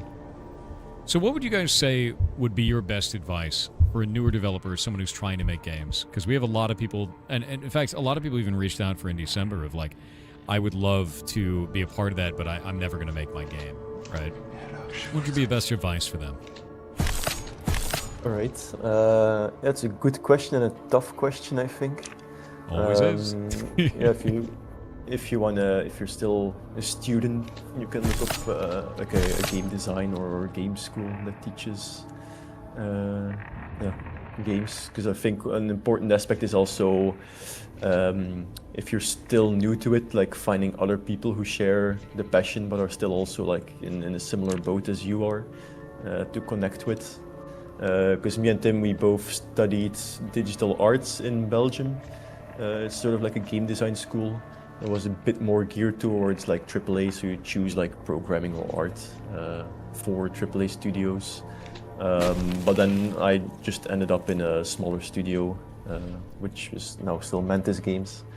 And yeah, now we're kind of living the indie life with a lot of ex-students from there. So I think our connection comes right now from a lot of students that we study together with, because now we're all kind of inside or adjacent to the games industry. But to actually get in there, I think it's also a hard time at the moment because there's a lot of layoffs and there's a lot of people on the work market, which kind of makes it hard to break into studios and games. But so my advice would be like, if you're still younger and you want to study some, I could be an avenue to chase to find a school. If that's not possible or you just want to do it on the side, I think just playing around with something you really like if you have a mechanic or you just like doing 3D art, I think it's best to just start and have an idea of what you want and try to learn along the way. I think for me that helps. It helped the most if I already had a sort of an idea of, oh, it would be really cool if I made this, but I don't know yet. Yeah, there's a lot of handy tutorials on the internet. Mostly speaking as an artist now. Because yeah, I kind of fell into the design of Deck of France a little. But my main skill is like 3D art. Yeah, you want to add something to that then? Yeah, my advice would be, it's then from the programmer perspective, make a lot of small, simple prototypes. prototypes don't have to look nice. You just focus on the main gameplay mechanic you want. You can pick your favorite mechanic from a game you like, try to make it work on your own. And if you make new things, maybe you find something that really clicks, that's just a lot of fun, and then you have a good basis to design more of a game around it. And if not, you have the experience of putting this mechanic together, and it will help you later down the line if you do similar things. So yeah, small prototypes is very valuable. And if you're looking for resources, shout out to Game Maker's Toolkit on YouTube. They have a lot of in-depth developer interviews and like overviews on how to get into game development. So that's a good place to start, I would say. Yep. And maybe there's also like developer meetups in your area, or like bars or some events where there's something art or game related that you can try to meet them up physically. Because I imagine it's really hard to get inside the industry. So having like a physical activity nearby is also something I can recommend. Yeah, that makes complete sense. I think one of the biggest things that I've learned from that is meetup spaces are actually really, really helpful. Incredibly so. It's not for everybody, but I think meetup spaces rock. I really agree with that. Like game jams online are really useful for that. And then also there's like meetups where you can just hang out with other game devs and just talk to people. It's like really nice. There's one that's here actually in Seattle in Washington State, and they do it like every month. It's really fun. Yep. I got 2 Pathfinders, and they both entered right next to the exit. It's horrifying, actually. But I think I may have it. That guy's insane. All right, Rock. We got it. This dude I'm gonna kill. Actually terrifying. Well, is there anything else you guys want to say to chat? Anything you want to talk about with your game? Any upcoming stuff, or other games you want to work on? Anything?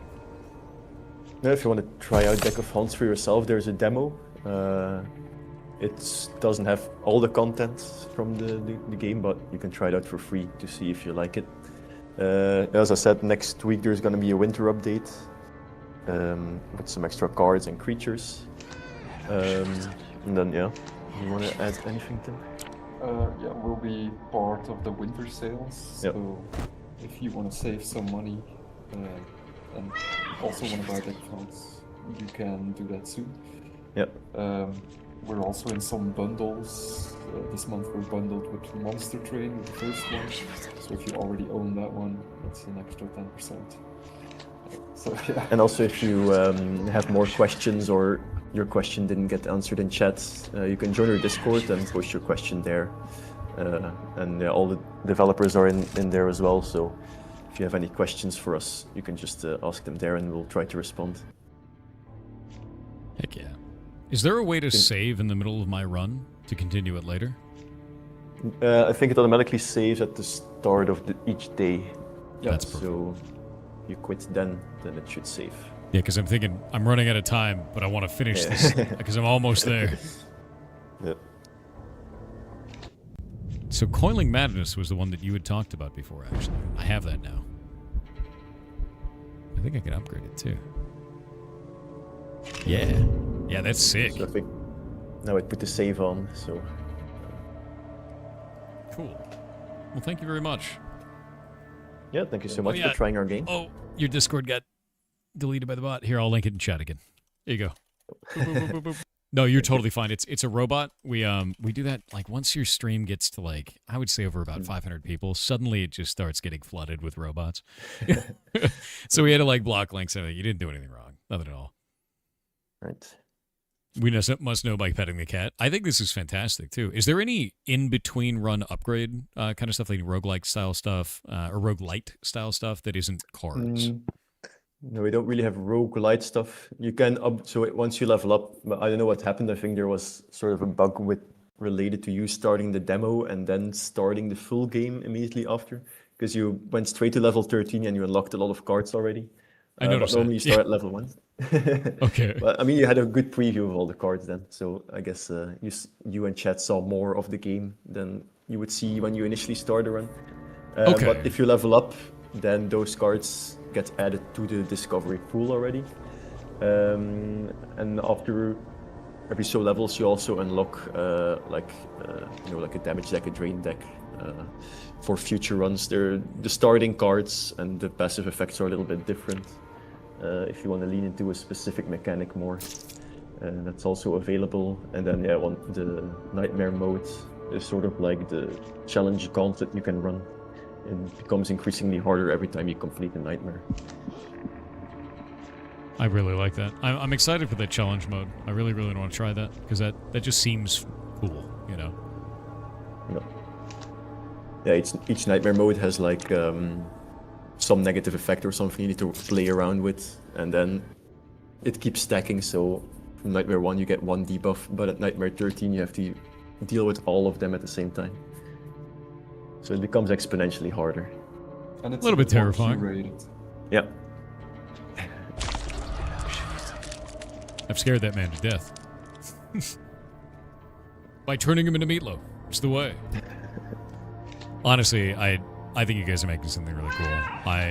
I'm kind of enraptured by this while I've been playing through it and just really, really checking out all of the different, functionality here because it's unique and interesting. And it's kind of rare to find this. It's still something I'm sort of blown away by that you guys have made.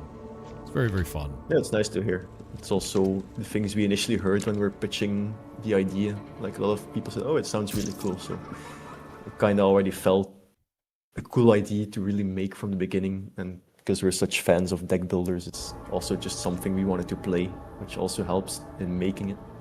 Yeah. That makes sense completely.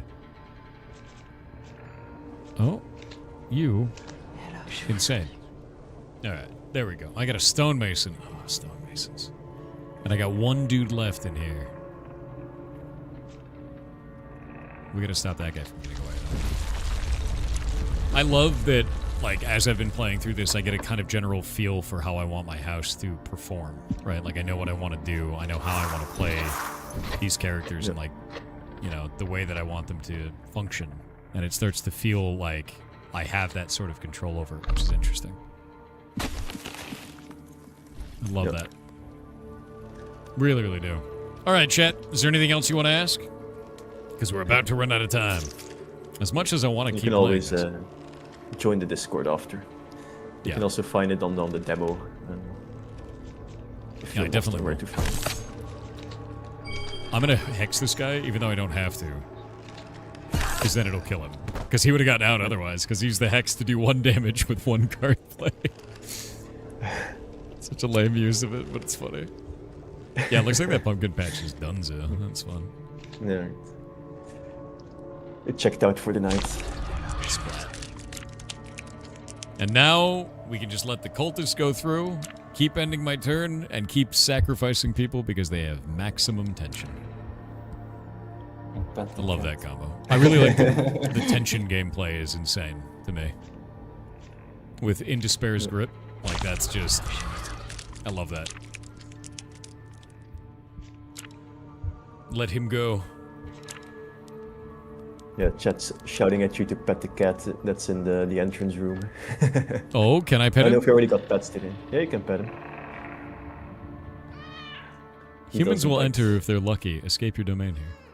You can totally pet him. Look at him go. Is that because I played Deja Vu? No, it's always there. Oh, that's cool. He's just kind of invisible because he's a black cat in a dark room. I love it. Love it. I thought that was happening because I was playing Deja Vu. Because I kept hearing the cat sound. Yeah, but that is related to the card. Yeah. We have a sheep and a cat sound. Oh, I can't leave it on there. Next year we'll have a whole zoo as cards available. I'm fine with this. Go, my beautiful cultists. Sacrifice yourself to me. Wonderful. I love how he comes in and he's like, I should have brought a bigger gun. It's like, no, I don't want you to. Add a random phobia to your hand. Repeat every propagating nightmares played this turn. A phobia is a card that applies 1 damage, drain, or tension at no cost. Interesting. That's quite cool, actually. The idea of adding, like, instant free cards to my hand is pretty insane. Nope. Alright. This is a mess. We've got 2 dudes coming in through the sides on these doors. At least I can tell where they're coming from now that I understand. Let's collapse this space. Double damage. Agoraphobia. And end the turn out. That's fine. That seems good to me.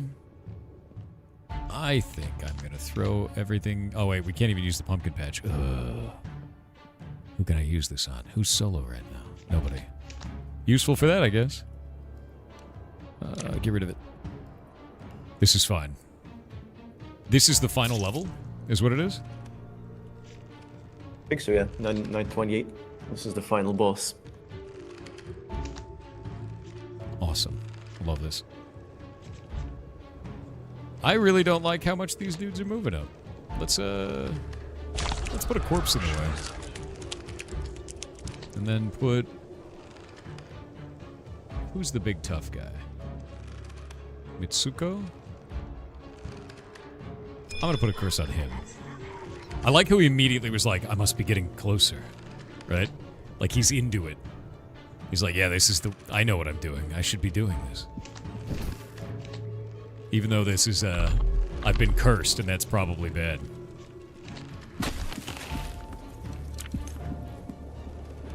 Are there boss types enemies? There have been bosses that were like it's kind of like a boss, but it's more like, just a very, very strong enemy inside of that one room. Or inside of that one, day sort of a thing. It does feel like a boss, if that makes sense.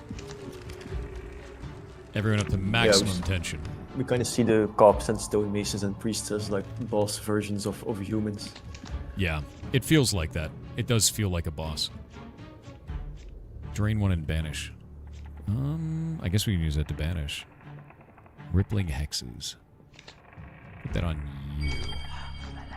And then light everyone on fire. Yeah? Yeah. Burn. Cool that I can make free cards and then discard them that way. And then they don't banish. Although I feel like that might fill up my entire hand eventually. Do that. And encore this. Because I'm just playing cards. That guy's taking damage. That one's insane. This guy should die now. There we go.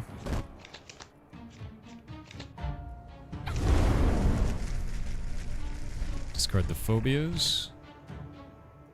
Everyone has permanent tension now, which is great. Rippling Fate, so I can curse the insane guy. Because that's fair.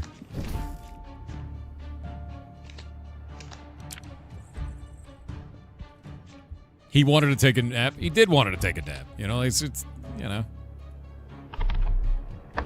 Let's lock the way out for right now. Honestly, just the combinations you can do with this and how much this starts to feel like really fun. I love this. I think what you guys are doing is cool as hell. Yeah, once the synergies start to click, it becomes a fun game of realizing those synergies on the people. Did I just melt the wrong guy? I think I melted the wrong guy. Pretty sure I just melted the cultist. Oh well. That's fine. He wasn't a good cultist anyway. What? If you want to be an evil house, you gotta break a few eggs. Sometimes the eggs are alive and worship you. It's fine. Don't worry about it.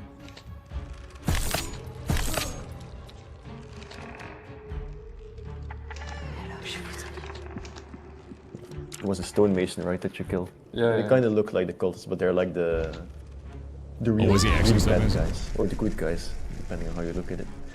Good guys. I don't think they're that good. I think those are definitely bad guys. They're worth points, which makes them the bad guy.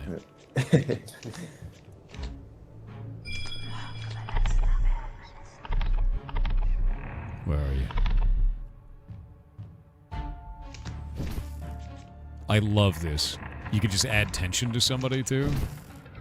deal damage to somebody. He's dead now. Phobia is so interesting. That's a really cool way to play the game. The idea of having infinite kind of like milling zero-cost cards is just very cool. And that now I get so many of them, you know? Make that one insane. Do damage to this one, damage to that one. Intention. Nightmare mode ramps up the challenge quite a bit, by the way. That's awesome. I really dig that. Because I'm starting to get to that point where, like, this feels like I'm overpowered. Like I'm at the end of a run, you know? We've got ads real quick, and then we'll finish it out. Alright. I wanted to make sure that I could get through an entire run in one go during our show. Yeah, that's pretty crazy how far you've got progressed for a first run, because even normal difficulty is quite hard. So it's kind of crazy that you got it to the end on the first try. I love it. I think this is fantastic. I think what you guys are doing is really cool. Technically, it's our second one, because the first one I had the bell tower bugged out. Oh, yeah. That's true. But that was a test run. Chat wants you to add a ferret to the video game. You know. That's funny, though. Yeah, it's the second try. Good thing we gave you the full game, because the demo only lost 7 nights. Oh, yeah, I would have annihilated it. Super fun.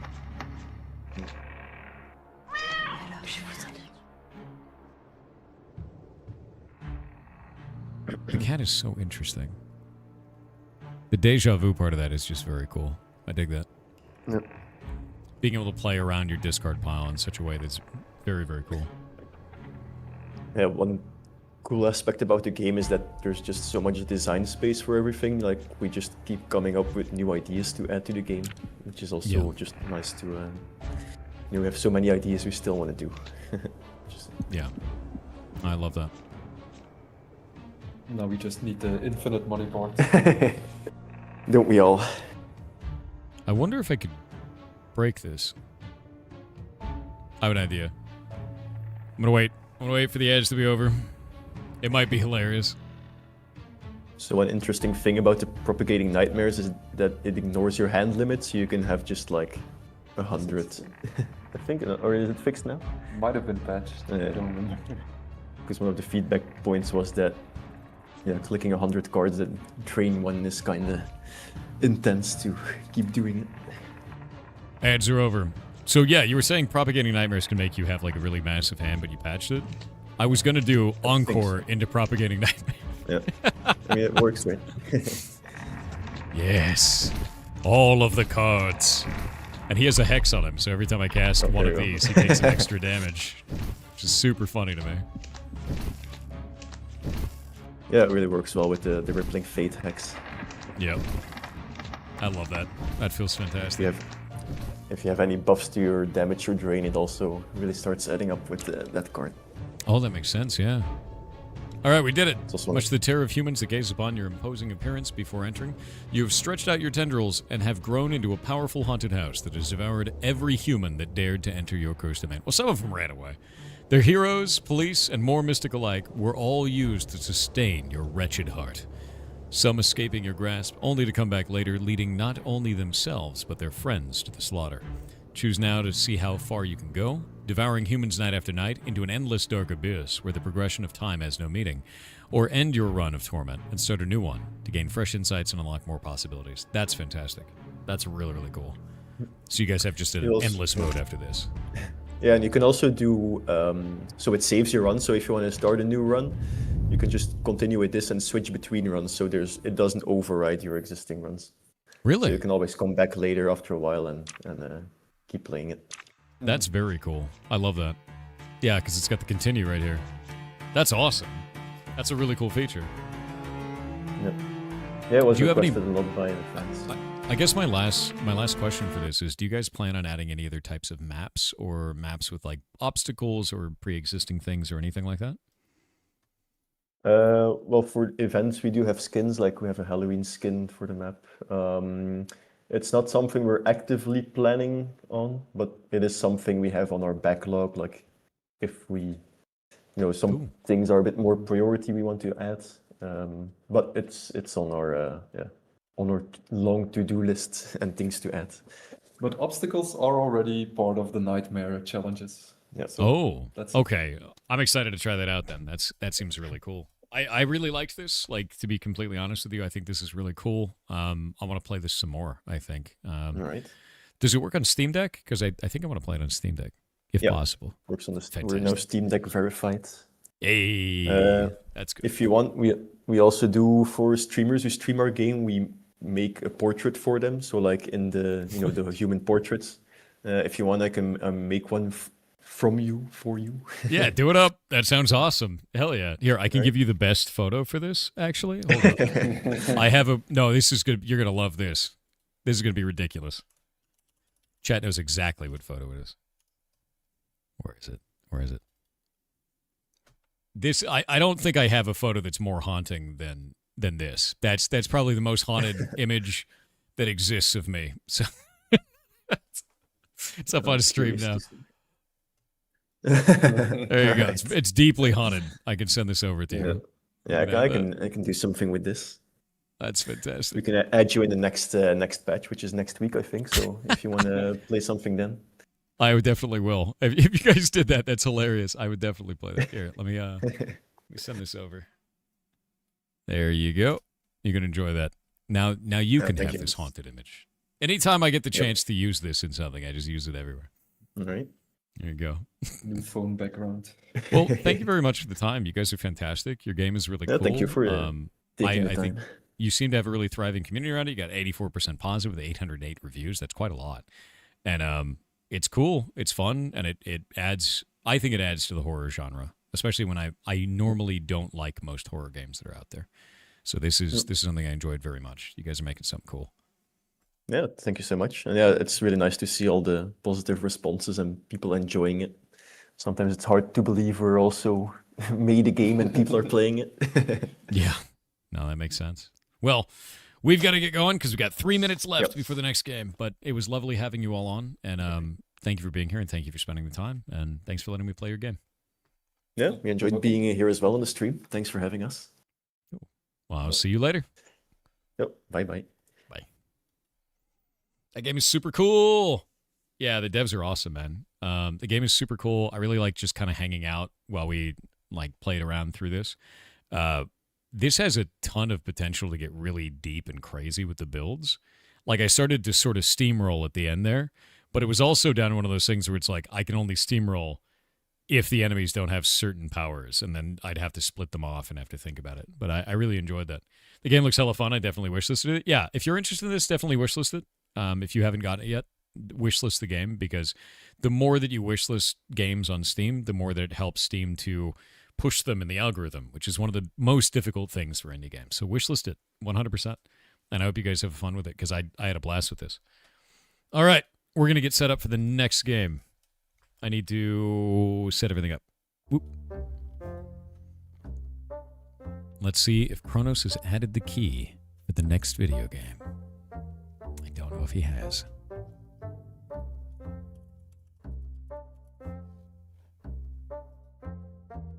Boop.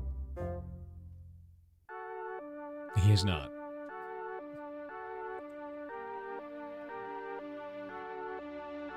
Let me see.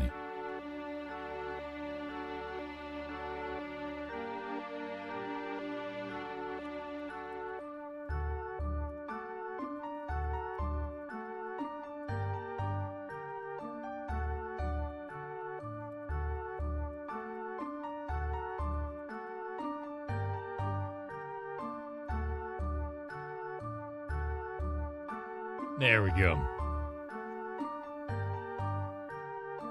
The next one also uses cards. The next one is also card-based, which I'm very excited for. It's a deck builder game. Very different direction, by the way. Not haunted. Very different direction.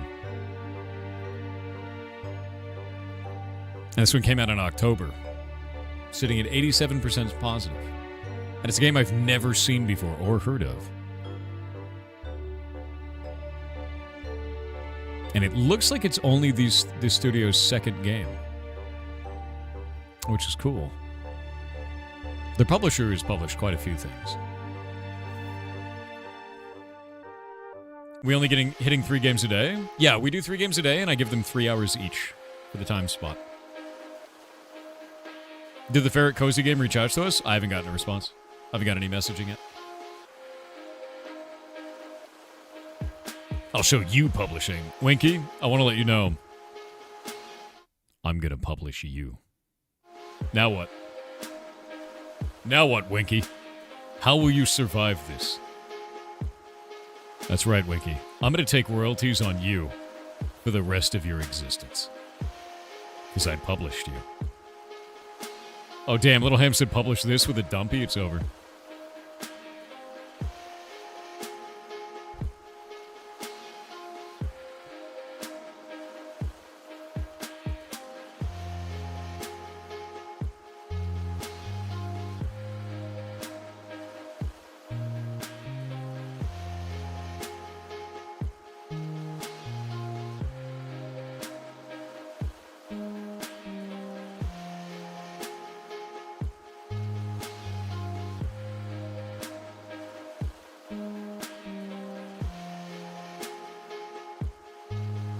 One moment.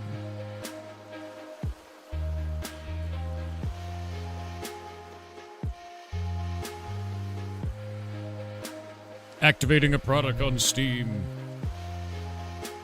All right.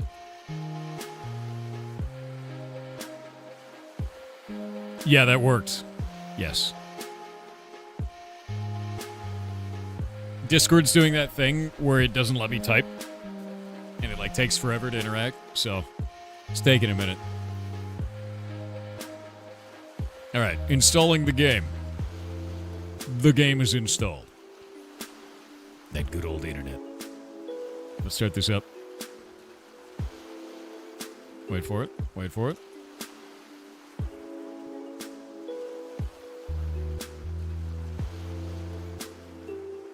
Okay, the music is sick.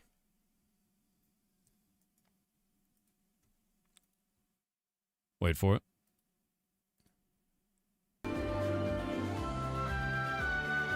All right. With that in mind, the next game is called Battle Suit Aces. Let me grab this. Behold! It'll go. There it is. All right. Battle Suit Aces. Deck builder. Robots. And talking to people. You lost the game? I did lose the game. The music is sweet, dude. The music on this is really nice. It kind of feels like I'm watching a Saturday morning cartoon with the art. Yeah, I love mechs, dude. It's funny because like I recently just got, actually yesterday, I got my Lancer core rulebook. And now I'm like mechs. And now mechs. So it's a good day. Very excited for this. Vintage anime vibes? Very much so. Gigantic clothing. Gigantic chest hair. Robots. It's smooth sailing through card battles. Not everything needs to be a struggle. A single misstep might doom all of Earthkin. I feel like I want to doom Earth. It's time to doom Earth. That's the way. Yeah. The art looks awesome. It does. So far, this actually looks really cool. Still working on Mana's suit? And it's voice acted. That's cool. Yeah, she got attacked by wyverns on her way back from Ariel. They shredded the new compensator I added last time. And the voice acting is good. Yeah, the voice acting is very good. She really needs to get rid of this junker. Mach 20 doesn't even make parts for it anymore. Well, makes the repairs interesting. Well, I've got something you might find more interesting. Oh? The adoption agency sent you a message. Oh. This is it? What if? You got this, man. Are you adopting a child? We're informing you that you've been approved. A representative will be in touch about placement by the end of the cycle. It's really happening. It's happening. I knew they'd pick you! Say goodbye to suave Bachelor Felix and hello to fun Uncle Felix. Hell yeah. Oh, yeah, congrats on dadhood. Not as big a deal as being an uncle, but it's something. I'll remember that when it's time to buy birthday gifts. Hey, we gotta go celebrate. Let's go to Ola's for lunch. My treat. There's still a lot of work to do. To be honest with you, the voice acting in this is quite fantastic. There's a lot of emotion in it. You can tell that the voice actor is really into the character. That sounds great. I can't wait to talk to the devs about this, the process they went through for that. Come on. Yeah. The suits aren't going anywhere. Yeah, they did a good job. Very much so. The attacks continue. The Union government believes a new type of monster is responsible. Another attack? That's the third this cycle. They're assuring citizens the Guard will handle the matter swiftly. I've had my fill of guard news for one lifetime. What's the point of early retirement if we can't get away from all that? Yeah, I don't miss it either. Today's too special to focus on the past. So, what'll you and the kid do first? Go camping? Play some sim games? Maybe they'd like to learn about suit repair.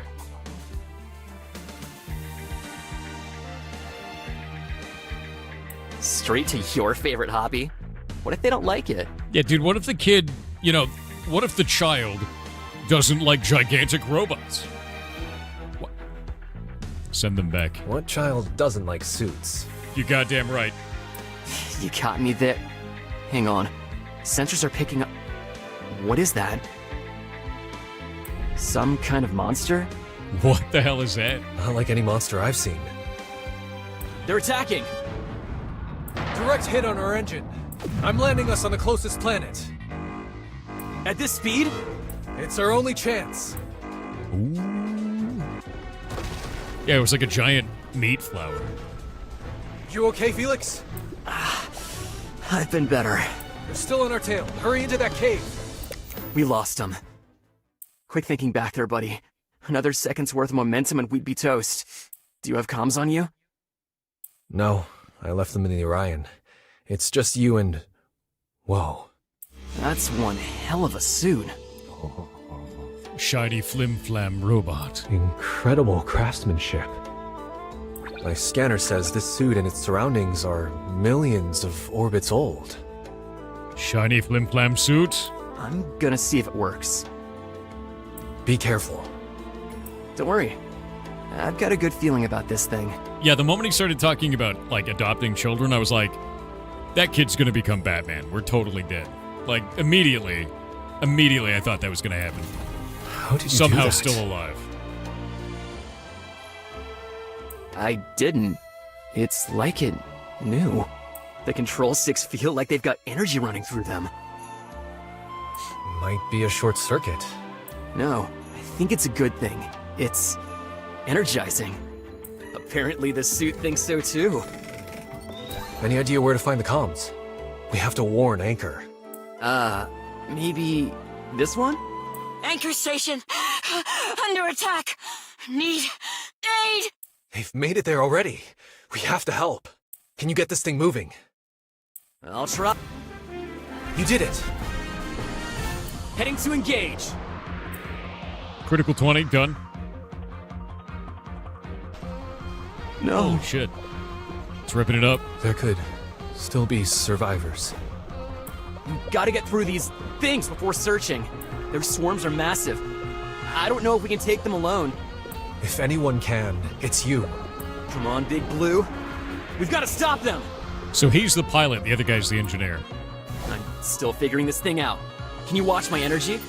I've got the readings here. Feels like its primary weapon's charged. Am I good to shoot? Yes. Readout says you've got energy banked. Eat it. Alright. Oh, that's cool. Worked! Nice effect for that. But it's not letting me shoot again. The suit's got an energy recycling system. Oh, but it's not automatic. Look for a switch. Found it. Huh. If you squint, it looks like it says end turn. Okay. If you squint. Watch out, 2 more coming in on both sides.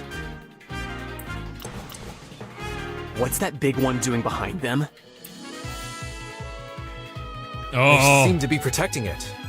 If kill that's it. the case, it's gotta be a higher priority, right? I love that it self-references memes like that, dude. That's quite funny.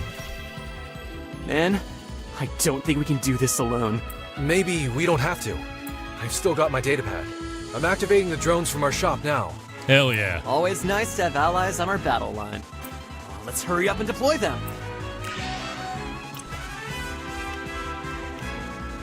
Okay. Boop. Whoa. This suit and our drone are sharing energy. Even with the drone, I haven't recovered enough energy to fire. Keep recharging and let the drone attack. Alright. I'll store up energy for my next shot. Think I should go for the big guy or the little ones? Taking down one target is faster than two. But either one should work. I think we killed the little one, dude. Oh, wait. I'm gonna take damage. Wait. No, I'm not.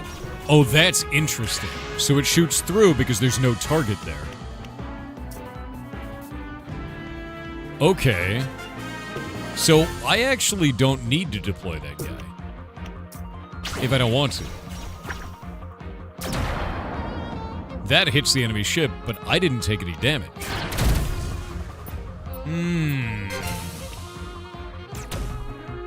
Yeah, ads first always.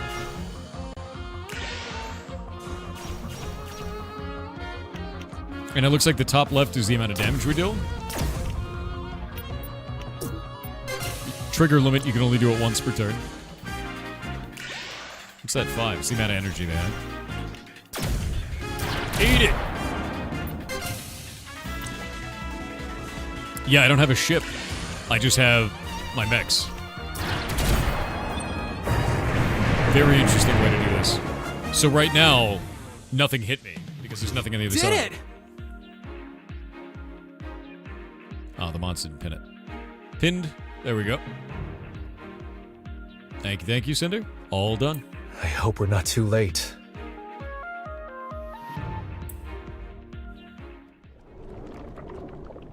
No. I'm gonna fix this. Oh yeah, the devs will be here because we're interviewing them at 1 hour in. I'm really digging this too. We're too late. Our shop. Everyone. What do we do? They're all... Felix, hey, look at me. We gotta go, okay? We have to take this suit to Admiral Vermeulen.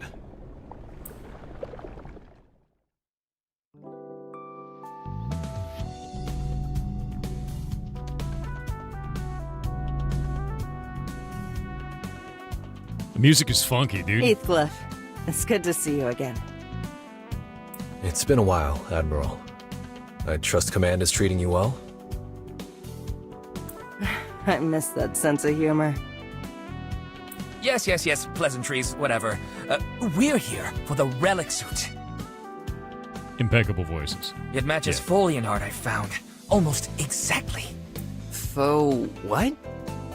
Folians. Only the most prolific ancient species to ever exist? I don't have time to explain this to you.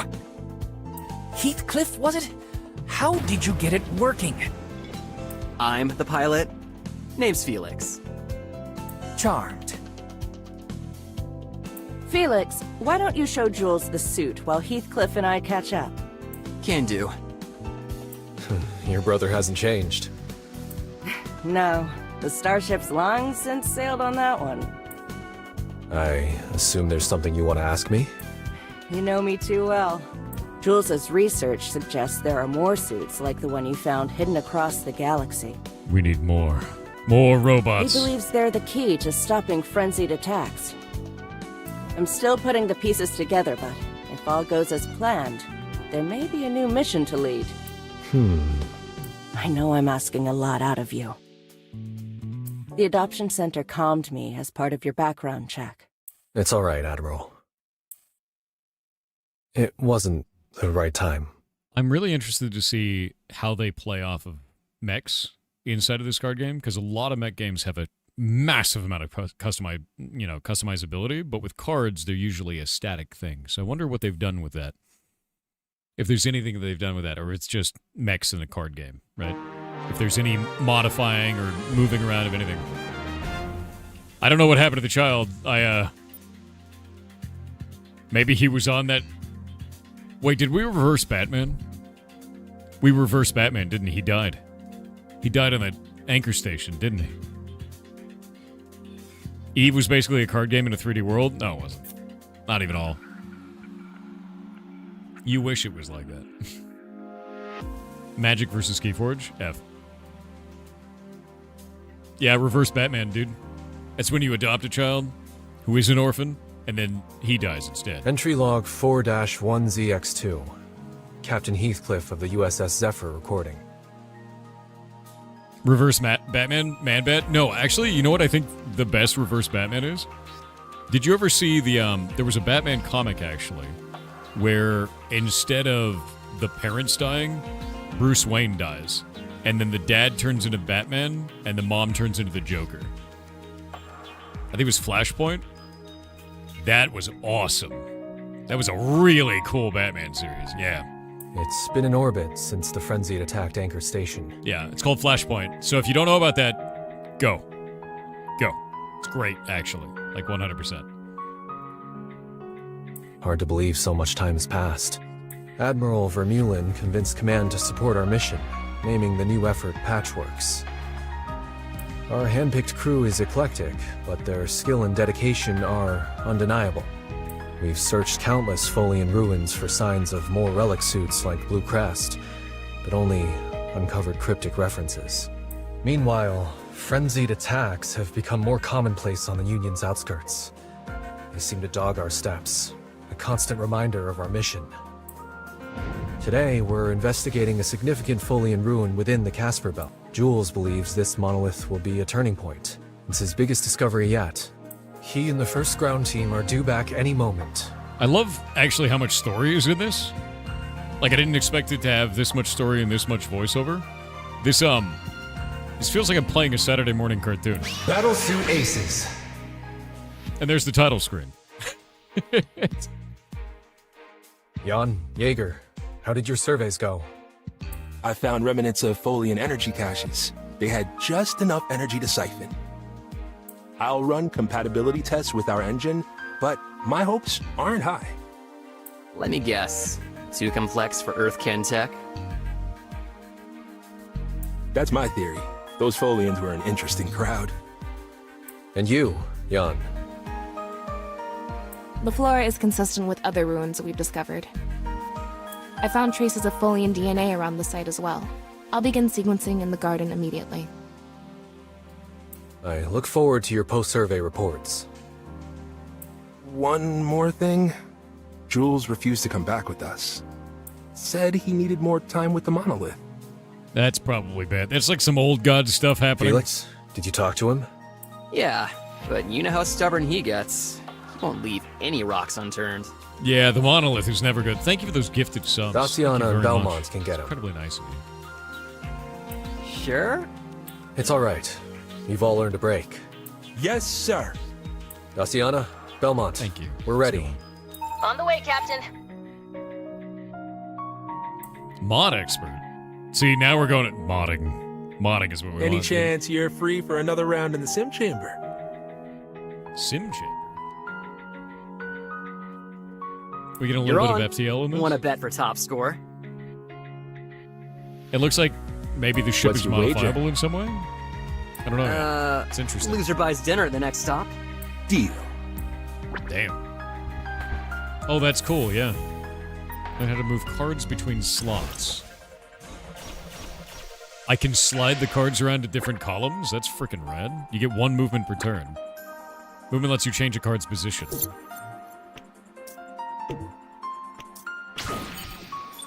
My multi-shot's ready to go. Oh, that's rad, dude. Using columns in that way and having, like, AoE attacks off of characters is really freaking cool. I like that a lot. And that means placement is a really big deal, too. As my hair gets taller for no reason. Just gonna let it be like that. We're just gonna have tall hair for a little while.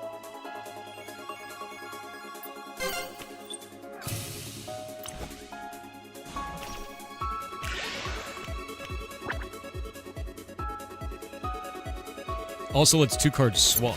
All right. You've got this now. Down on me! That's cool. Yeah, Flife. Or Floof, rather. It's going, dude. The wig is big, yes.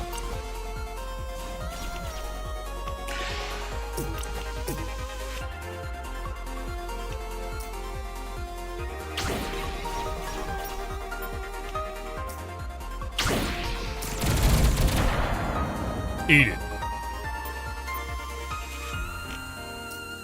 Oh, I may have screwed that up a little bit, but it's fine. Oh no! I made a huge mistake. The crab is so powerful.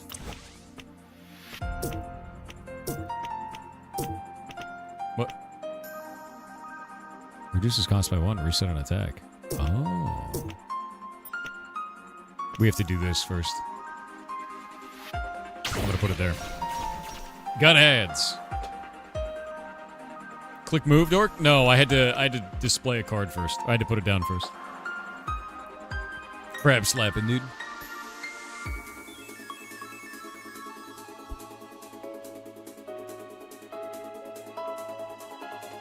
Yeah, it's not about power. I have enough power, and it's not about movement. I could move. It's just I didn't. You have to just put the drone in first.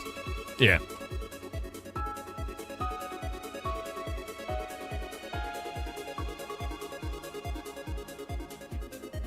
Gonna do a TTS while we wait. Evil King Balor said, hello goblins and our leader Thor, I accept the quest. I do not know how to make a meatloaf, but I know how to make a zombie. Happy Friday, everyone. Wait. Okay. That's probably fine, you know?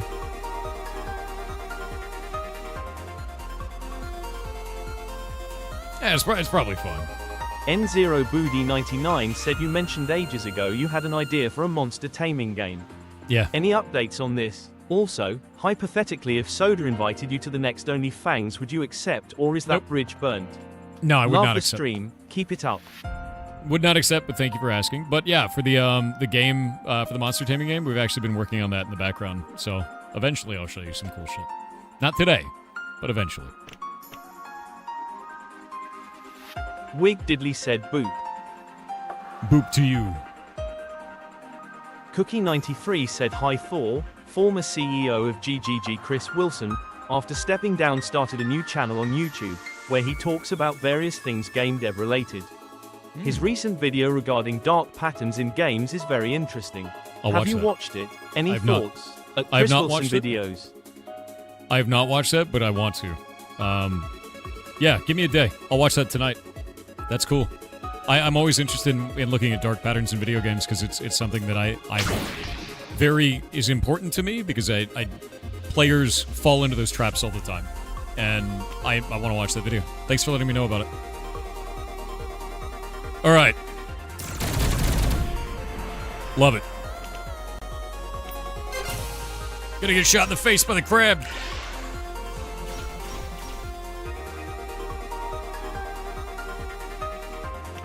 Wait. Eat it. Sick. Yeah! The train has ended. Thank you all very much. Ah, man! You made it look easy. Oh, come on. Don't be so modest. How about we call a truce on the leaderboards for now? Not in a million orbits. Not in a million orbits, Chet. Hey, Captain. What's this I hear about getting jewels?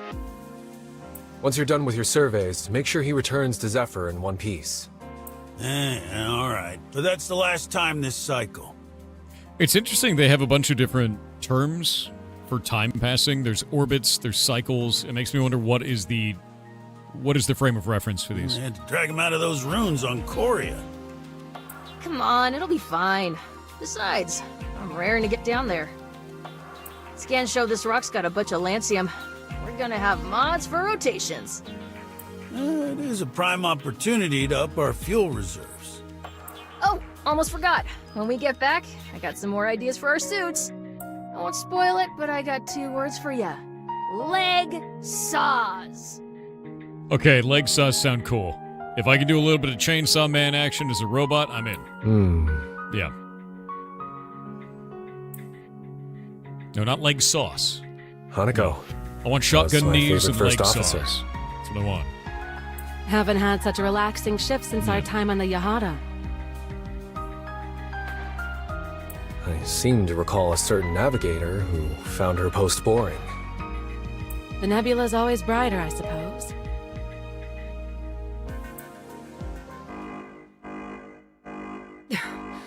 Couldn't last, could it?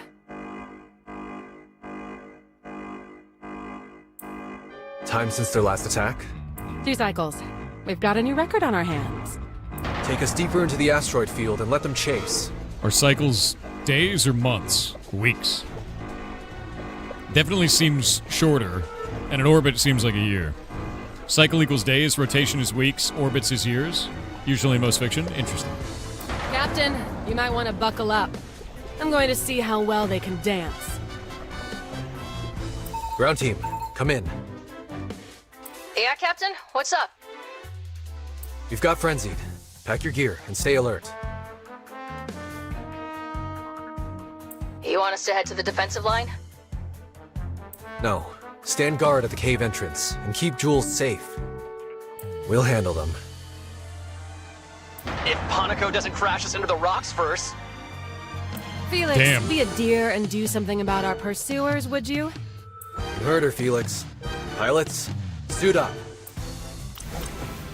Let's Alrighty. take the heat off the Zephyr. Jan, Jaeger, you suited up? Ready for deployment. Right behind you. I was in the middle of showering, still got shampoo in my hair. All right. Engage on my mark. Oh. I'm gonna take out the big guy first for sure. Some cards have passive abilities. Select abilities when they trigger. Ally taken down, attack for 2 damage. Okay. That guy has that, so we're gonna do... Oh, we don't want to take down his ally, do we? That actually seems like a really bad idea. I may actually just end my turn then, because if I take down this guy, he's gonna do 2 damage to him. And then another 2 damage to him.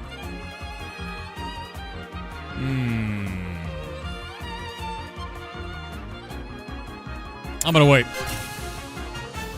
Move the drone? No, I want the drone to take a hit so that my Zephyr doesn't take a hit.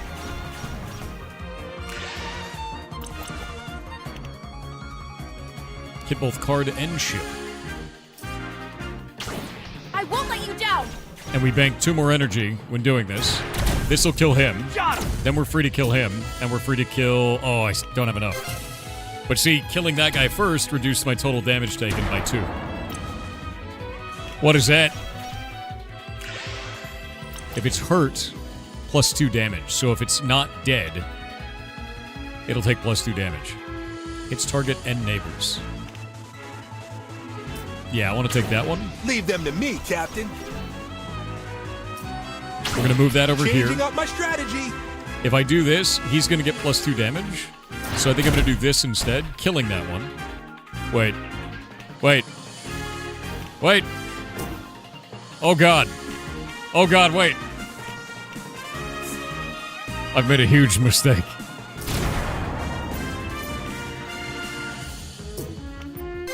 I made a huge mistake. I thought he would die. I didn't realize he had 9 HP. I wasn't mathing enough, Captain. I made a mistake. But you know what's cool? It doesn't matter, because I have an AoE. Not gonna know what hit him. Made of robot. That's the power of Patchworks. Correct. It's beautiful. I should use that one. Ooh, what does that one do? Oh, it just has more damage. Alright. We're gonna skip that. I'm ready for my next target. That won't kill it. But this'll do a lot of damage. Yeah. And that'll hit that guy and the enemy ship. Because it pierces through. Let them come.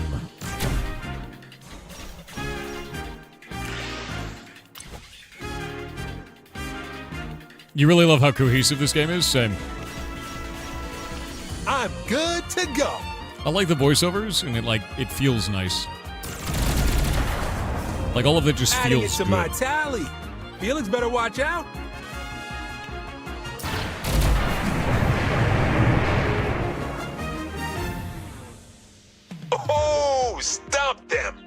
Do you lose them permanently if they die, Fire Emblem style? I don't know. That'll teach them to mess with us! Maybe. Judging by the swarm's size, it was only a scouting party. Yeah. Great work, everyone. Head back to the Zephyr.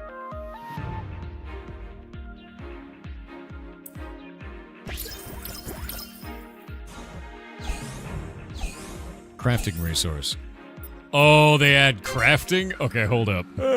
Nothing like a nice shuttle ride nap. Did I miss something exciting? Yes. You didn't hear the comms? The Frenzied located us again. Nope. Did you learn anything from the monolith? Yes, I've translated some scripts I found and determined it was an ancient beacon. A signpost, if you will, embedded with data on Folian sites across the sector. I've made out a handful of coordinates we can explore. They could lead to another relic suit. I so sent them over to excited. Hanako before I got on the shuttle. A well-deserved nap, then. Are you returning to quarters? Of course not. There's still so much more to translate. The scale of that monolith was overwhelming. I scanned it all into my pad for later. Gonna be a long night. Is there something you want me to keep an eye out for as I'm working? Let's get some intel on Frenzied variants. Anything you can uncover on a Frenzied. Each new variant we encounter seems stronger than the last. Yes, I've noticed that too. Folian murals depict Frenzied of various shapes, but there's scant data on their capabilities. Keep a lookout. Let's add as much data as possible to our tactical dossiers. Understood, Captain. I'll get right to it. After a quick trip to the mess hall. I hear Noodle's calling my name. I'll join you there in a moment. I owe Felix dinner. Ooh, a captain special. Put me down for one too. No, it wasn't, Damn it. Looks like I'm replacing Belmont as chef today. Captain, We all spell- ship systems are green. The Zephyr Could it and be I the are ready very to same? leave this heap of rocks. Thank you, Hanako. Open. Everyone, this is your captain speaking. Yeah, the voice acting is great. Yeah, I agree. Excellent work against the Frenzied. After your diagnostics, take a moment to relax. We'll be departing soon. Yeah, there's a lot of foreshadowing. Patchwork's Casper Belt? Patchworks. Captain, we scraped enough materials off that asteroid to build another suit mod. Thank Sick. you, Daciana. Perfect timing. I'll be in the workshop. Let's do it. Oh, man. Scrap metal cannon. Scrap parts assembled into a functional weapon. Faded serial numbers in the barrel suggest some pieces came from earliest generation of suits many orbits ago. Leg saws. Daciana's special invention. Retractable saws designed with practicality and style in mind. So this has attack for 2 damage, plus 2 damage, and gain 3 health. Retrofitted support system. I kind of want the cannon, dude. It's a schematic suit mod. Okay. Raw materials also required to craft mods. Let's build it. More. Even more. How many of these can I actually equip? Belmont and I just finished checking over the suits. Not even a scratch from that last battle.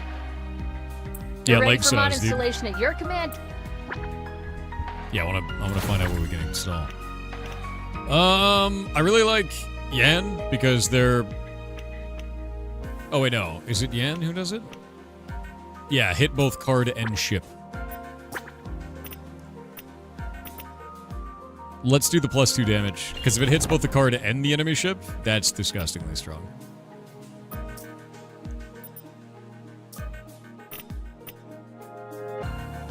Gain 3 health.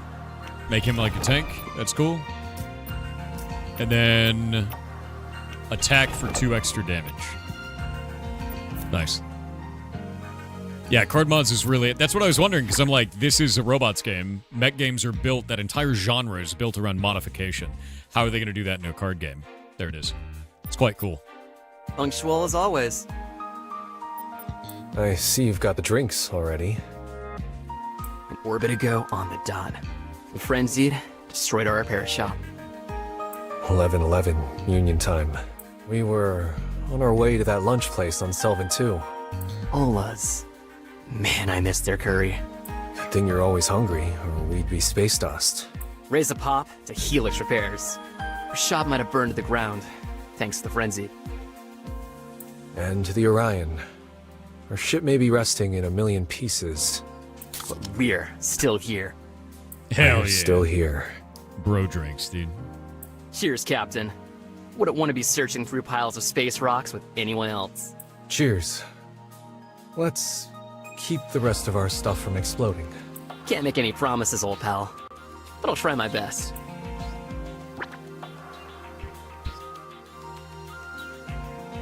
Coordinates for Rathlon entered, sir.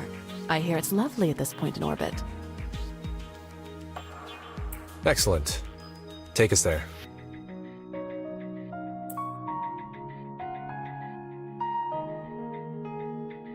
I love this map.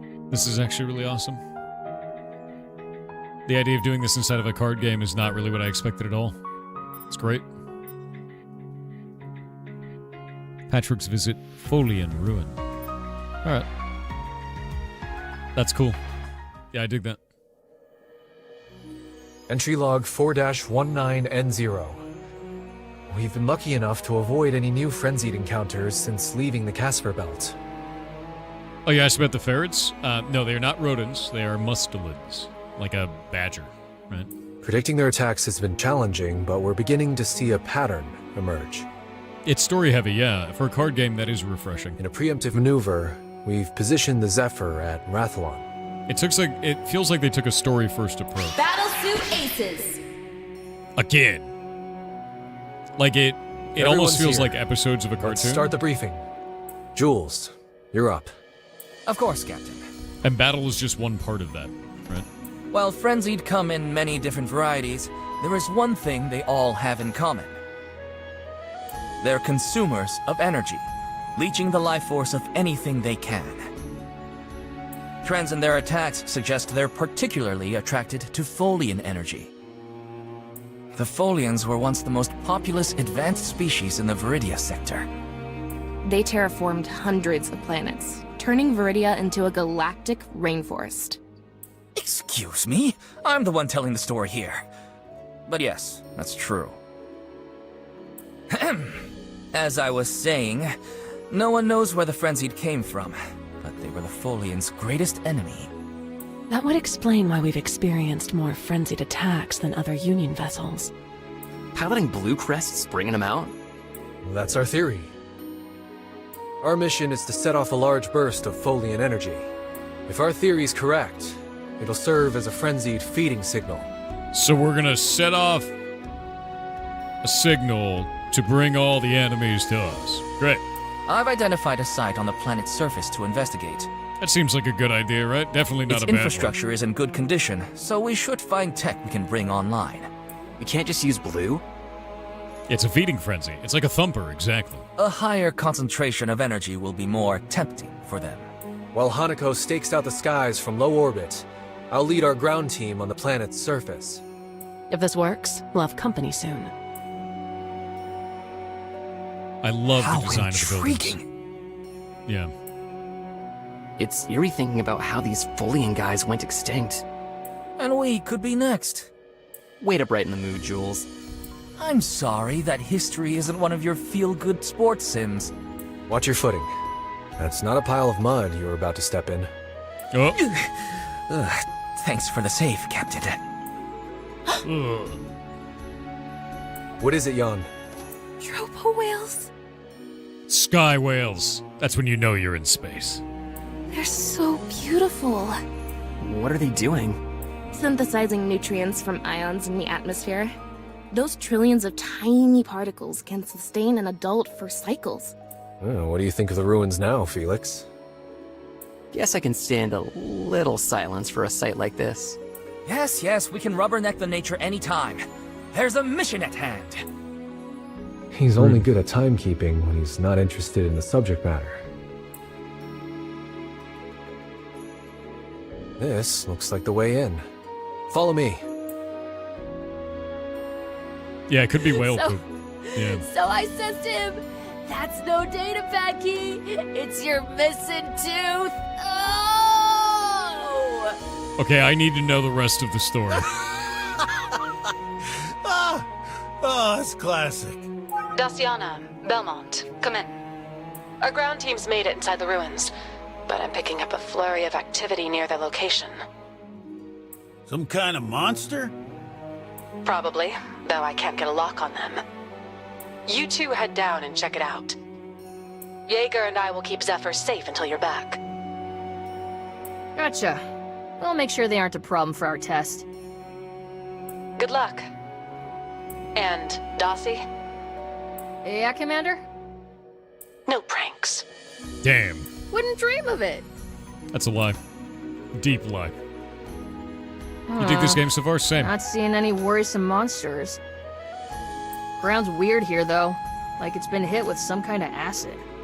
Maybe Rathalon's one of those caustic rain planets. Hey! Belmont! You got anything? A pot of tropo whales passed by, but they aren't hurting anyone. Better luck than me. Just got some dead grass. Yeah, well, keep your eyes peeled. There's gotta be something around here. Yeah, I'm looking. Whoa, hey there, little frog. Aren't you a cutie? I would not pick that up. Just talking about acid on the ground, and then you pick up this thing that looks like that. That looks like it spits acid. Maybe I can sneak you into Belmont's suit. Come here. It'll be great, you'll see. Oh, crap. You stole its baby. Hey, Belmont. I found our monsters. God damn it. Any chance you're nearby? Oh. Are those frongs? How'd they get so big? I don't know, but they're pissed. You stole their baby, dude. What's that special? And they spit acid. Ah, right on my weapons. Don't worry, though. I got a power boost heading your way. All right, let's see. Ready to engage. Weaken reduces damage. All allies plus 2 power. On deploy. Cool. Cool.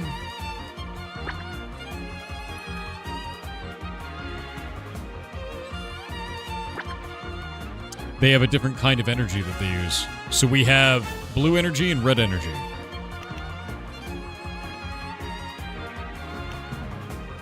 I'm gonna let that damage go through. Oh, wow. Now that is sick.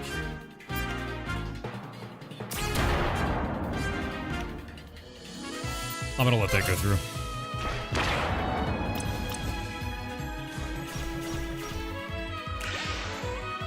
That's why her damage is so low.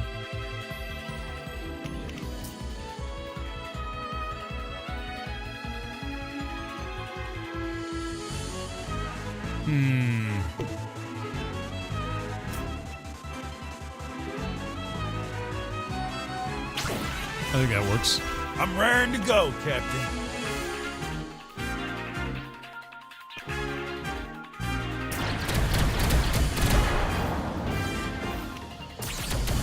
There we go. Ooh, nice moves, kid. Threw in a little extra for you.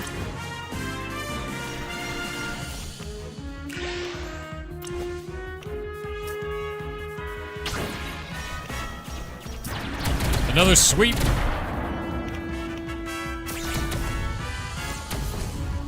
Sick. Hell yeah.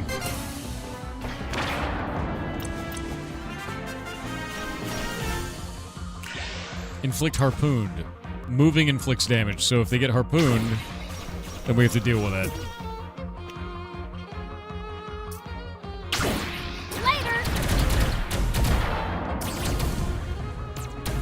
Nice. Because we have both red and blue energy now, I can use it for different things. I really like that.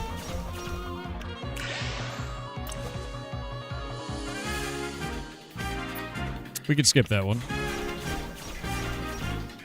Because I have 2 blue, so I can use these guys both times. I've got 3 red, so I can do 2 red on this one, 1 red on this one, which triggers that to go up on an extra hit. Do an extra hit there, and do an extra hit there. This feels really good. The combos already feel really nice. Always did like a challenge. Now we're gonna have too much red, but that's fun.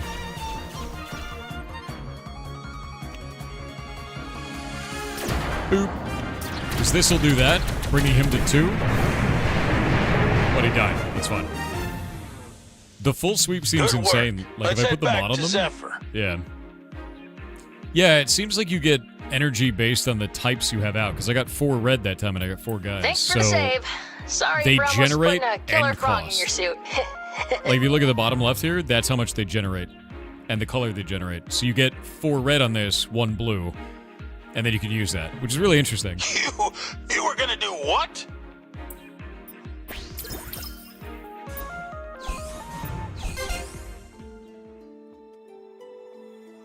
Anyone else feel a seismic shock just now? Likely Daciana and Belmont. Apparently there's some kind of disturbance nearby.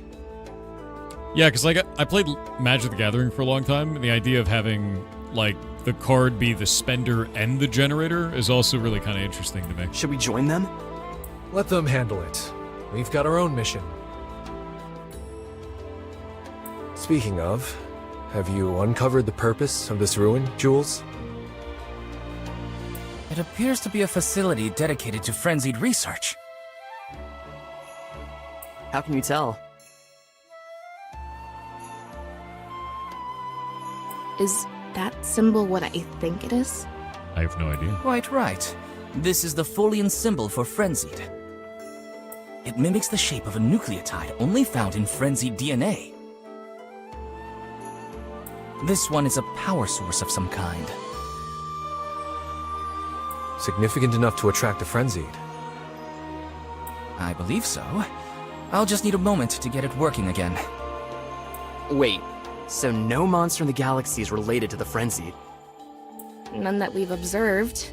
They seem to come from a completely distinct evolutionary line. And it's not just monsters. No other DNA sequence in the galaxy matches the frenzied. Why come back to Viridia now? I can't say. Even Folian knowledge on their movements was speculative at best. My current theory is simply that they sensed large concentrations of energy and returned to their old hunting grounds. Okay, I've got it working. Energy readings are above our required threshold. It should be enough to draw out the frenzied. Good work. I'll let Hanako know we've succeeded. Yeah, either they're artificial or they came from outside the galaxy is kind of what I'm getting to. Hanako, Captain here. They might be an AI. Copy? Loud and clear. Having fun down there? They seem like they're attracted to energy. We've sent the signal. Any frenzied sightings up there? There is indeed. I was just about to comms you, but you beat me to it. We're on our way. Glad you can make it, Captain.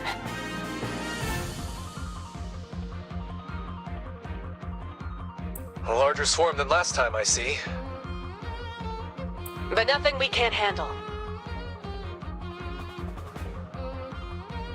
Especially with Blue Crest's Bloom Protocol! What can I say? Blue and I both get amped in battle. At 3, next attack is supercharged. So when we gain Bloom. Alright. Wreck all of those. Easy peasy. We get Bloom for doing that when an ally score gets taken. So when an ally takes down somebody, it gets +3 Bloom. This gives me a ton of extra damage, but we don't have the energy.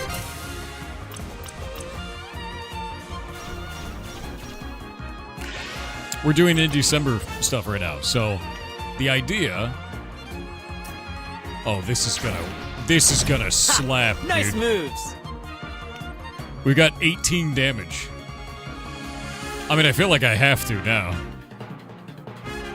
If I use this, it'll use a red, and I'll have 3 blue left over, so...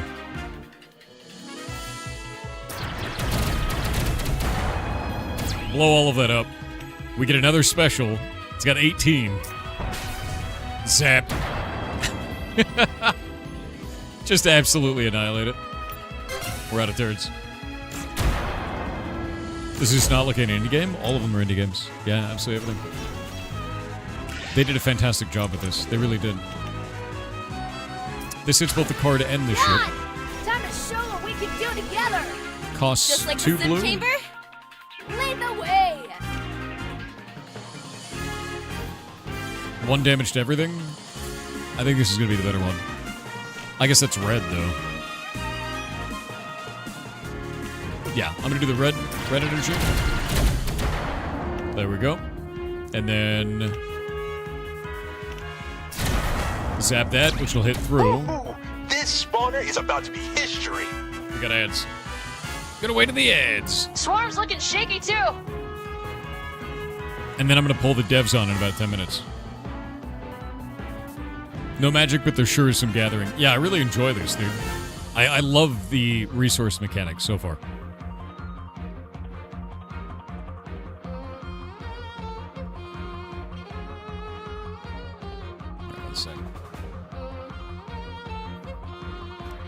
What's a good way to get into Game Maker? Compete in our game jam in January. Do !jam or go to itch.io/jams/pirate. Yeah, I'll pull it up for you. It's a great way to get into it, man. Like a really, really good way to get into Game Maker is making games. There you go, man.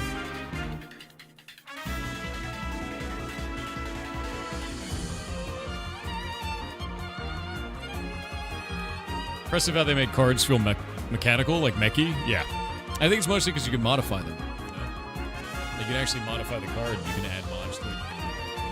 Add extra stats, all kinds of shit. They've done a really good job. It kind of feels like...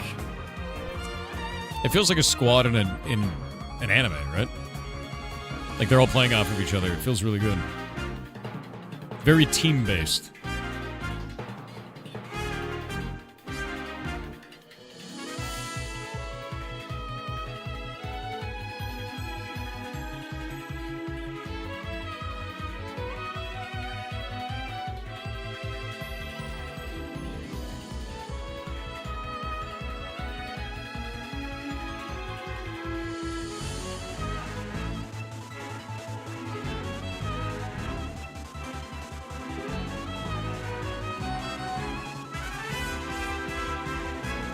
Give me just a second. I'm going to check on Nemo.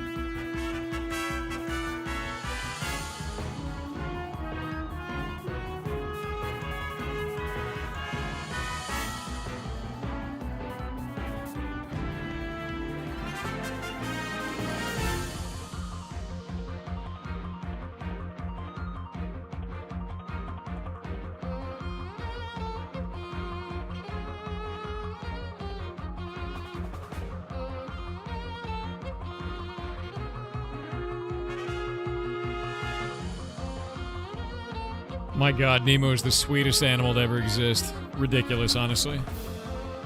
I went to go check on him because I've been checking on him because he had that allergic reaction last night. And he literally just ran over. I put my hand in there. He ran over and he laid his head on my hand and then just went back to sleep.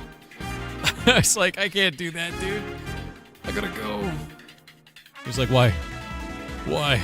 He's such a good ferret. He's super sweet. Ridiculously so. Yeah, he's super cute, man.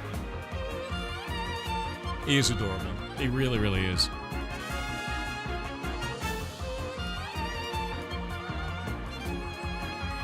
It's illegal for them to be that cute. It is. As expected. The swarm and spawner are linked. Taking out one destroys the other. Pilots, focus fire on the spawner. Or... I swear to God, I'm going to take this character and put the gun on them. The big gun. Like 100%. There's no reason not to at this point. Yeah. Just a full-on board wipe every round. Let's make this quick. I've got a book waiting. Gotta find an opening.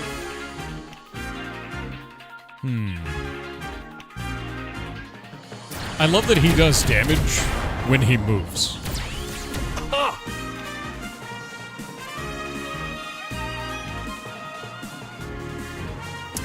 I don't want that.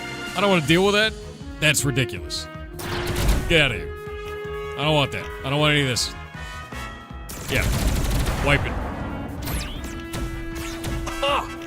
Get some bloom. Leg sauce, baby. Right over Yeah. there. Still online for now. Let's keep it that way, huh? What happens if he blows up? Is he dead forever? Oh, God. Energy's recharged. Why kill little ones when you can kill the big one?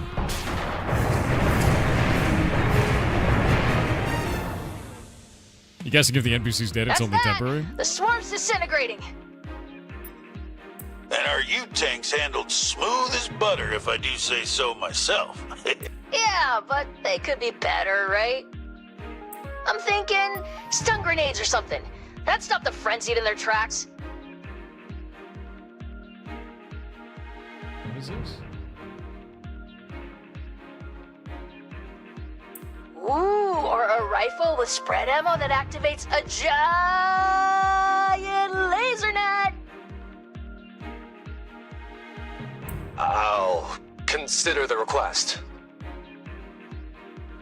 For now, head back to the Zephyr. I'll rendezvous with Jules.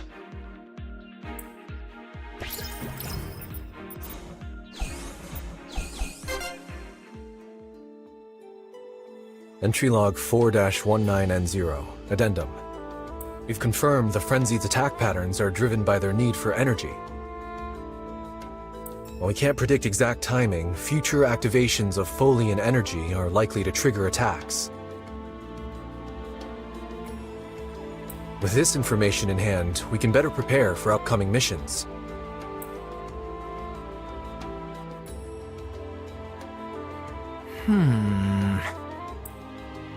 Another Frenzied mystery solved.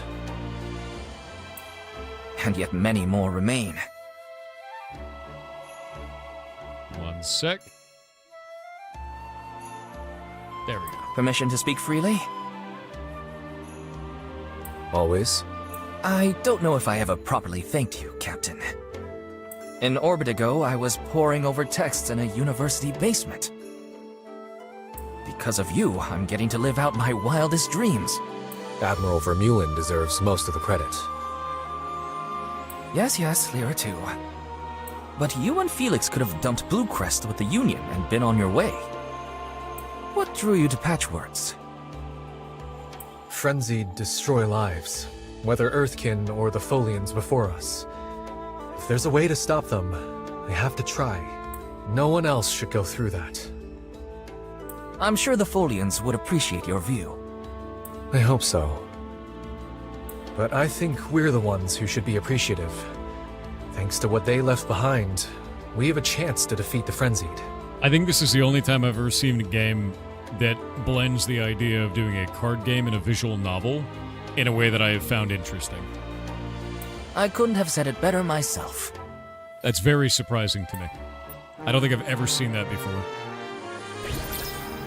Have any of you guys seen that before? Like visual novel card game? Because that's what this feels like so far, and it's like... it's really good feeling. Never? Yeah, me either.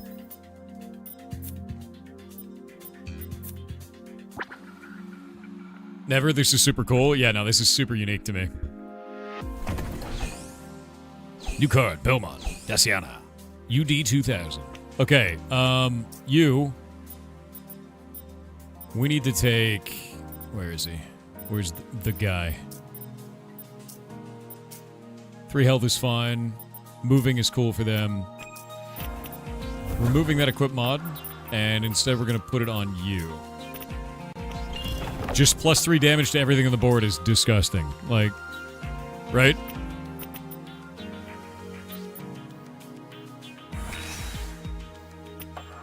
Draw and deploy a drone. +1 movement. Sick. Love that. Can't afford it. It's fun. Let's go back to the hangar. Now we can start doing deck building and like figure out what we want to do here. I feel like there's got to be a better way to like figure out which characters I want to have with me.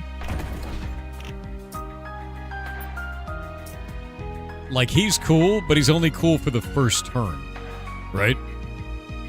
Like all allies +2 power, but that's on deploy.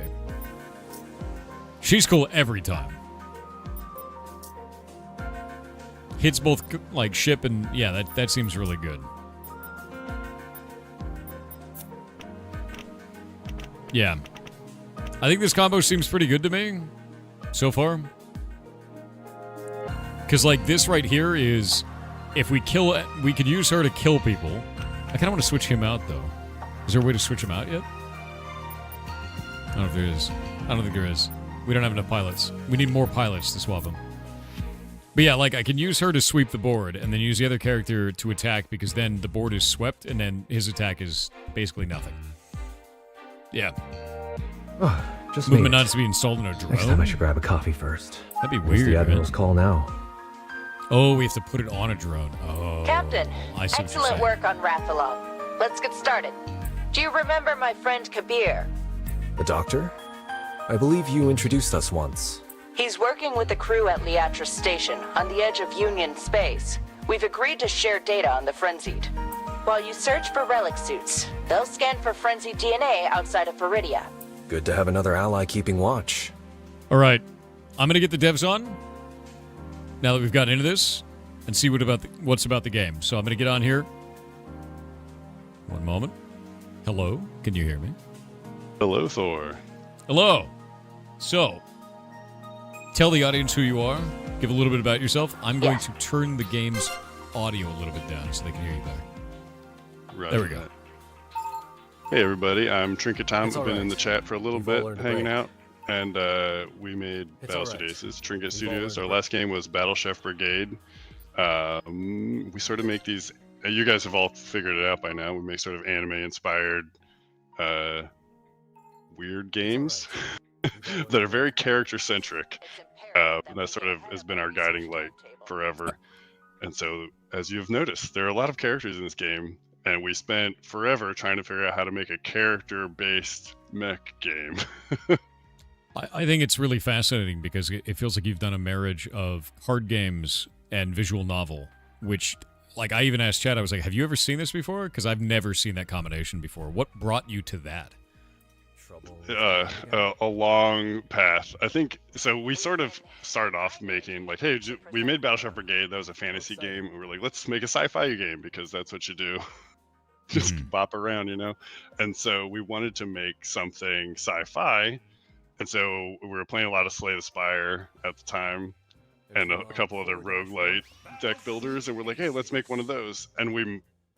Actually, I started even before that as a tactics game, but then we added cards, and then it became a deck builder.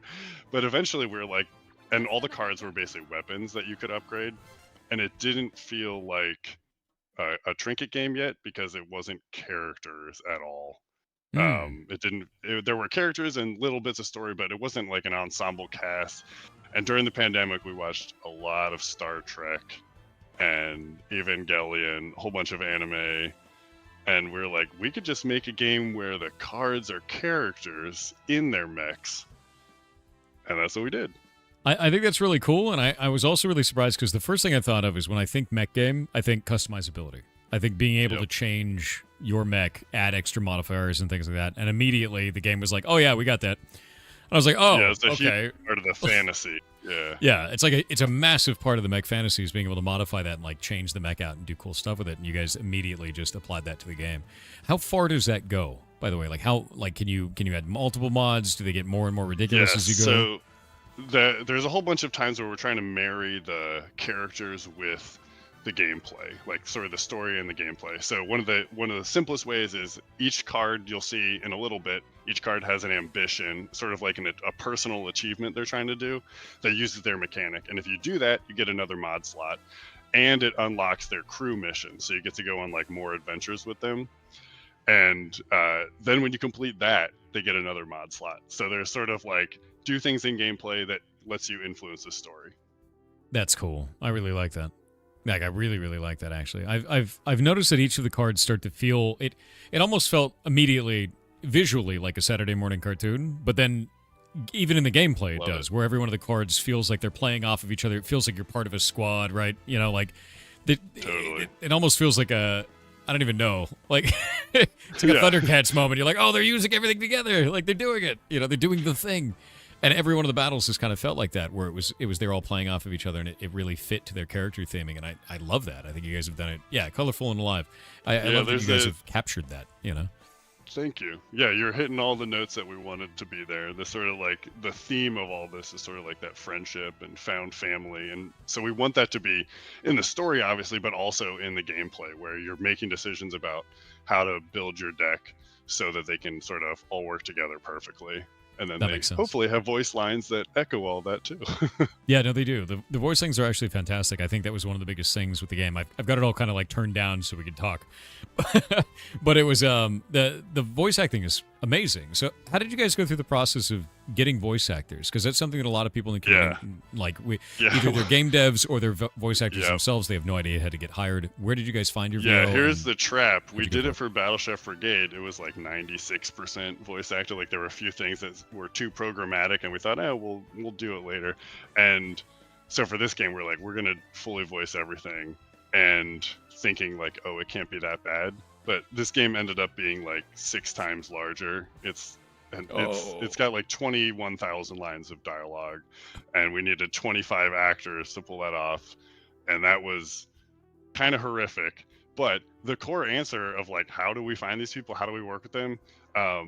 This was all like during the voice actor strike, so we just worked with the SAG-AFTRA union to like get all like certified, because the indie projects weren't like being boycotted, because we signed the agreement that's like, no AI, no problem. Yep. And then we'd worked with a lot of people for Battle Chef, but then a lot of these voice actors work with agents, and you could be like, hey, do you got anyone who might fit this kind of role? And we found so many people. Some people we also just found just by Googling it, and then a lot of people, we have a spreadsheet of like every voice actor who's ever emailed us. And you go through and listen to their reel and think about who they might fit. No way. That's a lot. Just a dream. Yeah.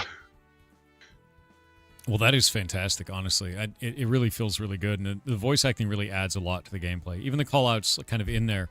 I noticed that mini games that do those types of callouts, like even AAA ones that come out, are like a card or a character will say the same line over and over again. And even after playing this for a full hour, I'm not getting that. How many callouts do you have on them? Because it seems like a ton. There's no there are no probably annoying 2,000 of them or something, and a lot of them are sort of gated by circumstances. Like you need to have this card out, and like I get shot, and then my ally's going to talk about it with me.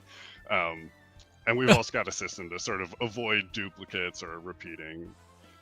2,000 of them. Dear God, yeah, it's dude. Terrible. We terrible. No, it's awesome. We did. Dude. We made it's terrible decisions. for you. Yeah. So part of this is we got funding, self-publishing funding from Outer Sloth, the sort of like fund by the Inner Sloth, the Among Us team. And they're just a dream to work with. So we were able to sort of do all the things that we always wanted to work with, work with all the people we wanted to work with, and go all out on some of these things, for better or for worse. Yeah, no, I mean that makes sense. I mean, if you're doing this much VO, going with a publisher makes absolute sense. And like, dude, 2,000 callouts, that's a ton. That is an absolute massive amount. Our writer Emmy Fausti, who also wrote most of Battle Chef, along with Eric Kwong, our creative director, they worked on Jedi Fallen Order or Jedi Survivor, whichever one was first, and at some point realized, hey guys, we have more lines of voice dialogue than that game. Oh my god. That's when you're like, okay, maybe we made. Maybe some, we've done silly a things bit much. along the Yeah. way. We had to, but I think the magic was that like there are always a lot of audio people looking for more work, and we had a lot of audio to process, and so we got it done. So here's something interesting actually is how do you manage a project like that when you have that many voiceovers, that many lines like that? Do you have any advice for managing any type of large scale thing or lots of assets? So the best advice is avoid the thing that we ran into, which was we needed to start recording to hit our deadlines. We needed to start recording before all the episodes were done. And so we had to bucket them into 3 categories to record like the first set as that was written, and then write the next set and record those. What I would recommend is finishing the entire script before recording. But Yep. a lot of it is just, we wrote a lot of tools. The core script, we use Yarn Spinner, but then we export that into like CSVs that then become scripts. And we could tag every single node as like what session it would be in, and we know like what characters are in it, obviously. So we could say, I want to export the like session 1 for this actor, and we would get exported scripts that we can mark up further in Excel if we wanted, and then send those to the each voice actor before their session. So a lot of it is like just being extremely meticulous and having workflows that are all like in version control, so you can see exactly like, oh, we missed this line in the last session, let's make sure it shows up. Just tools is really the answer. Extreme organization, as That makes sense. the Makes real sense Mirror completely. Coon says. Yeah, I was gonna say. You said how many was it total? You said like 21,000. Yeah, 21,000 lines, and that's 25 actors doing basically 75 characters. That's wild. Yeah. And we wanted to make a character-driven game, and we did it. so here's the tough question. Now, how do you localize that? For voice, you do not. Yeah. Do you have localization options for the text at least? Yeah, the text we have simplified Chinese and Japanese. Oh, that's great. And we're hoping to do some more, but it is very expensive. It's like Yes. 150 something thousand words, and it's way more expensive than our last games. Yeah, no, absolutely. Localization is very costly, and it takes so much time too, because like sometimes you have to culturally change a joke to make sure that it makes sense with the other culture. Yeah. And then you have to test Luckily, that. Like, oh, go for it. some sci-fi stuff helps, but yeah, like you can, it really doesn't matter. Like everyone talking about orbits and cycles and rotations, it's like, yeah, it's all going to be good. Yeah, I But, think yeah, some jokes are a lot of work to localize properly. I think the thing that I've had the most difficulty with on that arena was local regional slang when you're doing localization, because your localization person may be from a certain region of a country, and then another region of a country has a very different meaning for that word. It gets weird real fast. Yeah, but no, localization is super important, and like I think that it just opens up the game to so many other people, you know, and if it's a good if it's a good translation from that and then it's localized correctly, it's fantastic. So I'm glad you guys did that, and I know it's impossible for the voiceover. There's no way, man. Not with that many. Yeah, we get emails every now and then. They're like, "Hey, we'd love to like help out and like do like we can hire all the voice actors." I'm like, I don't think you want to do this. You have no idea how many lines are in this game. And then you tell them, you're like, "Hey, this has more than most novels," and they're like, "Yeah, buy 'em." You know? Yeah, never mind. And then like even QAing that much is really painful. Yes. Like even just the text, like a lot of our Discord community found like, I don't know, like 40 typos in the first week, and we're like, oh, we tried so hard.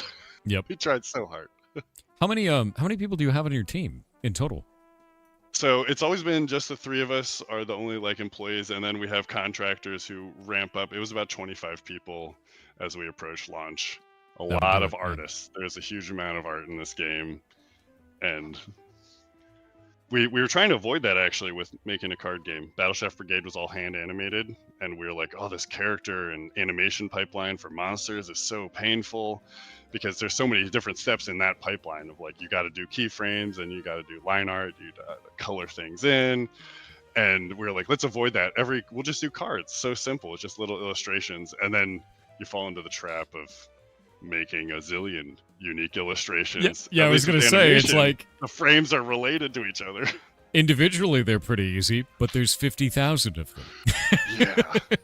Yeah, so that was another area where tooling was critical. We have some tools that export like every asset requested by the dialogue system into a spreadsheet, into a Google sheet, and then it shows previews, so we can always be tracking like, is this a stub in? Is this like a sketch version that's been implemented? Is this the final version with comments for each artist, so that to some degree they can be like self-serve and like the art director's already reviewed these and you can just do this next batch.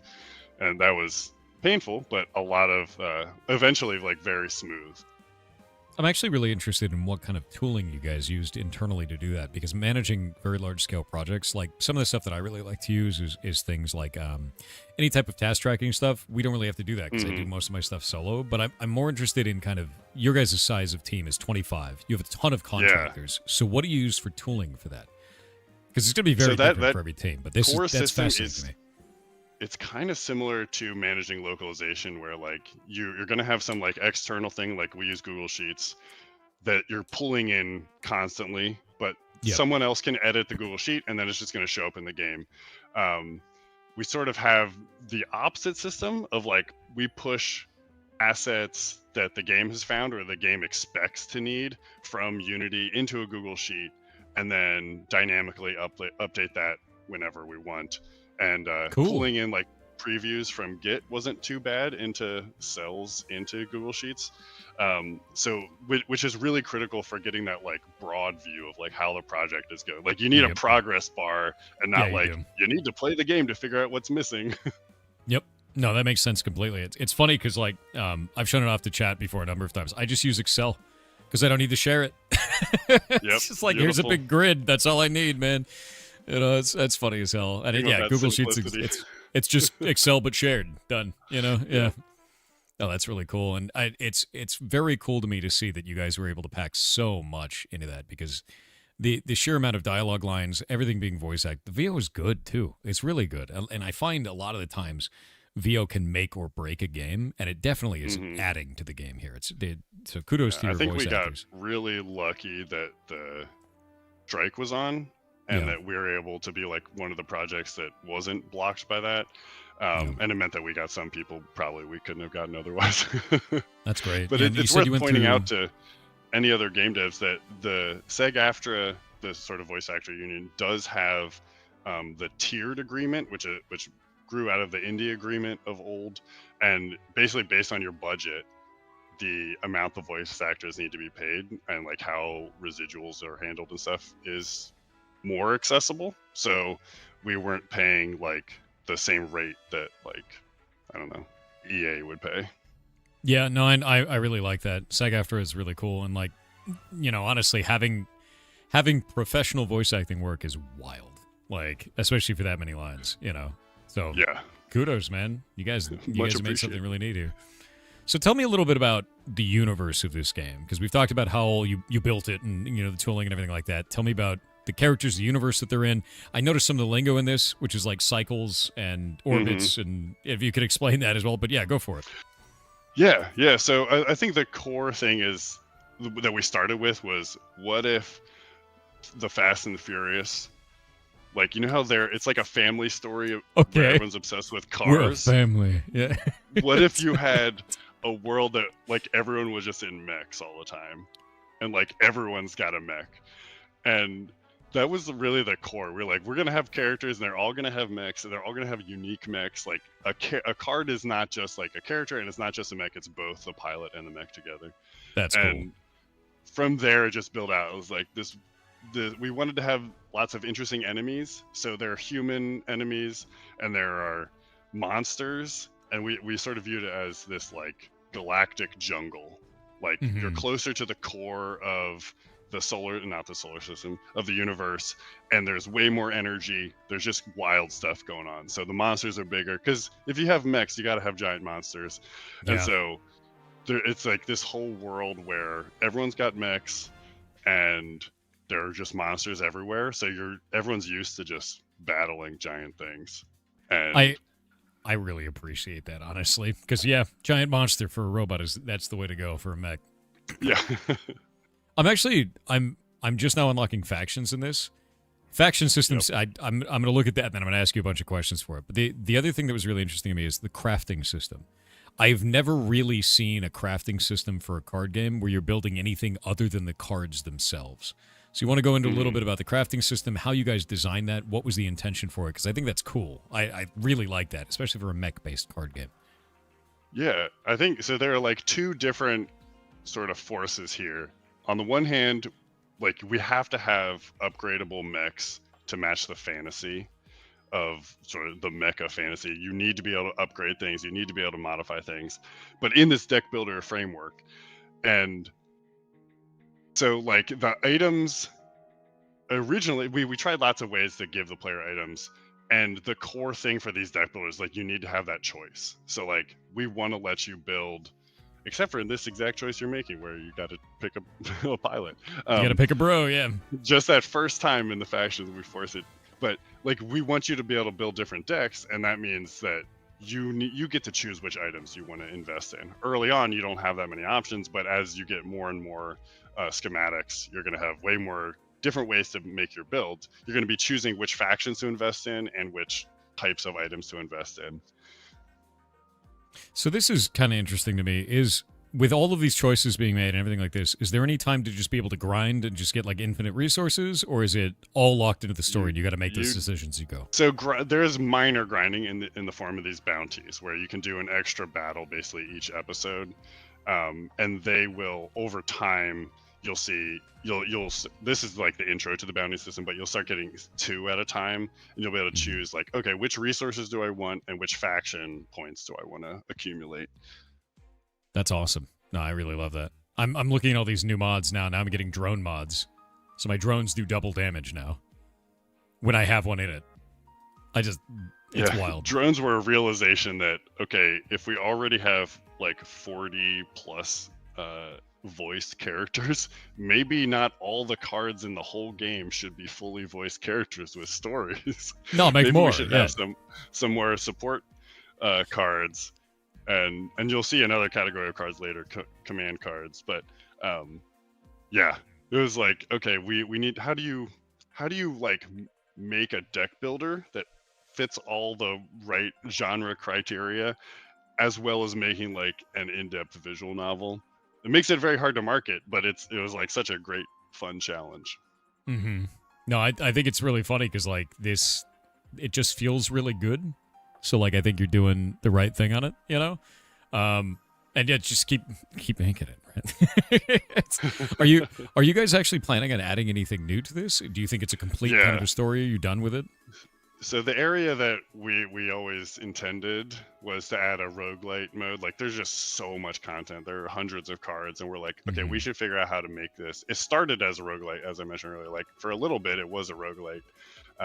So we want to sort of add a mode or figure out how to use this content to make a really good, like pure card game with the characters talking, but with a lot less story. No, that's fair. Yeah. I'm actually checking this out to see if I can beat this, because it doesn't look like she's getting the power up from this, so I have to beat it puzzle style, which is neat. I actually really dig that. Doesn't get to go again. How can I do it in one turn? Yeah. It's impossible. I think that's really interesting. All allies +2 power, +2 power next attack damage. Allies score takedown. So if he kills somebody, she gets a bonus to damage. But he can't kill anybody because he only has 2 attack. What? How does that combo? Wrong order? Yeah, but he can't kill anybody because it's only 3 health on this one, 5 on that one, 5 on that one. This one does 2. Wouldn't kill it. I'm actually really interested in what the combo for this is supposed to be, because I'm not actually seeing it, because if we do it in any other order, it doesn't work. She rockets, he attacks. I can do a hint, yeah. Or see if chat figures it out. She rockets, he attacks, he shoots. Well, she only has 1 attack. She doesn't get a second one. She gets the sweep, and that's it. Because if we do this, Whole rocket goes off. We kill one of these. Oh, it's her special. Oh, I didn't realize there was a special that she did on top of the sweep. That makes more sense. All right. I was like, wait a minute. I was like, what's happening here? A lot of those early puzzles are really about, like, do you really know what this card does? I have no idea what that card does, dude. Things. Yeah. Oh, that's very funny. I have literally no idea what it does. Ally score takedown, reduce cost by 1, resets on attack. Let's see.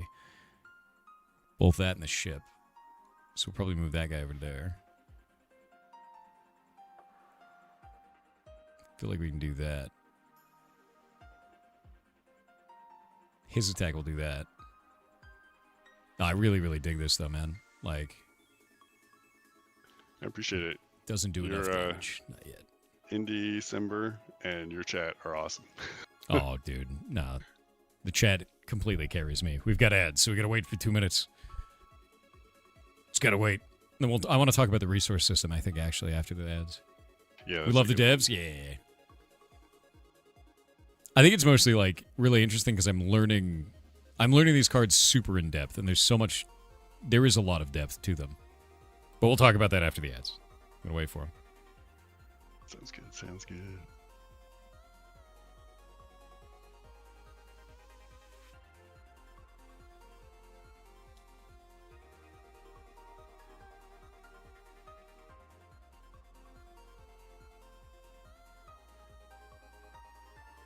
Irrelevant now, but there is also an option to make the dialogue auto progress, so it's more like cutscene-y.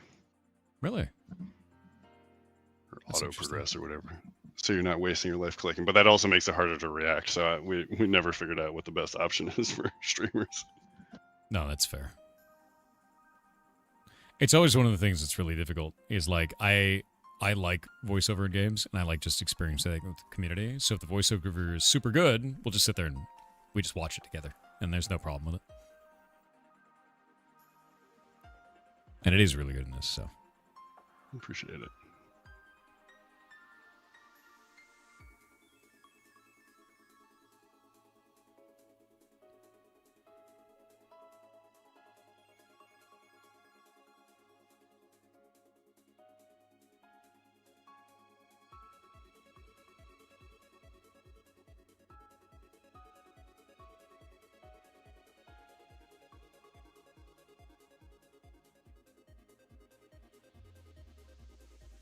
You hate Indiecember, you're now so poor? I understand. I'm here to ruin your wallet. It's my job. Curse.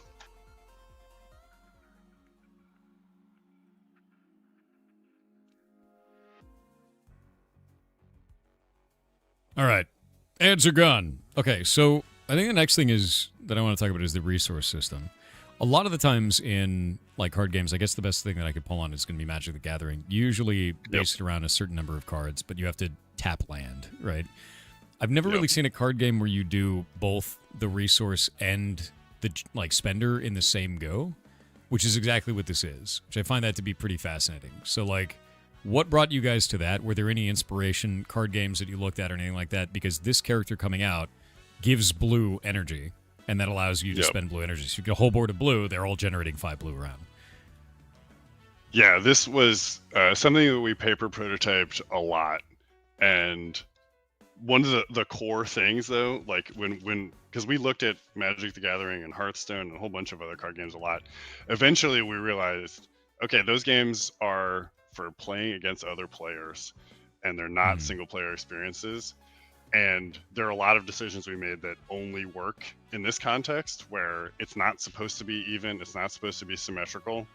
There are things that are symmetrical, like they have energy too, but they can deploy their cards in a different way. And so understanding how the enemy is managing their energy and you being able to control that by what you kill, what you attack, is like an interesting thing that doesn't work out very well in PvP games, where you can very easily like control someone by just killing their cards. Yeah. So I think that's the most important thing. And then we just really liked having the sort of implicit synergy that this enables, where like certain cards are going to be able to work together, and later you'll be able to change what cards' color is, and you'll also be able to get them to generate different colors of energy in addition to their current one. And so there's a lot of like imbalance that is sort of desirable. Like as you noted, like putting the +2 damage on Daciana sort of breaks the game. Yeah. But that's actually what you want. We want that to happen. We want you to be like, ooh, I felt clever and I put that on there. And like later when you get even bigger damage mods, like, will it break the game? Maybe, but there's other ways. There are like dozens of ways to break the game, and it's up to you to find them and enjoy them instead of like, oh no, now I went down to my local card shop and I'm like hated because I keep playing this one card, you know? Yeah. No, that makes sense completely. And it does. It did feel pretty broken until she just got one shot there. So, you know, I was like, wow, this is doing, and she's dead. You know, she lost some health over time. Yeah, it's a little bit dead. Yeah, no, it makes sense. I mean, she's pretty buff. So I really do dig this though, and I think that the characters feel unique, and that makes them more. I guess more items or different items are more desirable in different characters is what it feels like to me so far. Absolutely. Yeah. And I think that's a good thing because a lot of games you'll end up being like, oh, everybody gets the big gun, right? You know, that's it. And that's all you'd have. Yep. But with this, it does not feel that way. There's another thing that this sort of episodic or like very narrative driven battles produce that's like we can set up a battle. Like you can feel really good. You can feel like I'm using Felix and Blue Crest to snipe the ship. I'm so amazing. But then, if we introduce a battle when armor, like ship armor, is introduced, when hull plating gets introduced, or when enemies react to their ship being shot, then suddenly you're like, oh, I thought that was super good, but actually now they're countering me. We can set that up narratively because like there's an expectation that a lot of these battles are unique or narratively set up, and that lets us do just like more and more wild things, especially as you run into human enemies. I think that's actually really cool. Is there so you talked about it earlier, you have some plans for like adding extra stuff to the game. Or can you reveal said plans? Yeah, what kind of stuff you want to a roguelite mode is the big one. That's the big Forever one. we talked about like adding more cards, card packs and kind of stuff. We'll see, because the voiced characters are a huge investment. Yeah. When they which wasn't our intention at the start, but adding voice characters is expensive, and then also more story content is really fun.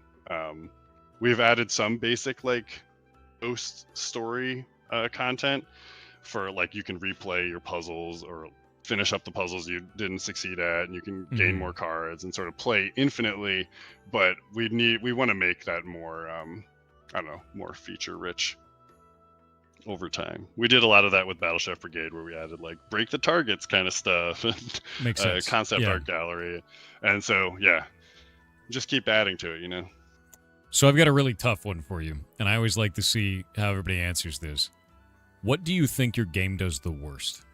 Out of all of the features you have, what's the weakest part of it? Ooh, that's a good question. It's the toughie. You got to call your own baby ugly. You know, the one that's the most on my mind is how we manage the AI's, like the pace of a battle. So what cards the AI decides to play really impact that sort of like roller coaster of a battle. Because they could easily like fill up their belt. Like if you kill like 4 of their cards in your turn, you feel really good. They could just fill it up with like extremely good cards, and then all of a sudden it doesn't feel like you succeeded at all. Maybe you didn't want to kill those weak cards because now they put hard ones out. So there's a lot of like stuff we're trying to do behind the scenes of like this enemy formation is a catch-up like formation, and this one is for like you're ready to lose, or like you're running out of cards. And so there's a whole bunch of like categories, but really controlling that flow. I always think of back to like the Left 4 Dead, like it's called the Director or something, where it's like choosing what zombies to send out at you to like get you just the right experience with your friends. We're like approaching that kind of system, but I don't know that it always works. There are times when someone finds a super good strategy and it's like, the game can't really handle it. Yeah, no, that's totally fair. With that side, let's go to the other side of the coin. What do you think it does the best? that you've never seen before that you feel really, really good for. Also, thank you for that rating party of 29, Colton. Thank you very much. That's a good question. We tried to really throw the kitchen sink at this. I think the characters and their interactions are really what we spent the most love on. I think so. That comes through for sure. Excellent. Yeah, like it's a gargantuan task to make a visual novel on its own, but then trying to do that like where there's these connections between characters in the story and in the battles I'm really proud of that. I think it worked out. Yeah, I think it's cool too because a lot of I guess a lot of like anime based around the main character has the cool mech. You know, it seems like he'd be the only one who matters, but it's absolutely not the case in this.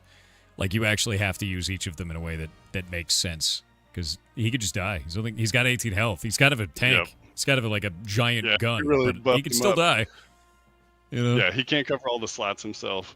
Yeah, I think that was a fun challenge of like, okay, we have like this main character thing going on, but how do we make them good but not too good? Yeah. And I think for the most part it was like, you know what, we want to make it so that any card can be good, and you might even not want Felix in your deck late game. You might just really love some of the other characters. I mean, he is still a big gun though. He sure is. I may want to keep. I think honestly, the ones that are most impactful to me right now in the beginning of the game, Daciana and right now Yan, because Yan's bonus +2 energy is just that's great. Yeah. Yep. Totally. At least to get him out there, you know. Eventually, Felix's damage will be outpaced.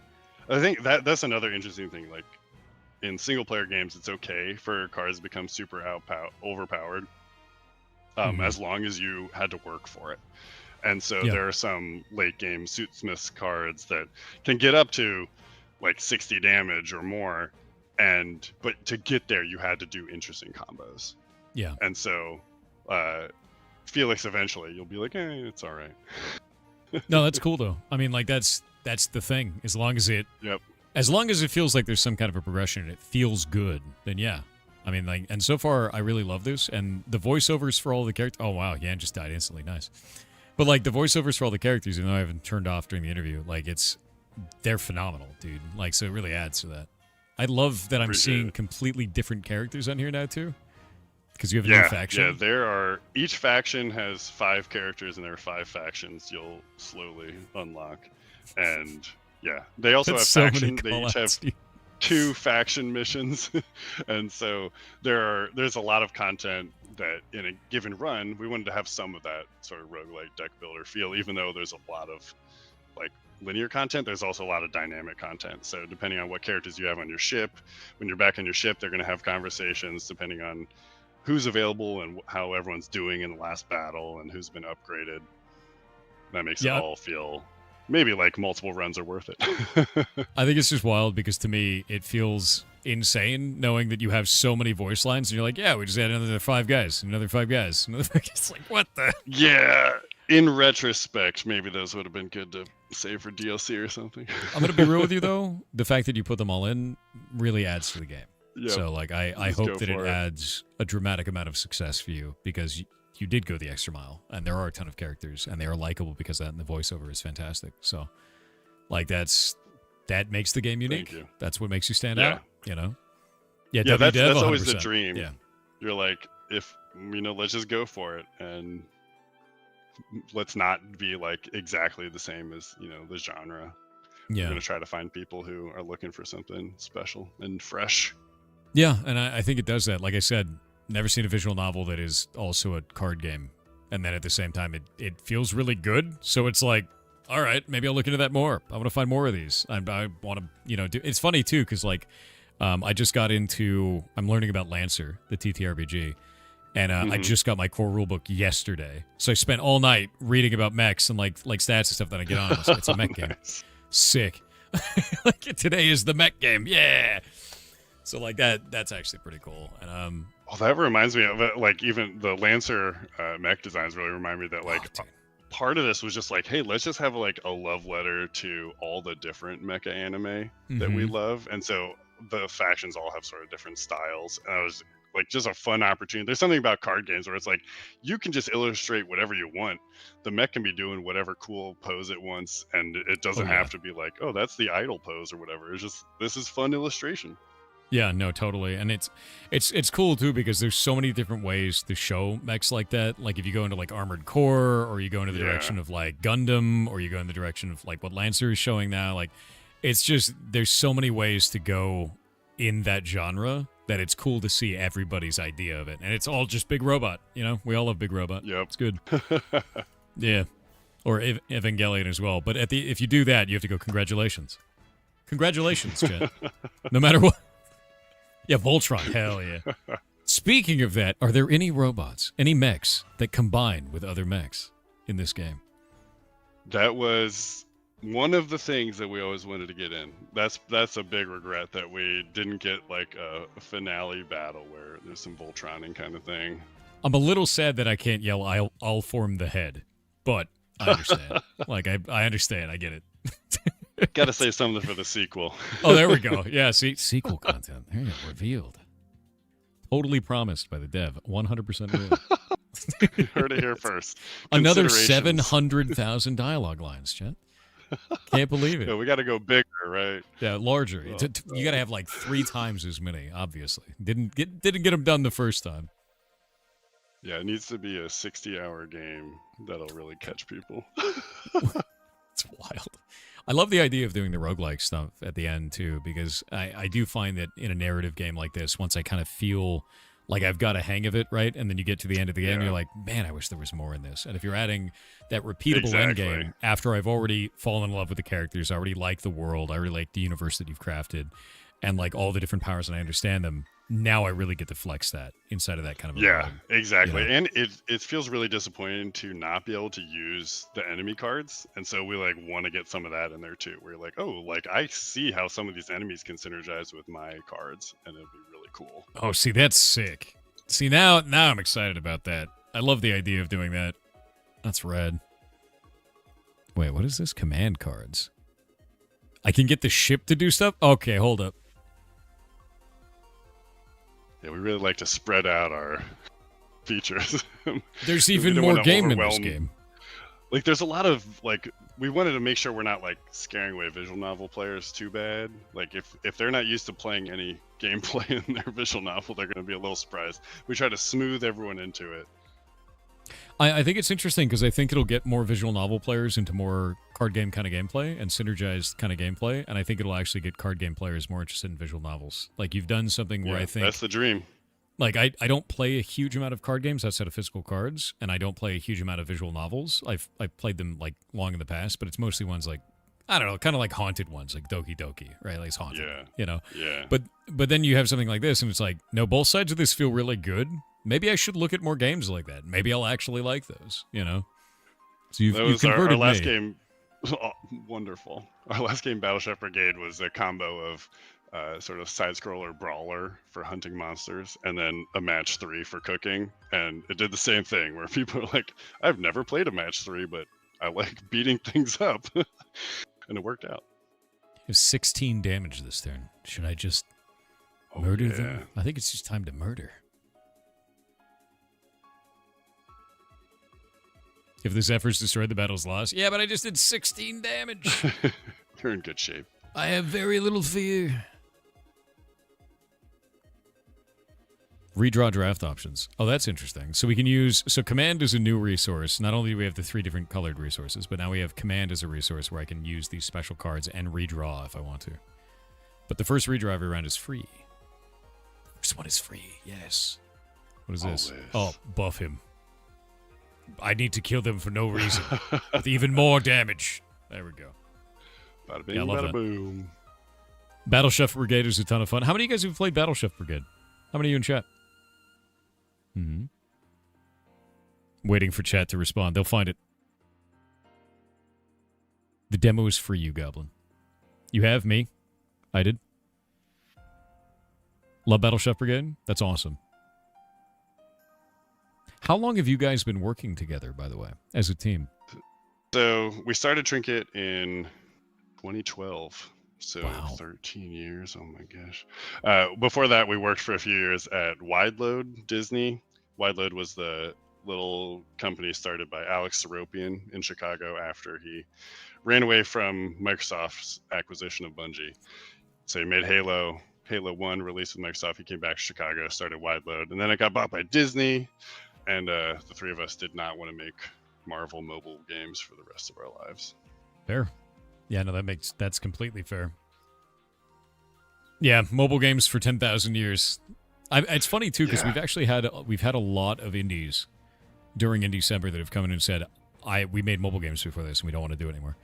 And I think it's like 4 or 5 now, which is kind of a terrifying market. It is a terrifying market, and it's one of those ones that's just like it's so fast, it's so brutal, and if you get missed in like the mobile market, you just disappear. Yeah. Like on Steam, you still have like a store page, you still have like a chance there, but if you disappear in that, like you're gone. Like it's over. Yeah. You know. And the whole meta there is like pay for players to see your game. It's like pay for ads, and it's like Yep. There's no fun there. It's not about the quality of the games. No, it's not. I mean, there are really good like mobile games, but they're so few and far between. They really are. Yeah, and the stores aren't showing them. They want certain other games to show up. They want the money. Yeah. That face when you want to make art, not slop. Yeah, exactly. That's exactly what you're doing. I mean, it's fair and it's good, and I think what you guys are making is really cool. So, with that in mind, chat. If you have any questions, start spamming the chat with them. We can ask away on that. And I'm interested, what do you have in terms of advice for anyone else in chat who wants to go make games? We have a lot of game developers in our community, a huge amount of people that want to make things or they engage in our game jams and everything like this. We run them twice a year, so we have a ton of people here from that. Yeah. I mean, we give advice on this all the time. I think the hard thing is there's sort of 2 sides to game development. There's sort of the crafting side where you just got to learn how to use the tools to make the thing quickly and robustly, and you got to learn about how to do localization. Got to learn how to manage your texture sizes. So much of that is just you got to do it. You got to experience it. You just go through the process. And then once you've done that, or once you've started getting your feet wet enough on that, it's like, okay, now what game do you make? And that is the hardest question for everyone, and no teams have figured out, no publishers have figured out that there's just so much uncertainty in it. And so for us, the answer is always just make something that you're passionate about. And like, so Eric, our art director, creative director, he was at Disney as a concept artist, and a character concept artist, I should say. And so like we knew our strengths was sort of like we need to work to our strengths and make something that's really character focused, and we've been doing that for a really long time now. So I think that's awesome. That's the biggest thing is figure out, and to some degree for the 3 of us, we all have different tastes, and so finding that helps us make weird stuff where like we're each inspired by a different thing, and you try to jam a whole bunch of different kinds of games together, and then you figure out what does this game actually want? Like, how do I shed the parts of the genre or of these favorite games that don't work, and then how do I build on the things that do work? That's just like 100% iteration, and never easy, and often demoralizing, but also so rewarding when you finally get through. Yeah, no, that's fair. I mean, it's kind of a crazy thing because it's always going to be the case. It's always going to be like, man, I don't know what to make. Yeah. And then you find out one day. I remember our first thing that we ever made as a studio. I was still working AAA at the time, and I was like, I want to go do something else. And I was like, what if we made Asteroids with a toaster? And that was it. It was just like everyone's like, yeah, all right, yeah, let's do that. You know, and we just made a silly little arcade game. And that's always the thing is like sometimes you just make sort of a meme game. Sometimes you make something that has a lot more substantial. And sometimes you just work on a game jam. You get some weird ideas, you know. But it's just as long as you're doing something, you're doing it. That's it. That's all you need to be doing. And so much of it too, the hardest lesson maybe is like it's the journey. Like it's forming that team, forming the people you want to work with, having fun, making sure that there's plenty of parts that are terrible, but making sure that there's space for you guys to all play test together and talk about it, and build what feels right and fun for you guys to work on, and not just get bogged down in like, oh, we got to chase whatever Silk Song did or something. Yep. That would be a terrifying path. Yeah, no, that makes sense completely. I just made a huge mistake and got harpooned to death. It's a good time. Who can do enough damage on this? No, all of this is bad. All right. I can kill by moving. Sick. This gets really tactical and interesting, to be honest with you. Yeah, there's a terrifying thing. Like we're working on the roguelite version now, and there's a terrifying thing of like, okay, how do we make sure that it's not too overwhelming for people in their first run? Because you can really mod the crap out of these mechs. And as you can see, like we didn't. This is also a weird card game in that the card descriptions, like the ability description text, is not on the art. We were like, we need as much art as we can get, so descriptions go in tooltips. And that was a really hard choice to make. And then as you like mod your mechs and have more abilities, it can be scarier because you actually so you like the goal is that you're learning a card, you have enough time to sort of internalize that, then you add something, and then you have time to internalize that, let it bake in your mind so that you can play fast again. Yeah, that makes sense. I love the callouts when they die as well. It's like actually really impactful. What in the name? God, this thing is releasing so many dudes. Stop making dudes. Their draw pile's empty though, so you got this. You got this. Oh, dude, I hope really so. Good. All I need is Dacian, dude. Could do a redraw, I guess. But Wayne's marking everyone for bonus damage. Like he could take out the 3 health one. I'll stop backseat. No, I had already done it, so it's fine. Bam. Love it. Yeah, love it. Ambition achieved. You're next. Mark 4 enemies in a single turn. Oh, cool. So I got his ambition. That's actually done. Nice. So let's see what we can do with this. Reserves. I'm going to do reserves. We need that. I need the points. And then we can do...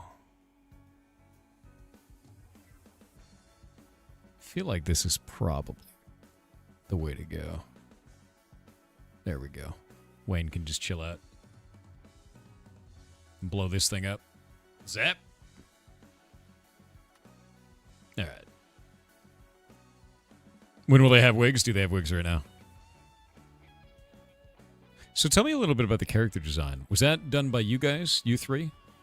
Yep. Or was Yeah, it that's all somebody Eric. now? So we're our core team, Ben, Eric, and myself, Tom. Ben and I are programmers by trade, and Eric is just the 2D illustrator of our dreams.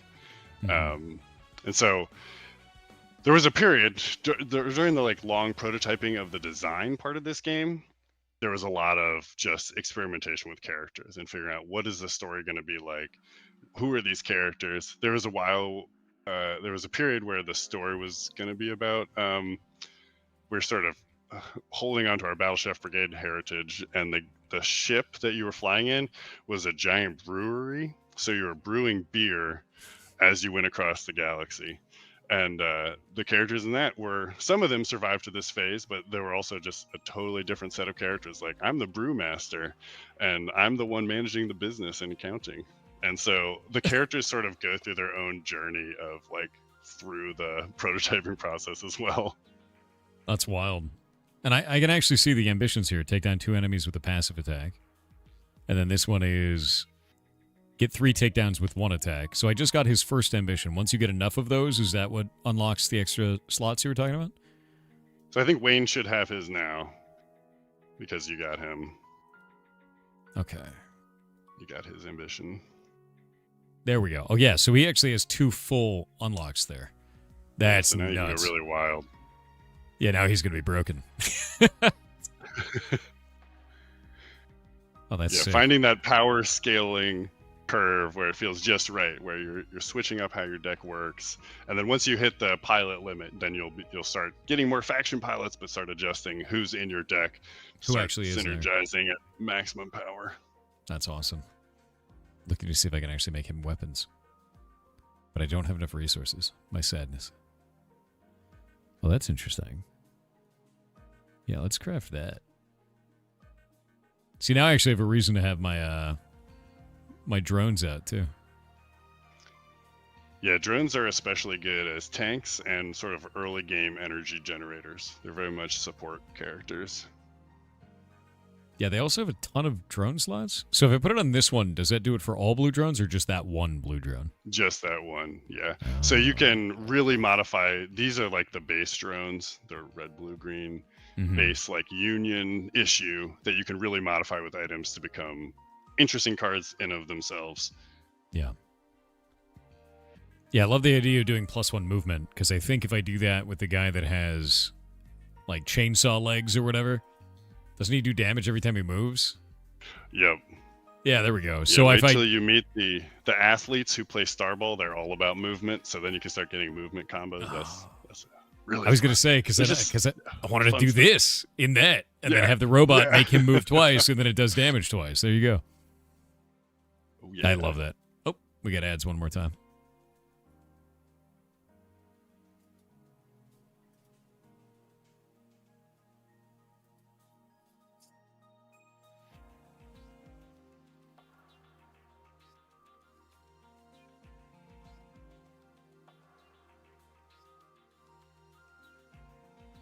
Yeah, I got some beastly drones now. Sick.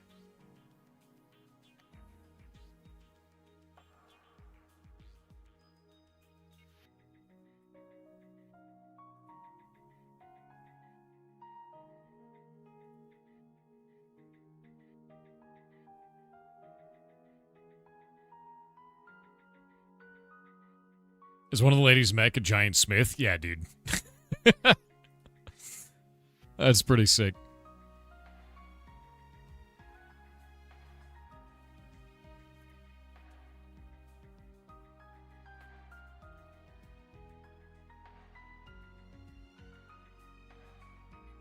Really interesting high fantasy locations in this.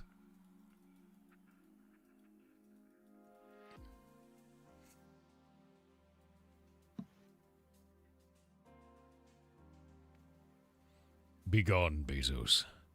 I wish to have my stream back. He'll never leave. Ads all the way down.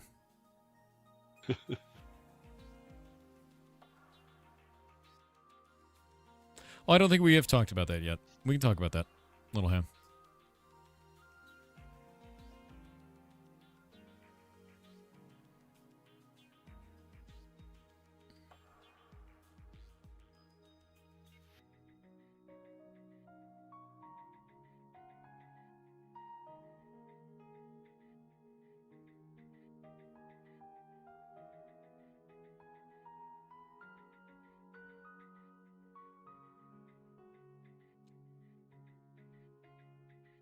All right, Bezos is left. Yeah, so one of our moderators, Little Ham, is actually asking is, how long did you guys have this in development? Yeah, that's a great question. Such a large team, too. Yeah, about 2.5 years of this version. We actually started like the sort of like tactics version of this that we started prototyping and went through, I don't know, it must have been half a dozen prototypes. We started that before the pandemic, and then during the pandemic, we embedded ourselves within another indie team and helped them out. And then we came back, we're like, okay, we see all the problems with this game. We're making a character-driven mecha anime game. Let's go. And so then it was 2.5 years to release. That's actually awesome. I mean, like, especially with how much VO you had to get done. That is bonkers to get it done. That was that was about 6 months of pure hell for half the team. So this is kind of more of like a technical timing question for throughput on this. What is the distance between string lock and when you had a VO actually complete the work for that? And for those who don't know, string lock is no more changes to the text. Now the voiceover can go for it. Yeah, so the short answer is that we split into phases, and some of the scripts that were going to actors were not locked until 2 days before their sessions. And that's so scary, our dude. Writer was amazing. we only had to do one pickup session with main character Heathcliff after we'd wrapped all 30 something sessions. They're all 4-hour sessions, so we did a couple in 2 in a day, and it's terrible. But everyone made it through that. But yeah, our writers were finalizing scripts 2 days before is when we would send actors their scripts for the session, and our writers were amazing in that they would add safety lines, and they're usually about 100 of them per character, and they would just be like generic things that they thought maybe would be useful in their episodes. That's and those smart. ended up being the brilliant way to sort of piece things back together if need be. Like there were, I think over all those lines and sessions, there were like 10 lines that were just accidentally missed because they were jumping around in the script that session or something. Or you never know, like a voice actor had a nosebleed or something. You're like, okay, we got to pick this up later. So there were a few times the writers did just amazing, I don't know, weaving of safety lines into the episodes to cover things or adjust if like a card ability changed, then we're like, oh, we wrote that line, but it doesn't make sense anymore. We got to put something in there. And so you might have just like jovial chuckles or someone yelling, yeah, that can cover that. Or even something more specific like, oh, Captain, I don't know about that. And like you can make it seamless, but it's just luck, really. That's actually fantastic. I never thought of the idea of using safety lines. I'd never heard of that. That's awesome, dude. Like I actually think that's a really cool way to do it because you're like, well, 2 days of string lock. Here we go. Right? Like that's so seat of your pants, man. Like that's so seat of your pants. It's wild. Yeah, I would not recommend it to anybody. Well, you did it. Now you got a cool game. So you know, hey, maybe it's the right way to do it, chat. Seat of your whole pants. There you go. Yeah. But no, this is fantastic. I think you guys are making something really cool. I'm looking forward to getting to the end game and kind of feeling out what that roguelike version feels like. And then I think on top of it, I'm really interested in whatever you guys do to expand this into the future because I think what you've made is unique. You know, like that's rare too in games, but we see it more often with indie games than anything else. But you guys have taken a chance on something that is technically difficult. It's not been done before. And like usually, I find that indies are the only ones that'll do that stuff. You know, like you'll run at it because it's a huge risk. It's a massive risk, and most investors would be like, "That's never been done before. I don't want to do that." Right? Like I don't know if I'll get my money back. I don't think so. You know, but you guys have found a really sweet spot, and you've got a really good relationship with the publisher, as it shows. You took a risk on something, and I hope it pays off because this is very cool, and you've done a lot of really neat stuff with it. Thank you. I appreciate it a lot, Thor. Thank you. Yeah, absolutely, man.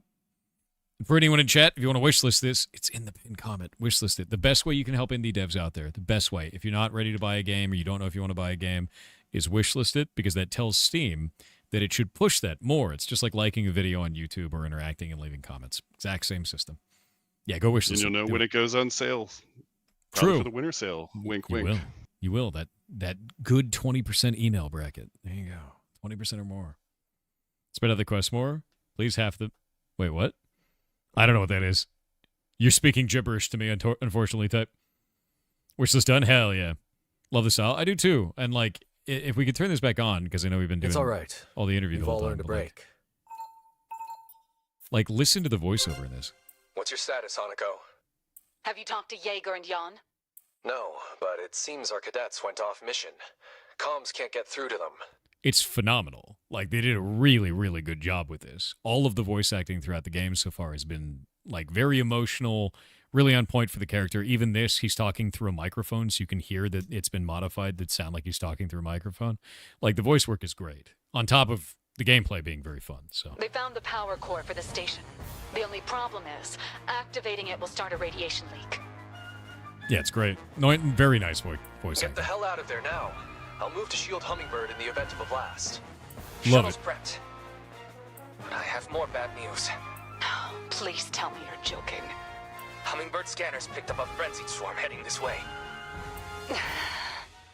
So with that in mind, after showcasing that off, I think what you guys are doing is amazing, and I'm really happy to have you on the show, and I want to thank you for coming on. It's awesome.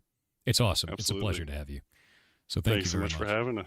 Is there anything else you want to tell Have a great rest of Indiecember.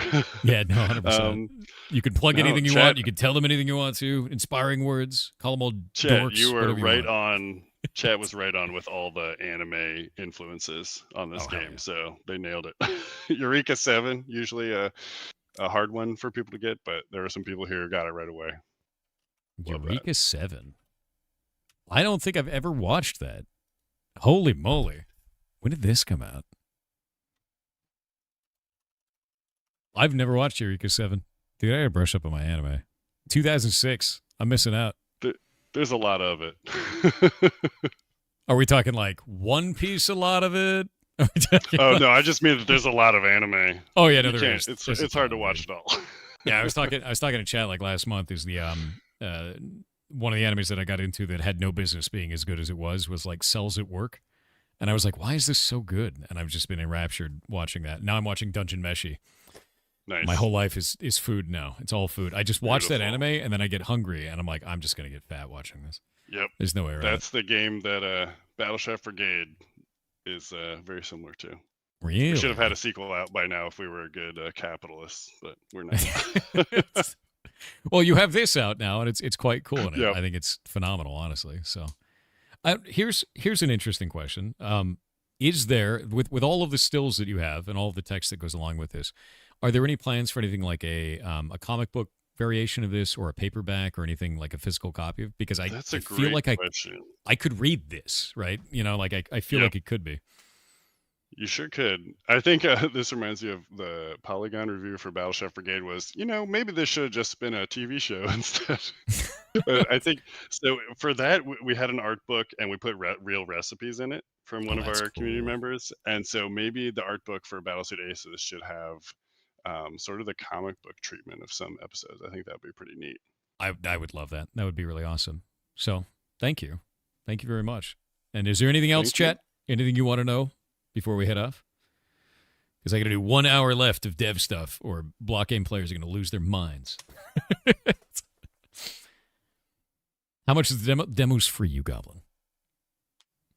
Oh yeah, no. Player mods and PvP was something that just someone asked. So for like workshop support, PvP, anything you want to talk about with those? Mods were something we were hoping to do the whole time. We have to look at it again because it's a maybe. It would be pretty cool for people to be able to make their own campaigns and cards. It's also a lot of work. And then PvP, like I was mentioning earlier, like we paper prototyped it as a PvP game, and then eventually we're like, wait a second, this is not how a single player card game should be balanced. So none of the cards are balanced for PvP, and the energy system probably doesn't make sense. So that's a big maybe. I don't know. It would be difficult. Maybe a better thing for a sequel. We'll see. And also, they want to know if you plan on releasing a demo for the game. I thought you guys had a demo, but I guess not. We sure did. And we had one up maybe 3 times before release, including at Ludonarracon, the sort of like narrative festival. We have been talking about maybe putting it up again for different festivals and whatnot. Is there a reason that you take it down? I don't think I've seen that. I think so. Right now, the demo is sort of like the beginning of the game. But if we make a different demo that's more like directly to some action, and then you would want to play the prologue again, that might be a good path. But I think there's lots of different wisdom. Yeah. Like whether or not someone hops in and then they're like confused by, do I need to play the same thing again? Because it's abbreviated, but not like super abbreviated. So you'd be playing some of the same content. So I think that was the hardest part of the decision. And then, I don't know what the common wisdom is for on Steam, whether or not to have a demo up all the time or not. I am finding more and more that I've always felt that the demo is like one of the most important things you could put up there for 2 reasons. Is one, there's a lot of people that just don't have enough money to buy the game yet, and they want to know if they should save up to get it, no matter what game it is. We never know what someone's financial situation is. And the other one is, if you put it up there, you'll have less negative reviews. And the reason why is people play the demo and they go, that's not for me, and they self-exclude before they buy the game and get upset, which is a big deal. Love it. Yeah. I will bring that back to the team. See what we can do. Yeah, because I know we could actually see a ton of people in chat that are like, I would love to have a demo, please. Yeah, you know, see so 'em. yeah, 100%. All right, well, Love it. thank you very much for being on. You rock, and can't wait to play the rest of this. So have a wonderful so day. much, dude. Thor. You rock too. Have a good one. See you around. This game is sick. It actually felt like I was playing an anime. It felt like I was playing a Saturday morning cartoon. It's full of whimsy and really good characters. It's just overall just nice, you know.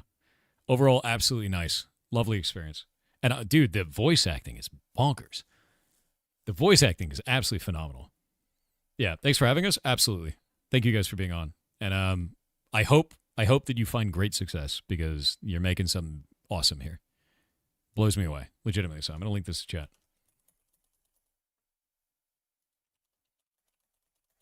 Remember buying Thor's demo? My demo is free, you goblin. Why are you like this, dude? Okay, we're going to switch back to development stuff because I got things to build. And if I don't build them, the blockade players are going to lose their minds. But thank you guys very much for day 4 of Indiecember. And I can't wait to make more stuff and review more games and look through all this because it's, to be honest with you, it's just so cool seeing so many different ways of approaching different stuff like this, you know. That just, it blows me away all the time. I've never seen a mech game built that way. It's cool as hell. They're going to lose their minds anyway. They always lose their minds. That's their jobs. Boop. There we go. All right. I have to build the rest of these units out and give them stuff. What mind? Don't worry about it. Don't worry about it. By the way, I was talking to Jake during this. Jake has almost finished the ability for buffs to retain through server restarts, which is great. Yeah. However, you have to understand something. It's not just saving it in the database. You have to save in the database during server restart for the player, and on logout, you have to, when the player logs back in, reload it from the database and make sure that it applies those buffs in the correct order. Which is, that's great.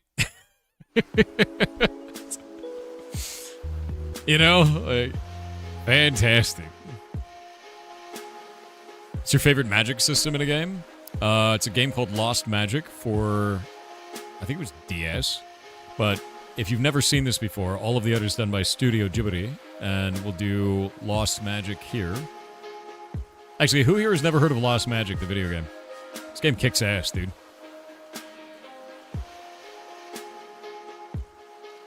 Old game. Oh my god, the screen is so small. We'll grab this, and then we'll do... Oh, I don't want to show you that. That's spoilers. There we go. Grab this. So, all the art is done by Studio Ghibli, which is crazy to see, 100%. All the character art, all the in-game everything was done by them, which is like, it's beautiful, number one. And all the characters look like what you would expect from that art studio. Like anything from them, it's phenomenal, dude. Like, it's so good. It's so good, right? But the way that it worked is it's an RTS. You can control like 3 different monsters, and those monsters could be a pack of 3 monsters, pack of 2 monsters, or 1 monster, right, for each of those packs. So 3 units at a time. And you had to cast spells as the mage as well. So you were on the board, and then 3 of those monster packs were on the board. And the way you cast spells is by drawing the runes on the screen. So drawing different runes, and there were all these different runes, and then drawing combinations of the runes to make different spells. There were over 300 spells in the game. It was awesome. And they had online PvP. So, like, everybody got good at casting this dragon spell that would shoot like a big dragon across the map and just kill you. So every time I got a PvP, I just lose to that. So I was like, well, how do I fix this? I got good at learning how to draw the shield spell for that. as quickly as possible so I could absorb the incoming dragon hit, and it was based on the element they would do. So I'd learned how to do that very, very quickly, and then I just dominated in PvP because I would shield myself and then also cast a dragon. They'd be like, wait, what? And they would die. And it was like one-shot kills back and forth in PvP from this. But it was like, in order to get there, you had to beat the entire game, and then every time you beat the game, you got to get 2 box dogs as like a special thing. So I had a full team of 3 box dogs. So I beat the game 3 times in a row, like New Game Plus it 3 times. Had all the runes, and then learned how to win in PvP. And I loved this game, dude. I went so into it and just played the shit out of it. Because it's something, it feels crazy to like draw the rune, right? Yeah, you need to draw the runes. Like this right here, that's them drawing the rune. And if you drew it perfectly, you would do a crit. So if you drew like a, you know, an inverted V, right, this, you would do a fire spell. But if you drew it really well, like very, very well, you would actually be able to cast a critical hit fireball. And the idea was to do it with perfection and speed. If you could do both, your magic was incredibly powerful. And it was just, it felt great. It was an awesome game. Yeah, it was very skill-based. Super, super fun. Spellcasting reminds me of Black and White. Yes, yeah, very much so. Very much like Black and White, but very fast and with a stylus, you know. It's cool. Shame nobody is doing it anymore. I mean, the thing is it was kind of born of the games of the time, right? Like the you know, the Game Boy that we had at the time, the DS, had that touchscreen, and like that's why it exists. If it didn't have that, it wouldn't exist. There's other consoles that are like this now, like see console with a crank. Let me show you this. Weird game. It's called the Playdate, and it has a little crank on the side. Let me grab this. And when you give, you know, game developers a weird way to interact, they will make games that are weird like that. And this one is, it's called Time Travel Adventure, and you crank it forward, and it goes forward through the adventure, and you crank it backwards, and it goes back through the adventure. And that's just an extra way of interacting that's like not on any other handheld, right? And you can make games. You're like, well, now we have this crank. How do we do that? How do we make that work, right? We can make something unique there. And I love this kind of a thing. It actually blows me away. Like super, super cool. I have all kinds of like weird, like weird devices for playing games and all kinds of weird shit, you know, just because of that. I actually have over there, I've got a Super Nintendo that's like a clear one that I got a capture card thing. So we're going to be able to play Super Nintendo games directly on stream, which I'm really excited for. Love the Playdate. Sadly, so expensive. It's so expensive. Actually, I have something that's not expensive that you might really love. This thing kicks ass, dude. It is, what was it called? The Epilogue, I think it's called. Game Boy Epilogue. Let me plug this in. You're going to love this.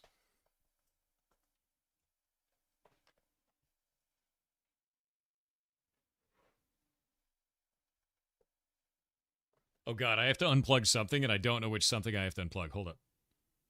Okay, this is not my microphone. Got it.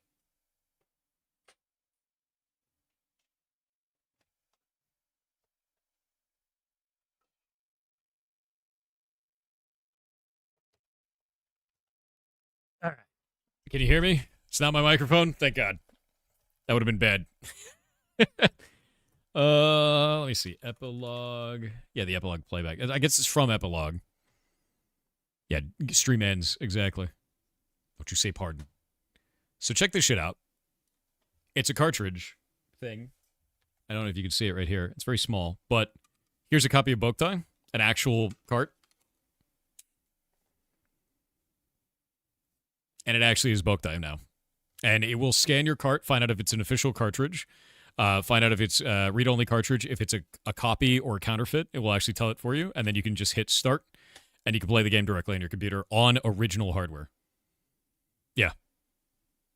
Yep. And that's phenomenal, dude. Like, it's such a sick thing. And the other thing, too, is you can even take your save files on games, download them to your computer so you can change the battery out on these old cartridges without losing your save. And it's like, I think it was like $50. It was like really cheap, dude. It's Game Boy Operator from Epilogue. That's what it is. But this is where it gets crazy, too. Yeah, it's $50. This is where it gets even more insane. You can not only do that, you can write to a cartridge. So if you get a rewritable cartridge, you can make your own games in Game Boy Studio, put them on a cartridge, and then play them on an original Game Boy. That shit is wild. using that tool, dude. I was like, this is the craziest thing. So I got one immediately. I was like, Chet showed me this like I think a year and a half ago, and I instantly bought it. I was like, done. I'm getting this before the rest of you goblins try to sell it out. And then immediately afterwards, I got it. It was sold out. So I was like, yeah, it can play Game Boy Advance. Yeah, this is Game Boy Advance. Like these are Game Boy Advance games. It plays Game Boy original games and Game Boy Advance games. It's phenomenal, dude. It's all legal. Yeah, the reason why it's all legal is because it's not emulating in any way. It's actually using the original hardware. It's just playing the original hardware. It's awesome, dude. You can't play the game without the original hardware. It's freaking rad. Yeah. Morning, Thor. Morning to you. Yeah, let me unplug it.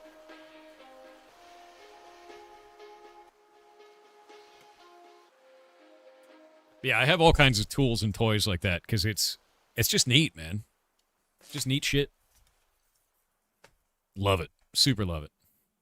Heartbound on Game Boy when it would never run on it. The colors and the form factor are just too big. Doesn't make any sense. Won't work. I wish it did though. Need to find my Game Boys. Dude, I don't actually know where any of my Game Boys are anymore. I have all my old games, which is cool. So GBA. What about GBA? You mean Game Boy Advance? You trying to... Yes, it works on that. Yeah. Why are you putting bait? Why are there so much ER bait in chat? What's happening? You have a Game Boy player on my GameCube? Wild.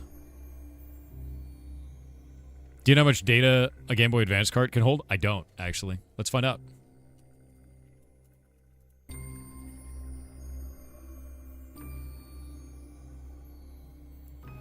Jesus Christ.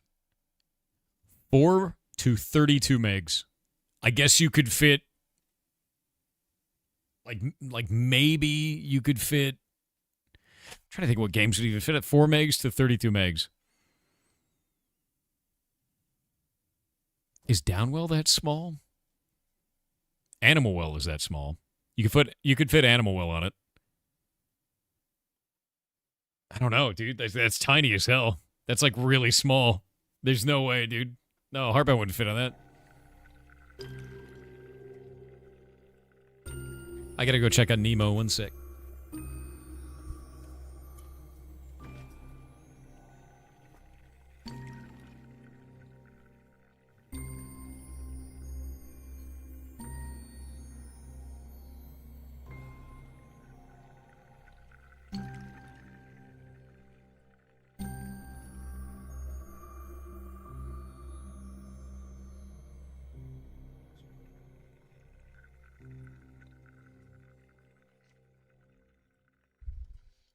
Little Nemo. He's so cute.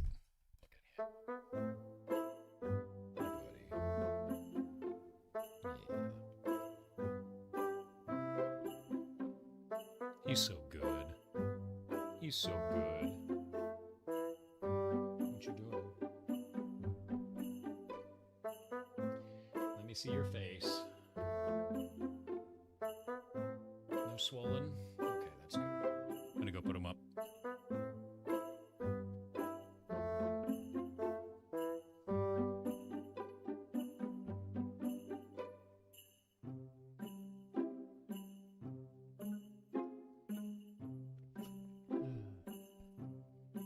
We had a little bit of a scare with him last night. He suddenly made a bark noise, and I went to go check him. I was like, what the hell's going on? And I had to call Shay up because his eye was swelling closed and his foot was fat. And I was like, what the hell is going on? And he was having an allergic reaction to something. Yeah, he was just having an allergic reaction. We didn't know what it was. And Shay called the vet, and they told Shay how much Benadryl to give him. So we gave him Benadryl. And immediately cleared it up. No problem. We have no idea what caused it. The only thing we can think of is that it was a spider got into his enclosure. And that's it. That's all we can think of because there's no change in his environment. There's no change in his food. There's no change in his water. There's no change in his bedding. And then suddenly he had an allergic reaction out of nowhere. We're like, stop being unlucky, dude. Like, what is this? So, yeah, he's fine. He's totally fine now. We don't know if he ate the spider. We never found a spider. We just know that he barked and then had an allergic reaction. Yeah, he was not evolving, no. Antihistamines are magic, yes. But he's okay. I've just been checking on him all day to make sure. Shay put him in my office today. He's got a bunch of block game tickets about Profession XP and drops having straight up stopped, and it seems to be true. Jake, did you restart the server? I think Jake must have restarted the server. I know why this happened. Is it for all professions? I know why this happened. I know why it happened. I think Jake restarted the server. I wasn't expecting the server to get restarted all day, so I had a misconfigured file that was live. Great. Let me fix this. Yeah. That's not what I was hoping for.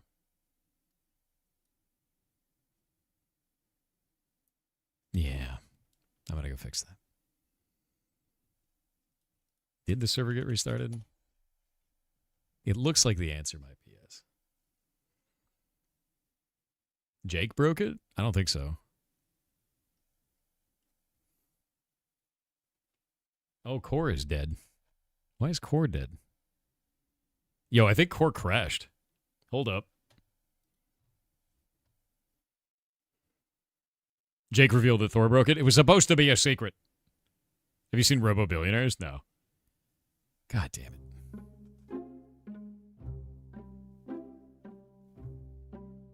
It may be a misconfigured file. We'll find out in a moment.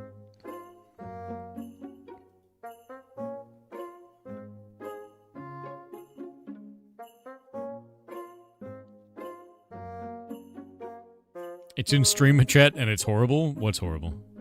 The Merc reset caused it?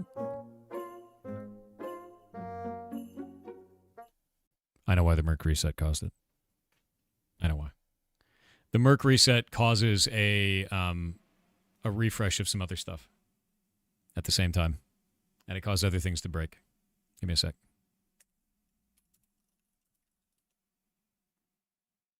Oh, it broke.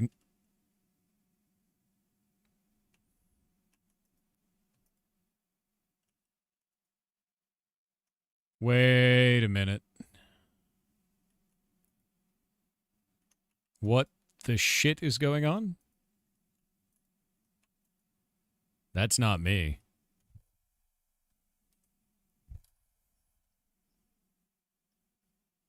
Okay, hold up. Everybody's getting kicked off the server. I gotta do some tests to find out what the hell's going on. Yeah, now I'm shutting the server down. We're restarting it now. Restart's going on now, Jake. I don't know what's going on. I don't know what could have caused that, because that would be a material broke. But I didn't add any new materials. That looks like it removed every material in the game. Give me a sec. What the hell is going on here? It's pissed, dude. It'd be great if our logging system was like not screaming, but there we go. What the shit? Did this break professions, dude?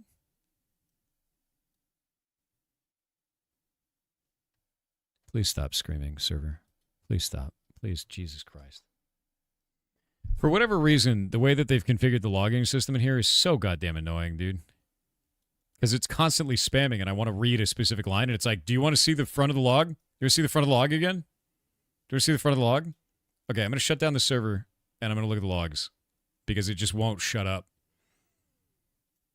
There we go. Let's find out what happened here. No, shut up. Stop talking, server. Why is it mad? What are you pissed about? Why does it think all these mobs are broken? Why?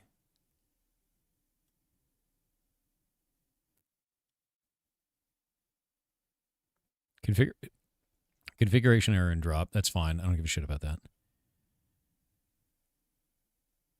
Yeah, I don't give a shit about that. Why is it still pulling that?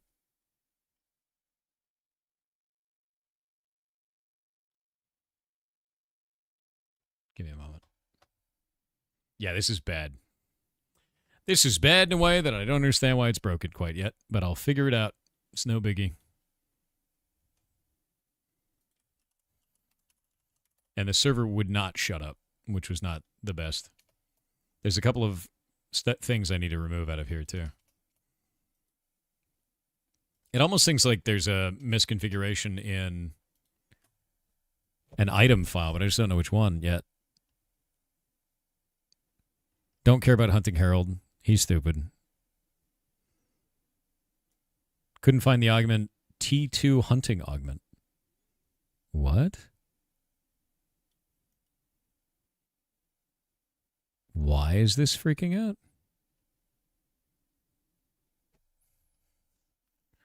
T1, T2, T3, T4, T5 hunting augment. Is that missing?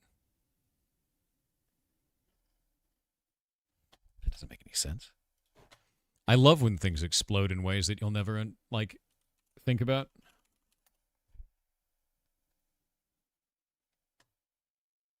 Is this named dumb? I think these are named dumb. Augment hunting could not load modifier. T1 hunting augment. T2 hunting augment. Oh, those are missing. Okay, I'll fix that. That's another bug.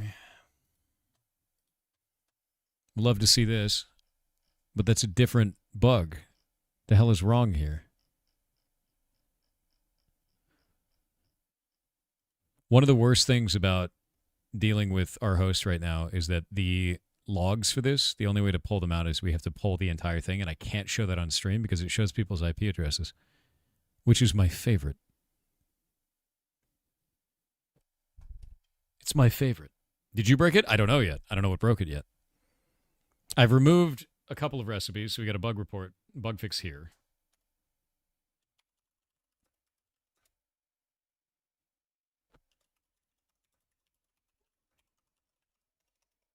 Yeah, those were orphaned, so those are gone. Hunting Herald is the only other thing that's broken. What is wrong here? I'm gonna start the server up, and I'm gonna check it manually now because I'm not seeing some big overarching thing outside of Core ate its own shit and died.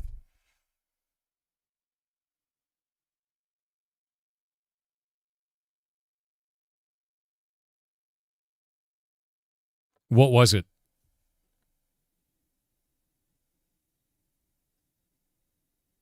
You use tabs instead of spaces in the hunting profession config file under the on-kill key.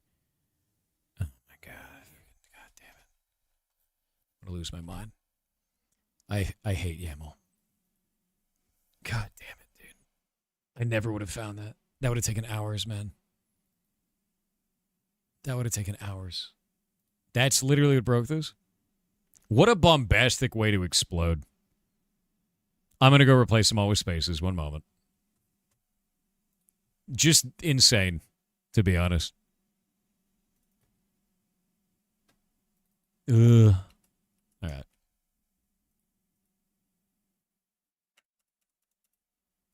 Boop.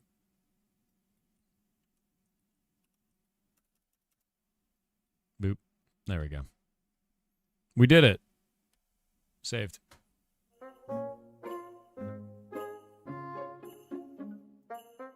That small thing breaks everything? Yeah, it's not very good. It's restarting. You want to play Mince Raft? You can't play Mince Raft. Only block game.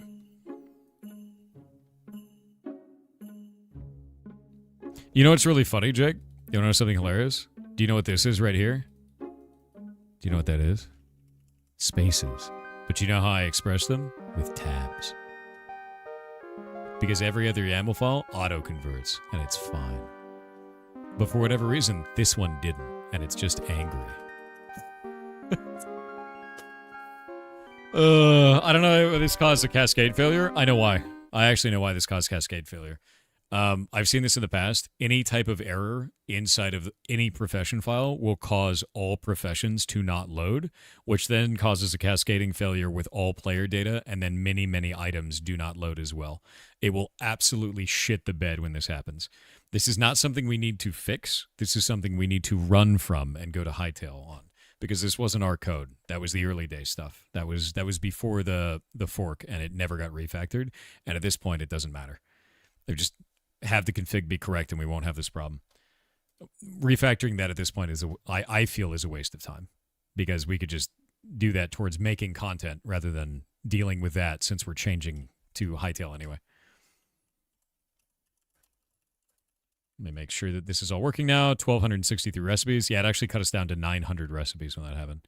Because it didn't load any professions, and because it didn't load any professions, it didn't load any tokens for professions, and then since it didn't load tokens for professions, items couldn't load that had tokens for those professions. So anything that required a specific profession or gave bonuses to a specific profession, suddenly that recipe no longer worked.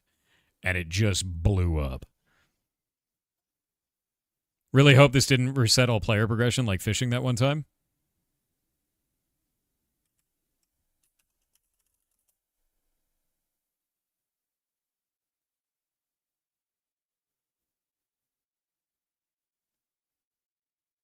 Looks good to me. Everything looks fine. And if it did, I'm going to cry about it. It may have? Nah. No, because you put a robust fix in for that a while back. I remember that. And I looked through the code on that, and it looks solid. And I don't think that bug will come. We'll find out. We'll find out. All right, you can get back on the server. Yeah, so basically what happened here is an interesting cascade failure, right? Let me show you. Hunting, I was using tabs instead of spaces because every other time I work in YAML, I use tabs and it's fine. And in this case, I used tabs and it wasn't fine because it didn't auto-convert. I don't know why. Whatever. Because this one profession didn't load, it then stopped all of these professions from loading. Since none of those professions loaded, the game didn't think it had professions. Since it didn't think it had professions, then no professions existed, so any item that interacts with a profession, which is 90% of them, suddenly doesn't load. And now the game doesn't have any items, so it doesn't know what to do other than shit the bed. I did find some other bugs at the same time, though, so we're going to fix those real quick. Cool cascade failure caused by tabs instead of spaces. What are you going to do? Would you consider pie to be a bread thing? Pie is a sandwich. It has layers. It is ordered. It is structured. Yeah. Now I'm going to fix the other stuff that I found along the way. I have to go into items and then modifiers. We'll go to tier 1, 2, 3, 4, 5. 1, 2, 3, 4, 5. And we'll go to this one. We'll say hunting. Hunting armor. No. Augment. Yes. 248. Go to hunting. Wait, what?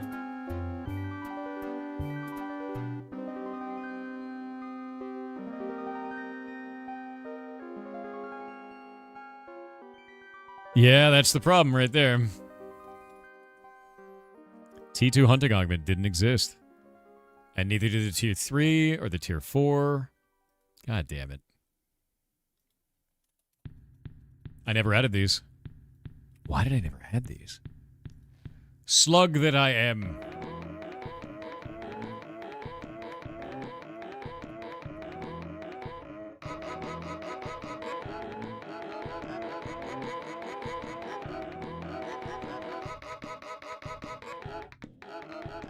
All right, tier 5 hunting augment. All those are in now. We'll put this under the bug fixes. There's always something, man.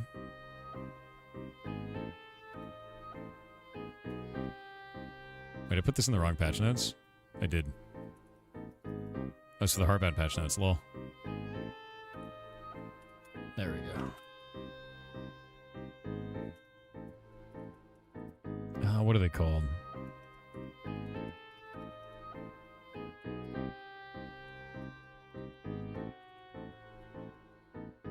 Cool. That's done. Does this song have inspiration of the Chocobo song? No?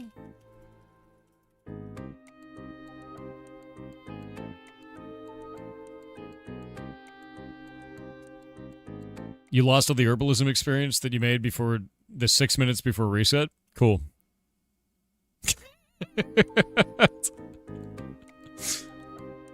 I'm going to go under... I'm going to file that there.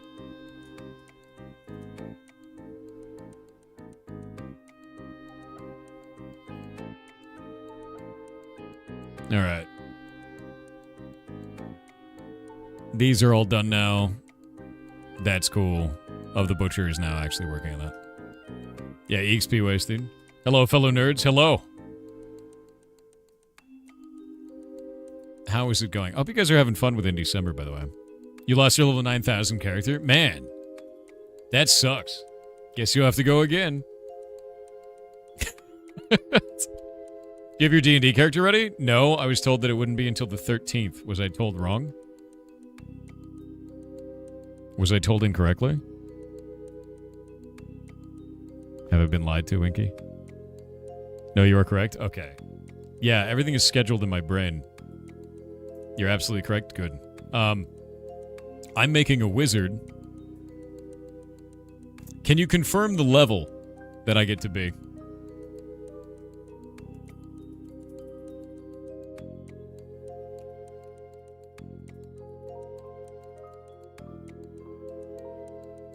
You can't imagine what my brain schedule looks like right now?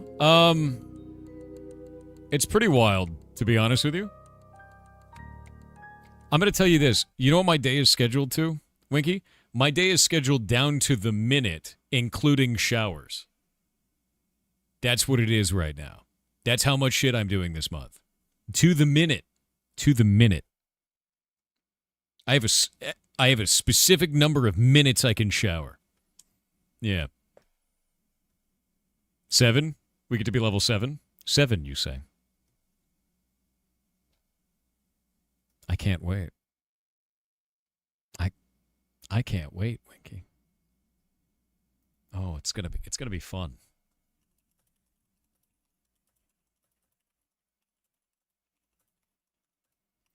By the way, Winky, do you want to play Lancer at some point? I kind of want to play Big Mac TTRPG, and I don't know shit about it yet. I got the core rulebook, and it's... Do you want to see it? Do you want to see the core rulebook? Let me go pull it up. This thing is nuts, dude.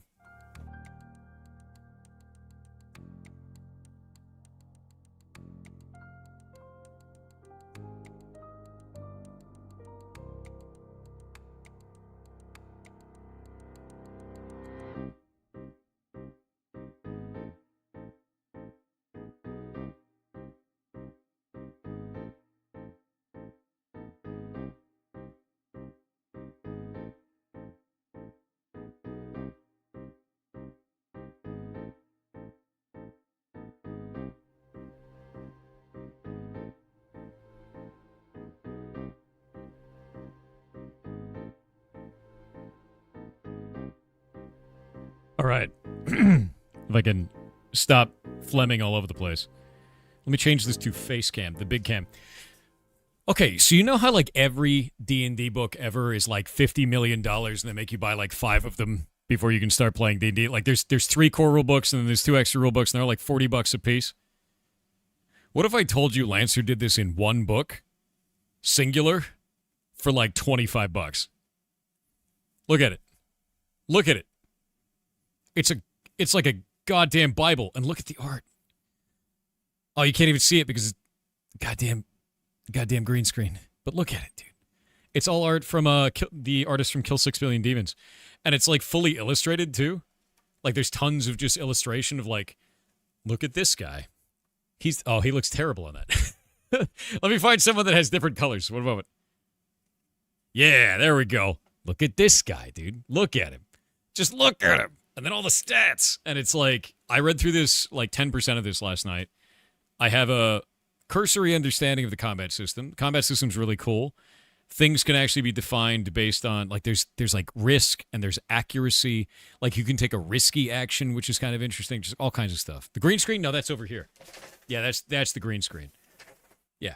I keep that hidden, because it costs so much for special effects these days. But no, dude, this thing is nuts. This thing is actually insane. And there's like hacking mechs. and there's like in-combat repairs, and you can jump out of your mech, which is crazy. You can actually leap out of the mech in combat, and then your dude, your pilot, also has stats and will probably die. Which is just really neat. The other thing that I thought was really cool about this is, you know how in D&D we have to like manage the amount of experience you gain? It's always this kind of thing where like the DM have to decide like how much XP do you get, how much XP don't you get. The way that it works in Lancer, every time you complete a mission, at the end of the mission, your license level goes up. And your license level is like your character level. So like, you don't live a long time. You're probably going to die, is the idea that I'm getting from this. Because I think the license level ends at like 13 or 14.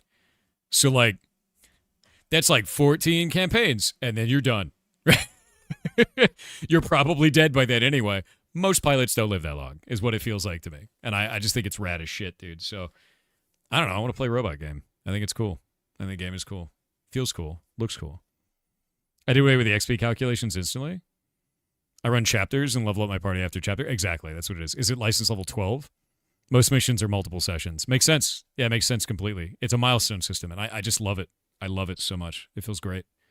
Lancer Core Rulebook is $76. I didn't get it for that much. How much did I buy this for? I thought it was like $25. No, the digital download is $25. So if you go to Lancer, TTRPG, we pull the Core Rulebook here. Let me grab this. So you don't have to pay a shitload. Here. Boop. First edition PDF is $25. This was not $25. That's $25. But you can get the whole thing for $25, which is like, that's awesome. Yeah. I'm happy with the physical one, though. Yeah. Yeah, don't worry about the ribcage barrel structures. Don't worry about those. I didn't want those launched yet, but I didn't realize that today was the day that they reset. Yeah, don't worry about those yet. I'm going to add the loot tables to that, like, right now. Warp to Merkheim. And we're going to say Minecraft. Dude, I'd love to play this. Yeah, let's play it, because it's freaking rad, dude. I mean, like, it's that. Like, the only ones that I really like for that are, like, that PDF version is the $25 version. The only things I played that are like, what is it called? Shadowrun. Shadowrun's the only other one, man. Dude, I just want to play TTRPGs. That's what I want to do. Structure. What is it called? Fossil Ribcage. It's 125 blocks away. Of course somebody found it. Goblin behavior. Bro, what? I should probably look into this, because this looks stupid. You know? I feel like that looks really dumb. And I should make that never happen. I'm going to fix that. That looks... First, I'm going to get rid of this one to hide my own shame. So that no one will ever find it. We're just gonna get rid of it. It doesn't exist. Nope. Goodbye. All right. And then we'll do it again. I'm hiding the body. Technically, I'm hiding an ancient body, though, so it's fine. And ribcage. We'll do another one. This was a new, like, minor POI that I put in the game, minor point of interest. And I'm kind of excited for it because I wrote a cool little processor for it. There we go. Look at this. So it will appear, and you'll see this, right? And see how this one piece is, like, weird? Like this, right? If we warp to test world, and I take a look at this, and we go over here, there are two versions of it. There is a bone version, and then there's this basalt version. This actually looks like petrified bone. So what I'm doing is I'm at a 20% chance per block turning that one into the other one, is the idea. So because of that, some of them are the cool, like really giga loot ones, and some of them are the kind of like basic loot ones. And it just randomizes the blocks, which feels really good. I do the same thing for this one over here, where this tower spawns, and then it has a 20% chance per block to place this ivy, which is neat. I'd be so demotivated if I were you with Hightail coming. Why would you be demotivated? Oh, you mean with working on stuff like this in block game? Do you want to know why I'm not demotivated? Because we're going to write tools to transfer everything we've ever made from block game into Hightail. I am so energized to work on this shit now. So energized. Because I know that anything we make, we'll make it to Hightail. So excited for that. So excited for that, dude. Yeah, 100%. Mullatron 517 said I had to fast for a blood draw today, and afterwards I was so hungry I could eat a horse. Don't eat a So horse. I went to Walmart and found the freshest stick of Elmer's I could find. What is it like being a monster, dude? What is that like? Jesus Christ. Oh. Can the Block Game community make POIs for consideration? Yeah, I wouldn't see a reason not to be honest with you. I'm just going to keep making some for the next several weeks. So, is there a lot to change in the conversion from this to Hytale? There's a lot to change, but you don't want to know what's not a lot to change? All of the blocks and builds. We get to carry all of that over, and then we get to add new cool blocks from base Hytale to make them look nice. We will find equivalents, or we will build equivalents for every single one of them, because we can make our own blocks in Blockbench, we can create our own textures, we can do our own shit, and just put it right on the server. And World Gen doesn't require a server restart in Hytale at all. We'll be able to hotfix everything in.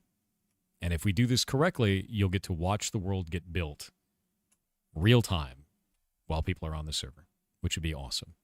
We have to get to a point where you being on the server makes sense first, though. So we're going to make all the core systems, like the combat system and everything like that, first. And then after that, we're going to go and start transferring all the content over.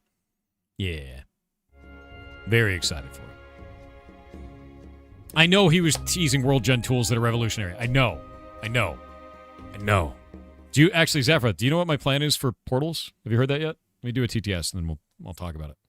Nefana said soon, I should be getting my copy of the revised Teenage Mutant Ninja Turtles and Other Strangenesses TTRPG. They added some new animals. One was ferrets. Now we can play as our favorite medical miracle. So Hell sing yeah. with me. Teenage Mutant Ninja Henry, Herio with a half brain. Jesus Christ, dude. He does actually. I mean, he's got 40%. A little bit less than half, but he's doing it. That's rad, though. That is actually amazing. I have some portal ideas myself since there's keys. Oh, yeah, so here's what I'm going to do. Boop-a-doop, boop-a-doop, boop-a-doop. I'm going to leave hunting broken a little bit for right now. Basically, what I'm going to be doing is I'm going to make it so that you need to make a key, right? Make a little key, and we'll have a portal door. And the portal door will allow you to go into an instanced version of a world. That instanced version of a world will last for a certain amount of time before it collapses. That key will take resources that you produce throughout playing the rest of the game, and as you pour them into it, you will modify what that world looks like and what it has. So the quality of the key will be determined by where the drop source was. Certain bosses may drop certain qualities of keys, or certain keys that already come with specific elements. Kill Cinder, get a fire key, so on and so forth. If you go and add specific resources to that, let's say you get a fire key and you add a bunch of wood to it, you'll get an entire environment maybe filled with trees and volcanoes.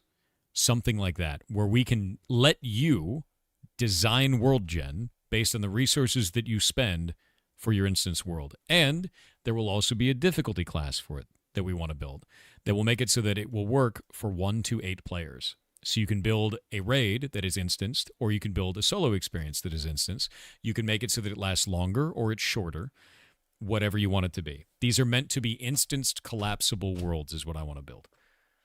The best part about this is that we can do this without much lag because every world runs in its own thread. Yes, indeed. And I'm so excited for Hytale for that, dude. Yeah, like a Final Fantasy XIV treasure dungeon. You got it. Exactly. Or a wormhole in Minecraft. Or in EVE Online. So the idea is to do that and then make them so that there's something that's cool. You go to Murkheim, you get resources, you bring them home, you build a portal key, you go into a portal, you get special resources that are only obtainable there, and you get out, right? That's the idea. That's kind of the gameplay loop that I'm after, sort of a thing. Excited for it. Hytale win, January 13th.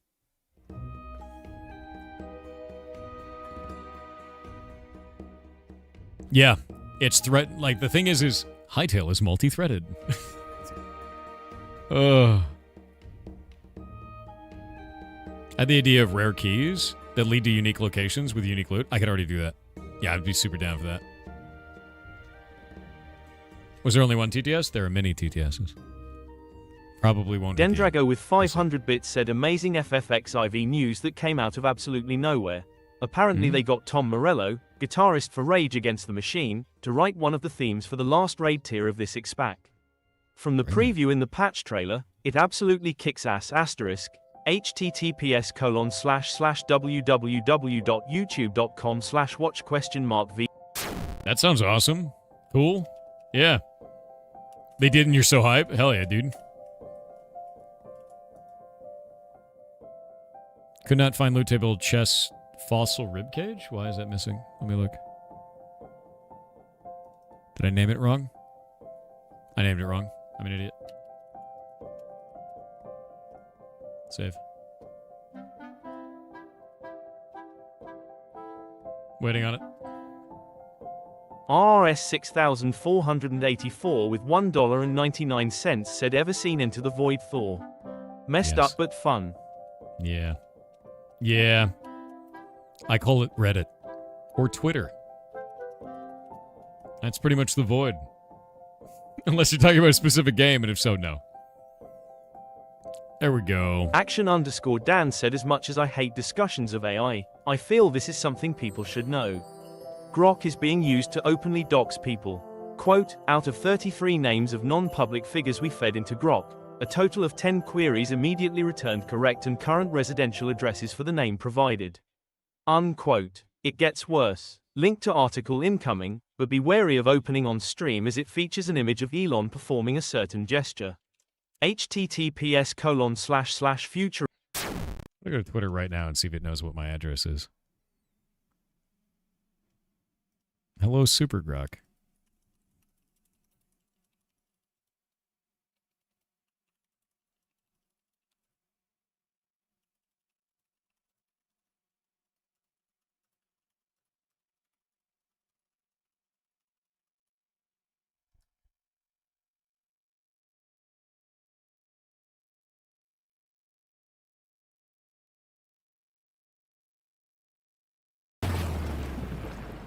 Didn't give me the data.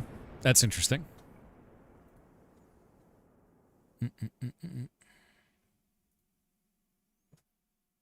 I'd be interested to know under what conditions Grok was able to obtain that information. Where was it searching?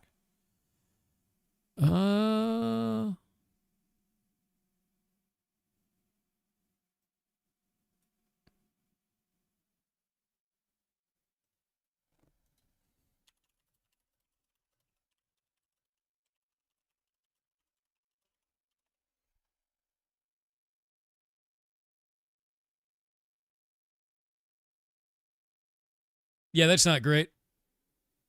No, that's not great. Wow. Yeah, that's wild, actually.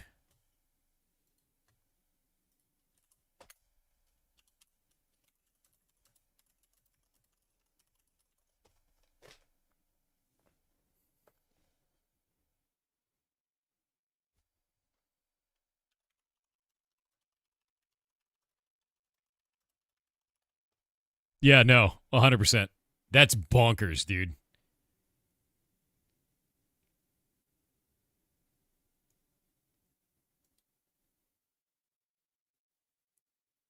That article is 100% accurate. That article is 100% accurate. Twitter is running doxing as a service. Yeah, no, that's completely insane.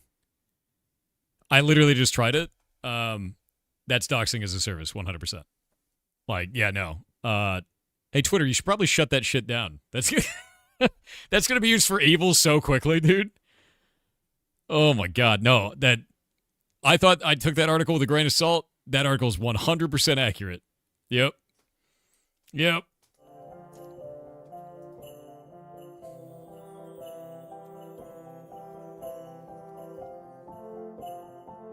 Is that an American thing or worldwide? Or worldwide?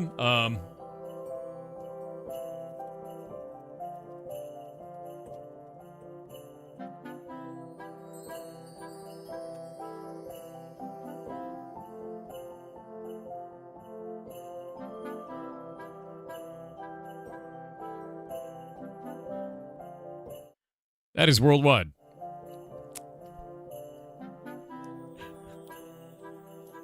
Holy shit, dude. Dude, you can't hate AI enough, man. You can't hate AI enough. You can't. You cannot. It literally uses full public record searches everywhere that it possibly can. And some of the information that it's pulling is not from public record. Some of the information it's pulling is from private sources on that. And I know that for a fact. That's bonkers, dude. The fact that that is, yeah, there should 100% already be a guardrail for that. The fact that it can immediately access that for anybody, that's crazy, dude. Yeah.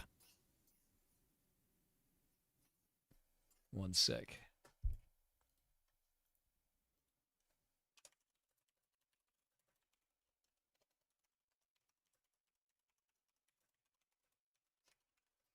I gotta check on Nemo. One sec. He's coughing.